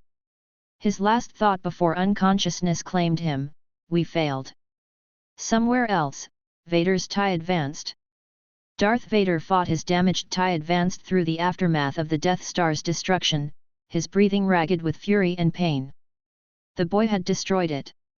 Used the Force. Strong in ways that reminded Vader of himself at that age. Who is he? But more pressing, his hyperdrive was damaged, his fighter spinning, and the explosion's shockwave was still expanding. He activated emergency systems, jumped to hyperspace on a random vector. His TIE vanished. In a completely different direction from Death Squadron. Yavin 4, Rebel Base, 12 hours later. The Great Temple erupted in celebration. They'd won. Against impossible odds, with 30 starfighters against a moon-sized battle station, the rebellion had destroyed the Empire's ultimate weapon. Luke Skywalker stood in the massive ceremonial hall, still processing what he'd done. Han Solo stood beside him, looking uncomfortable in anything resembling formal ceremony. Chewbacca stood behind them, no medal for the Wookiee, which Han had quietly protested, but the rebellion's leadership had decided the ceremony honored those who'd fired the killing shot and who'd made that shot possible. Princess Leia Organa walked down the center aisle in white senatorial robes, her expression solemn and proud. Behind her, barely visible in the crowd, Bail Organa and Monday Mothma watched with satisfaction. Thanks to Death Squadron's intervention, their threat to Tarkin, their extraction of information that saved Alderaan from destruction, the planet still existed. But at what cost? Bail thought grimly. The Empire had occupied Alderaan with brutal efficiency the moment the Death Star was destroyed. Stormtroopers in every city. ISB interrogators hunting rebel sympathizers. Governor Price freshly transferred from Lothal implementing draconian security measures. He'd managed to evacuate key rebel operatives before Imperial lockdown. Gotten them to Yavin 4. But thousands of Alderaanian civilians were now living under martial law, punished for a rebellion they'd barely supported. Death Squadron saved our planet, Bail reflected. But the Empire is making us pay for existing anyway. Leia placed medals around Luke and Han's necks. The crowd cheered. But Leia's eyes held sadness beneath the ceremony. Death Squadron is gone, she thought. 4 children who threatened a Grand Moff to keep their word. Who saved 2 billion lives. Who might have defected if given the chance. She'd felt the Death Star explode through the Force untrained sensitivity that nonetheless screamed death, massive death, everyone aboard dying. Death Squadron had been in that battle. Their modified TIE defenders had engaged the Annas. And then, nothing. They're dead, Leia concluded. Died serving the Empire they were brainwashed into loving. If only Obi-Wan had reached them first. If only the old Jedi hadn't attacked them in Mos Espas alleys, hadn't driven them into Imperial custody. They could have been here, Leia thought. Celebrating with us instead of dying with the enemy. Near the back of the hall, partially hidden in shadows, the 4 Annas watched the ceremony. Anna the leader's expression was controlled, diplomatic, but her eyes tracked Leia with concern. Anna the Deceiver calculated political ramifications of the Death Star's destruction. Anna the Justice's dark passenger whispered that the Imperial officers who died aboard deserved their fates. And Anna the Destroyer stood perfectly still, unusual for her eyes, distant, unfocused. You feel him, don't you? Anna the leader asked quietly. Anna the Destroyer smiled, small, certain, utterly convinced. He's alive, she whispered. Leader boy is alive. I can feel him in the Force, like a candle that won't go out. The Death Star exploded, Anna the Deceiver pointed out logically. Anything near the blast radius would have been vaporized or scattered across the system. Don't care, Anna the Destroyer said, her grin widening. He's alive. Somewhere out there. Lost maybe. Hurt maybe. But alive. She pressed her hand to her chest, feeling the Force connection that 4 years of obsession had burned into her awareness. And when he finds his way back? When he finds his way back, what? Anna the Justice asked. Anna the Destroyer's eyes lit with manic joy. Then I'm going to kiss him again. Properly this time. Maybe blow some stuff up first to set the mood, but definitely more kissing. You're clinically insane, Anna the leader observed. And he loves it. Anna the Destroyer insisted. He just doesn't know it yet. They watched the medal ceremony conclude. Watched Luke and Han walk down the aisle to thunderous applause. Watched the rebellion celebrate its greatest victory. But somewhere in the unknown regions, 4 brothers floated in damaged starfighters. Somewhere in deep space, a cloaked star destroyer drifted with malfunctioning hyperdrive. And somewhere else entirely, Darth Vader emerged from hyperspace, alone and furious, already planning how to explain the Death Star's destruction to an emperor who did not tolerate failure. Death Squadron was lost. Their fates unknown. Their story just beginning. Unknown location. Anakin woke to alarm screaming and red emergency lighting bathing his cockpit. His TIE defender had dropped out of hyperspace. But the starfield outside his viewport was wrong. Constellations he didn't recognize, nebulae in colors that shouldn't exist, a binary star system where his NAV computer swore no stars should be. Squad, report, he transmitted. Static. Death Shadow, respond. More static. His sensors detected 3 other TIE defenders nearby, equally damaged, equally drifting. And 15,000 kilometers away, a massive black shape that could only be the Death Shadow, its cloaking field flickering, its engines dark. We're alive, Anakin thought. Lost. Stranded. But alive. He activated emergency thrusters, began limping toward the nearest defender. Death Squadron had survived the Death Star's destruction. Now they just had to survive whatever came next. Kesh, jungle canopy outside Tav. Anakin's TIE Defender crashed through the jungle canopy like a meteor, repulsor lifts screaming as he fought for control. Triple-layered vegetation, massive oak trees towering 300 meters high, their branches thick as starship hulls, shattered under his damaged fighter's impact.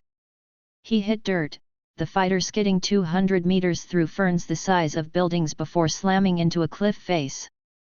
For 30 seconds, Anakin just breathed. Alive, he catalogued. Damaged but functional. Fighters totaled. No comms with Death Shadow. No idea where the squad is. He popped the canopy, stumbled out into humidity that hit like a physical wall. The air tasted of ozone and growing things, dense enough to swim through. Sunlight filtered through the canopy in shafts that looked solid, illuminating a jungle floor carpeted in bioluminescent fungi that glowed faint purple. His armor's HUD pinged atmosphere, breathable, 31% oxygen content higher than standard temperature 42 degrees Celsius, humidity approaching saturation. Movement in his peripheral vision made him spin, DC-17M snapping to his shoulder. 3 figures stood 20 meters away, partially obscured by the undergrowth. Not human, Anakin's tactical brain catalogued immediately. Near human. Purple skin, actually purple, like Twi'leks but more vibrant. Black eyes. Powerfully built. Local species. They wore simple tunics woven from plant fibers, carried what looked like spears tipped with volcanic glass, and stared at him with expressions that mixed awe and terror. One of them, older, face lined with age, dropped to his knees and pressed his forehead to the ground. Skyborn, the Keshirai whispered in accented basic that sounded ancient, formal. The gods have returned. Oh no, Anakin thought. They think we're. His COMM crackled. Leader static, crash landing static, 3 kilometers northeast static. Deceiver's voice. Copy that, too, Anakin transmitted. Converge on my position. Be advised, local population present, potentially hostile, exercise caution. 20 minutes later, the 4 Anakins had regrouped in a defensive perimeter, weapons drawn, facing 30 Keshirai who'd emerged from the jungle. And behind the Keshirai, a very different group. 10 humans in dark robes that screamed Sith even without force senses. Their faces carried the arrogance of authority, their postures radiating dark side energy that made Anakin's newly trained force awareness prickle with warning. The leader, human male, maybe 40, with grey-streaked hair and eyes that evaluated them like specimens, stepped forward. I am Lord Corson Bentadu, he said, his basic carrying an archaic formality that reminded Anakin of historical holodramas. High Lord of the Circle of Lords, servant of Grand Lord Val. You crash upon our world in vessels of metal and fire, bearing weapons we do not recognize, wearing armor that speaks of technologies lost to us for 5,000 years. His eyes narrowed. Who are you? And how did you breach the isolation that has held Kesh separate from the stars since the Omen's fall? Death Squadron stood in full armor, helmets on, weapons ready, every piece of equipment stored in their fighters for rapid deployment exactly for situations like this. Anakin's tactical mind raced. Sith. Isolated for 5,000 years. No idea the galaxy even exists anymore.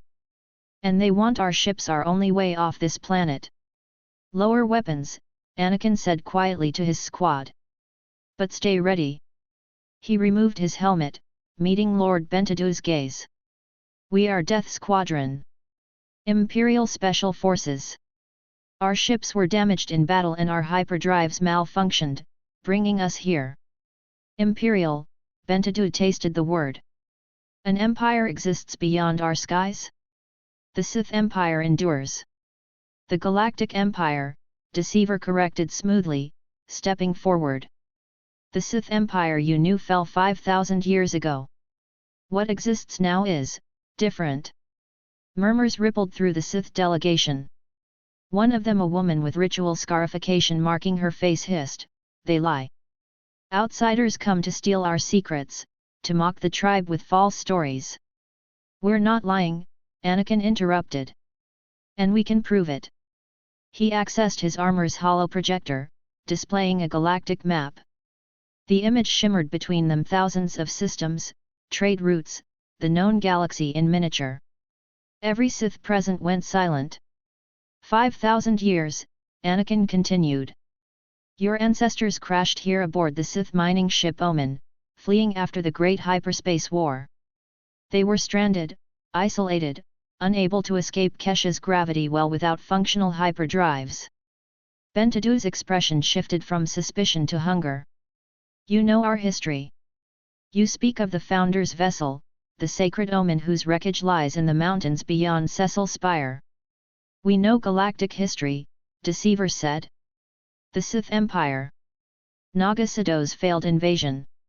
The scattering of Sith remnants across wild space. And you have ships, the scarred woman said flatly. Technology. The means to leave this prison world. There it is, Anakin thought. They're desperate to escape. They'll kill us for our fighters if necessary. More Sith were arriving, 24 now, then 50, materializing from the jungle with force-enhanced speed. All armed with lightsabers, vibroblades, Sith swords that glowed with alchemical corruption. Death Squadron was surrounded. Anakin looked at Deceiver, nodded fractionally. Plan C, that gesture said. Intimidation through value. We're not your prisoners, Anakin said, his voice carrying force-enhanced authority that made several Kesharai gasp. And you're not taking our ships. Because we're worth far more to you alive and cooperative than dead and looted. Arrogant, Bentadu observed. You stand outnumbered 50-4, surrounded by Sith Lords who've trained in the dark side since childhood, and you threaten us. We're not threatening, Deceiver said smoothly. We're negotiating from strength you don't yet understand. He removed his helmet. You call yourselves Sith. You've preserved the traditions for 5,000 years. But you've been isolated, breeding among a limited population, your Force bloodlines diluted over 200 generations. Bentadu's expression darkened. Choose your next words carefully, outsider. We are chosen, Justice said flatly, removing his helmet. Not figuratively. Literally. We carry Force potential beyond anything your tribe has seen in millennia. Destroyer yanked off his helmet with manic glee. We're Force monsters. Like, really scary powerful Force monsters. It's awesome. Bentadu studied them, 4 identical 14-year-old boys, clearly related, clearly something unusual. Prove it, he demanded. If you claim such power, prove it before the Circle of Lords judges your worth. You have midi-chlorian testing equipment? Anakin asked. Biological analysis tools from the Omen's medical bay. Bentadu's eyes widened fractionally. How do you? Yes. Preserved in the temple archives. Why? Test our blood, Anakin said. Measure our midi-chlorian count. Then decide if killing us for our ships is worth losing the most powerful Force users you've encountered in 5,000 years. Tav, capital of the Lost Tribe, 4 hours later. The city of Tav rose from the jungle like a monument to ancient ambition. Built on the foundations where the Omen's crew had first made contact with the Kesharai, it sprawled across 20 square kilometers of cleared jungle. The architecture was hybrid Sith geometric precision blended with Kesharai organic curves, creating structures that looked simultaneously alien and beautiful. At the city's heart, the Sith Temple. A massive pyramidal structure of black volcanic stone, its walls carved with ancient Sith runes that glowed faintly red in the tropical sunlight. 200 meters tall, dominating the skyline, proclaiming the tribe's power to everyone within sight. Death Squadron was escorted through streets where Kesharai citizens prostrated themselves, purple-skinned natives worshipping the Skyborn who'd descended from the heavens. "They think you're gods," Bentadu explained as their procession moved toward the temple. "When the founder Yara Korsan crashed here 5,000 years ago, the Kesharai believed him and his crew were divine beings Skyborn sent by the heavens." He smiled without warmth. Korsan did not correct this misunderstanding. Instead, he used it to establish Sith dominance over this world. "The Kesharai worship us still, even after millennia of integration." "Smart," Deceiver observed. "Cult of personality backed by genuine force abilities creates stable theocratic rule." "We are pragmatic," Bentadu agreed. "The tribe's survival demanded unity. Korsan provided that unity through force of will and strategic deification." Inside the temple, they descended into laboratories that looked anachronistically advanced. Equipment salvaged from the Omen 5,000-year-old Sith technology kept functional through meticulous maintenance and force-enhanced preservation. A Sith technician, human male, elderly, wearing robes marked with scientific notation, drew blood samples from each Anakin with practiced efficiency. "Midichlorian analysis will take 30 minutes, he informed Lord Bentadu. "The equipment is old but calibrated within acceptable parameters." They waited. The temple's interior was magnificent, walls carved with Sith history, depicting Yara Korsan's landing, his battles with local predators, his conquest of the Kesharai, the establishment of the tribe. "Your founder was remarkable," Anakin said, studying the carvings.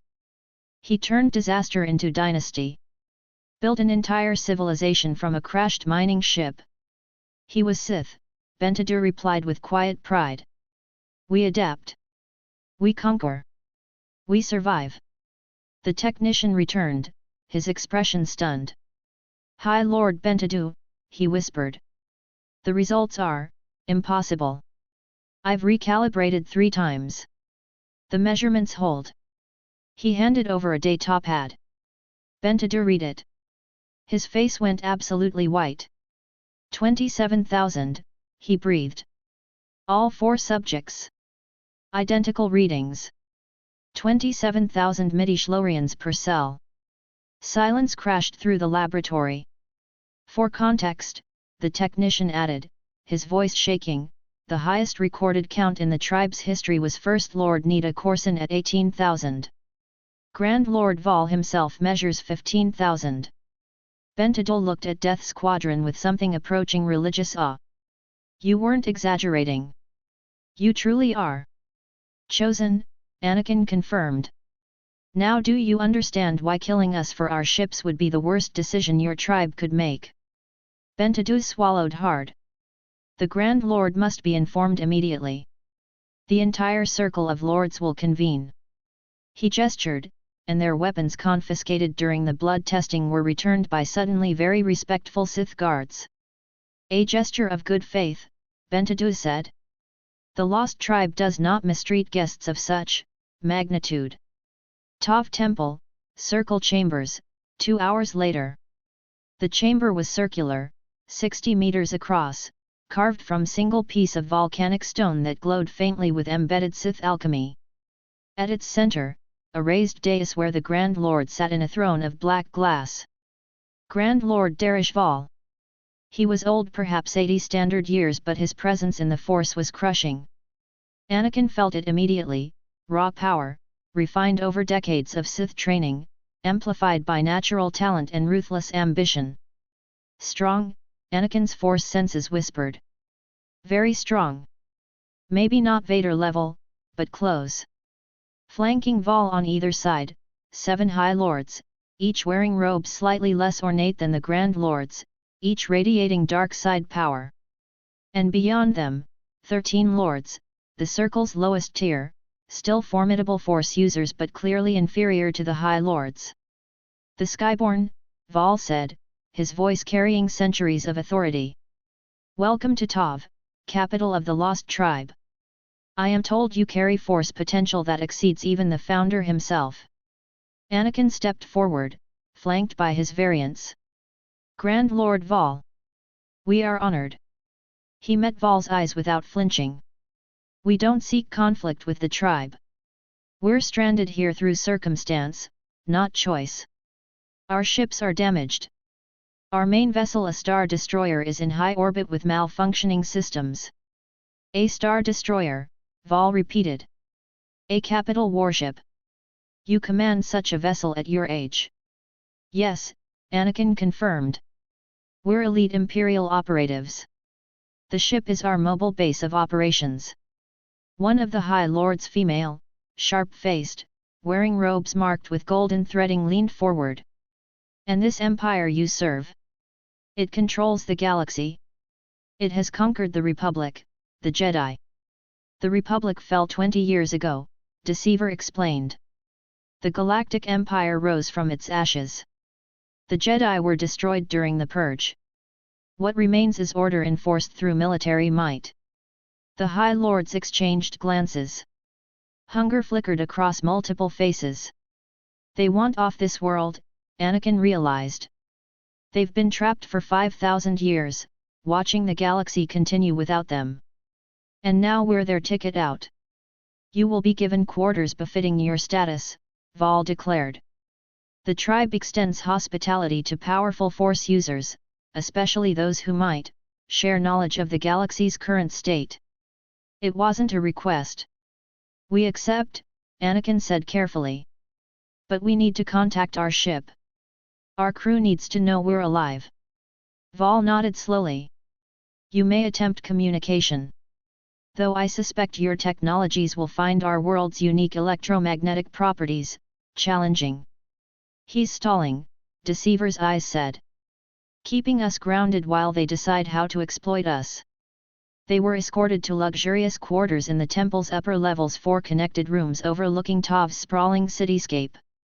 Kesharai servants bowed and retreated, leaving them alone. Anakin immediately activated his armor's long-range COMM. Static. He boosted power, aimed toward orbit. More static. Then, Death Squadron, this is Death Shadow, Reznov's voice crackled through. Barely maintaining orbit. Hyperdrive completely offline. Casualties minimal but stranded. Repeat, stranded in unknown system. Death Shadow, this is Leader 1, Anakin transmitted.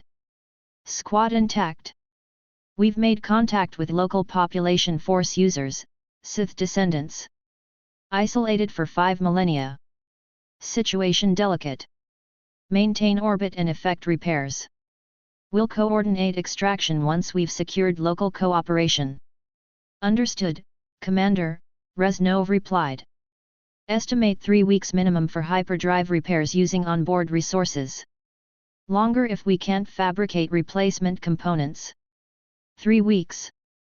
3 weeks stranded on Kesh with the Lost Tribe. 3 weeks to prevent them from stealing the Death Shadow or killing Death Squadron for their technology. Anakin looked at his brothers. We need a plan, he said. We need leverage, Deceiver corrected. They want off this planet desperately. We control the only functional starships in the system. That gives us negotiating power if we can survive long enough to use it. I say we blow stuff up. Destroyer suggested cheerfully. Establish dominance through tactical explosions. Or, Justice offered, we learn about them. Understand their hierarchy, their politics, their weaknesses. Knowledge is tactical advantage. Anakin nodded slowly. Justice is right. We're in their territory, surrounded by dozens of dark side users. Fighting won't save us. Understanding will. He looked out the window at Tav, a city of 5,000 years, built by survivors, maintained by faith and dark side power. We adapt, Anakin said quietly. We survive. And we find a way home. Because the alternative was dying on a forgotten world where no one would ever find them. And Death Squadron had survived too much to end like that. Kesh, Tav Temple Training Grounds, 3 days after arrival. High Lord Bentadus stood in the center of the Obsidian Training Circle, hands behind his back, watching Death Squadron with clinical assessment. Around them, 7 other High Lords observed from raised platforms the circle's elite, each radiating dark side power that made the air taste of ozone and old blood. You claim force potential that exceeds our greatest warriors, Bentadu said. Grand Lord Val has authorized training to verify these claims. You will learn Sith techniques under our instruction. We accept, Anakin said carefully. This is dangerous. Dark side training from actual Sith. But we need to understand the Force if we're going to survive here. One of the High Lords, the woman with golden threading in her robe, stepped forward. I am High Lord Edessa Zal. I will oversee your initial assessment. She raised her hand. Force energy gathered, crackling red lightning that danced between her fingers. Channel your hatred. Your anger. Let passion fuel power. Strike me. Destroyer stepped forward immediately, grinning. Finally. Someone who gets it. He thrust his hands out, and force lightning erupted raw, chaotic, uncontrolled, but real. The energy crackled wild, scorching the obsidian floor, making the air smell of burning ozone. Zal blocked it with casual ease, her own lightning absorbing his. Crude. Undisciplined. But powerful. She looked genuinely impressed. You draw on passion instinctively. That is rare. Deceiver went next. His approach was calculated force persuasion, subtle manipulation, bending another High Lord's perception to make himself appear elsewhere. The illusion held for 3 seconds before the Sith Lord broke it with force-enhanced awareness. Deception, the Lord observed. You understand the Force is a tool for control. Good. Anakin demonstrated telekinesis, lifting training weights with precision his academy training had never allowed him to refine. Then force speed, crossing the circle in a blur. Natural talent, Bentadu murmured. You've had some training already. Imperial. Limited, Anakin admitted. Our master taught basics. Telekinesis. Speed. Awareness. But not refinement. Justice was last. He stood in the circle, hands clenched, face twisted with concentration. I can feel the dark side, he said flatly. It's offering power. Strength. But it's asking me to embrace anger, hatred, passion. His dark passenger whispered, the code demands control. Judgment requires clarity. Emotion clouds judgment. But power serves the code. Can I use darkness without being consumed? Try, Zal commanded. Justice raised his hand, attempting force lightning. Energy crackled weak, flickering, dying almost immediately. His face contorted with effort. You resist, Bentadu observed. You fight the very power you're trying to channel. Because it's wrong, Justice said through gritted teeth. My code requires judgment without emotion. The dark side demands I feel hatred. I can't do both. The High Lords exchanged glances. Interesting, Bentadu said. 3 of you embrace the dark side naturally. But you. He studied Justice with calculating interest. You're at war with yourself. Can he be trained? Another High Lord asked. Perhaps, Zal said. Or perhaps he'll break trying. 2 weeks later. The training intensified. Destroyer excelled at offensive techniques, force lightning, force rage, channeling passion into raw destructive power. He loved it, laughing while electricity danced between his fingers, grinning while he hurled training droids into walls with telekinetic fury. Deceiver mastered subtlety, force persuasion, illusions, sensing emotions to exploit weaknesses. He could make Keshirai servants believe they'd completed tasks they hadn't, could hide his presence from force-sensitive guards, could twist perceptions with surgical precision. Anakin developed versatility combat applications of force speed, telekinetic strikes, precognition in battle. His piloting instincts, already prodigious, became supernatural when enhanced by force awareness. Justice struggled. Every dark side technique required feeling anger, hatred, passion. His dark passenger demanded cold calculation, not hot emotion. The contradiction tore at him. You must want to hurt your opponent, Zal instructed during combat training. Channel that desire into power. I don't want to hurt them, Justice replied flatly. I want to eliminate threats efficiently. Wanting creates bias. Bias creates mistakes. Then you'll never master the dark side, Zal said. But they noticed something else. Daughters. Everywhere they went, Sith daughters their age appeared 14-year-old girls in training robes, watching Death Squadron with calculating interest that had nothing to do with romance and everything to do with genetics. House Corson wants to tie their bloodline to ours, Deceiver observed one evening as yet another girl accidentally encountered them in the temple gardens. We're the most powerful Force users they've encountered in millennia. Breeding rights are political capital. A girl approached human, maybe 15, wearing House Corson colors. I'm Vestara Kai, she said, her smile practiced and perfect. My father serves on the Circle of Lords. I was hoping to spar with you sometime. Exchange techniques. Pass, Destroyer said cheerfully. I'm not interested in girls unless they explode. Which you don't seem to. Sorry. Vestara's smile didn't falter, but her eyes hardened fractionally. Perhaps one of your brothers. We're busy repairing our fighters, Anakin interrupted politely but firmly. But thank you for the offer. She left, frustrated. That's the fifth one this week, Justice noted. House Wary, House Neshara, now House Corson. They're coordinating political marriages. Let them try, Anakin said. We're not staying long enough for it to matter. Jungle outside Tov, Fighter Repair Bay, 1 month after arrival. Their TIE defenders sat in a cleared section of jungle, covered by camouflage netting. Anakin worked on his fighter's hyperdrive with tools scavenged from the Death Shadow's engineering deck. Reznov had shuttled down supplies, replacement components, power cells, diagnostic equipment. The Death Shadow itself remained in orbit around Kesha's smaller moon, effecting repairs with what crew and resources remained.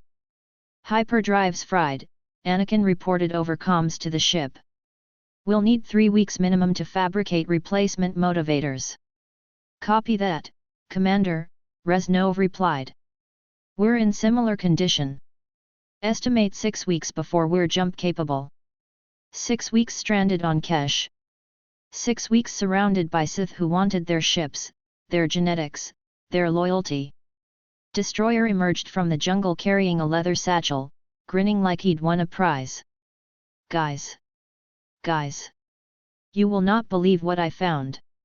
If it's another shrine to Anakin, I'm leaving this planet, Deceiver said without looking up from his fighter's sensor array. Better. Destroyer dumped the satchel's contents onto a flat rock. Crystals. Not gems. Kyber crystals, uncut, unrefined, glowing faintly with Force energy. Where did you find these? Justice demanded, his dark passenger immediately cataloging their potential. Cave system 3 kilometers northeast. Destroyer pointed vaguely into the jungle. I was chasing this really cool lizard thing and fell into a sinkhole and boom. Cave full of shiny rocks that make my brain tingle. Anakin picked up one crystal. It pulsed in his hand, warm, resonating with his Force presence. These are Kyber crystals. Natural formations. Vader mentioned them once. They power lightsabers. We could build lightsabers, Deceiver said, interest sharpening his voice. Real weapons. Not training sabers. They returned to the cave. It was magnificent, a crystalline cavern deep beneath Kesha's jungle, walls glittering with embedded Kyber formations. The Force sang here, ancient and powerful. Each Anakin moved through the cavern, letting instinct guide them. Destroyer found his first, a yellow crystal the color of summer lightning, pulsing with chaotic energy. Mine, he declared, clutching it like treasure. Deceiver's crystal was blood red, already partially corrupted by dark side energy seeping through Kesha's volcanic bedrock. It suited him perfectly, manipulation given physical form. Justice found blue, traditional Jedi color, representing duty and justice. His dark passenger whispered, "This is right. This serves the code." Anakin searched longer.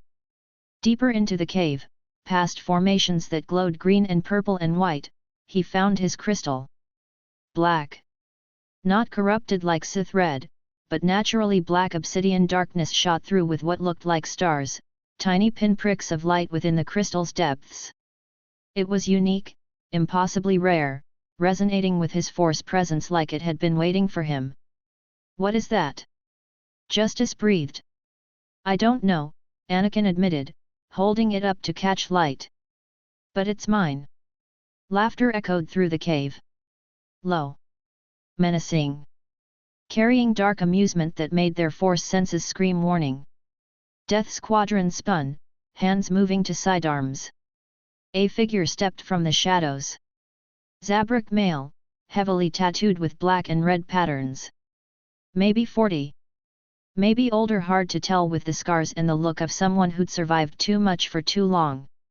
He wore ragged traveling robes that had once been fine but were now patched and stained. And his presence in the Force was crushing dark side power refined through decades of training, tempered by suffering, sharp as obsidian. "What fun," the figure said, his voice carrying outer rim accent with undertones of something older. "4 little Skywalkers, playing with kyber crystals on a world they shouldn't even know exists." Weapons trained on him instantly. "Who are you?" Anakin demanded. The Zabrak's smile was all teeth. "I am Darth Maul." He paused, then corrected with bitter amusement, "Formerly Darth Maul. Just Maul now. The Darth part died when my master discarded me like broken tools." Maul. Anakin's tactical knowledge supplied context. Darth Maul, Sith assassin, killed by Obi-Wan Kenobi on Naboo during the battle, bisected and presumed dead. "You're supposed to be dead," Justice said flatly, his targeting laser centering on Maul's chest. Maul laughed again. "I was. For approximately 4 minutes. He gestured to his lower body legs that looked newer, cybernetic replacements barely visible beneath his robes. "Kenobi cut me in half. Dropped me down a reactor shaft on Naboo. Should have killed me. But..." Deceiver prompted, already calculating whether this stranger was threat or opportunity. "But hatred doesn't die easily," Maul said, his eyes burning with remembered fury. "I held on to life through sheer spite. Dark side will sustained my bisected body long enough to crawl into an escape pod." He sat on a rock, settling into storytelling mode. "I drifted. Days. Weeks. Delirious with pain and rage. My pod's hyperdrive was damaged, sent me careening through wild space on random jumps. You crashed here," Anakin realized. 5 years ago, Maul confirmed. "My pod impacted in the northern jungle. The lost tribe found the wreckage, but I'd already crawled away. Been hiding ever since." He gestured to his cybernetic legs. "Built these from salvaged pod components. Took me 3 years just to walk again." "Why hide?" Justice asked suspiciously.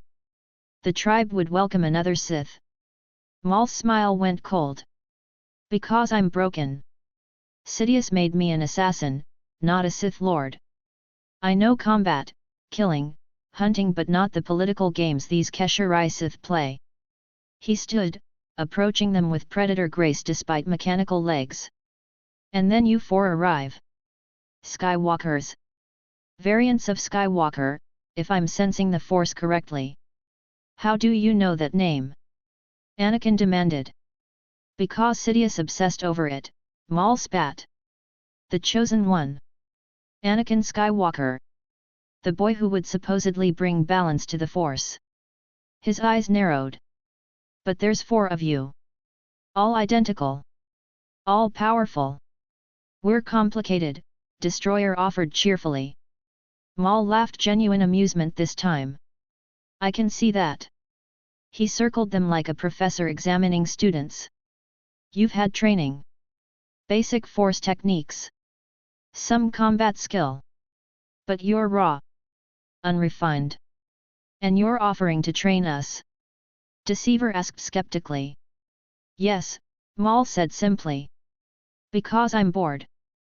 Because I've been hiding in caves for 5 years with nothing but rage and regret. Because training Skywalker variants to surpass what Sidious made me. His smile turned vicious. That would be delicious irony. Anakin, Deceiver, and Destroyer exchanged glances. He's dangerous, Anakin's tactical mind warned. But he's also offering knowledge we need. We accept, Anakin said. Justice spoke up reluctantly. I accept. But my code. Your code is your own, Maul interrupted. I'll teach you to kill efficiently. What moral framework you wrap around that killing is your concern, not mine. He gestured to Anakin's black crystal. Now. Let's build you proper weapons. 2 years later, age 16. The jungle training ground had become Death Squadron's second home. Maul stood watching them spar, his cybernetic legs hissing slightly with each movement. 2 years of instruction had transformed them from talented amateurs into dangerous Force users. Anakin moved through Juyo forms with his double-bladed lightsaber, black blades with starlight cores igniting from both ends of a curved hilt he'd designed himself. The weapon spun in figure-8 patterns, defensive and offensive simultaneously. Maul taught me this, Anakin thought, blocking Deceiver's strike. Saber staff combat. Aggressive, overwhelming, using both blades to create openings. Deceiver fought with single red blade, his style deceptive feints within feints, illusions making it impossible to track which strike was real. Maul had taught him Makashi's precision combined with dark side misdirection. Justice used blue blade with Sorsua's defensive perfection, his dark passenger calculating optimal defensive positions. Maul had struggled to teach him offensive techniques. Justice's code resisted attacking unless threatened, but his defense was impenetrable. Destroyer wielded yellow blade like a club, all power and aggression, form V gem so applied with manic enthusiasm. Maul had loved training Destroyer, finally someone who matched his own violent enthusiasm. Enough! Maul called. 4 lightsabers deactivated simultaneously. They were 16 now, taller, stronger, no longer children but not quite adults. 2 years on Kesh had changed them. Maul approached, assessing them with critical eye. You've learned everything I can teach, he said. I was never a true Sith Lord, only an assassin. My knowledge is combat, not philosophy. Not Force mastery beyond killing applications. You taught us enough, Anakin said, genuine respect in his voice. Lightsaber combat. Advanced Force techniques. Survival. Maul nodded slowly. The tribe's been tracking Death Shadow's repairs. They know your ship will be operational soon. Grand Lord Val has invited us to a tournament, Deceiver reported. Wants to see how we compare against the tribe's heirs, next generation Sith. Political theater, Maul said dismissively. He's evaluating whether you're worth keeping or eliminating. Then we'd better win, Anakin replied. Maul's smile was sharp. You will. Because I trained you to kill Jedi. He gestured at them with proprietary pride. These Keshari Sith have been isolated for 5,000 years. Their techniques are outdated. Ceremonial. We're actual weapons, Justice said flatly. Exactly, Maul confirmed. Now go show them what modern Sith assassins look like. Tav, Grand Colosseum, Tournament Day. The Colosseum was ancient, carved from volcanic stone when the Omen first crashed, expanded over millennia into an arena that could seat 5,000 spectators. Today it was packed. Every Sith house had representatives. Every political faction wanted to see if the Skyborn were truly as powerful as their midi-chlorian counts suggested.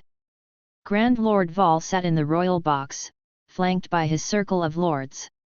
He looked ancient and terrible, dark side power radiating from him like heat. Death Squadron stood in the arena's center, wearing their full Imperial armor, black plates gleaming, helmets on, weapons ready. Across from them, 8 Sith heirs, the tribe's next generation. Vestera Kai House Corson's champion, 18 years old, wielding crimson lightsaber with confident grace. Beside her, 7 others humans and human Keshirai hybrids, all trained from childhood in Sith combat. Begin! Val's voice boomed across the arena. The Sith heirs attacked. Death Squadron moved. Anakin's double-bladed lightsaber ignited black blades with starlight cores spinning in devastating arcs. He met 3 opponents simultaneously, saber-staff technique overwhelming their individual defenses. Deceiver created illusions force phantoms that looked identical to him, making targeting impossible. His opponents struck holograms while his real blade found their backs. Justice fought with perfect Sorcerer defense, his blue blade deflecting every strike with minimal movement. His dark passenger calculated angles, predicted attacks, ensured 0 openings. And Destroyer just laughed, his yellow blade crashing through guards with overwhelming power, Form V gem so applied with manic enthusiasm. The fight lasted 90 seconds. When it ended, 8 Sith heirs lay disarmed, literally 3 had lost hands, defeated, staring up at Death Squadron with shock and fear. The Colosseum was silent. Then Grand Lord Val began to clap. Slow. Deliberate. Approving. Magnificent, he said, standing. You are everything the legends promised. Skyborn. Chosen. He descended from the royal box, approaching them with predatory interest. Your ship is nearly repaired. You will leave Kesh soon. Yes, Grand Lord, Anakin confirmed. Val studied them. When you return to your empire, remember the lost tribe. We have been isolated for 5,000 years. But we will not remain so forever. It was promise and threat combined. We won't forget, Anakin said. High orbit 2 days later the Death Shadow descended from Kesh's moon, hyperdrive finally operational. Death Squadron boarded their repaired TIE defenders, lightsabers secured, training complete. They jumped to hyperspace, leaving Kesh behind. But Maul's teachings and the tribe's hunger would follow them. Forever. Unknown space, edge of wild space. Maul's ship, a cobbled-together freighter built from his crashed escape pod and scavenged Kesh technology, jumped to hyperspace in a different vector entirely. The Zabrak had no interest in encountering the Empire. Thank you for the training, Anakin had said before they parted. Maul had smiled that dangerous smile. Thanks, Sidious. He made me what I am, broken, discarded, but useful. His eyes burned. If you 4 ever decide to kill him, let me know. I'd enjoy watching that. Then he was gone. Now Death Squadron stood on the Death Shadow's bridge, watching known space resolve on navigation displays. 2 years, Reznov said quietly from his command station. We've been missing for 2 years. The Empire probably declared us Kia after Yavin. Anakin, now 16, taller, stronger, his double-bladed lightsaber secured to his belt beneath his armor, nodded. Open Imperial frequency. Standard identification codes. Announce we're alive. The COMM officer complied. Imperial Command, this is ISD Death Shadow, authorization code Omega 77 Kappa. Reporting survival and return to Imperial space after unplanned hyperspace displacement. Request coordinates for rendezvous with Lord Vader. Static crackled. Then, shockingly, stand by, Death Shadow. Confirming identity. 20 minutes of tense waiting followed. Finally, Death Shadow, identity confirmed. Lord Vader orders your immediate return to Coruscant. Transmitting coordinates. Welcome home, Commander. The bridge erupted in quiet relief. They wrote us off, Deceiver observed. Missing in action, presumed dead after the Death Star explosion. Now we're ghosts returning from the grave. Question is, Justice said flatly, how did the Empire fare while we were gone? Pull recent news feeds, Anakin ordered. I want to know what we missed. The reports flooded in. Post-Yavin Galaxy, 2 years later. The Rebel Alliance had grown exponentially. The Death Star's destruction became their greatest propaganda victory, proof the Empire could be beaten. Recruitment surged across the core and mid-rim. Bail Organa and Monday Mothma still led the rebellion's political wing. Bail had survived because Alderaan wasn't destroyed, but the planet paid for that survival. Imperial occupation, brutal, comprehensive, total. Governor Aranda Price, transferred from Lethal, had implemented martial law. Stormtroopers in every city. ISB interrogators hunting rebel sympathizers. Curfews. Propaganda broadcasts. Re-education camps. Bail had evacuated key rebel operatives before the lockdown, but thousands of Alderaanian civilians now lived under the Empire's iron fist. The rebellion operated from mobile fleet bases, never staying planetside long enough for Imperial reprisal. They'd formed Rogue Squadron elite starfighter unit led by Luke Skywalker and Wedge Antilles. And Vader. Vader had been furious after Yavin. The Emperor's wrath had been apocalyptic. Grand Moff Tarkin's death meant someone had to be blamed. Vader survived that blame only because Palpatine still needed him. The Emperor will want to meet us, Anakin said quietly. Vader hid us for years. Now we're back. Palpatine will demand answers. That's a problem, Justice observed. Massive problem, Deceiver agreed. Can we blow up the problem? Destroyer asked hopefully. No, the others said simultaneously. Imperial Palace, Coruscant, Vader's private chambers. The Dark Lord stood at his meditation pod when they arrived, his breathing the only sound in the obsidian chamber. KSSHHHHH who? KSSHHHHH who? Death Squadron knelt, helmets removed. Lord Vader, Anakin said formally. Death Squadron reports successful survival and return. Vader turned. Even through the mask, Anakin felt scrutiny, Force presence pressing against them like physical weight. You have been missing for 2 years, Vader said, his vocabulary stripping emotion. The Empire declared you casualties of the Battle of Yavin. I did not believe you were dead. His respirator deepened. Where have you been? Anakin chose his words carefully. Our hyperdrives malfunctioned during the Death Star's destruction. We were displaced to wild space, a planet called Kesh, inhabited by descendants of ancient Sith who'd been stranded for 5,000 years. Vader went absolutely still. The Lost Tribe. You know of them? Deceiver asked. Imperial intelligence maintains records of historical Sith enclaves, Vader replied. The Lost Tribe was theoretical. A mining ship, the Omen, crashed on Kesh circa 5000 BBY. No confirmation they survived. They survived, Anakin confirmed. 5,000 years of isolation. They trained us in the Force, taught us Sith combat techniques. We built lightsabers. He produced his double-bladed saber, the black blades with starlight cores igniting in the dim chamber. Vader stared. A saber staff. Form 7 combat style. His tone carried something that might have been approval. Where did you learn such construction? We had a teacher, Anakin said carefully. Someone who'd been stranded on Kesh for years. Former Sith assassin. He taught us lightsaber combat, advanced Force techniques, survival. Name, Vader demanded. Anakin met that eyeless gaze. He called himself Maul. Claimed to be a former apprentice of Darth Sidious, bisected by Obi-Wan Kenobi during the Battle of Naboo, survived through dark side will. Vader's breathing stopped. Complete silence. Then, Maul survived. Not a question. A statement carrying layers of implication. He repaired his ship and left Kesh before we did, Deceiver added. Didn't want to encounter the Empire.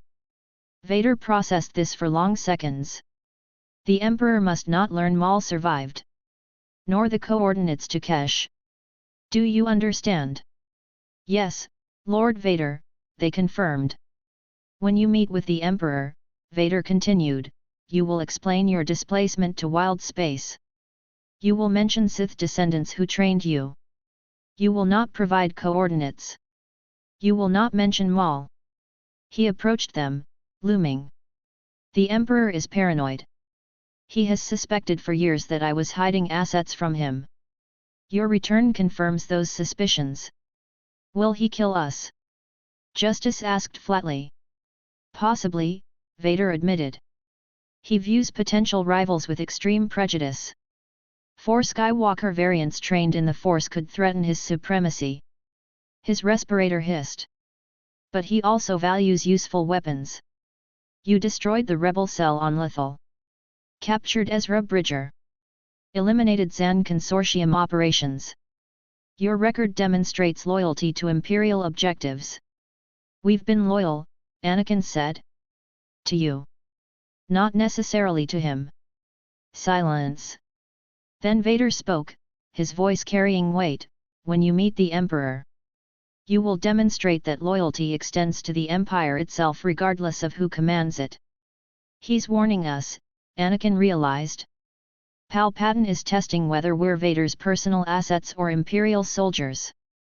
Answer wrong and we die. Understood, Lord Vader, Anakin said. Good, Vader replied. The Emperor has summoned you for audience in 1 hour. Prepare yourselves. He turned toward his meditation pod. One final matter, Director Orson Krennic survived the Death Star's destruction. He was on Coruscant during the Battle of Yavin, summoned to explain the Scarif incident. Tarkin's dead, Deceiver observed. That helps Krennic politically. Indeed, Vader confirmed. The Emperor intends to construct a second Death Star. Krennic will oversee the project, this time under direct Imperial command, not military bureaucracy. Vader's tone darkened. Ironically, Tarkin's death was the best thing that could have happened to Krennic's career. Imperial Palace, Throne Room, 1 hour later. The Emperor's throne room was vast darkness punctuated by a single light source, the throne itself, elevated on a platform. Sheev Palpatine sat in shadow, his hooded face barely visible, his presence in the Force like a black hole consuming reality. Death Squadron walked forward, boots echoing on polished stone. They knelt 10 meters from the throne. Riss, Palpatine hissed, his voice carrying sibilant emphasis that made words sound like serpents. Let me see Vader SSSSS, secret weapons. They stood. Palpatine leaned forward, his yellow eyes gleaming beneath his hood. 4 identical children. Trained in secret. Hidden from your Emperor for years. His smile was grotesque. Tell me, young oness, why did Lord Vader hide you? Anakin stepped forward. We're anomalies, Your Majesty. Variants from parallel timelines, displaced into this reality. Lord Vader assessed we could be useful assets but required unique training before deployment. Useful, Palpatine repeated, tasting the word. You have been missing for 2 years. Presumed dead after the Battle of Yavin. He gestured with skeletal fingers. Where did you go? Our hyperdrives malfunctioned during the Death Star's destruction, Anakin explained. We were displaced to wild space. A planet inhabited by descendants of ancient Sith survivors from the old Empire who'd been isolated for 5 millennia. Palpatine's eyes narrowed. The Lost Tribe. His tone shifted, genuine interest replacing performative menace. They still exist. Yes, Your Majesty, Anakin confirmed.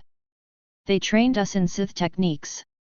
We learned Force combat, lightsaber construction, dark side philosophy. Show me, Palpatine commanded. Anakin ignited his double-bladed lightsaber. Black blades with starlight cores hummed to life. Deceiver activated his red blade. Justice's blue saber ignited with Sorcerer precision. Destroyer's yellow blade crackled with manic energy. Palpatine studied them, Force senses probing. Impressive. You have genuine talent. His smile widened. But tell me, why did you return to the Empire? Why not remain on Keshare? Rule those isolated Sith as gods. This is the test, Anakin realized. He's asking if we're loyal or opportunistic. Because the Empire is where we belong, Anakin said carefully. We were trained to serve Imperial interests. Kesh offered knowledge, but not purpose. We returned to complete our mission. Palpatine leaned back, calculating. And what is your mission? To eliminate the Empire's enemies, Justice said flatly. Rebels. Traitors. Threats to galactic order. To serve as specialized assets, Deceiver added smoothly. Intelligence gathering. Assassination. Operations requiring discretion. To blow stuff up. Destroyer announced cheerfully. Preferably rebel stuff. With style. Palpatine actually laughed, a sound like grinding metal. Enthusiast. How refreshing. He turned to Vader, who stood silent in the shadows. You have trained them well, my friend. The word friend carried mockery. Vader's breathing deepened. They serve the Empire, my master. As I do. Yes, Palpatine hissed. But do they serve me? Or do they serve you? The question hung in the air, poisonous. Anakin met Palpatine's yellow gaze without flinching. We serve the Empire, Your Majesty. Lord Vader commands us because you granted him that authority. If you ordered us to serve another, we would comply. Lie, his mind whispered. But a necessary one. Palpatine studied him for long seconds. Then he smiled. You are clever. All four of you. Skilled. Powerful. Dangerous. He gestured dismissively. I will allow you to continue operating under Lord Vader's SS command. You will eliminate rebel threats. Gather intelligence. Serve Imperial objectives. His eyes gleamed with sadistic pleasure. And if you ever prove disloyal, I will destroy you myself. Understood, Your Majesty, they replied. Dismissed, Palpatine waved them away. They backed out of the throne room, bowed, and left.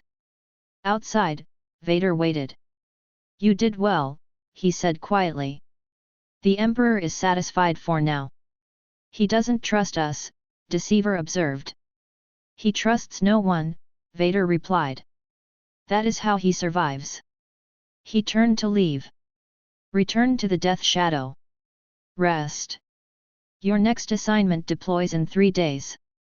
What's the mission? Anakin asked. Vader's breathing deepened. The rebellion has grown bold after Yavin. They've established a new base location unknown. You will hunt them. Find them. And when you do, his fist clenched. You will kill them all. Imperial Palace, Coruscant, Vader's private chamber, 1 week after Emperor meeting. I require your presence, Vader's message had been brief. Alone. Unmonitored. Death Squadron stood in his meditation chamber, the one place in the entire Imperial Palace where surveillance didn't reach. The pod was open, revealing the scarred ruin of a man who lived inside the armor. Anakin tried not to stare at the burns, the mechanical breathing apparatus grafted into flesh, the yellow eyes that burned with dark side corruption. KSSHHHHH who? KSSHHHHH who? You brought us here for a reason, Anakin said carefully. What do you need to tell us that requires no witnesses? Vader was silent for long seconds. Then, I was not always Vader. The 4 boys waited. I was born Anakin Skywalker, Vader said, his natural voice not the vocabulature emerging raw and damaged from his ruined throat. Jedi Knight. Hero of the Clone Wars. The Chosen One, prophesied to bring balance to the Force. Holy shit, Destroyer's eyes went wide. The Jedi found me on Tatooine, Vader continued. Took me from my mother. Trained me. Used me. Lied to me about attachment, about love, about power. His breathing deepened. They made me a weapon. then feared what I could become. He looked at them, 4 16-year-old versions of who he'd been. The dark side offered me power to save those I loved, Vader said. I fell. Betrayed the Jedi. Became Darth Vader. Lost everything: my wife, my children, my body, myself. His mechanical fist clenched. Anakin Skywalker is dead. I destroyed him. Only remains exist, ghosts that haunt this armor. Anakin stepped forward. Why are you telling us this? Vader's yellow eyes fixed on him. Because you four are what I would have been if those cursed Jedi had never found me. His voice carried bitter venom. Trained properly. Given purpose. Not shackled by outdated dogma about attachment and emotion. He approached them, looming. I think of all 4 of you as my sons. Complete silence. And I am proud of you, Vader said. Proud of what you've become. What you will become. Death Squadron stood frozen, processing. Vader was never sentimental. He didn't express emotions, didn't acknowledge bonds, didn't. And yet here he stood, mask removed, calling them his sons. Lord Vader, Anakin started. Remember this, Vader interrupted. The Emperor uses fear and pain to control. He will use me against you. Threaten my life to ensure your compliance. His respirator hissed. Survive that. Whatever it costs. Survive. Then the pod closed, ending the conversation. Death Squadron left in stunned silence. He called us his sons, Anakin thought, something twisting in his chest. And we don't know if that makes him more dangerous or if it's the only genuine thing about him. Imperial Palace, Training Chamber Omicron, 1 year of Sidious. Palpatine's training was nothing like Vader's measured instruction or Maul's practical combat focus. It was torture disguised as enlightenment. Again, Palpatine hissed, lightning crackling from his skeletal fingers. Channel your hatred. Your agony. Let it fuel your power. Destroyer screamed as dark side energy tore through him. His yellow lightsaber flickered, barely holding against the onslaught. Good, Palpatine smiled that grotesque smile. You are strong, young 4. Your insanity makes you beautiful in the dark side. He released the lightning. Destroyer collapsed, gasping. But not strong enough, Palpatine turned to Vader, who stood silent in the shadows. Tell me, old friend, if I were to execute you for failing to capture the rebels, would your precious Death Squadron fight harder? Vader's breathing deepened. They serve the Empire, my master. Not me. Liar, Palpatine's smile widened. We shall see. He gestured at Death Squadron. You will learn true power. And the price of failure. Over the following year, Palpatine used Vader as leverage. Every mistake in training, perhaps Lord Vader should pay for your incompetence. Every hesitation, should I remove your master as punishment? Every moment of defiance, one word from me, and Vader dies screaming. They didn't know if Vader's death would kill them. Genetic connection through the Force was theoretical. But they couldn't risk it. So they endured. Learned Sith alchemy, Force drain, how to corrupt kyber crystals through suffering. Practiced dueling against Palpatine's Royal Guard's elite warriors who moved with inhuman precision. And watched Vader stand silent, breathing his mechanical rhythm, while his Emperor tortured his sons. He's protecting us the only way he can, Anakin realized. By not reacting. Not giving Palpatine the satisfaction of seeing him care. But in private moments, rare, monitored, dangerous, Vader would nod fractionally. Approval. You're surviving, that gesture said. Keep surviving. Executor Class Star Dreadnought, Death Shadow Bridge, 3 years aby. Imperial probe droid has located the rebel base, Admiral Ozzel announced over fleet-wide comms. Hoth system. 6th planet. They're using an old smuggler outpost called Echo Base. Vader stood on the bridge of his flagship, Death Squadron arrayed behind him. Admiral Ozzel, Vader said quietly. You will bring the fleet out of hyperspace at the edge of the Hoth system. We will approach through the asteroid field to avoid detection. Lord Vader, Ozzel objected, that will take hours. If we emerge closer to the planet, we can catch them by surprise. You will follow my orders, Admiral. Vader's hand twitched. Ozzel saluted stiffly. As you command. But he didn't. The Imperial fleet emerged from hyperspace too close to Hoth. Immediately, Rebel sensors detected their approach. The planetary shield activated. On the Executor's bridge, Vader's breathing went ominously quiet. Admiral Ozzel came out of light speed too close to the system, General Veers reported carefully. The rebels have been alerted to our presence. Vader turned his mask toward Ozzel. The Admiral's confidence evaporated. You have failed me for the last time, Vader said. His fist clenched. Ozzel's hands flew to his throat, choking on invisible pressure. He collapsed, dead within seconds. Captain Piett, Vader said without looking at Ozzel's corpse. You are now Admiral. Prepare for ground assault. Thank you, Lord Vader, Piett said, terror and ambition warring in his voice. Vader turned to Death Squadron. You will deploy with the ground forces. General Veers will command the Walker assault. He paused. The Emperor has sent additional support. The door opened. A figure entered wearing armor that made Vader's suit look merciful. Sith Stalker armor black as void, cybernetically grafted to flesh, covering the entire body except grotesquely scarred arms. The helmet was a nightmare of angular design, respirator grills hissing with each breath. Lord Starkiller, Vader's voice carried barely concealed hatred. The armored figure bowed. Lord Vader. His vocabulary was newer, clearer than Vader's. The Emperor had spared no expense. Galen Marek, Anakin realized. Vader's former apprentice. We saw files on him. Trained as assassin, rebelled, captured, placed in this suit. The Sith Stalker armor wasn't just containment. It was punishment. Grafted painfully to Galen's body, keeping him in constant agony that fed his dark side power. And unlike Vader's suit deliberately weakened by Palpatine, Starkiller's armor had no vulnerabilities.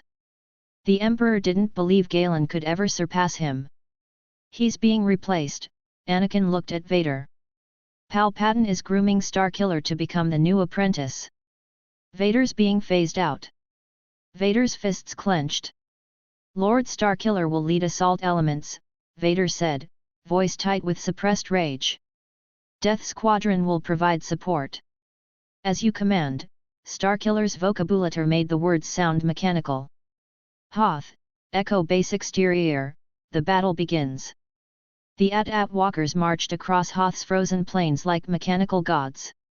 9 massive all-terrain armored transports, each standing 22 meters tall, armor plating thick enough to shrug off artillery. General Veers commanded from the lead walker, his voice crackling across Imperial COMM channels. Target, Rebel Generator Complex, Veers announced. Weapons free. Advance. The walkers opened fire. Laser cannons massive, walker-mounted artillery tore into rebel defensive positions. Trenches collapsed. Gun emplacements vaporized. Rebel soldiers scattered like insects before giant boots. Death Squadron deployed from a troop transport hovering at walker altitude, descending via rappel lines into the chaos. Anakin hit the snow, double-bladed lightsaber igniting black blades with starlight cores humming to life. His helmet HUD painted tactical overlays, rebel positions in red, Imperial forces in blue, priority targets highlighted. Squad, fan out, Anakin ordered over comms. Deceiver, locate command personnel. Justice, overwatch on that ridge. Destroyer. Blow stuff up. Destroyer finished gleefully. Say yes. Affirmative, Anakin confirmed. Disable their artillery. Destroyer hooped and charged toward a rebel DF.9 anti-infantry battery, thermal detonators already primed. Rebel snowspeeders screamed overhead, harassing the AT-ATs with hit-and-run attacks.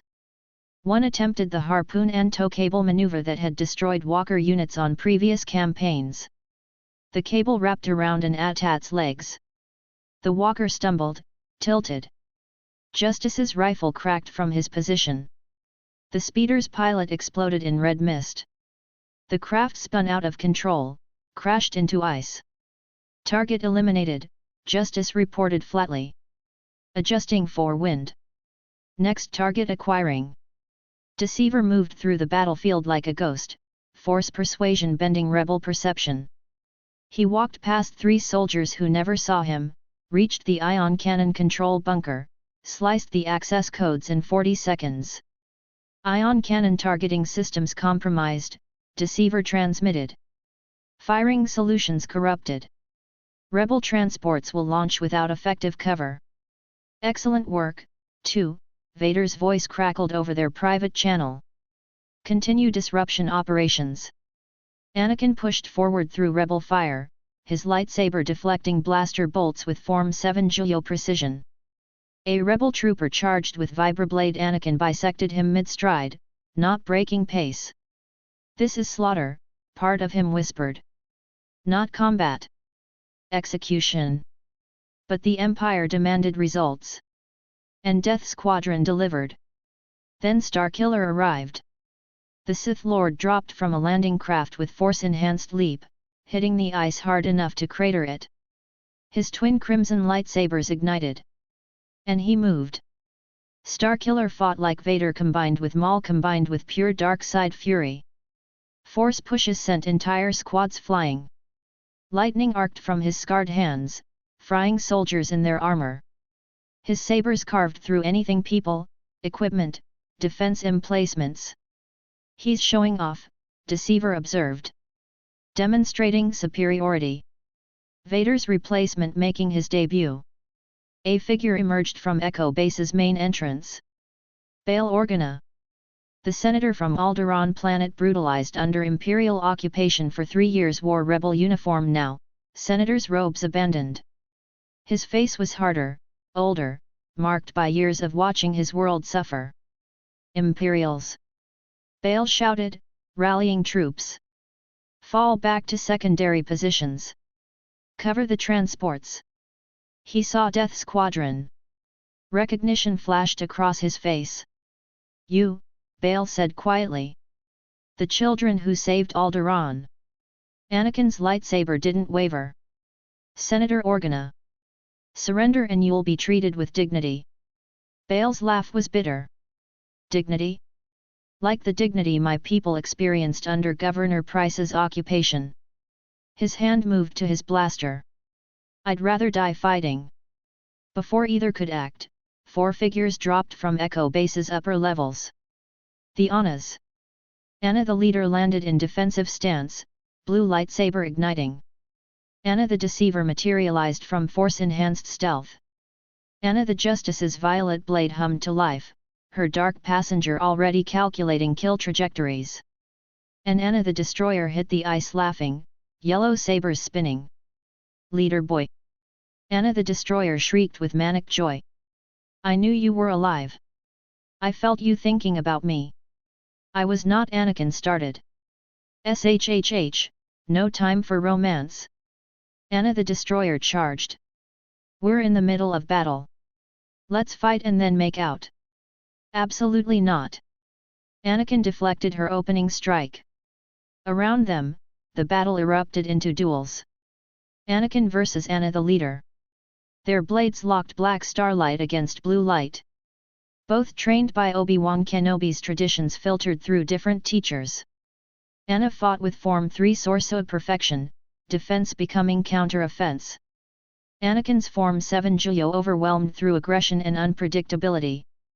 You serve the Empire, Anna said, parrying his strikes. You could have joined us. Could have been a hero.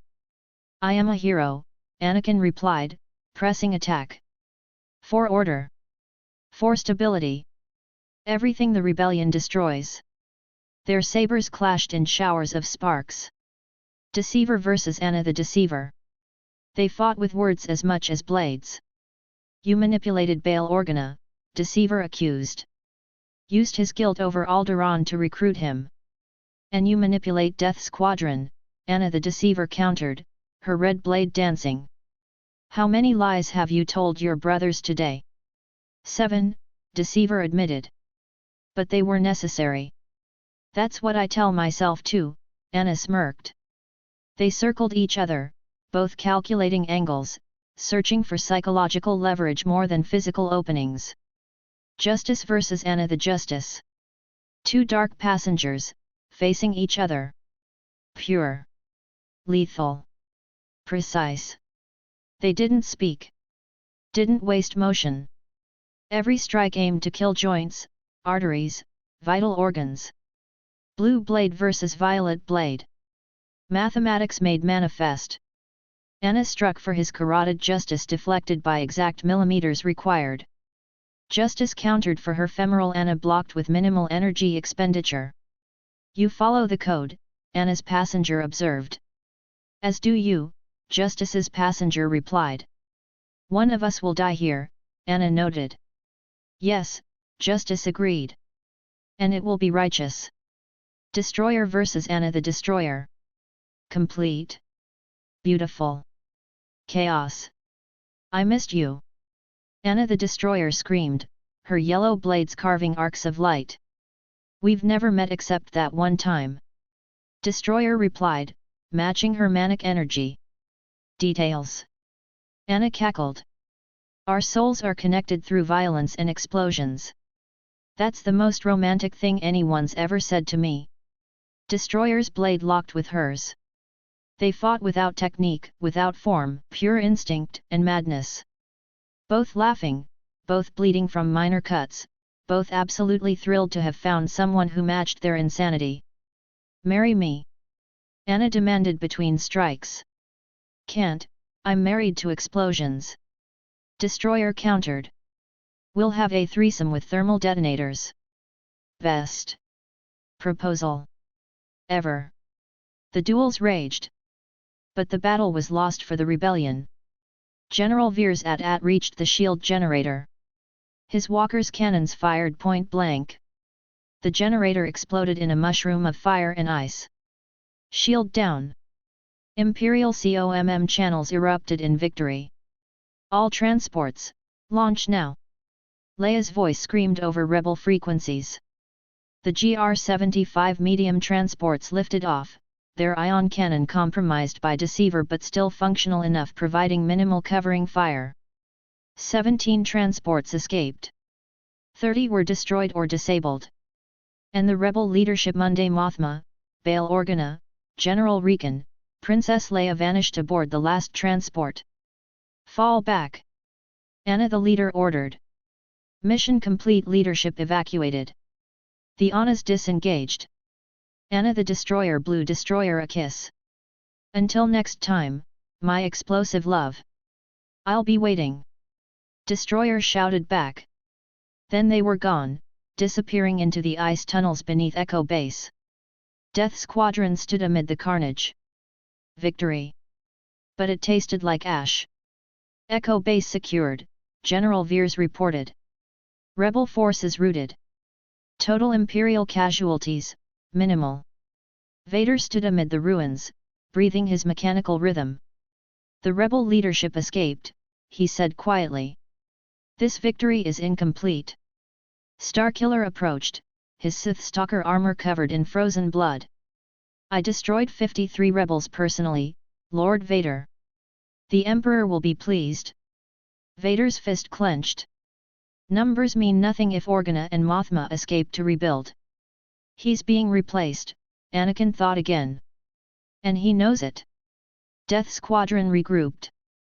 Mission assessment, Anakin said over their private channel. We eliminated hundreds of rebels. Disabled their ion cannon. Secured Imperial victory. But the Annas escaped, Justice noted. Primary targets, uneliminated. And Bail Organa lives, Deceiver added. The man who represents everything we supposedly saved. And I got a marriage proposal. Destroyer announced proudly. From someone who understands the beauty of tactical explosions.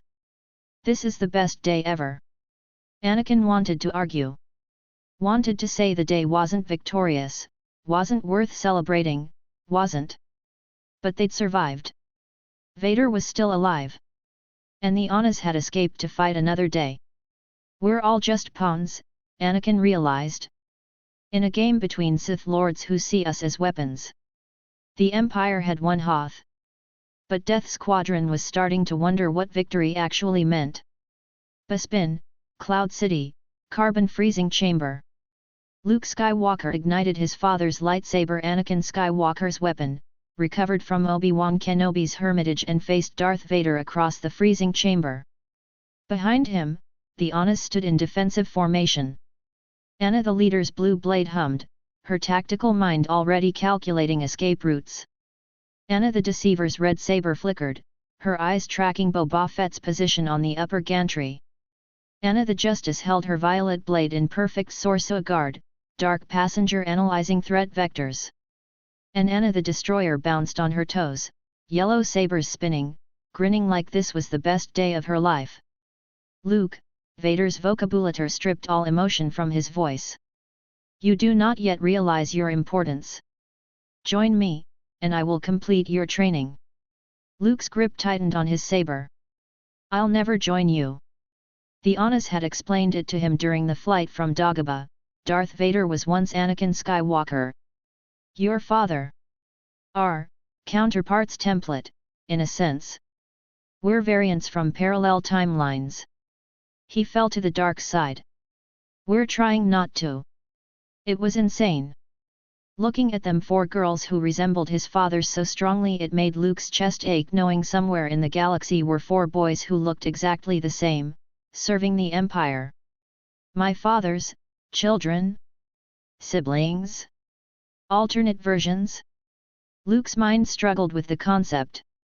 If you only knew the power of the dark side, Vader continued, advancing. Obi-Wan never told you what happened to your father. He told me enough. Luke shouted. It was you who killed him. No, Vader said, his breathing deepening. I am your father. Silence crashed through the chamber. Luke staggered back, the revelation hitting like a physical blow. No, that's not true.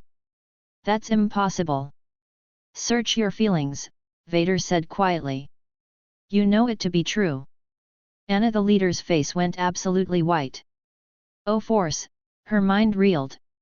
If Vader is Luke's father, and Vader was Anakin Skywalker, and we're variants of Anakin Skywalker, then Luke is. This is super awkward. Anna the Destroyer announced to nobody. We're technically related to Luke. Like, variant cousins or something. Should we be helping him fight our variant dad? Focus. Anna the leader snapped. Luke, we need to. The carbon freezing chamber doors exploded inward. Not from Vader's forces. From the other direction. Death Squadron stormed through smoke and sparks, weapons drawn, armor scorched from recent combat. Anakin the leader's double-bladed lightsaber ignited black blades with starlight cores casting eerie shadows. Deceiver's red saber hummed to life. Justice's blue blade activated with mechanical precision. Destroyer's yellow saber crackled with barely contained violence. The two groups, Anna's and Anakin's, locked eyes across the chamber. Oh hell yes! Anna the Destroyer shrieked. Leader boy! You're here! This is fate! This is destiny! This is... Shut up, Anakin the leader said flatly, his gaze shifting to Vader. Lord Vader! We've located Tiberzan. He's in the Tibana gas processing levels with... Later, Vader interrupted, not taking his eyes off Luke. Deal with the rebel force users. I will handle my son. His son, Anakin processed. Luke Skywalker. Vader's biological child. Which means... He looked at Luke. Saw his own eyes staring back Anakin Skywalker's eyes. Filtered through different circumstances.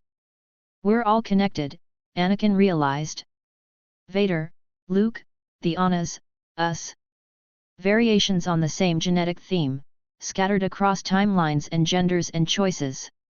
Death Squadron, Vader commanded. Engage. The Anakins moved. The Anas met them. Meanwhile, Tibana gas processing level 7. Tiber Zan stood in the center of stolen luxury, surrounded by enough Tibana gas to fuel a fleet for months. He was tall, handsome in a predatory way, wearing expensive clothes that somehow looked combat-ready. His dark hair was slicked back, his eyes calculating, his smile the kind that promised profit and betrayal in equal measure. "Status," he said, voice smooth as Corellian whiskey. Ure Fen 7 feet of Talorta muscle wrapped in Cortosis weave armor, his face hidden behind a tactical mask, twin vibro arbor blades crossed on his back checked his day top hat. 47 canisters secured.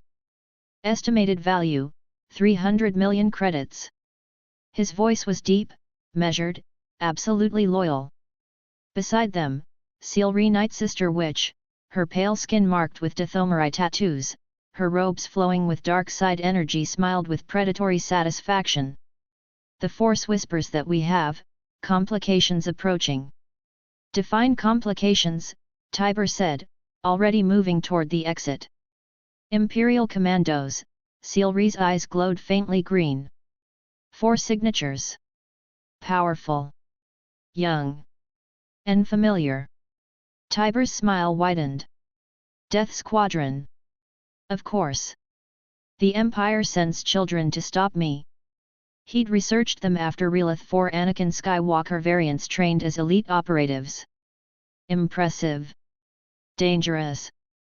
And completely outmatched by someone who'd defeated Grand Admiral Thrawn in naval combat 3 months ago. "Ure, prepare contingencies," Tiber ordered. "Sealry, ready R, insurance policy." The door exploded inward. Death Squadron stormed through, weapons raised. Anakin the leader's black-bladed saber pointed directly at Tiber. "Tiber Zan.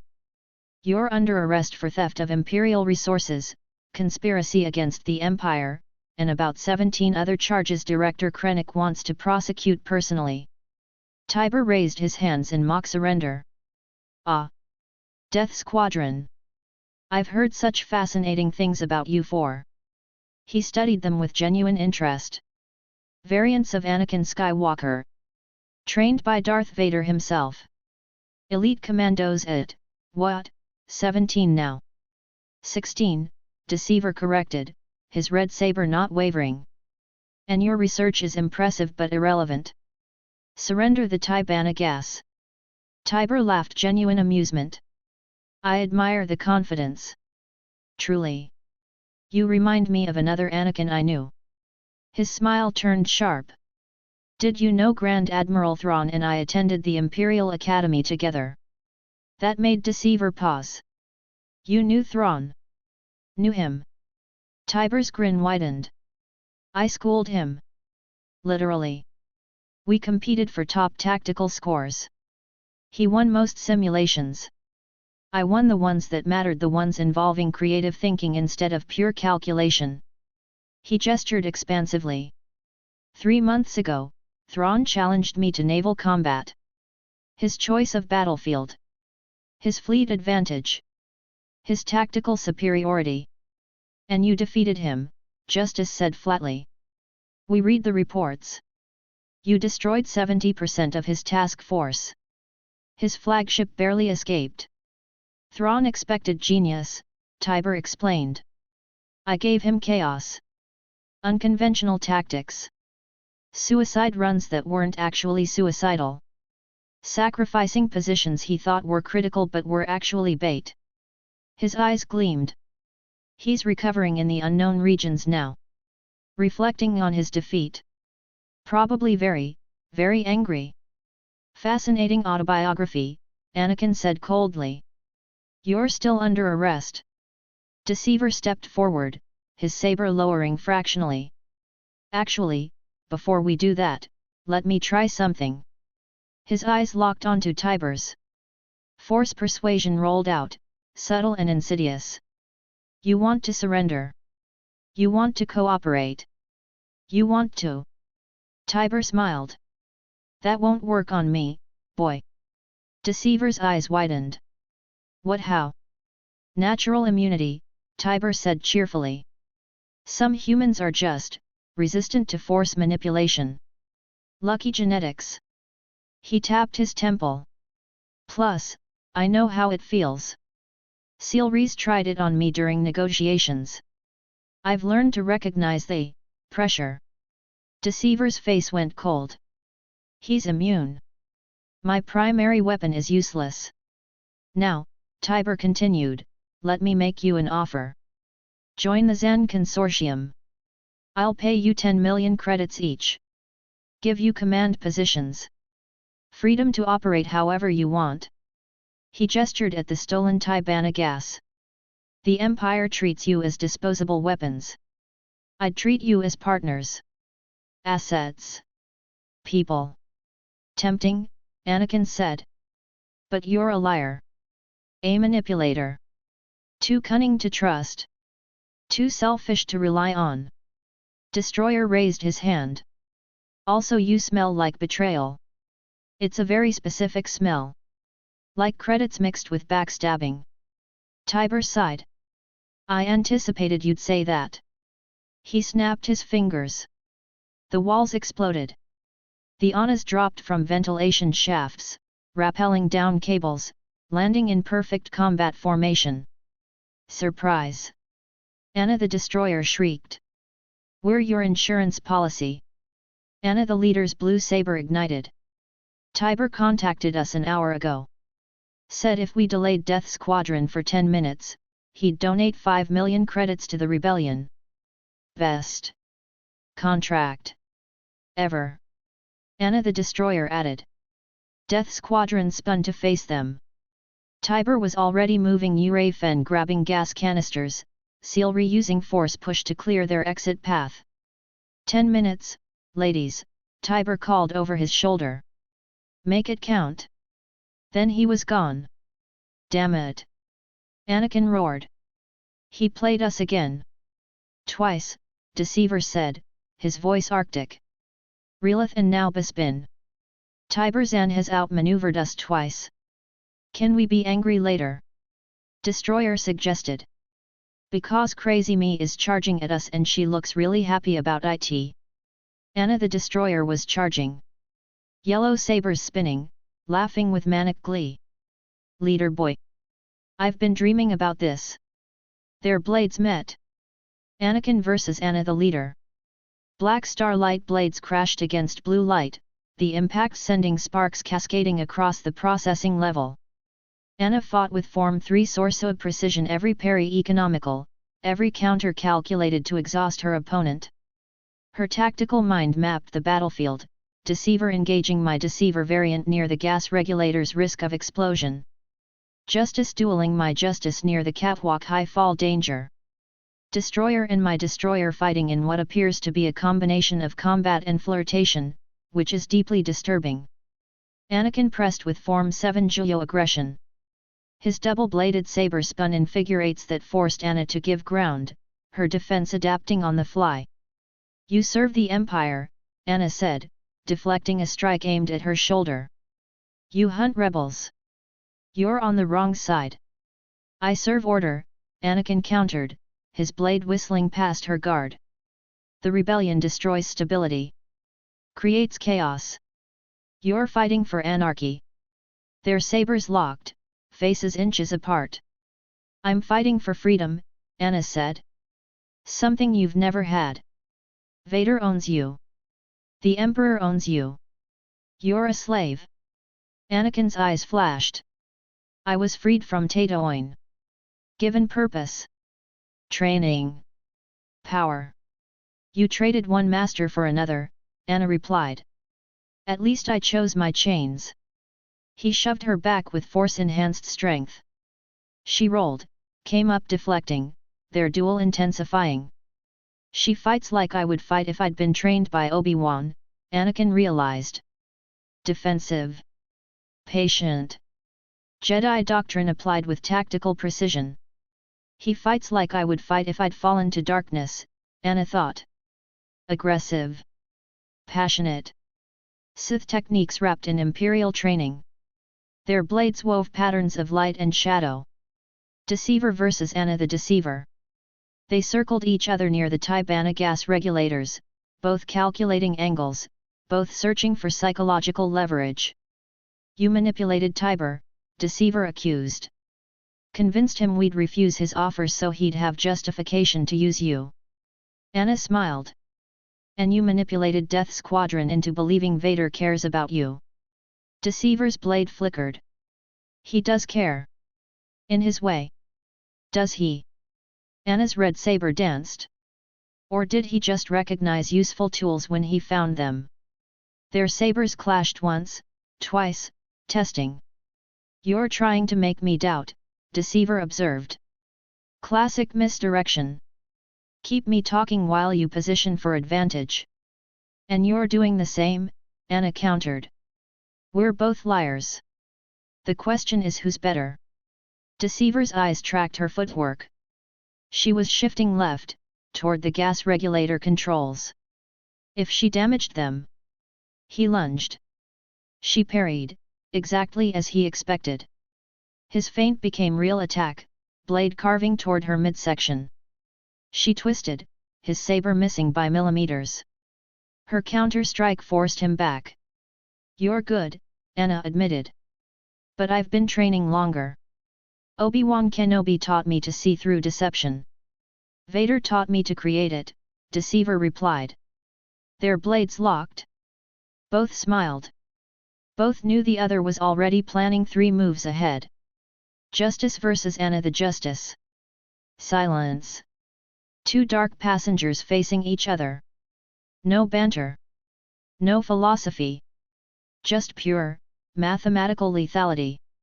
Justice's blue blade struck for her carotid artery. Ana deflected 2 centimeters right, minimal energy expenditure. Ana's violet saber targeted his femoral artery. Justice blocked 1 centimeter down, force distributed optimally. They moved through sequences like dueling calculators. Every strike aimed to kill. Every defense calibrated to survive. Target, right shoulder. Probability of connection, 34%.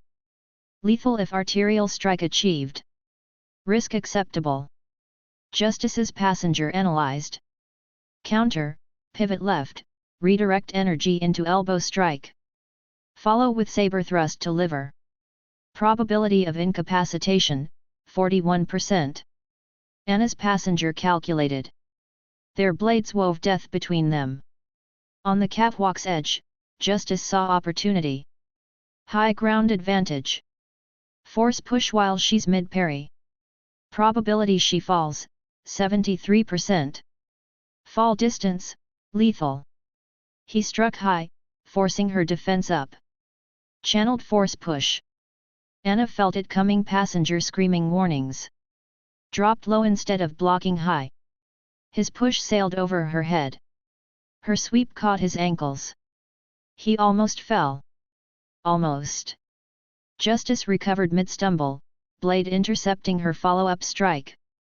Impressive, both passengers acknowledged simultaneously. The duel continued. Relentless. Precise.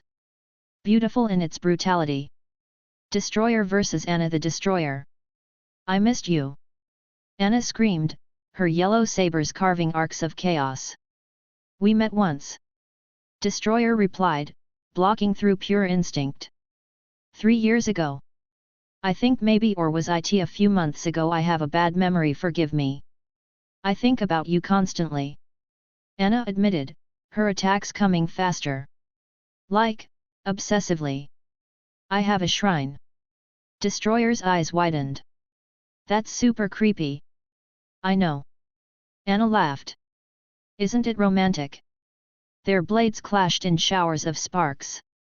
Neither had technique. Neither needed it. Both fought through chaos and madness and sheer overwhelming enthusiasm. You're beautiful. Ana declared mid-strike. Even covered in Imperial armor. Especially covered in Imperial armor. The aesthetic is delicious. You're insane. Destroyer countered, his saber spinning wild. Like, clinically. It's amazing but also terrifying. Marry me. Anna demanded. I'm already married to explosions. Destroyer reminded her. Thruple. Anna suggested. Across the chamber, Anakin the leader watched this exchange while dueling Anna the leader, his face cycling through disgust, confusion, and horror. She's obsessed with me, Anakin realized. A variant of myself is romantically obsessed with me. I don't even want to think about it. Anna the Destroyer was beautiful objectively, undeniably. Blonde hair wild, blue eyes bright with mania, athletic build honed by years of combat training. She looked exactly like he would look if he were female. Which made her attraction to him feel wrong on levels Anakin couldn't articulate. She's me, his mind kept repeating. Technically. Genetically. Across timelines. And she wants to know. Not thinking about it. Never thinking about it. Back to the duel. Anna the Destroyer's blade grazed Destroyer's shoulder. His armor took the hit, systems registering minor damage. Destroyer's counter-strike caught her thigh, shallow cut, bleeding but not disabling. First blood. Anna cheered. This is like foreplay but with violence. You're ruining combat for me. Destroyer complained. Now I'm gonna think about this every time I fight. Mission accomplished. Anna cackled. They clashed again, both laughing, both bleeding, both absolutely thrilled. 8 minutes into the fight. Tiberzan was long gone. Escaped with Urafen and Sealry, Tibana gas loaded onto his ship, already jumping to hyperspace before Cloud City security even knew he'd been there. Death Squadron realized this around minute 5. He's gone, Deceiver reported over squad comms. Mission failure. Again. Focus. Anakin shouted. Deal with the Annas, then we worry about Zan. But the Annas were too good. Not better than Death Squadron, roughly equal in skill, maybe slightly less experienced.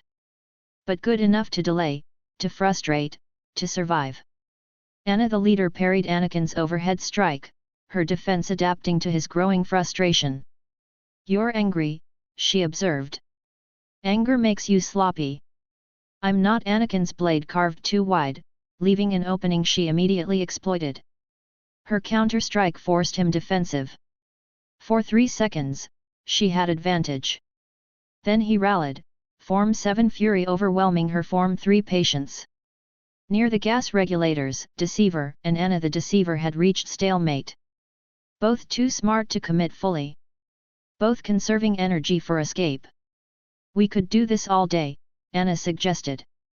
Or we could call it a draw. Never, Deceiver replied. You're a rebel. An enemy of order. And you're an imperial weapon, Anna countered. But I still respect the craft. Their blades tested each other's defenses.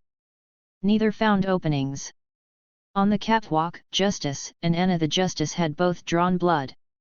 His left arm sported a shallow cut. Her right leg bled from a precise strike. Mutual damage, Justice's passenger noted. Combat efficiency declining. Probability of decisive victory, decreasing. Agreed, Anna's passenger acknowledged. Tactical withdrawal recommended. But neither would withdraw first. Code demanded they finish what they started. And Destroyer versus Anna the Destroyer had devolved into something between combat and mating dance.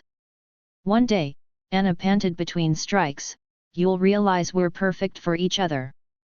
One day, Destroyer countered, you'll realize I'm too damaged even for you. That's what makes it work. Anna insisted. Their sabers locked, faces inches apart. Both grinning. Both bleeding. Both absolutely insane. 9 minutes, 30 seconds. Fall back. Anna the leader ordered over rebel comms. Mission complete. Zan escaped. Disengage. The Annas moved simultaneously. Coordinated retreat, smoke grenades, force pushes to create distance, practiced extraction. Anna the Destroyer blew Destroyer a kiss. Until next time, my explosive beloved. Why is this my life? Destroyer shouted at the ceiling. Anna the Justice disengaged from Justice with mathematical precision. Her passenger calculated exact angle to avoid his pursuit strike. Anna the Deceiver left Deceiver with parting words, "You're getting better. I'm almost impressed." And Anna the Leader locked eyes with Anakin one final time. "You're serving the wrong side. But you're still fighting with honor. There's hope for you yet." Then they vanished, grappling lines deploying, pulling them into ventilation shafts. Death Squadron couldn't follow in full armor. Gone.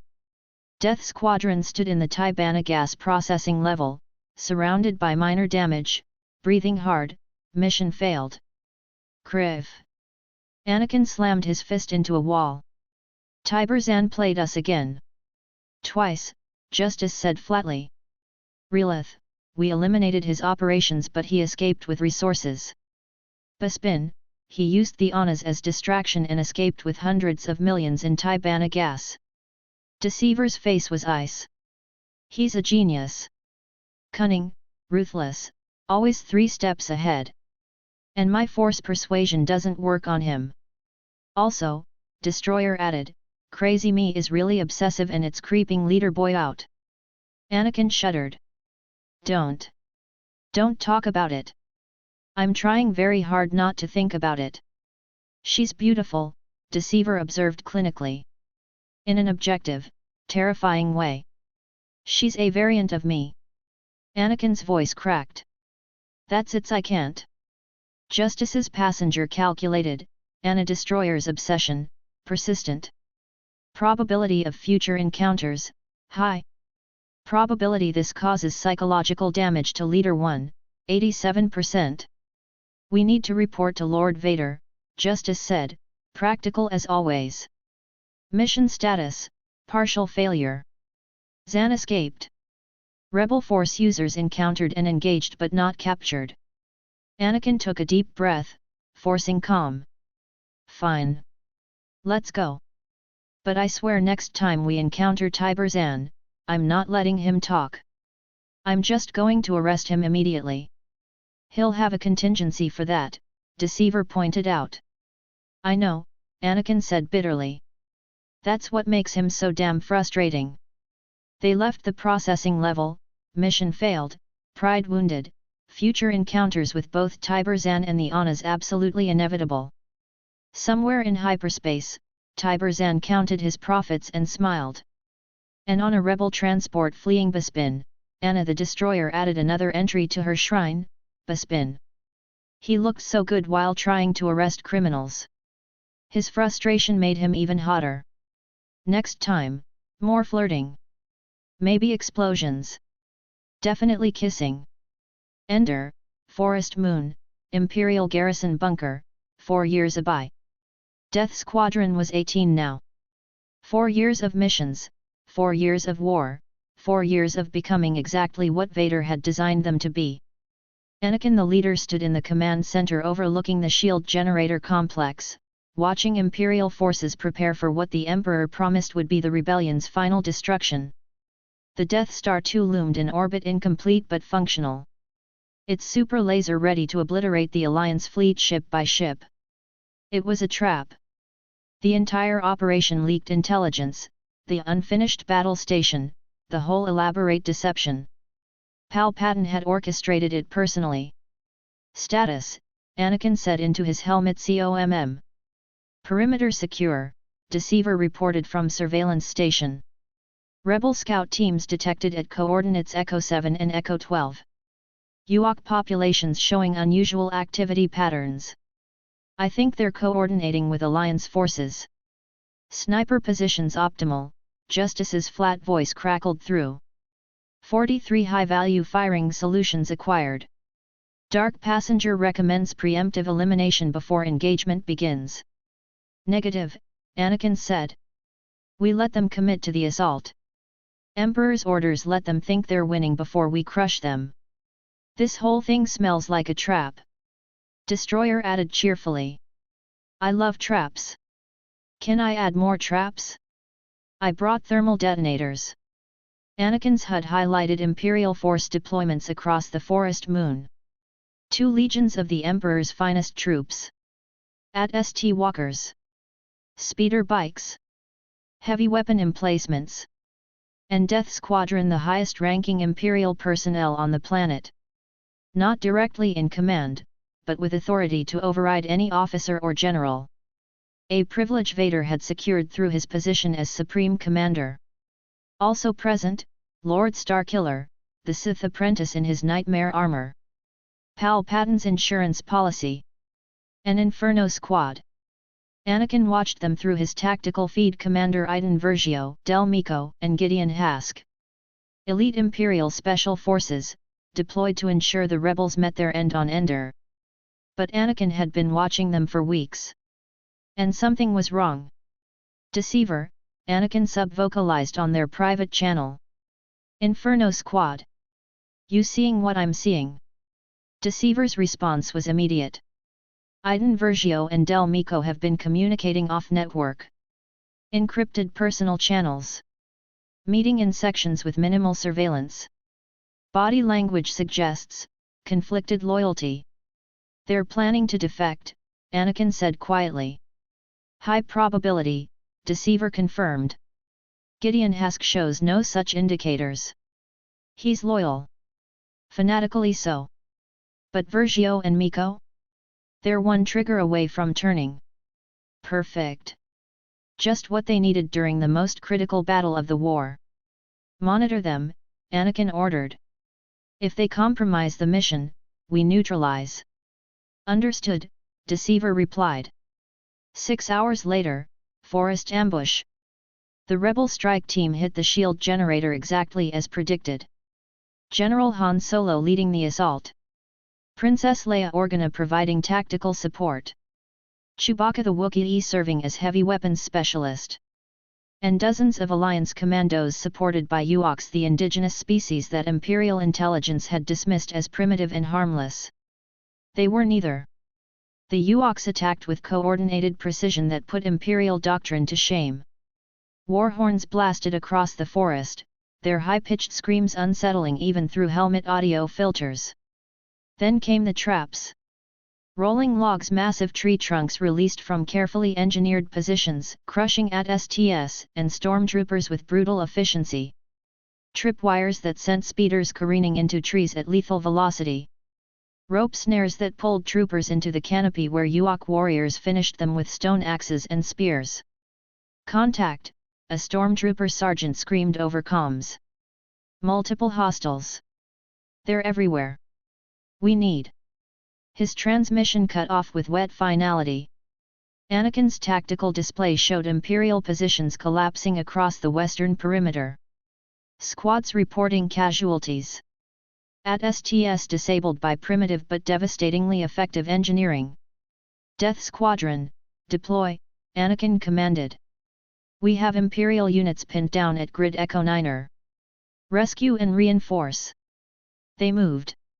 Rocket boots ignited, carrying them over the forest canopy at speeds no Imperial jetpack could match. Anakin's HUD painted the battlefield in tactical overlays, friendlies in blue, hostiles in red, objectives in gold. They dropped into hell. The Imperial Squad 12 stormtroopers and a sergeant had been pinned in a natural depression, surrounded by Ewoks firing arrows, sling stones, and captured blasters. 2 troopers were already down, armor breached by primitive weapons driven with terrifying force. Death Squadron landed in the center of the kill zone. Anakin's double-bladed lightsaber ignited black blades with starlight cores cutting through the dim forest light. His first strike deflected 3 arrows mid-flight, sending them back at their shooters with force-enhanced precision. 2 Ewoks dropped, their own weapons embedded in their chests. Justice's sniper rifle cracked twice. 2 Ewok warriors in the tree preparing to drop a massive log trap exploded in red mist, headshots so precise their bodies were dead before they registered pain. The log rolled harmlessly off target. Deceiver moved through the chaos like a ghost, his red lightsaber a blur of defensive strikes. He didn't engage directly, instead, he force-pushed Ewoks into each other's firing lines, used telekinesis to trigger their own traps prematurely, created confusion that turned coordinated assault into friendly fire disaster. Destroyer charged an Ewok position screaming, "Hello, tiny bear people. I bring explosions and friendship." Mostly explosions. His yellow lightsaber carved through wooden defenses like they were made of smoke. A thermal detonator set to concussive, not lethal, sailed into a Ewok firing pit. The explosion sent 6 warriors flying, disoriented but alive. "We weren't expecting special forces," the sergeant gasped, his armor scorched from a glancing blaster hit. "Thank the Emperor you arrived when are you kids?" "We're Death Squadron," Anakin said, his lightsaber deflecting another volley of arrows. "Fall back to the bunker. We'll cover your retreat." The sergeant didn't argue. You didn't argue with people who had lightsabers and Imperial authorization codes that overrode generals. Death Squadron provided covering fire while the Imperial squad withdrew. Justice picked off Ewok commanders with surgical precision, each shot eliminating tactical threats, disrupting coordination. Anakin's lightsaber work kept the squad's retreat corridor clear, his Form 7 Juyo turning defense into overwhelming offense. Then the gliders attacked. Ewok warriors on primitive hang gliders dove from the canopy, dropping rocks and improvised explosives with startling accuracy.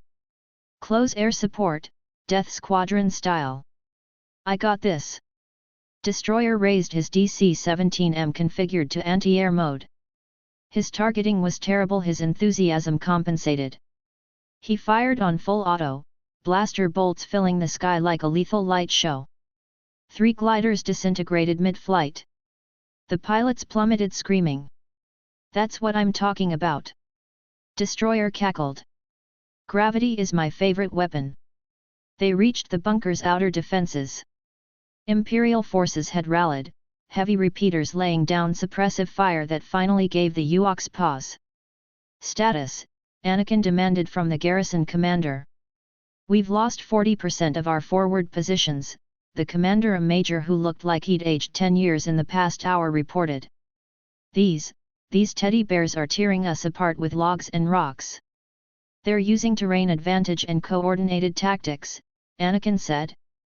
"Treat them like professional guerrilla fighters, not primitives." "But they're..." "Commander," Anakin's voice went cold. "I have override authority. Reorganize your forces for asymmetric warfare. Now." The major saluted stiffly. "Yes, sir." 4 hours later, the battle intensifies. The rebels had seized the shield generator. Then Imperial reinforcements recaptured it. Then the Ewoks drew the stormtroopers into a prepared engagement area, a natural amphitheater ringed with elevated positions, obstacle belts, and kill zones. Imperial forces pushed anyway. Overconfident. Assuming superior firepower would overcome primitive tactics. They were wrong. Death Squadron watched from elevated positions as AT-STs stumbled into tripwires and log traps. Stormtroopers charged in close order, perfect targets for Ewok indirect fire from catapults that launched boulders and burning projectiles. "This is a massacre," Deceiver observed clinically. "Imperial doctrine is failing against asymmetric warfare." Predictable. An AT-ST exploded as Chewbacca, having captured the walker through sheer Wookiee strength, turned its weapons on Imperial forces. The walker's cannons tore through stormtrooper ranks with horrifying efficiency. "Justice," Anakin said quietly. "The Wookiee. Can you?" "Negative," Justice replied.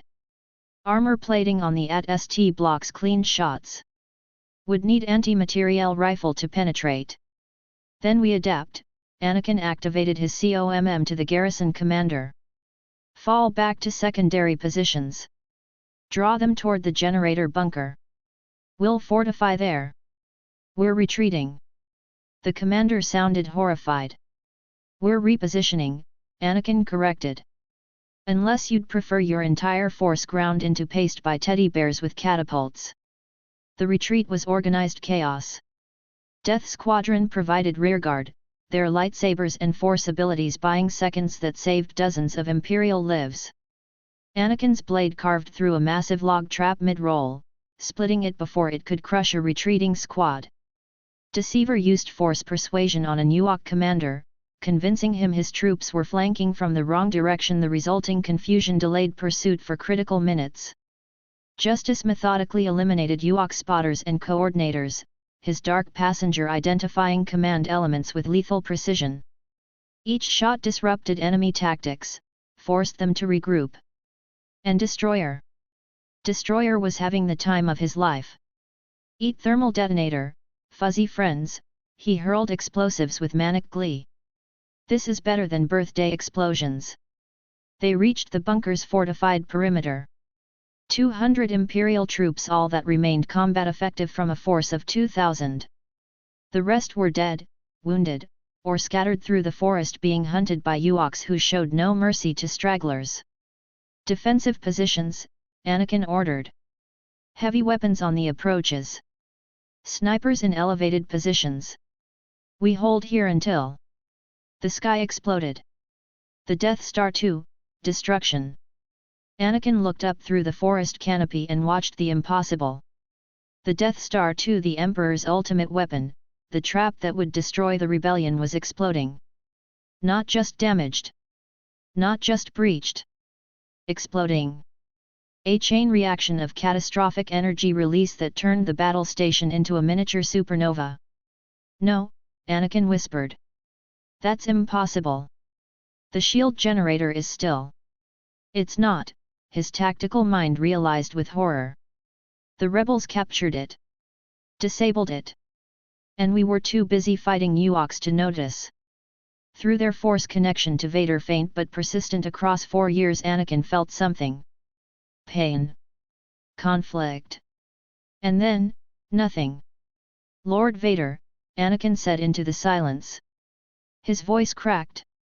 He's gone. Destroyer stopped laughing. Justice went absolutely still.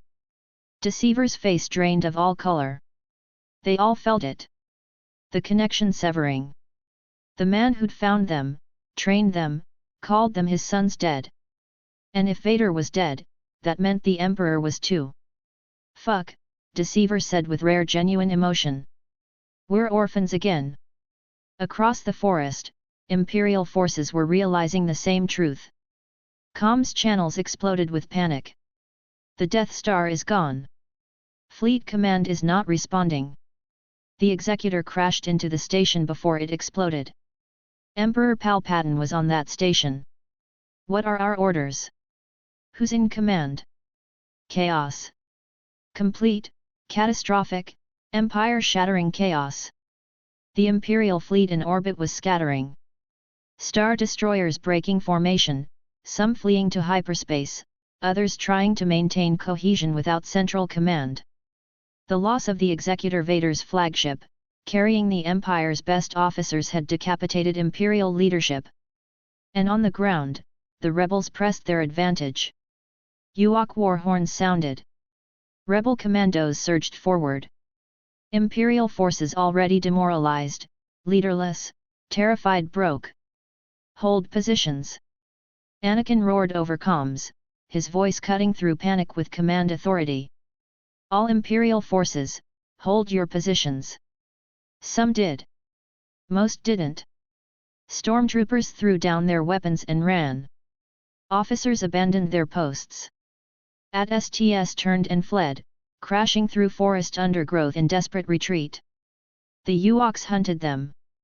Through his helmet's enhanced optics, Anakin watched stormtroopers dragged into the forest by creatures they'd dismissed as primitives.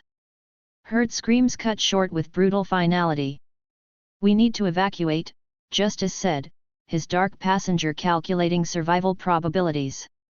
Remaining Imperial forces insufficient to hold position. Tactical withdrawal recommended. Agreed, Deceiver added. Rebel reinforcements incoming from orbit. U-wings deploying additional ground forces. We're about to be overwhelmed. Anakin looked at the 200 troopers who'd stayed. Veterans, most of them. Professional soldiers who hadn't abandoned their posts even when the Empire collapsed around them. Death Squadron takes direct command, Anakin announced. All personnel, rally to my position. We're evacuating to the northern landing zones. Move with purpose, maintain cohesion, and watch for Ewok ambushes. He switched to Death Squadron's private channel. Destroyer, you're on rear guard. Anyone follows us who shouldn't discourage them. Non-lethally if possible. Can I use the loud explosions? Destroyer asked. The loudest, Anakin confirmed. They moved through the forest like ghosts. 204 souls Death Squadron and the Imperial survivors who chose to follow rather than surrender. Behind them, the Battle of Endor raged. Imperial forces surrendering en masse. Rebel alliance claiming total victory. The beginning of the end for the Galactic Empire. But Death Squadron had more immediate concerns. Endor Forest, night, 12 hours after the Death Star's destruction. They'd found a cave system 3 kilometers from the bunker. Defensible, hidden, large enough for 200 soldiers. Anakin posted guards at the entrance and settled the survivors. Most were in shock. Some were injured. All were terrified. What happens now? A sergeant asked, his voice hollow. The Empire the Emperor is dead. Vader is dead. The fleet is scattered. What the hell happens now? We survive, Anakin said simply. Same as we always have. Justice returned from a reconnaissance patrol, his expression grim. Found an Imperial patrol. Or what's left of one? Rebels? Anakin asked. Ewoks, Justice replied. They're hunting. Taking trophies. And he didn't finish. Destroyer came back an hour later, his usual manic energy subdued. Found a campfire, he said quietly. Ewoks. They were eating someone. Silence crashed through the cave. A stormtrooper, Destroyer continued, and for once his voice held no humor. They'd cooked him alive. We're sitting around laughing and eating. Did you? Anakin started. Killed them all, Destroyer said flatly. Thermal detonator. They didn't see it coming. The troopers in the cave looked at Death Squadron with new eyes. These weren't Imperial commanders giving orders from safety. These were warriors who'd killed to protect their people. We can't surrender, Deceiver said, addressing the assembled troopers. The rebels think we're war criminals. They'll execute us or imprison us for life. And the Ewoks. He didn't need to finish that sentence. So what do we do? Another trooper asked. Anakin pulled up his wrist holo display. Accessed encrypted Imperial channels. And found what he was looking for. Death Shadow. Their personal star destroyer. Still in orbit. Still cloaked. Waiting. We have extraction, Anakin said. My ship. In orbit. Cloaked and undetected. Hope flickered across exhausted faces. Can it hold 200? The sergeant asked. It's a star destroyer, Deceiver said drily. It can hold 20,000. 200 is nothing. Then we get to the landing zone, Anakin said. Signal Death Shadow for pickup. And we leave this moon before the rebels consolidate control. Where do we go after? Justice asked quietly. The Empire is fragmenting. Without central command, warlords will carve up territories. Civil war within weeks. We go where we've always gone, Anakin replied. Wherever we need to be to survive. But first, they mourned. Death Squadron gathered in a side chamber of the cave, away from the troopers. 4 18-year-olds processing the death of the only father figure they'd ever known. He called us his sons, Anakin said, voice breaking. In that meditation chamber, 4 years ago. He said he was proud of us. He gave us everything, Deceiver added, and for once his mask slipped completely. Purpose. Training. A place in this galaxy. Without him, we're just genetic experiments. Variants without meaning. He taught us to survive, Justice said, his dark passenger silent for once. No matter the cost. No matter the odds. That was his final lesson. Destroyer sat with his head in his hands, tears streaming down his face. I don't know how to feel about this, he admitted. My brain is screaming and everything hurts and I want to blow things up but it won't fix anything. Anakin pulled his brothers into an embrace. 4 variants of Anakin Skywalker, clinging to each other in the wreckage of an empire. We survive, Anakin whispered. For him. For each other. For whatever comes next. Together, the others echoed. Outside, the forest whispered with death. Ewoks prowled, hunting stragglers. Rebels celebrated their impossible victory. The Galactic Empire began its long, bloody collapse. But Death Squadron had each other. And a cloaked star destroyer waiting in orbit. And 200 loyal soldiers who'd chosen to follow rather than surrender. It wasn't much. But it was enough to build from. The game had changed. Vader was gone. The Emperor was dead. The Empire was fracturing. But Death Squadron endured. And in the darkness, watching stars through the cave entrance, Anakin the leader began planning their next move. Survival first. Then everything else. Endor, Forest Moon, Imperial Cave Refuge, night. The screaming started at 0237 hours. Anakin was on watch when the first guard disappeared. One moment, Private Kellen stood at the cave entrance, rifle at ready, scanning the darkness through his helmet's night vision. The next a rope snare whipped out from the canopy like a striking serpent, wrapped around his ankle, and yanked him into the trees with such force his scream cut off mid-breath. Contact! Anakin bellowed, lightsaber igniting. Perimeter breach. All units defensive positions now. The cave erupted into controlled chaos. 200 Imperial soldiers scrambling for weapons, donning helmets, forming defensive lines. But the forest had already swallowed their comrade. Justice's rifle cracked once, illuminating the darkness. A Ewok warrior tumbled from a branch 50 meters up, a stone spear clattering beside his corpse. They're in the trees. Justice reported, his dark passenger tracking movement through thermal imaging. At least 20 signatures. Surrounding our position. Using canopy for concealment and mobility. Destroyer hurled a thermal detonator set to airburst. The explosion lit the forest like daylight for 3 seconds, silhouetting dozens of Ewok shapes scrambling through branches. They're everywhere, a trooper screamed. Another rope snare lashed out. This time it caught Sergeant Vess, veteran of a dozen campaigns, survivor of Hoth and Scarif. He had exactly 2 seconds to fire his blaster wildly before the rope hauled him up and into darkness. His screams lasted longer. Wet sounds. Stone axes rising and falling. Then silence. Fall back into the cave. Anakin ordered, his tactical mind calculating angles. They can't use ropes if we're underground. Move. Now. Death Squadron provided covering fire while the garrison retreated deeper into the cave system.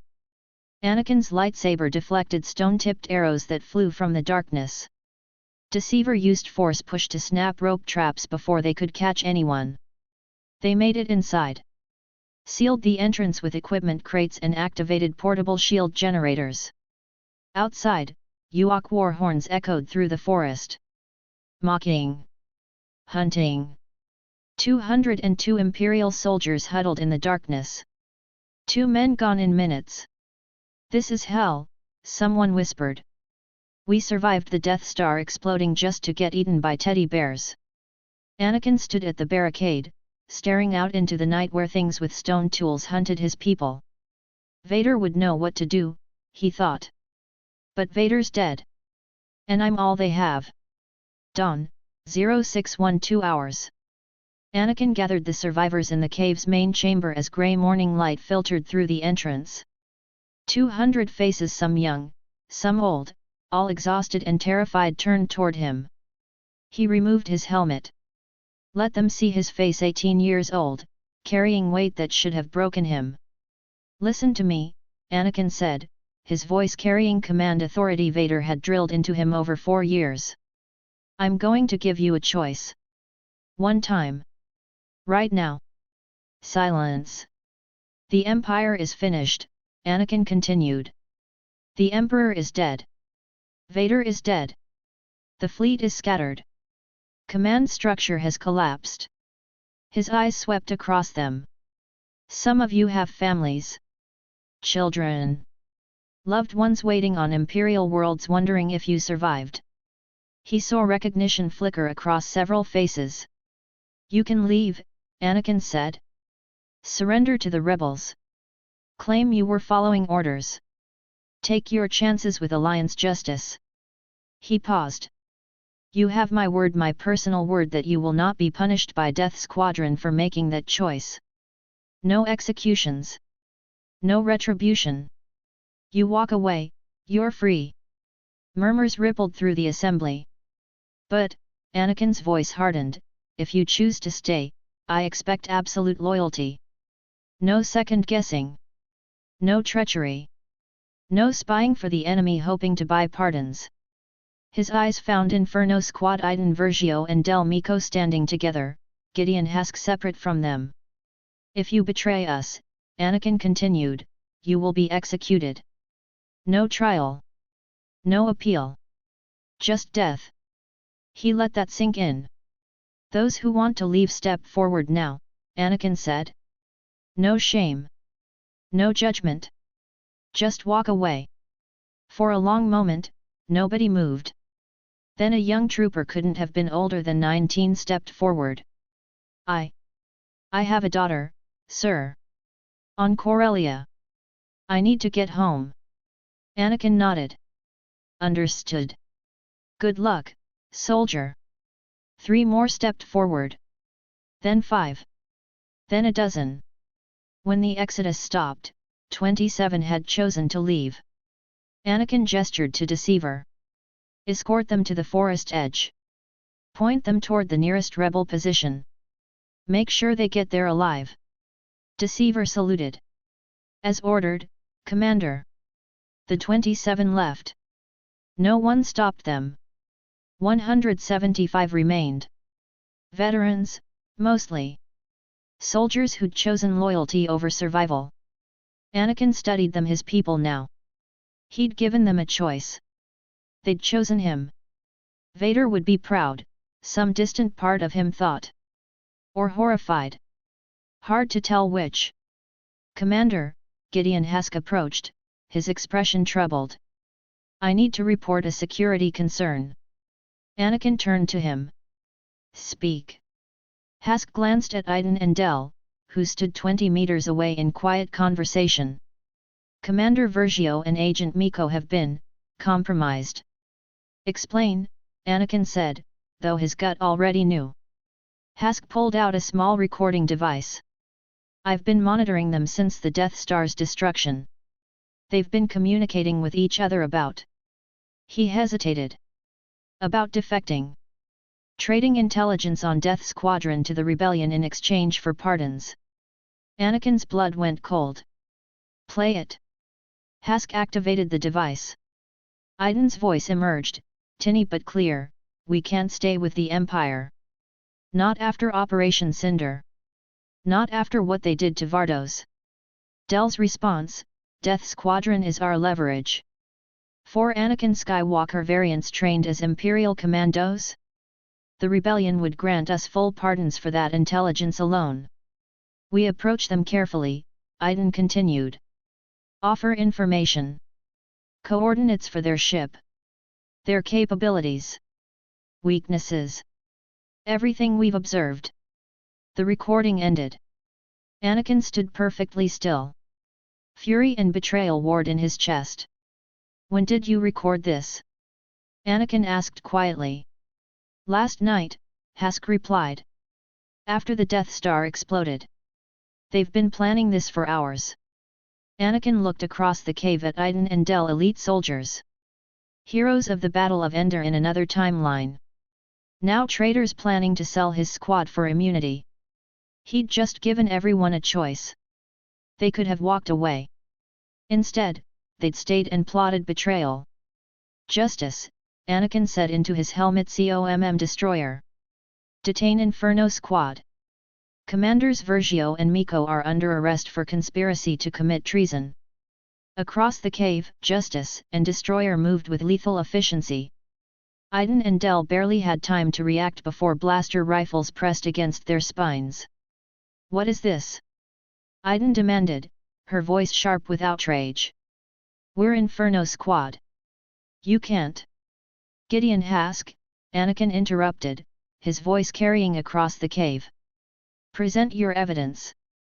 Hask played the recording for everyone to hear. Iden's face went white. Del's shoulders slumped in defeat. The assembled soldiers stared at the two Inferno Squad members with expressions ranging from shock to fury. They'd just been given the option to leave honorably. These two had chosen to stay and spy. Commander Vergio, Anakin said, his voice like permafrost. Agent Miko. You are charged with conspiracy to commit treason, espionage, and intent to provide enemy forces with classified intelligence regarding Imperial Special Operations. We were trying to survive. Iden shouted. The Empire is dead. We don't owe loyalty to corpses. I gave you a choice, Anakin replied. 27 people took it. Walked away with honor. You chose to stay and betray us. Del found his voice. Please. We just wanted. Gideon Hask, Anakin interrupted, turning to the loyal Inferno Squad member. You've served with these two for years. Do you believe they planned this treason? Hask's jaw tightened. Pain flickered across his face. These were his teammates, his family. Yes, Commander, he said finally. The evidence is clear.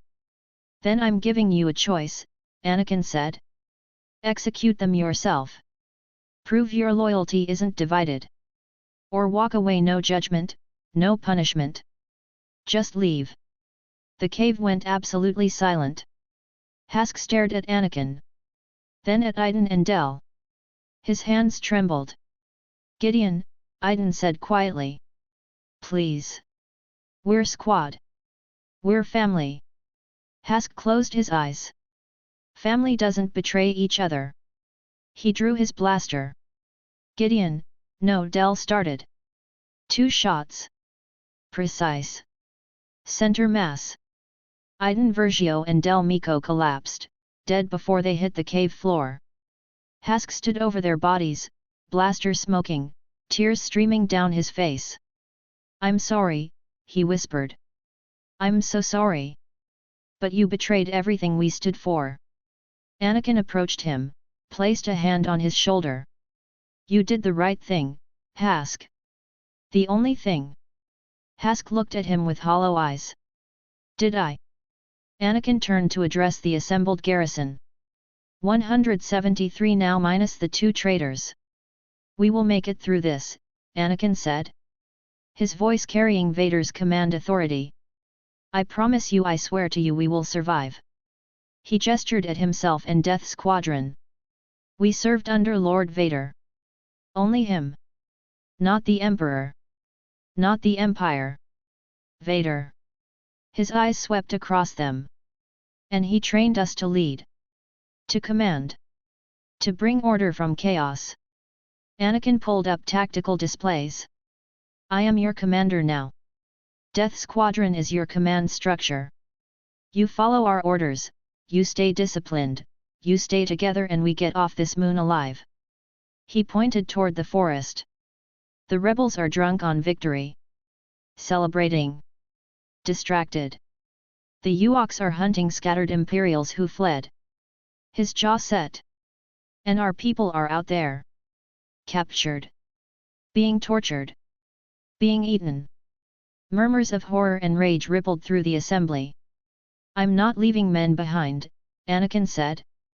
We're going to hit those Ewok villages.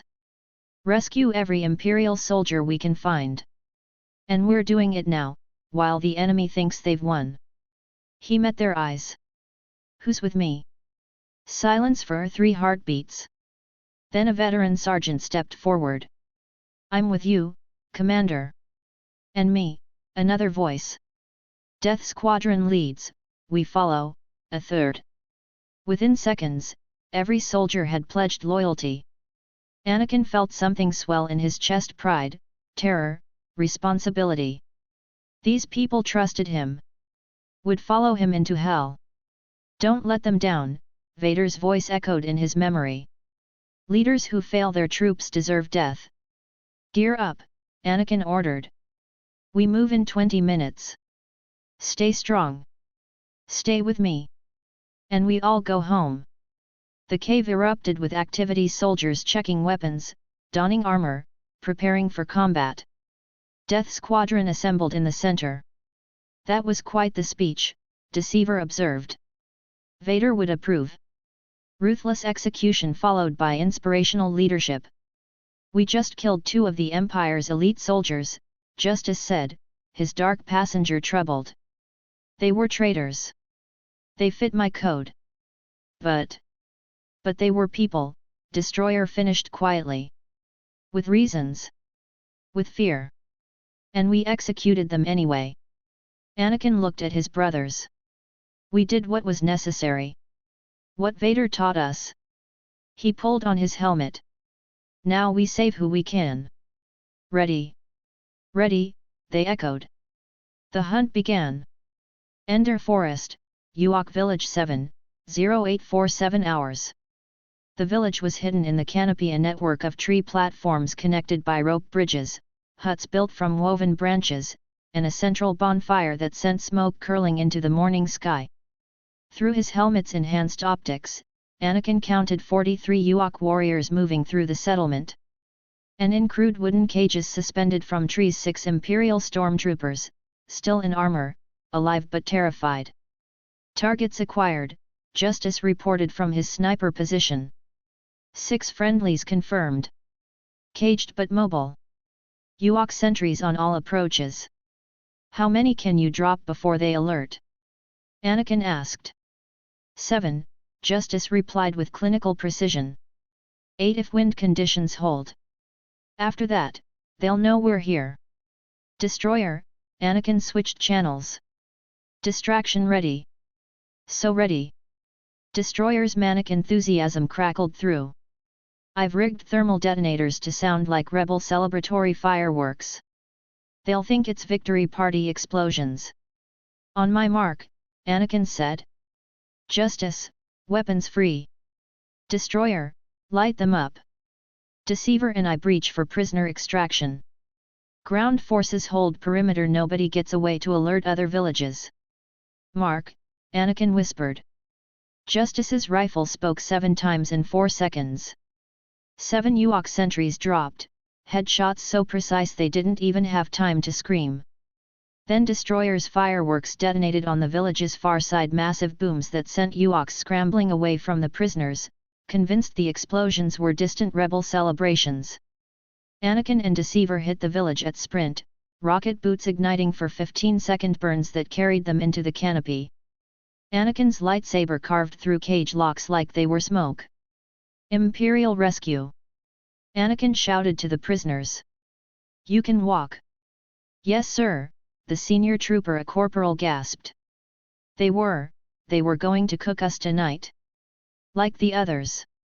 The others. Anakin's gut twisted. How many? 3, the corporal said, voice breaking. They ate them. We watched. Rage flooded Anakin's veins. Cold, controlled, lethal. Destroyer, Anakin said into comms. New orders. Burn it. Burn it all. With pleasure. Destroyer's glee was unhinged. Incendiary grenades arced into the village. Wooden structures ignited like kindling. Ewoks screamed, fleeing the inferno. Justice picked them off as they ran. His dark passenger whispered, cannibals. Murderers. They ate our people alive. They deserve this. Death Squadron and the rescue force extracted with 6 saved prisoners. Behind them, the Ewok village burned.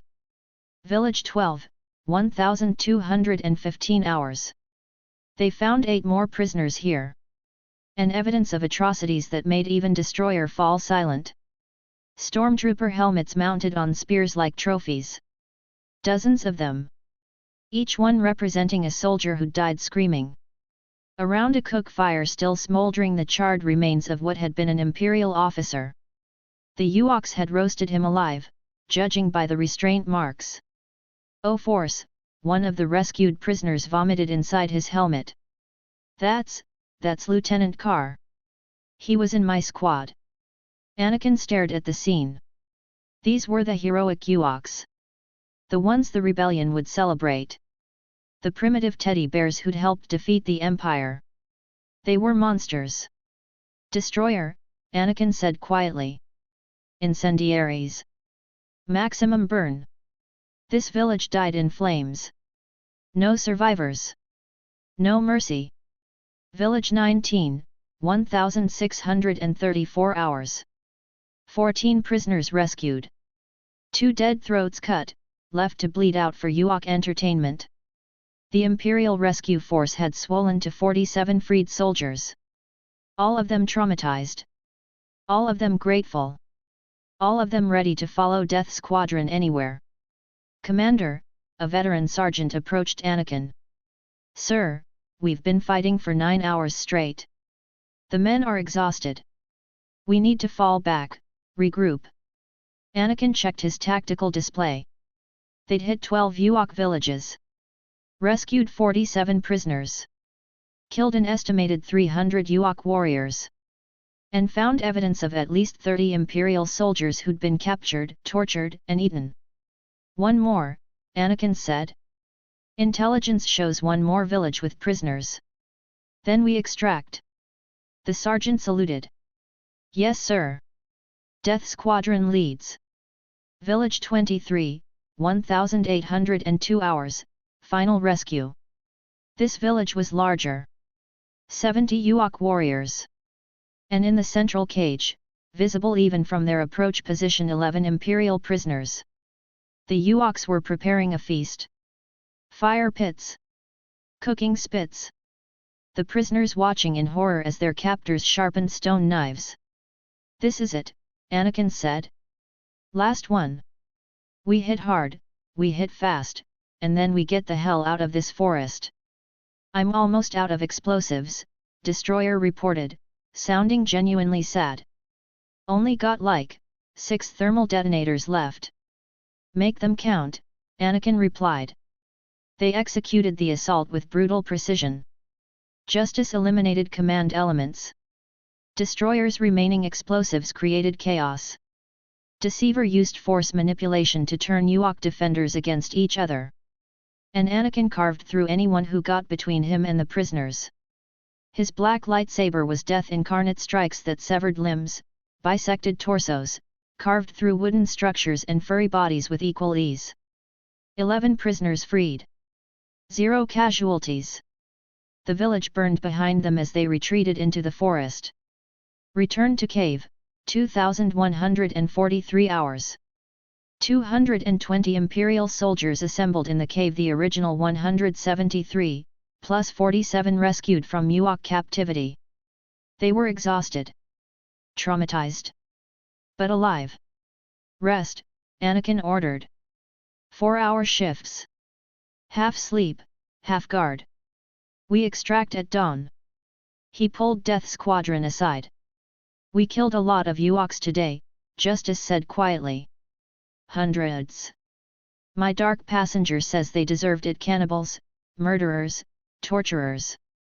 But they were defending their home," Deceiver finished. "From their perspective, we're invaders. Occupiers. The Empire garrison was a military target.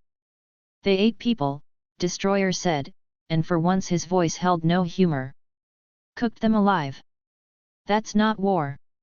That's evil." Anakin looked at the rescued soldiers, men and women who'd watched their comrades butchered and devoured. Who'd been hours away from the same fate. "War makes monsters of everyone," Anakin said. "The Ewoks. The rebels. The Empire. Us. He pulled off his helmet. But we saved 47 lives today. That has to count for something. Does it? Justice asked. When we killed 300 to do it. None of them had an answer. Anakin checked his chrono. 5 hours until dawn. Then we signal Death Shadow for extraction. He looked at his brothers. Try to sleep. Tomorrow we leave this hell. Outside, the Ender Forest whispered with death. Ewoks hunted in the darkness.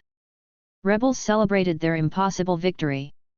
The Empire's corpse twitched its last. And Death Squadron 4 18-year-old variants of Anakin Skywalker stood watch over soldiers who'd chosen to follow them into the unknown. Vader was dead. The Emperor was dead. The galaxy was fracturing. But they had each other. And 220 loyal soldiers. And a cloaked star destroyer waiting in orbit. It was enough. It had to be. Revised edition. Ender, Forest Moon, Dawn, 0547 hours. They marched at first light. 220 Imperial soldiers moved through the forest with military precision, carrying their wounded on improvised stretchers fashioned from salvaged materials. Death Squadron led from the front Anakin, Deceiver, Destroyer, their armor scorched black from a night of Ewok harassment, blood dried in the seams where stone axes had found gaps. Justice was gone. Defected. The wound still felt raw. Landing pads 2 kilometers northeast, Deceiver reported, checking tactical displays with methodical precision. Minimal rebel presence detected. They're consolidating at the main shield generator for victory celebrations. Drunk, Destroyer added with manic glee barely contained. Celebrating their impossible win. Optimal conditions for hostile extraction. They moved through morning mist that clung to ancient trees like funeral shrouds. The landing pads came into view, 6 Imperial shuttles still intact, guarded by a token rebel force of maybe 20 soldiers celebrating around portable heaters. Assault Pattern Delta, Anakin ordered quietly, his voice carrying the weight of 4 years training under Vader. Deceiver, electronic warfare, jam their comms before they know we're here. Destroyer, create chaos, Western approach. I'll take point with main force. They executed with brutal efficiency that would have made their dead father proud. Deceiver's electronic warfare suite crashed rebel communications in a 3-kilometer radius. Destroyer hurled thermal detonators set for maximum noise, minimum casualties, detonating with massive booms on the forest's far side that convinced the rebels they were under attack from entirely the wrong direction. Anakin led the charge from the east. His black-bladed lightsaber, Vader's final gift, forged from a darksaber's kyber crystal, hummed to life, carving through the morning mist. Deflecting blaster fire back at shooters with Form V precision. The Imperial garrison followed, overwhelming the confused rebels in seconds. Secure the shuttles. Anakin ordered, his 18-year-old voice carrying command authority beyond his years. Wounded first. Move. Now.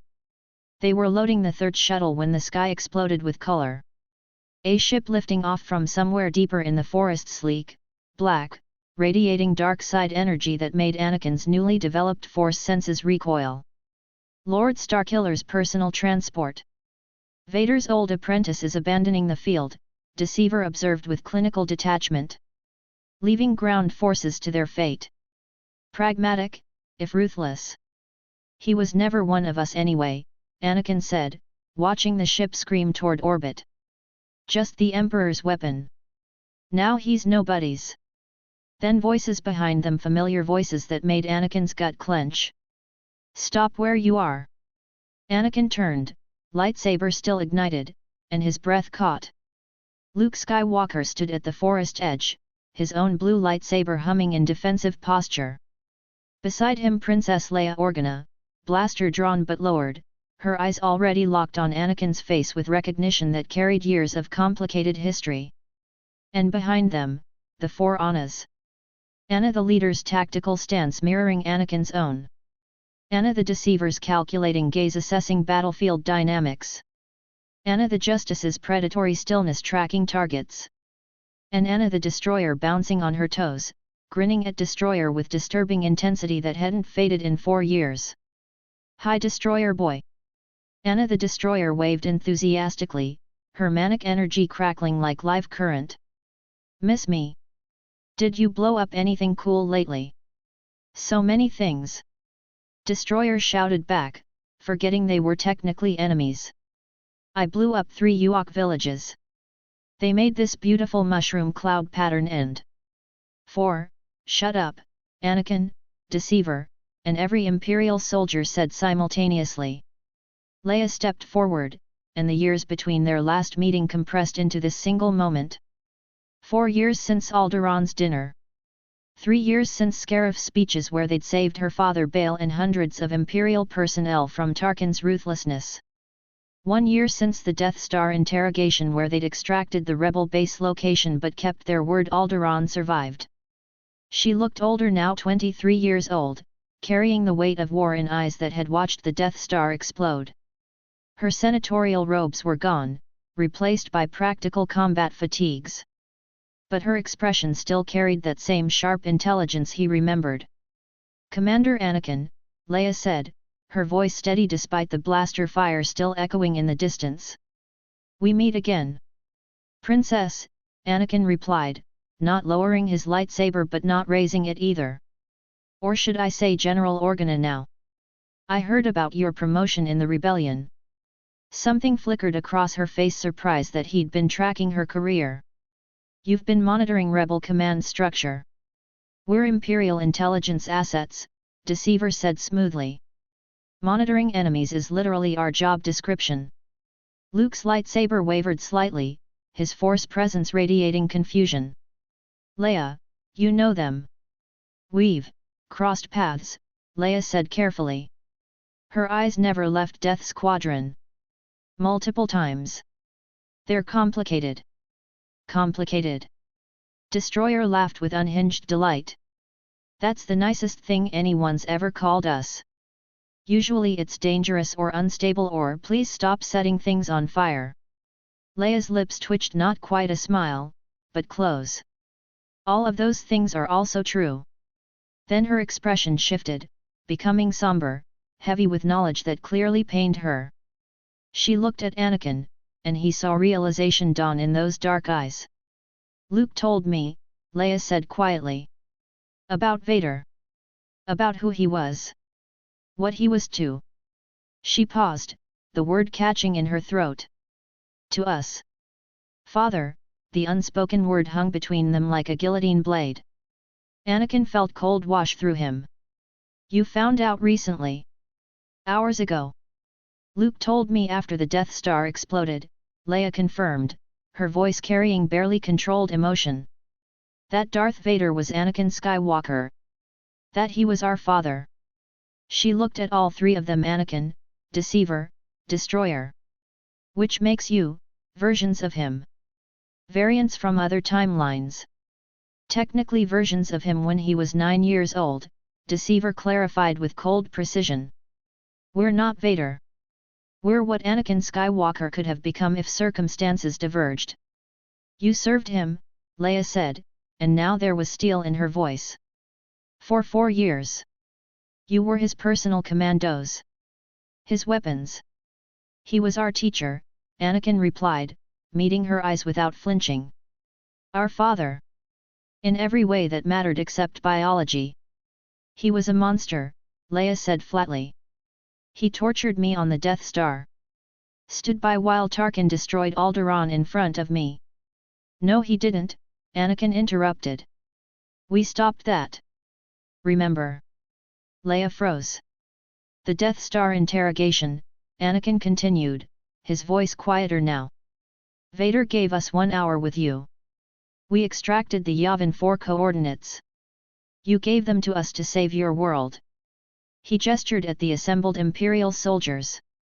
"Alderaan is still there. 2 billion people alive because you trusted us and we kept our word." Silence crashed across the landing pad. Luke stared at his twin sister with shock. You worked with them." "To save my planet, yes," Leia said, her voice carrying no apology. She looked at Death Squadron with something that might have been grudging respect. They could have let Tarkin fire. Could have extracted the information through torture. But they didn't. We gave you our word, Anakin said simply. Vader taught us that honor isn't optional. It's strategic. And now? Leia asked, her blaster still in hand but not quite aimed. What happens now, Commander? Anakin looked at his two remaining brothers. Deceiver's cold calculation. Destroyer's manic uncertainty. Justice was gone, defected to the New Republic, hunting war criminals with Monday Mothma's blessing. 3 of us left, Anakin thought. Out of 4. And we're standing at a crossroads. You're going to offer us surrender, Anakin said, watching Leia's face. Prisoners of war. Fair trial. Given what we did for Alderaan. Leia nodded slowly. You kept your word. You saved my father Bail. You saved billions of lives. Her expression softened fractionally. I owe you this much. Surrender now. You'll become prisoners of war, yes. But you'll be put on trial fairly. You have a strong case. Saving Alderaan will count for something. Luke stepped forward, his presence in the Force radiating earnestness that made Anakin's chest ache. And you should know something else. Vader, our father, he saved my life at the end. Anakin felt like someone had punched him in the chest. He turned back to the light. Luke continued, his voice thick with emotion. Killed the Emperor to save me. His final words were. Luke paused, tears cutting tracks through grime on his face. You were right about me, Luke whispered. Tell your sister you were right. And my other sons. Other sons. The words hit like thermal detonators. Destroyer made a strangled sound. Deceiver went absolutely still. And Anakin felt his carefully constructed emotional walls crack. He called us his sons, Anakin said, his voice barely audible. 2 years ago. In his meditation chamber. We thought it was manipulation. Strategy. It wasn't, Luke said gently. He loved you. In whatever broken way he could still feel love after everything he'd done. Anakin closed his eyes behind his helmet. Father. Our teacher. Our nightmare. And in the end, he actually cared. Then Deceiver's voice, cold as vacuum, shattered the moment. Irrelevant. Everyone turned to stare at him. Vader's redemption is narratively satisfying, Deceiver continued, his tone absolutely flat. But it doesn't change our tactical situation. We surrender, we die. Maybe not immediately but eventually. That's not true, Leia insisted, her voice hardening. I'll vouch for you. Monday Mothma will listen. The Alliance leadership. Princess, Anakin interrupted, his voice carrying exhausted pragmatism. With all due respect, and I do respect you, probably more than you know, you can't guarantee what you're promising. Leia opened her mouth to argue, but Anakin continued relentlessly.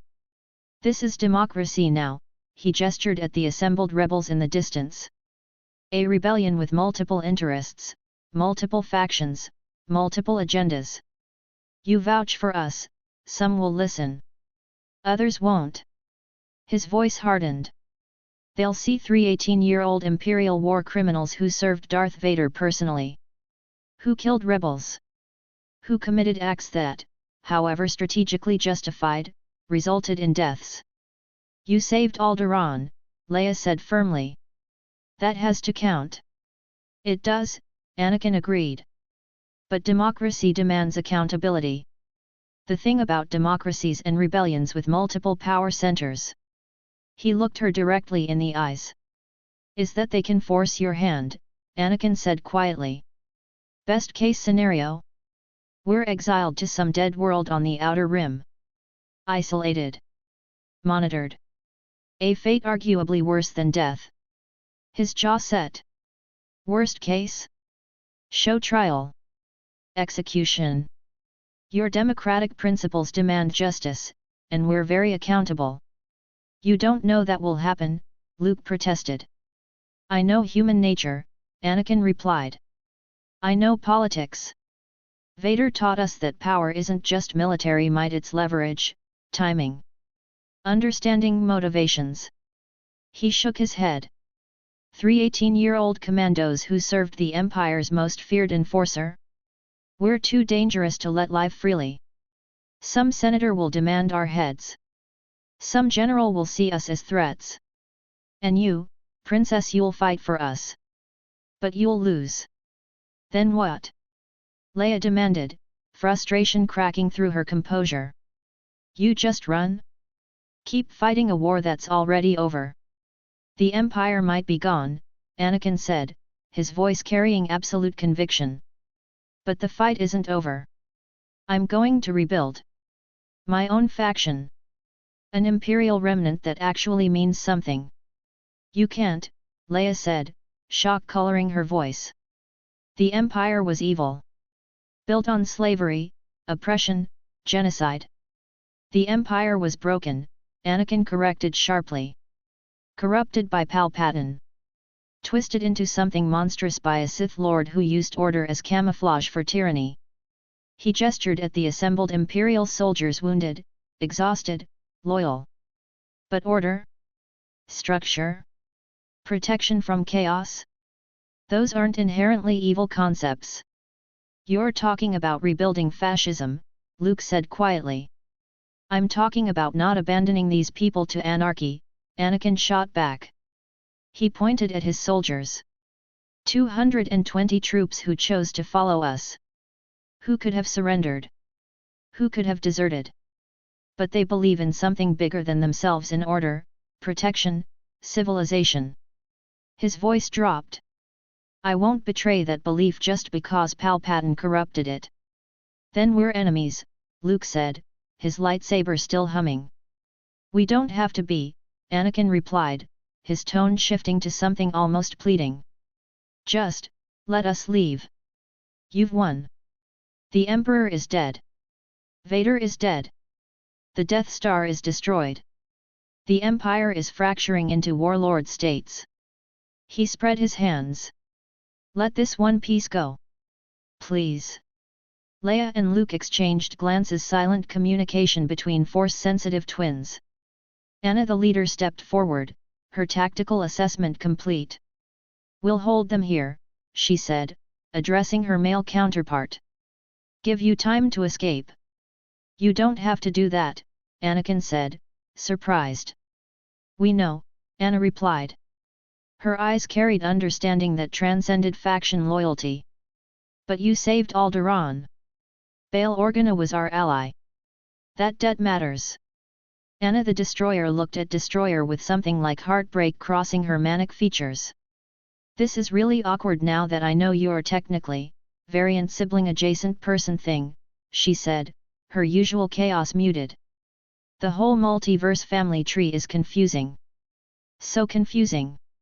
Destroyer agreed emphatically. My brain is melting from trying to figure out if crushing on you is weird or romantic or both. Let's go with complicated and leave it there, Anna the Destroyer suggested. Then her expression turned serious, genuinely serious, which was terrifying on her face. For what it's worth, Destroyer boy? You're still the most interesting person I've ever met. Just, in a platonic, non-creepy, weary, definitely not dating way. Same. Destroyer shouted. You're amazing. In a totally respectful sibling-adjacent way. Can we please focus on the tactical withdrawal? Deceiver snapped. Before someone starts shooting. Move. Anakin ordered his forces. Board the shuttles. Now. The Imperial garrison scrambled onto transports with military efficiency born of desperation. Deceiver provided electronic warfare cover, jamming rebel communications. And Destroyer set his final surprise. Charges rigged across the landing pad's support structures, non-lethal placement designed to create chaos, not casualties. A gift to the rebels who'd almost been allies. 30 seconds to detonation. Destroyer announced cheerfully. Everyone might want to move. It's gonna be loud but not deadly. Well, probably not deadly. Okay, hopefully not deadly. Luke and Leia scrambled back. The Annas followed, Anna the destroyer blowing a kiss at destroyer that made him trip over his own feet. The charges detonated with precisely calculated force. Landing pad supports collapsed, creating a barrier of twisted metal between rebels and Imperials. No casualties, just spectacular destruction. Get to the shuttles! Anakin roared. They lifted off in coordinated chaos. 6 Imperial shuttles screaming toward orbit while below, rebels scrambled to respond but found their communications jammed, their paths blocked. Too late. Death Squadron broke atmosphere. Behind them, Leia Organa watched the Imperial shuttles vanish into the stars. Luke stood beside her, confusion and conflict radiating through their force bond. We should have stopped them, Luke said quietly. Maybe, Leia replied. Or maybe, they're exactly what the galaxy needs right now. An Imperial remnant? Luke asked, shocked. An Imperial remnant with a conscience, Leia corrected. 3 broken boys who saved my world when they could have let it burn. Who kept their word when torture would have been easier. She looked at her brother. Vader turned back to the light at the end. Maybe they can build something better than what he destroyed. Above Endor, invisible to sensors and hope alike, a cloaked star destroyer materialized from nothing. Orbit, Death Shadow Rendezvous. The Death Shadow emerged from cloak like a predator revealing itself to prey. An Imperial II-class star destroyer modified beyond recognition, experimental cloaking technology powered by rare Stygium crystals, advanced sensor suites, weapons upgraded with technology Vader had personally overseen. Jet black hull that drank light, unmarked by any Imperial insignia. A ghost ship. Anakin's shuttle docked with familiar precision. The garrison disembarked into hangar bays designed to hold thousands, now holding 220 exhausted survivors. Captain Viktor Reznov waited at the base of the shuttle ramp. 26 years old, wearing captain's insignia on an immaculate uniform. Wild space accent clipping his consonants, dark eyes that had seen things no Imperial officer should have witnessed. Scars on his hands from torture that he never discussed. Commander Anakin, Reznov saluted with military precision. Welcome back.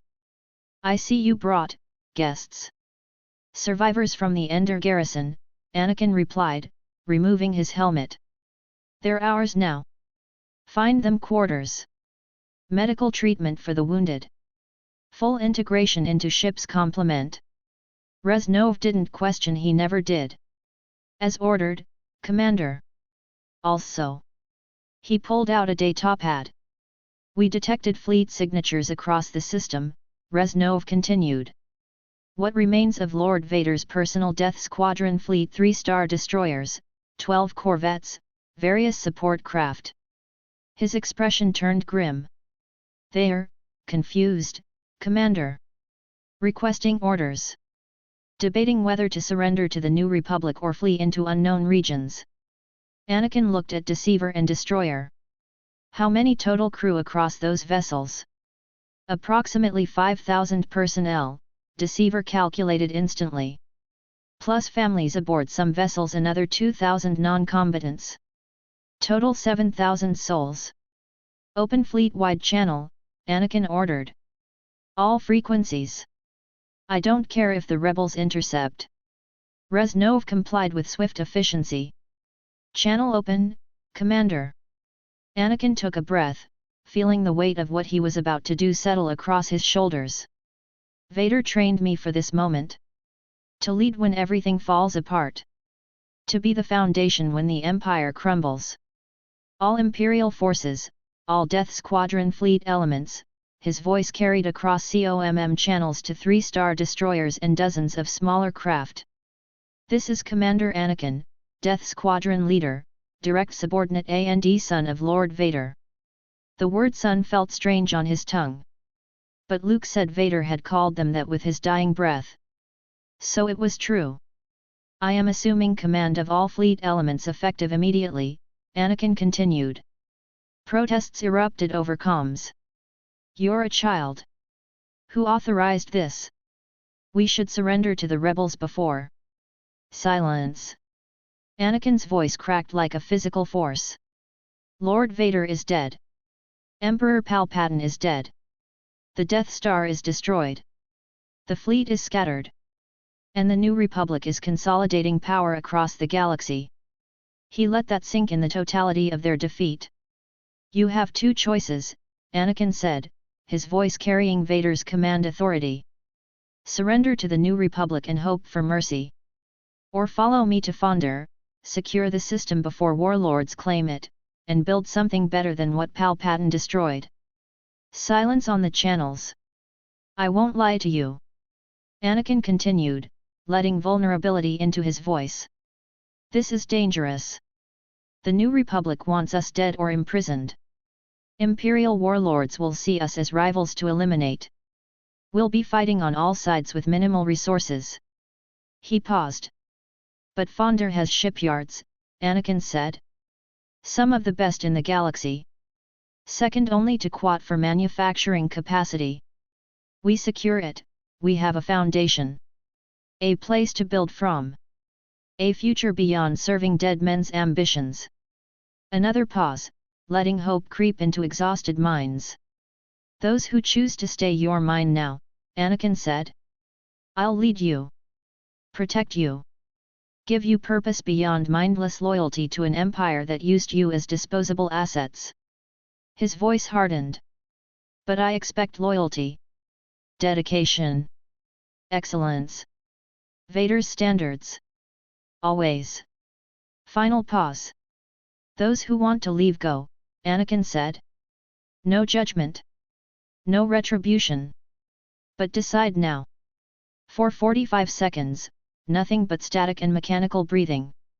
Then a voice gruff, veteran, carrying weight of 30 years Imperial service.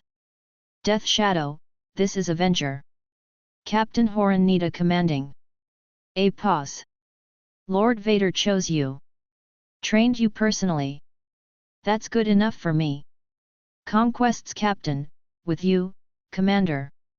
Where Vader's sons lead, we follow. Tyrant, Death Squadron leads. We serve. One by one, the fleet elements pledged loyalty. Not to the Empire. Not to Palpatine's memory. To 3 18-year-old boys who carried Vader's face and his legacy. Anakin exhaled slowly, feeling the weight of 7,000 lives settle across his shoulders. 3 Star Destroyers. 12 corvettes. Against a galaxy that wants us dead. Set course for Fondor, he ordered. Maximum speed. We arrive before any warlord realizes it's vulnerable. The fleet jumped to hyperspace in perfect formation. Behind them, the Battle of Endor faded into history. Ahead, an uncertain future. But together. Always together. Continuing to Fondor arrival and warlord meeting.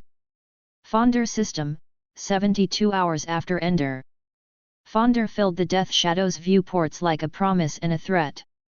The planet itself was beautiful in an industrial way, green continents dotted with massive manufacturing complexes, oceans that gleamed like polished durasteel. But the real prize floated in orbit. The Fondor shipyards. Orbital constructs so massive they dwarfed even star destroyers, ringed around the planet like steel moons. Hundreds of ships under construction, corvettes, frigates, cruisers, and the massive skeletal keels of star destroyers in various stages of completion. Second only to Quat drive yards and Corellia for manufacturing capacity. And unlike those heavily defended systems, Fondor's garrison was confused. Local defense fleet is minimal, Deceiver reported from sensors. 2 star destroyers, 8 corvettes. They've heard about Endor but have no coherent command structure. Waiting for orders that will never come. Open channel to Fondor command, Anakin ordered. A harried Imperial officer appeared on screen, mid-40s, exhaustion written across his features. This is Fondor command. Identify yourself and state your business. Death Squadron, Anakin replied, letting authority fill his voice. We're assuming control of system defense effective immediately under Lord Vader's final orders. Under whose authority? The officer demanded, but his voice lacked conviction. Lord Vader's, Anakin said, the lie sliding out smoothly because it was half-truth. Final commands transmitted before his death at Endor: secure strategic assets, prevent New Republic seizure, establish defensive perimeter. The officer hesitated, hope and fear warring across his face.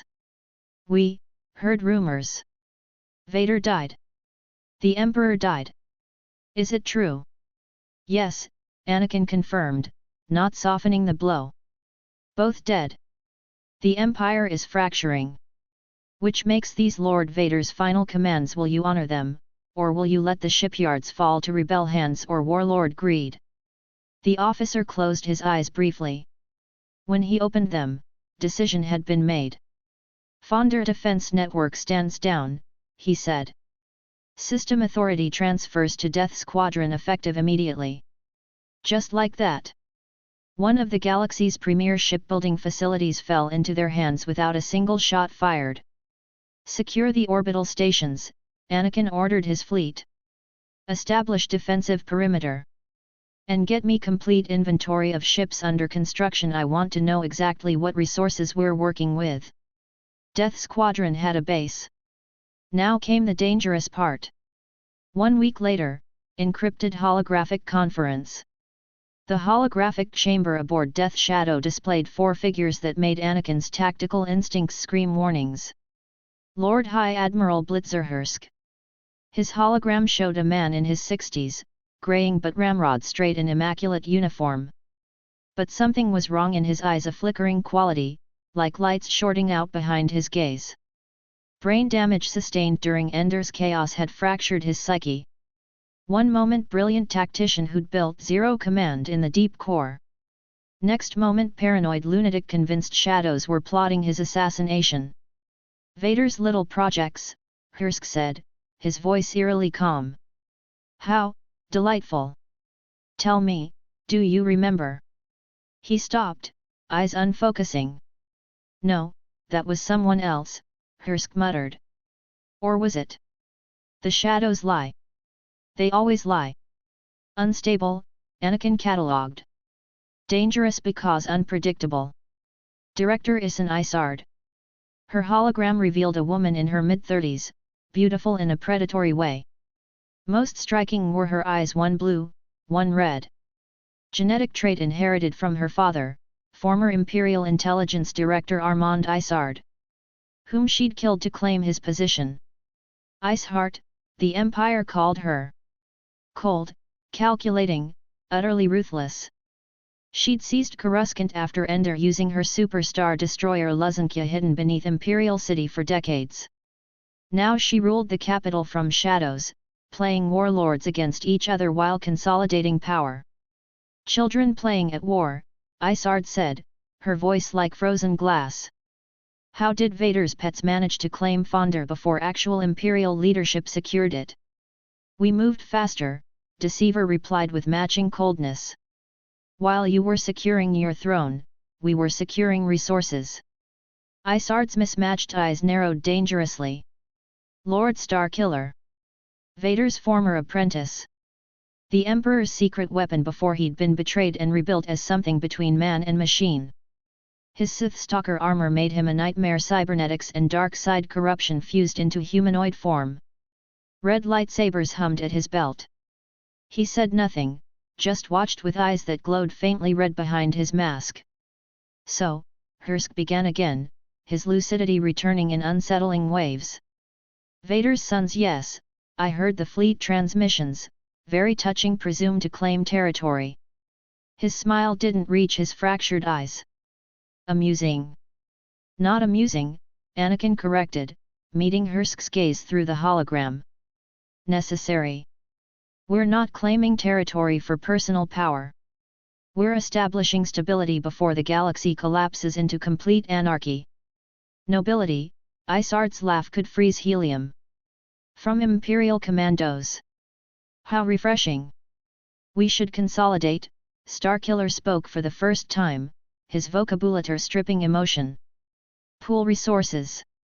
Coordinate against the New Republic.